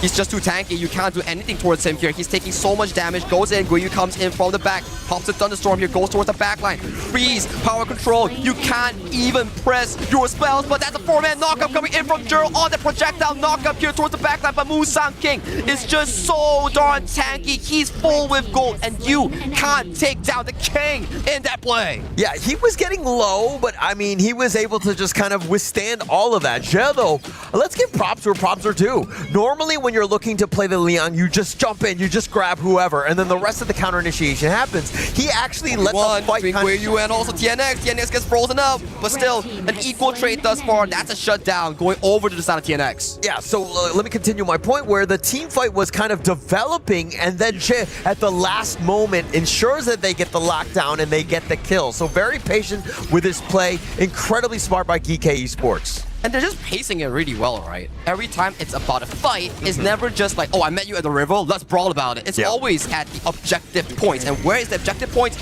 Azure Golems, Tyrants, your red buff becomes my red buff. Taking everything, right? I think that this is why this team is incredible, in the sense that the coordination, they're always together. And then when they make plays, they have backup and enough damage to ensure that they get these conversions, and why the movement is always going to come out successful.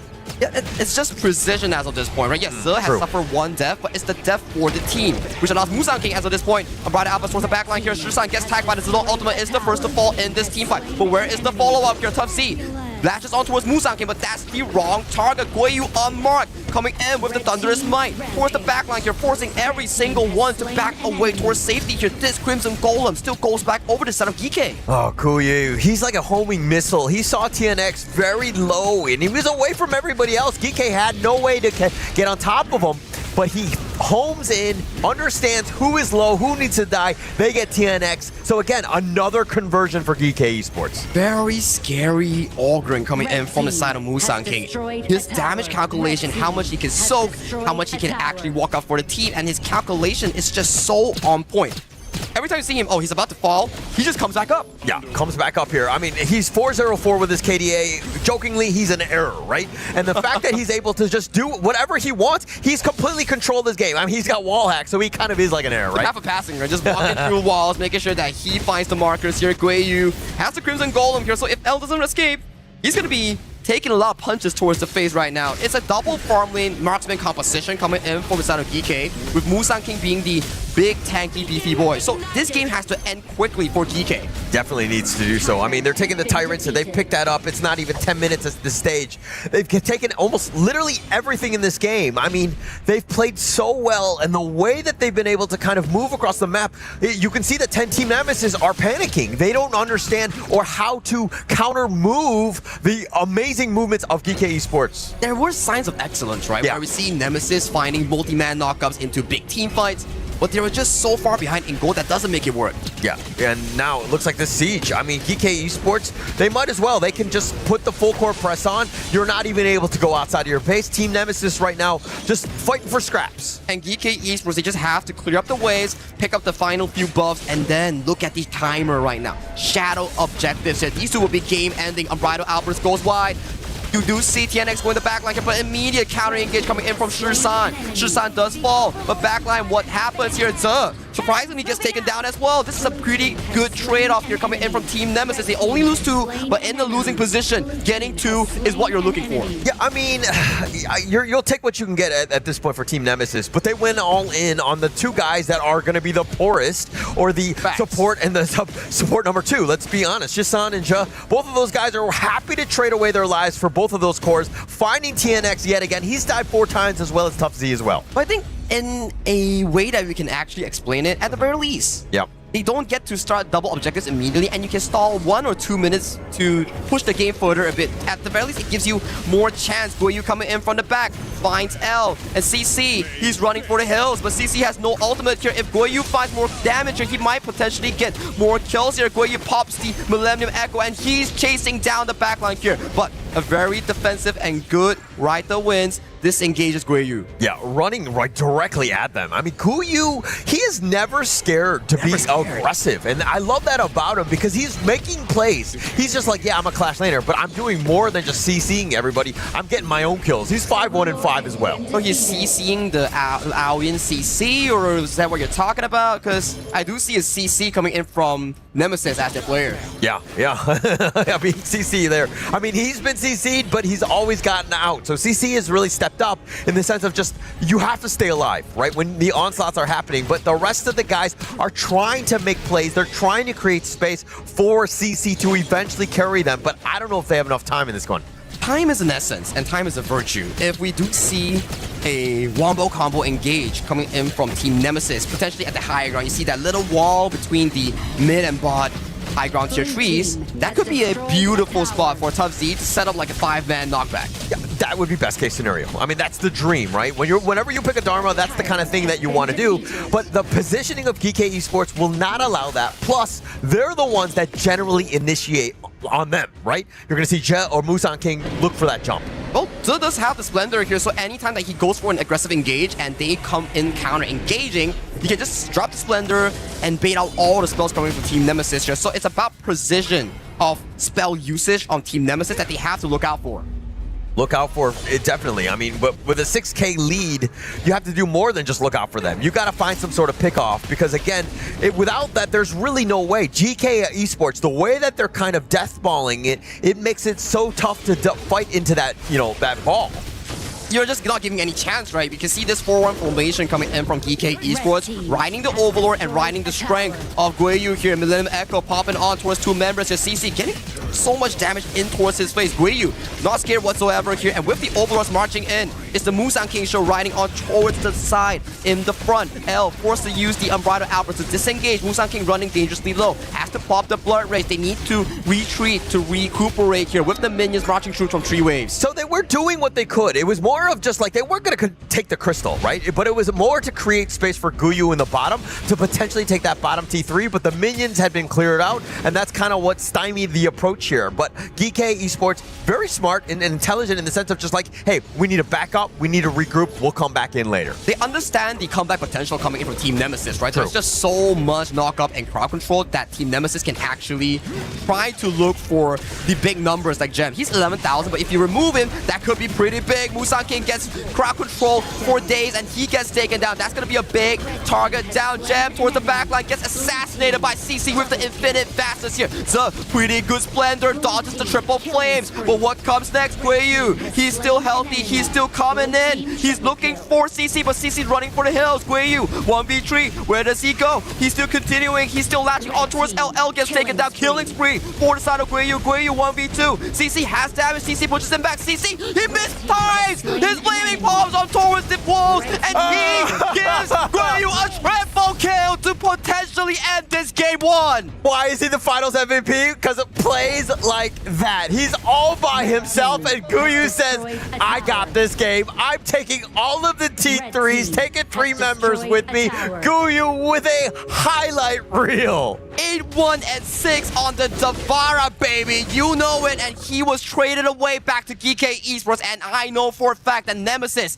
they are regretting right now. Definitely regretting it. They were like, why did we let him go? Guyu, I mean, when he's making plays like that, and everybody was so low, but he was dodging everything, doing enough, finding that everybody was enough for him to go in, and as we check out this replay, it started poorly, right? I mean, especially with Musang King getting killed, they were like, okay, we slayed the dragon, they find the Infinite Bastards on the back, they find Gem as well. Things were looking very dire. Everybody was so low, but Guyu was like, bet, I got everybody. I'm taking everyone down, find CC once he goes down, and they're walking around, they're thinking 3 members, but like, how do we kill this raid boss? No chance, dodges away, Jurl's like, I can't help you, buddy, but CC's trying to go, misses the play, and then now Jurl tries to go in, and Guyu, outplay, gets the triple. And he's going in once again, diving towards the backline with the Millennium Echo here. CC forced to use Infinite Battle to escape towards safety here. Guyu not stopping and still going in for the punches. 1, 2, kick up and 3. You get the crystal for this game number 1. Geekay Esports, just too much Guyu. I mean, the rest of the guys put them in a great spot, but man, Guyu with that play to just cement the MVP in this game for sure, as well as that game. Just, oh my gosh, Guyu is so much fun to watch. I think that was probably the best Davara performance that we have seen in a while. That was insane coming in from this young prodigy, which is Guyu in that Clash lane.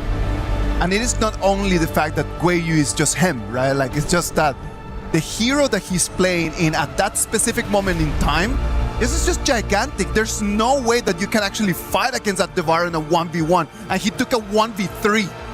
1v3, like that was crazy. He was at full life. Everybody was running at him and they were like, okay, we just kite him. But he was too fast to go in. He had enough damage to take them all down and he was dodging everything. It was like the Matrix for him where he was literally the one. The one and only 9-1 and 8 on that Davara. Bootless has the frigid charge, goes in with that 4-core attack speed build. He was just going in at it every single time. If CC comes close even towards the Davara, he has to pop the Infinite Bastards run. And then we're always talking about how you not only need to be really good, you need to be very lucky as well. Because as CC wants to go straight up just to send over there the damage is just divided in between the Davara and the jungle. Yeah, and look at this gold graph. Everything, I mean, just completely in favor of Geekay Esports. Little bit of dips, but in the end, I think the Guyu mark was just like, I got you, fam. And they were able to close that game out. I think if they didn't misplay there and they managed to get Guyu during that dip, that could be the comeback potential for the side of Team Nemesis in this game one. But nonetheless, Guyu on that Davara, 35% damage on this particular pick. Crazy. I mean, 135,000 damage. He was just like, you were thinking, oh, Musang King or Gem would be the guy, but Guyu was like, no. Actually, I'm the guy. I'm the one that needs all the space and the farm, and I'm going to carry games like this and just take over here. I think that even if they would have lost that fight, Geekay Esports had already played such a strong game that losing that fight over there, losing those 2,000, 3,000 gold advantage, I don't think that it would have given Team Nemesis enough to turn the game. It wouldn't have, but at the very least, it gives them signs of hope because these moments... A little bit more time at least. Yeah, knockups galore coming in from Juro and Tough Z. It was looking good. But at this point, Musang King was too fed and they were just too tanky for them to handle. Yeah, too much space for Musang King, and then all of a sudden, the Guyu got online. But the team fights, this looked like it was just an all Geekay Esports game. And yes, Nemesis had their moments. They had a chance, especially in this team fight, as they finally slay Musang King early. It's just Musang King falls, and then right after that, Gem is going to fall as well. So then you just imagine, there's no one else. And then Guyu just stood up, man, and then he just takes that 1v3. He just pops in here, finds CC in that isolation here. L, Jurl, CC, Guyu with that 1v3, takes down L first, and then you can see, okay, Jurl escaping towards safety, but this one on towards CC, he hit the wolf cap, man! Give me the flaming bomb, and that turns it around. I mean, they get to go, and actually Jurl was like, oh, you got him? All right, I'm gonna walk away. He was walking the other way, and then they missed the flaming palm, and then it was a complete disaster at that point. Well, right over there, Guyu just showed us that when you are him, you're him. Right now, is Geekay Esports with a 1-0 advantage on top of Team Nemesis. We're going to go to a break, and when we come back, it's going to be game 2 of our match number 6 of today.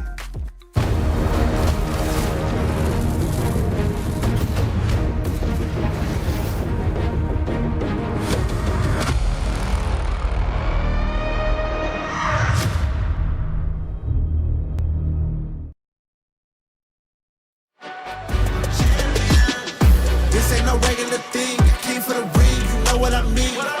You see my name in the lights, better get right, I'm champion.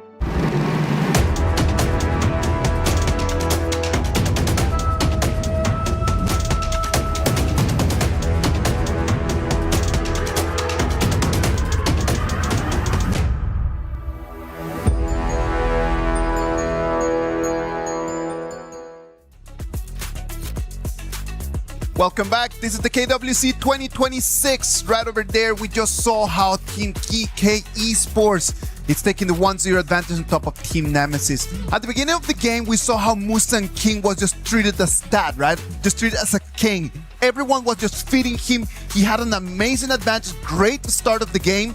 But then when he fell over there in the last fight, it was Guayu the one that had to stand up. Yeah, Guayu was like just like a catch, buddy. They were doing like trust falls, right? Right when Mustang King fell, that was when he like took the throne, took the crown, and he became the new king. And that's the main idea, right? Like sometimes in your team, you need to have multiple cores. You need to have multiple carries. Whenever the Mustang King was not able to start over there, someone else needs to jump in and take that role. And it just shows the beauty of the draft coming in from inside of Geekay Esports, where you draft the Liang Frost, you want to accelerate the growth of your early to strong mid-game jungler, which they did. Mustang King was practically unkillable for the first 10 minutes, but when the damage items start scaling in for the side of Nemesis, that's where it's an issue. But the supplementary picks, Chano, Davara, stood up, especially Guayu in that final play. That's why the draft makes sense. But the problem is, it's a very, very difficult to execute draft. Now, the problem over there is TNX, man. I don't think that TNX had the best of the games. Correct. And we just spotlighted him over there like, okay, it's your chance to try to get in there as a jungler that is going to have people respect him internationally.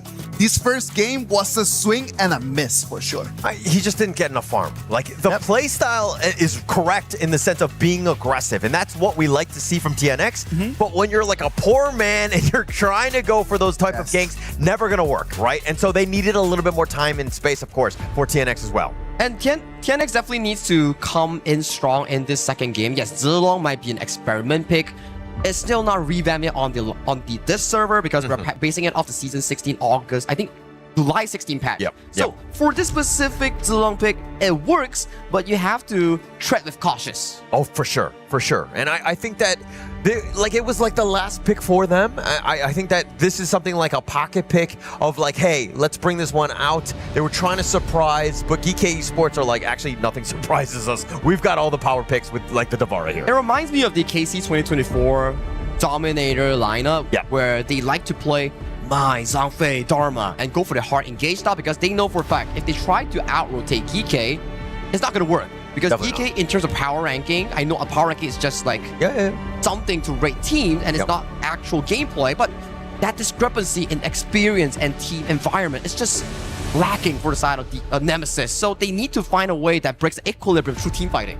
Through team fighting, so are you saying that like come early game, they need to take more fights, more like gank attempts? Like walk me through that process. Like, just now that composition is built around team fighting. CC galore, layering crowd control after crowd control, giving them more edge. Even if they're losing 2,000-3,000 gold, it still allows them to team fight. Like we saw in the last fight.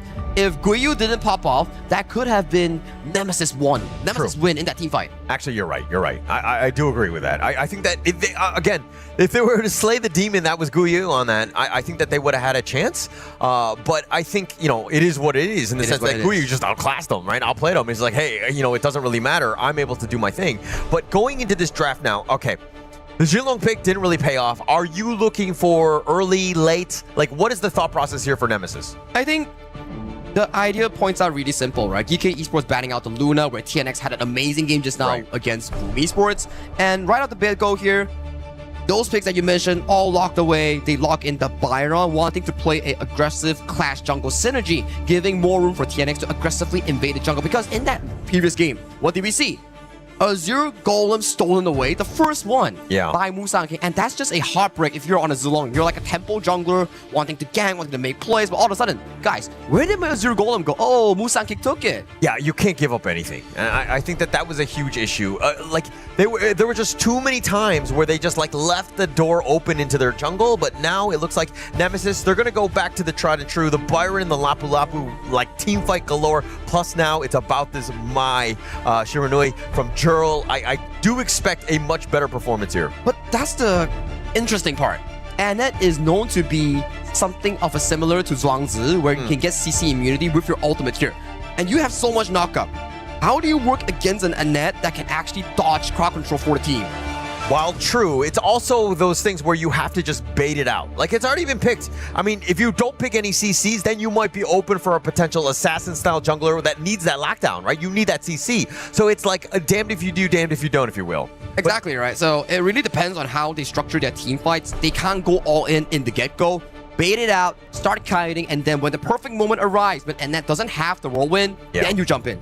Best case scenario, assuming you're able to find that. Not easy, very difficult to do in terms of these team fights, but if we're going to this one where the Agudo is going to be picked here to kind of counter some of that, they're looking for one big team fight, maybe a pick-off, and then start taking towers down. Yep, one by one, right? And this is shaping to be a very, very aggressive early to making composition coming in from the side of Geekay Esports here. And you pan over to the side of Nemesis.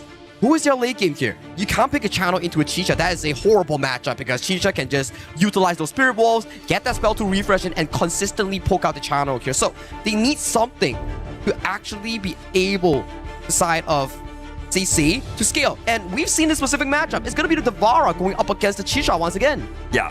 So, they're going to go with the Devara farm lane here and also adding TNX's Lam to the mix.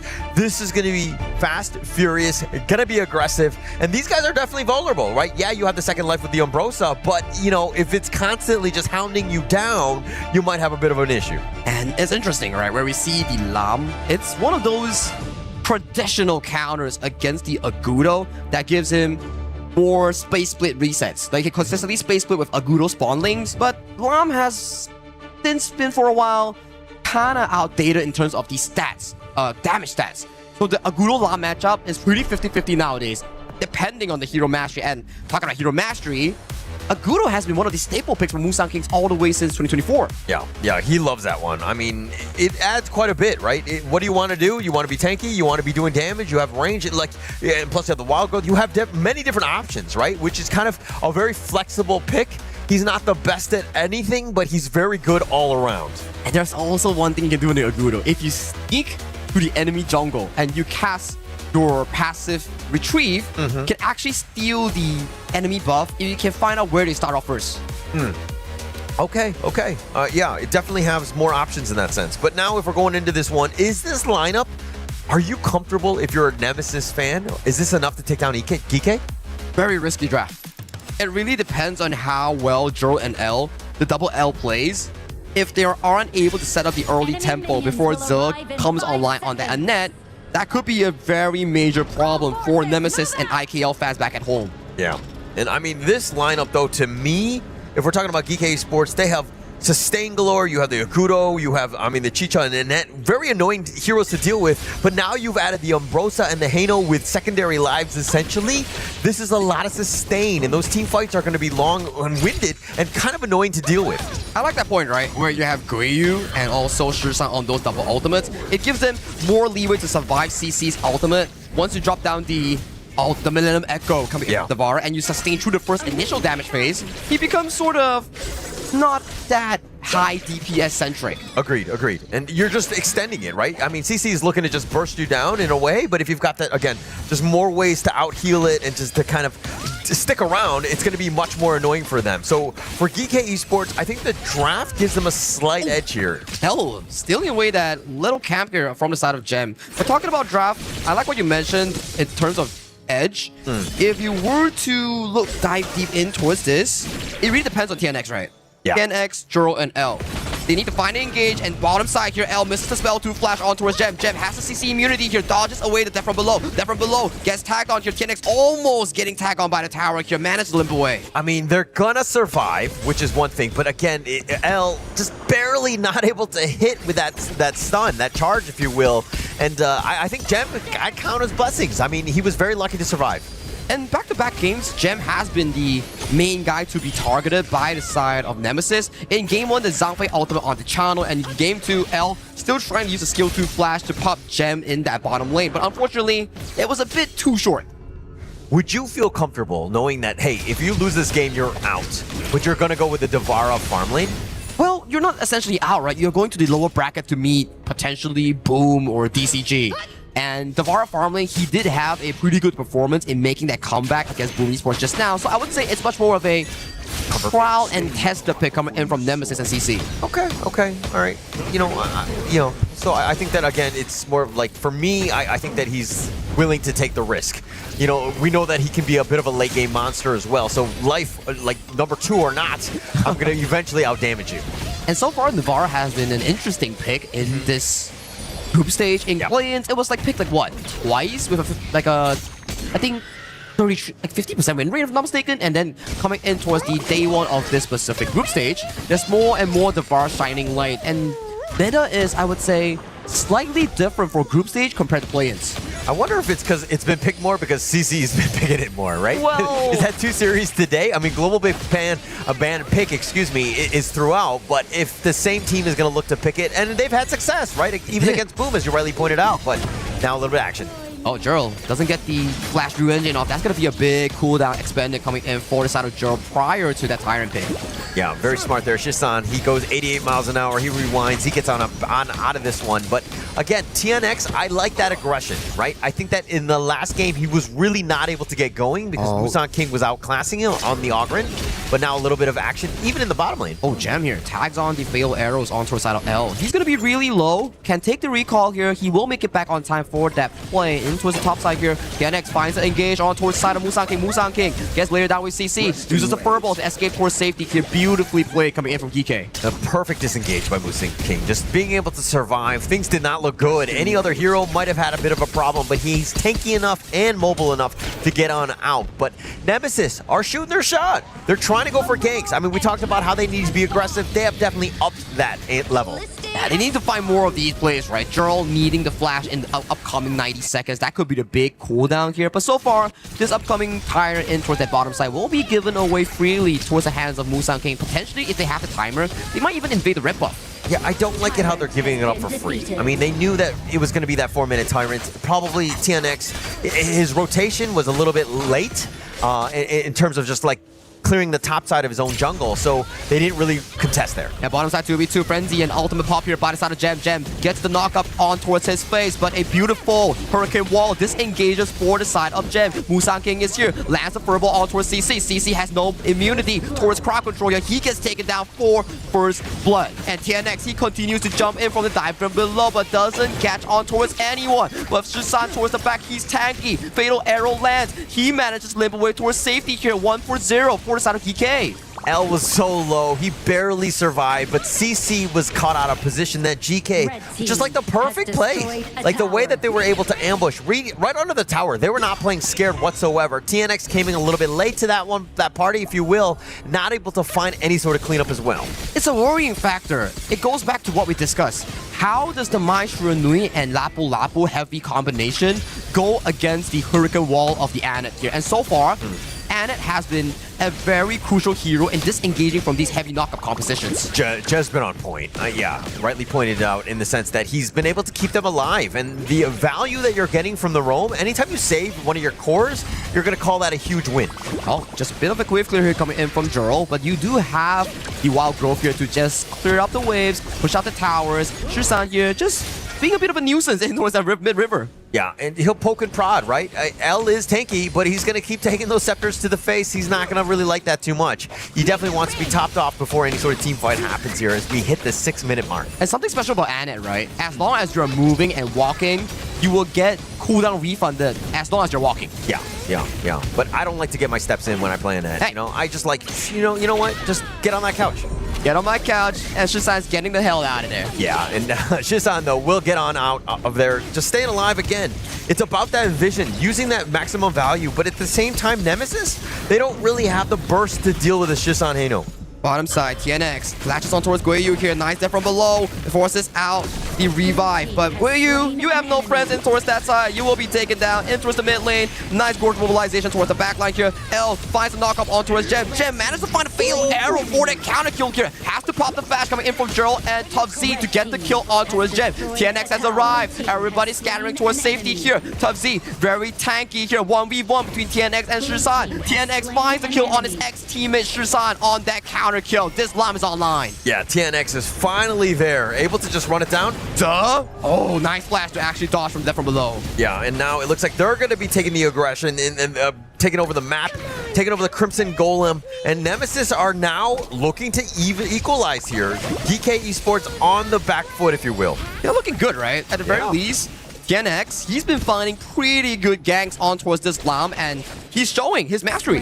Yeah, and checking out this replay. This is the moment where Guiyu was already solo killed, but then that team fight, the nice little play by Gerald to push him onto the tower, and while Gem did salvage this by getting L, he trades his life away because, again, he's not able to get away from the Nemesis team that's just literally running right at him. The double flash coming in from Tough Z and Gerald means that they really want to set Gem in towards the stones here. But we are coming back into an 8th minute mark where both teams are neck and neck tied. At the very least, for Team Nemesis, they are in a much better state compared to game number 1. Yeah, much better state for sure. And I think that, you know, Nemesis, they got to feel a lot better as well.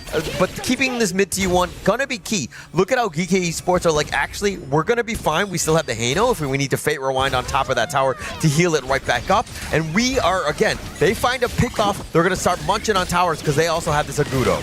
They are really munching towards that tower that you speak of here. Gem jumping in for that specific play.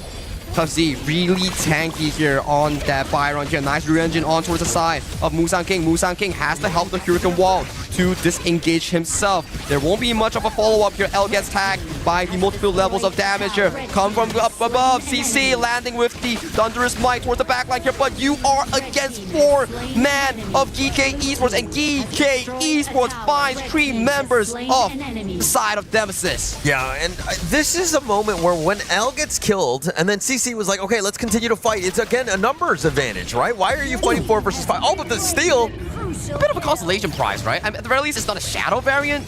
Yeah. So I guess that there's a silver lining in that sense. But letting that happen, I don't think they expected Gerald to be in that spot. But going back to that last team fight, CC had no business to continue on.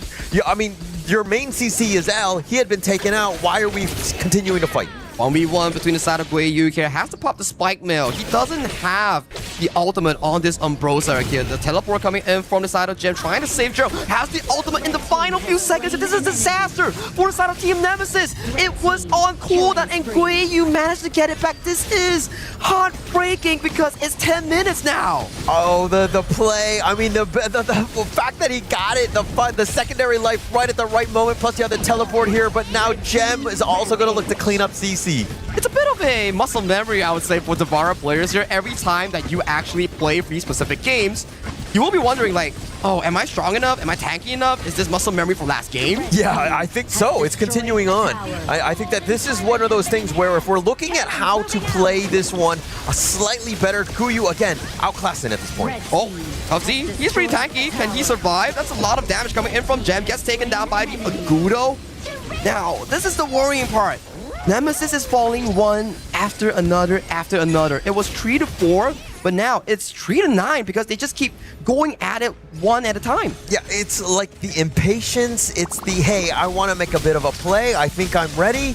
But Geekay are like, actually, if you're going to go one-on-one, you're not going to have a good time. I think that you need to come with friends and to ensure that you're getting kills. And again, Guyu and Shisan are able to bait a lot of spells out. Shisan's coming in from the back here, just trying to play nuisance with those Scepter of Phase. That's a lot of damage here. Marks everyone with the Fate's Rewind. Just a bit of a poking game. Yeah, a little bit of more poke, right? This is, again, map control. Geekay Esports, look at how far up they are. This is going to be so tough for NMSS now that they have to huddle behind in their own pace. But TNX, maybe he gets some appropriate flank here. And he's walking through that bottom river here. Maybe he can actually find key members like Musan King or Gem, but coming in for this specific play, Gem pops a Frenzy, pops the Grandmaster Forge, isolates Tough in towards the backline. TNX, where do you go? He finds Step from below, and CC comes from above. CC finds a beautiful damage angle towards the backline here. TNX is still going in. TNX, he manages to ace the T with a beautiful flank from downtown. The play, the flank, there were not many that were able to survive that, and TNX had them all grouped up and ensured they gets the quadra kill, leading to, of course, that ace. But now they need to get some sort of value. They need to get some sort of objective, create a little bit more space for them, but that is a small or a huge play in terms of this comeback. Let's look at this replay here. NMSS for the side of TNX, he is hidden for the majority of this play, and once Chicha's ultimate wears off, he has no damage here. Before Joe dies, TNX comes in, swoops everyone with the space split here, utilizing the healing and chops everybody on that chop and block. Oh, that's got to feel so good for TNX. I mean, the fact that he got the quadra, but everybody, again, just that we're grouped up. It was like the perfect situation. Tufzy is like,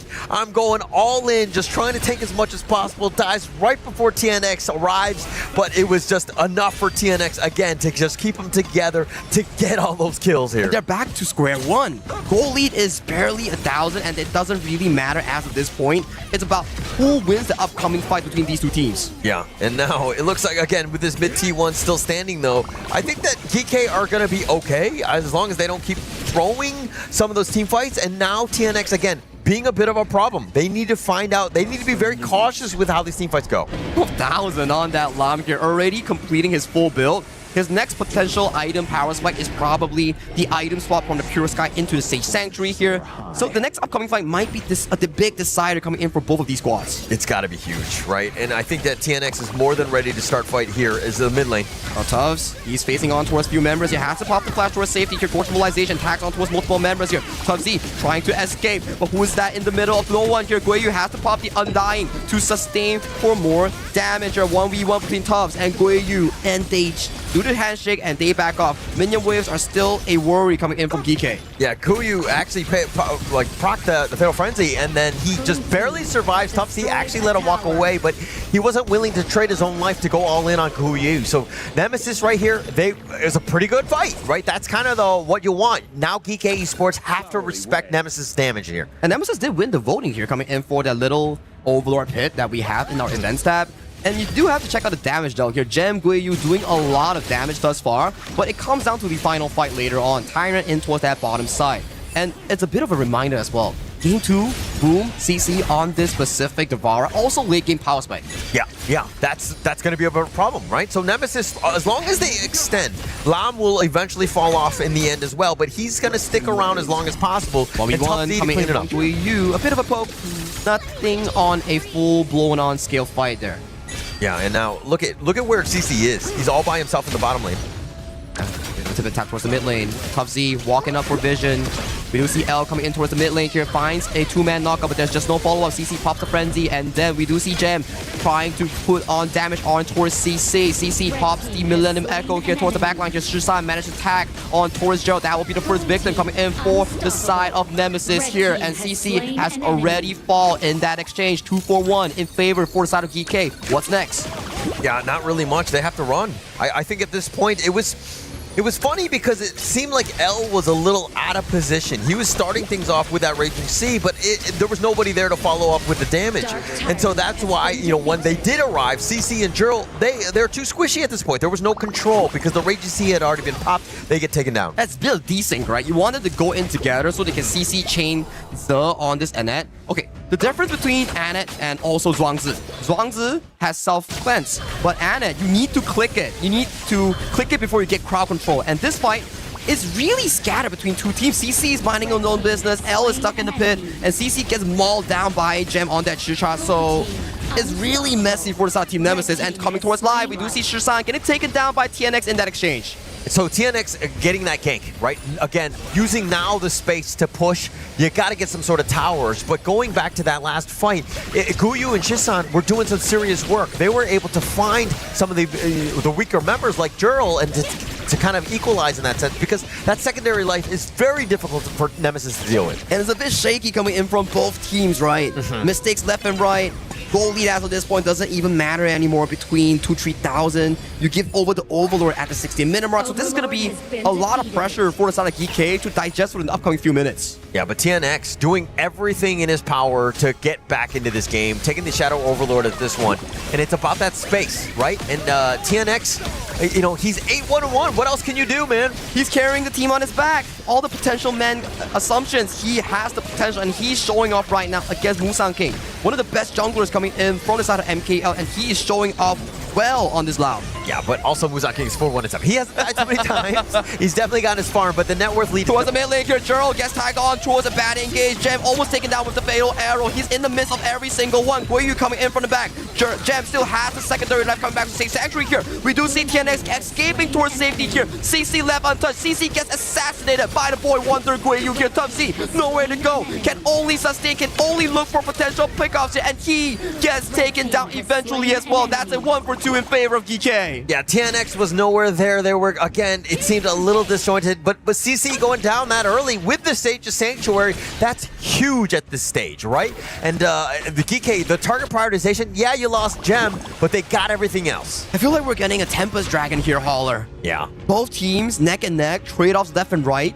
You won't be getting a full-on blown team fight where you actually get an ace. Yeah, but looking at this replay, I mean, checking this one out, I mean, Gem, he gets stun-locked a little bit. He gets controlled. He gets pushed back in a spot that he doesn't want to be in. Sage of Sanctuary was popped. Look at how TNX, he's like, gotta get on out of here. Everybody has to retreat. CC is not as fast. And Tough Z's like, okay, I got nothing else. Let's turn it around. I do have a little bit of life as well as that Blood Rage, but it's just not enough against 4 members. That's the worrying part of Nemesis draft, right? Your damage output is really ultimate reliant. Once your ultimate wears off on CC, no one can take down Guiyu if you don't pop his Undying first. True.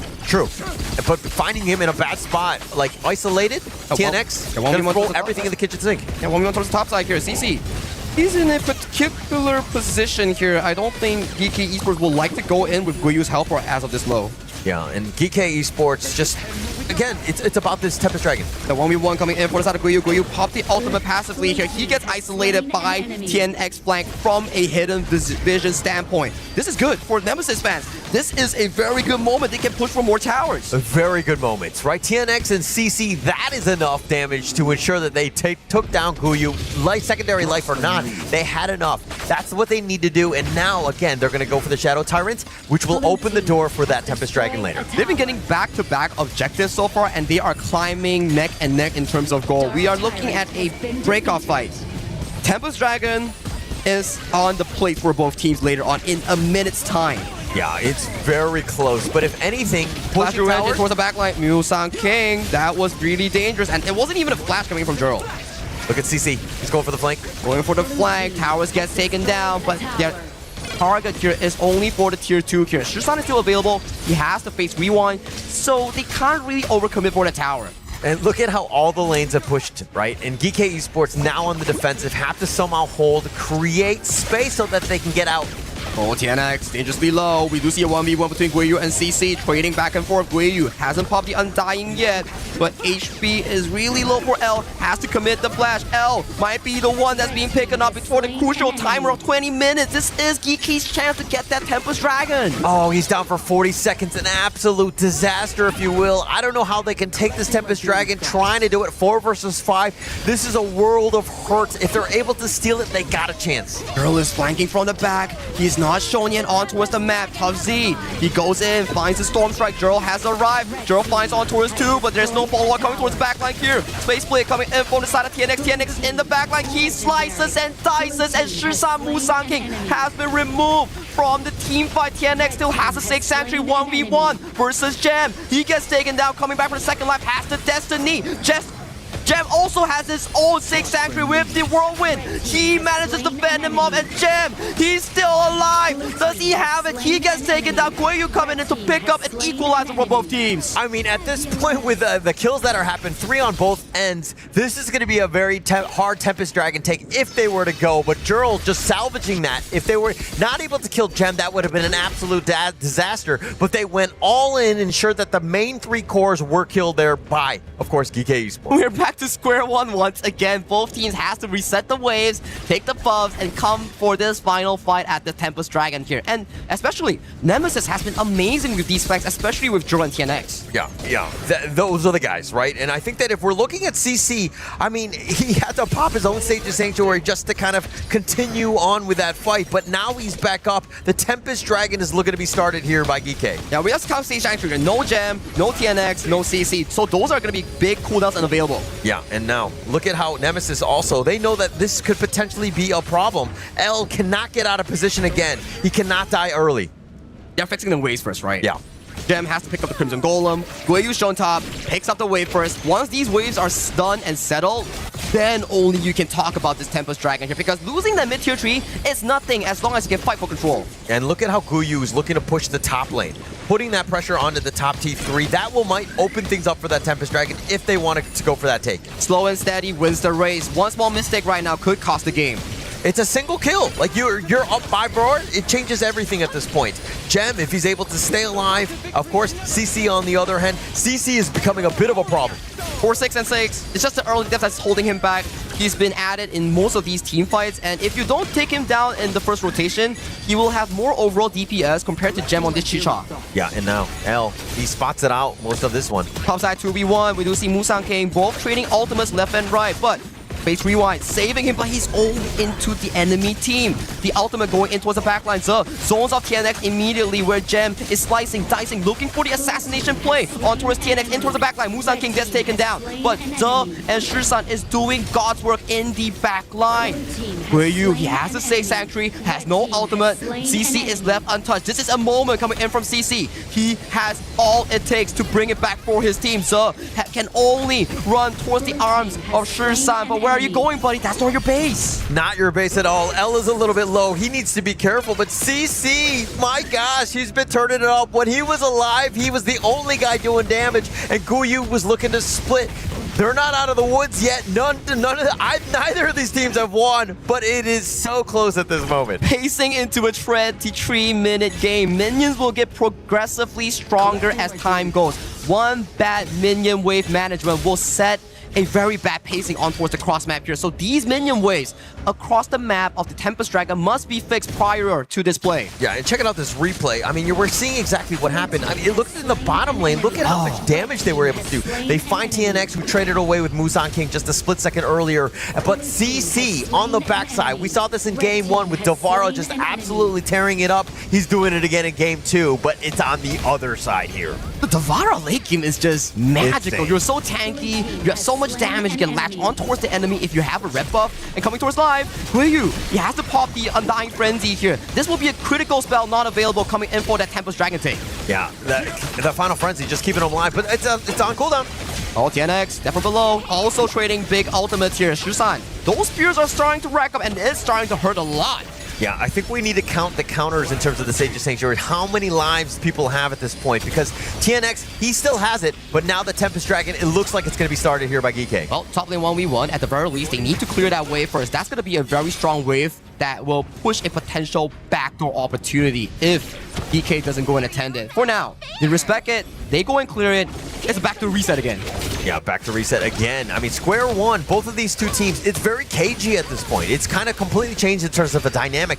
Geekay Esports, though, understanding that, hey, if we get some sort of pick or some sort of space, we got to be super careful in terms of how we proceed because, you know, we could be, vulnerable to a split push.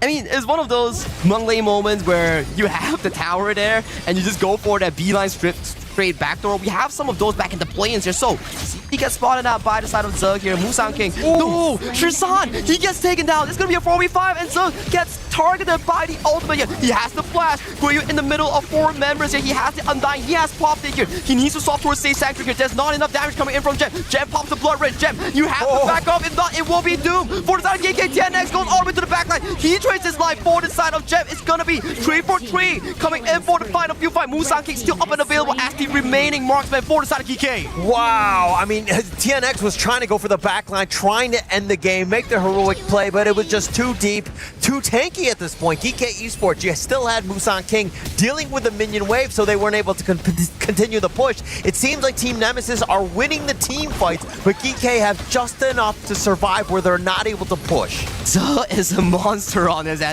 Yeah. He was like, what, 5% HP, and he still refused to use his ultimate until the very last point. He had flash, by the way.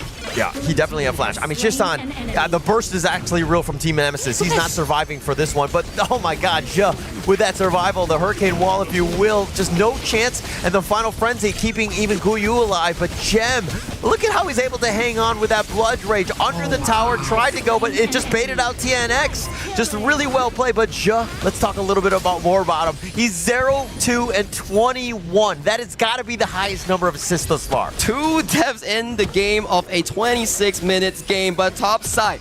DC gets isolated, Gem goes in for the 1v1, but he gets picked up in the crucial moment, but towards the bottom side, we do see there's a split push that's being concentrated by the side of TNX. Maybe he's looking for a game-winning push through that play. Oh, they stopped Susan gets stopped by the play. Oh, but TNX is actually not going to continue on with that push. He didn't really know, but he did have an opportunity. The bottom T3 was taken down, but now, again, CC for 30 seconds, he is down. That is an eternity at this stage. But the tier 3 has been taken down by a singular minion. That is how dangerous 27-minute minions are. It grows by the minute here. TNX in a very peculiar position here. He wants to go for the heroic steal. Whoever secures this Tempest Dragon will be the hero of this game. But TNX gets isolated by Gem in a 1v1. This could be Geekay's rightful game right now. Shisan has no mana for the Fates Rewind. They need to find a secure on towards this play. Yeah, and the Tempest Dragon, this is definitely theirs. I mean, they still have that smite unless Musang King somehow gets CC'd.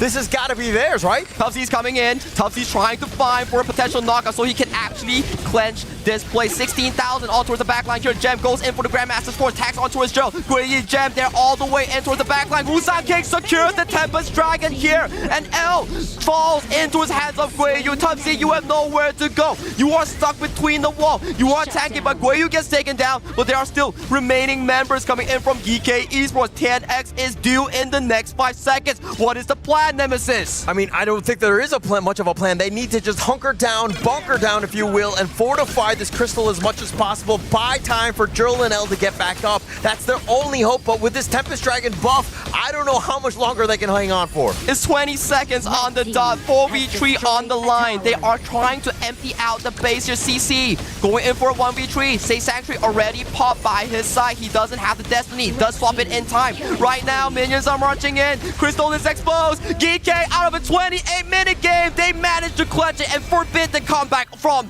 DevMT. Geekay Esports, congratulations, as they will make it to the top 8. They were able to overcome, but man, that was tough. Team Nemesis came to play. That was definitely the longest game that I've seen, at least for today. We're going to have to check the stats to see if it's been throughout, but man, that was a banger. It was indeed a banger here. Up to the very last moment, DMT by Nemesis, they managed to pull all strings, and they didn't want to give any single chance, but Gem, he stood up. He found the 1v1 moment. He sent TNX back to the drawing board. There were so many moments where either of the teams could have won. They had, like, Team Nemesis won some of the team fights, but then they didn't have enough of the cores to take down minions and to continue on with that push. So, like, the way that they were able to kind of dismantle these, but just more props to Geekay Esports on this win. Who would have said that Geekay Esports was gonna need almost 30 minutes to take this whole game? Ups and downs. Team Nemesis wanted to take it, but it was Geekay Esports the one they're going to seal their ticket. as the top 8 of our KWC 2026. All right, I'm going to say it on behalf of Geekay Esports. GG easy, huh? No, 28 minutes? No, definitely not. Let's be very honest. That was a crazy game, very back and forth one. And I'm sure both of these teams are completely tired after that I mean, it's a salty one for the side of TNX because he's been teammates with both Guiyu and also Shisan back in DMT and back in Team Secret here. So he's like, man, my performance was so good and still couldn't win. He was like 9-1 and like 5. Well, 9-1. Right? Yeah. Call it please, right? But he ended up being 11-6-6. There was that one moment, that very end, where he gets picked off. That changed the entire dynamic of the fight. Well, let's talk KDA, right? Like we're gonna just focus on the numbers. Look at the 0-28 coming in from Trua.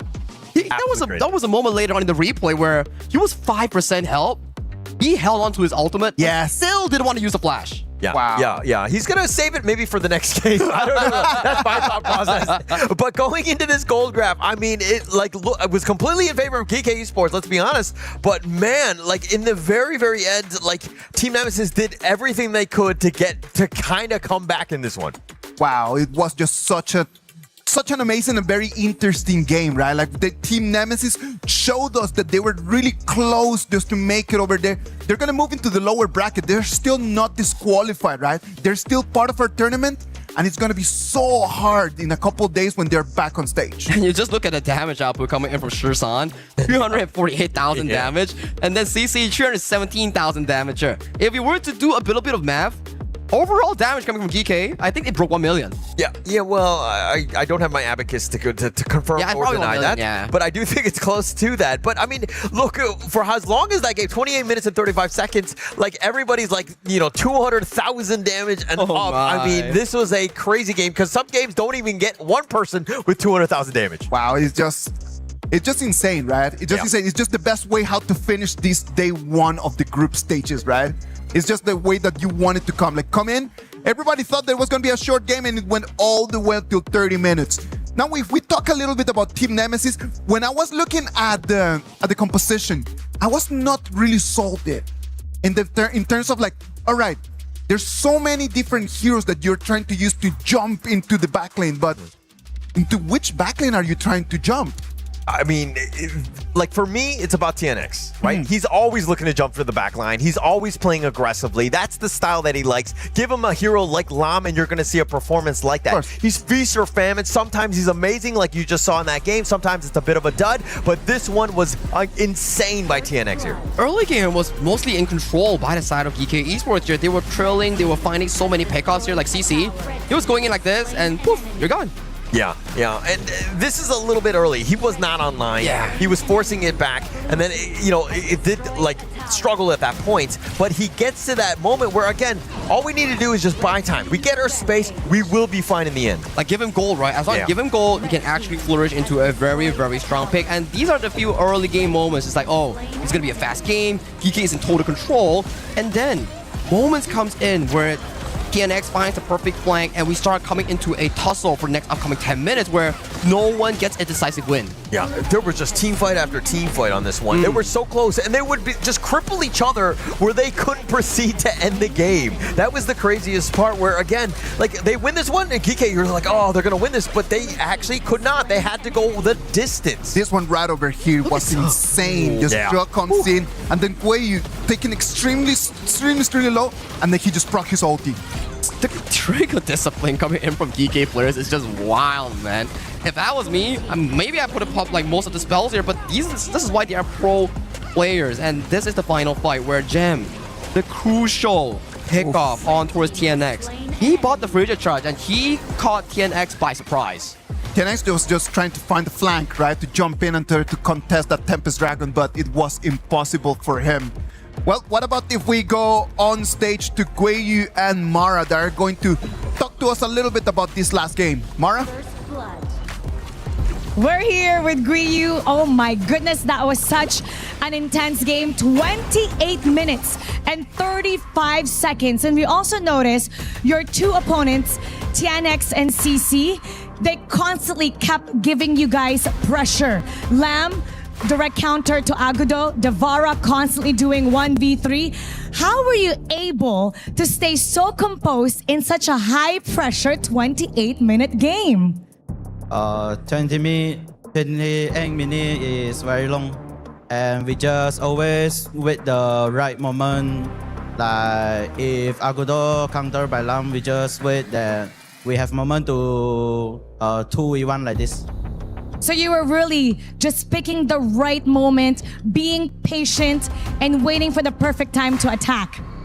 Now, we saw the game earlier. Match 1, it was a 2-0. This second match, another 2-0 for Geekay Esports.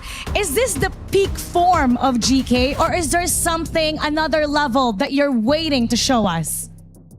Because we are the seeding team for Pool 1. I think we deserve we be the Pool 1 team. You deserve to be number 1 in the pool. Now, all your fans for sure are really happy. Let's invite them to support you in the playoffs. Thank you to our fans. Support us. We will be more stronger in playoff.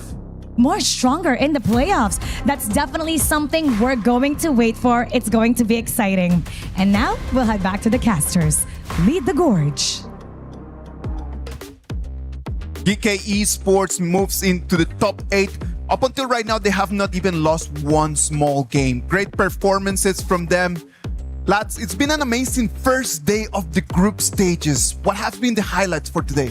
I think that last one. I think that we're still kind of riding the It's an easy one. It's the easiest one. It was the last one. It was the best one in the end.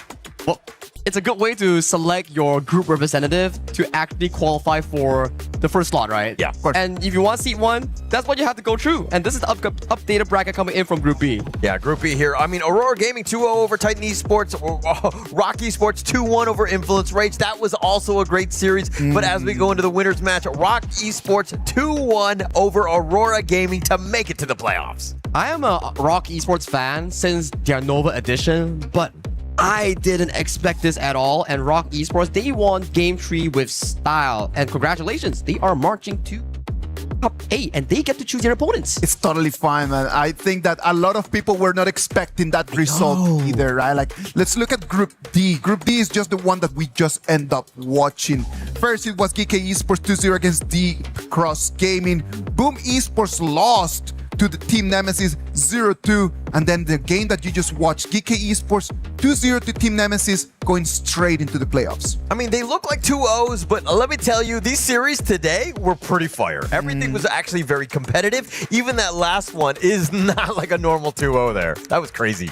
I think that was one of the most competitive games that we actually had on stage, where it was just so back and forth from like 16 minutes all the way to 28 minutes here. And then you compare Group B to Group D. Group D is all about 2-0s, 2-0s, 2-0s. Group B is about 2-1s, 2-1s, 2-1s. But then the game quality is really different. It's not to say that it's bad.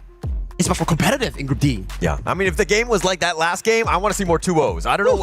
I know it doesn't sound smart, but that game was absolute fire. Regardless of the result, I am just really looking forward to have the exact same amount of intensity, the same game style, the same amount of fights, and of course, those lovely plays.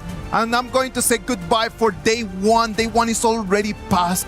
Tomorrow, we're going to have the actions of Group A and Group C. But before we leave, I'm going to leave you with the Qiddiya plays of the day. Thank you very much. See you tomorrow.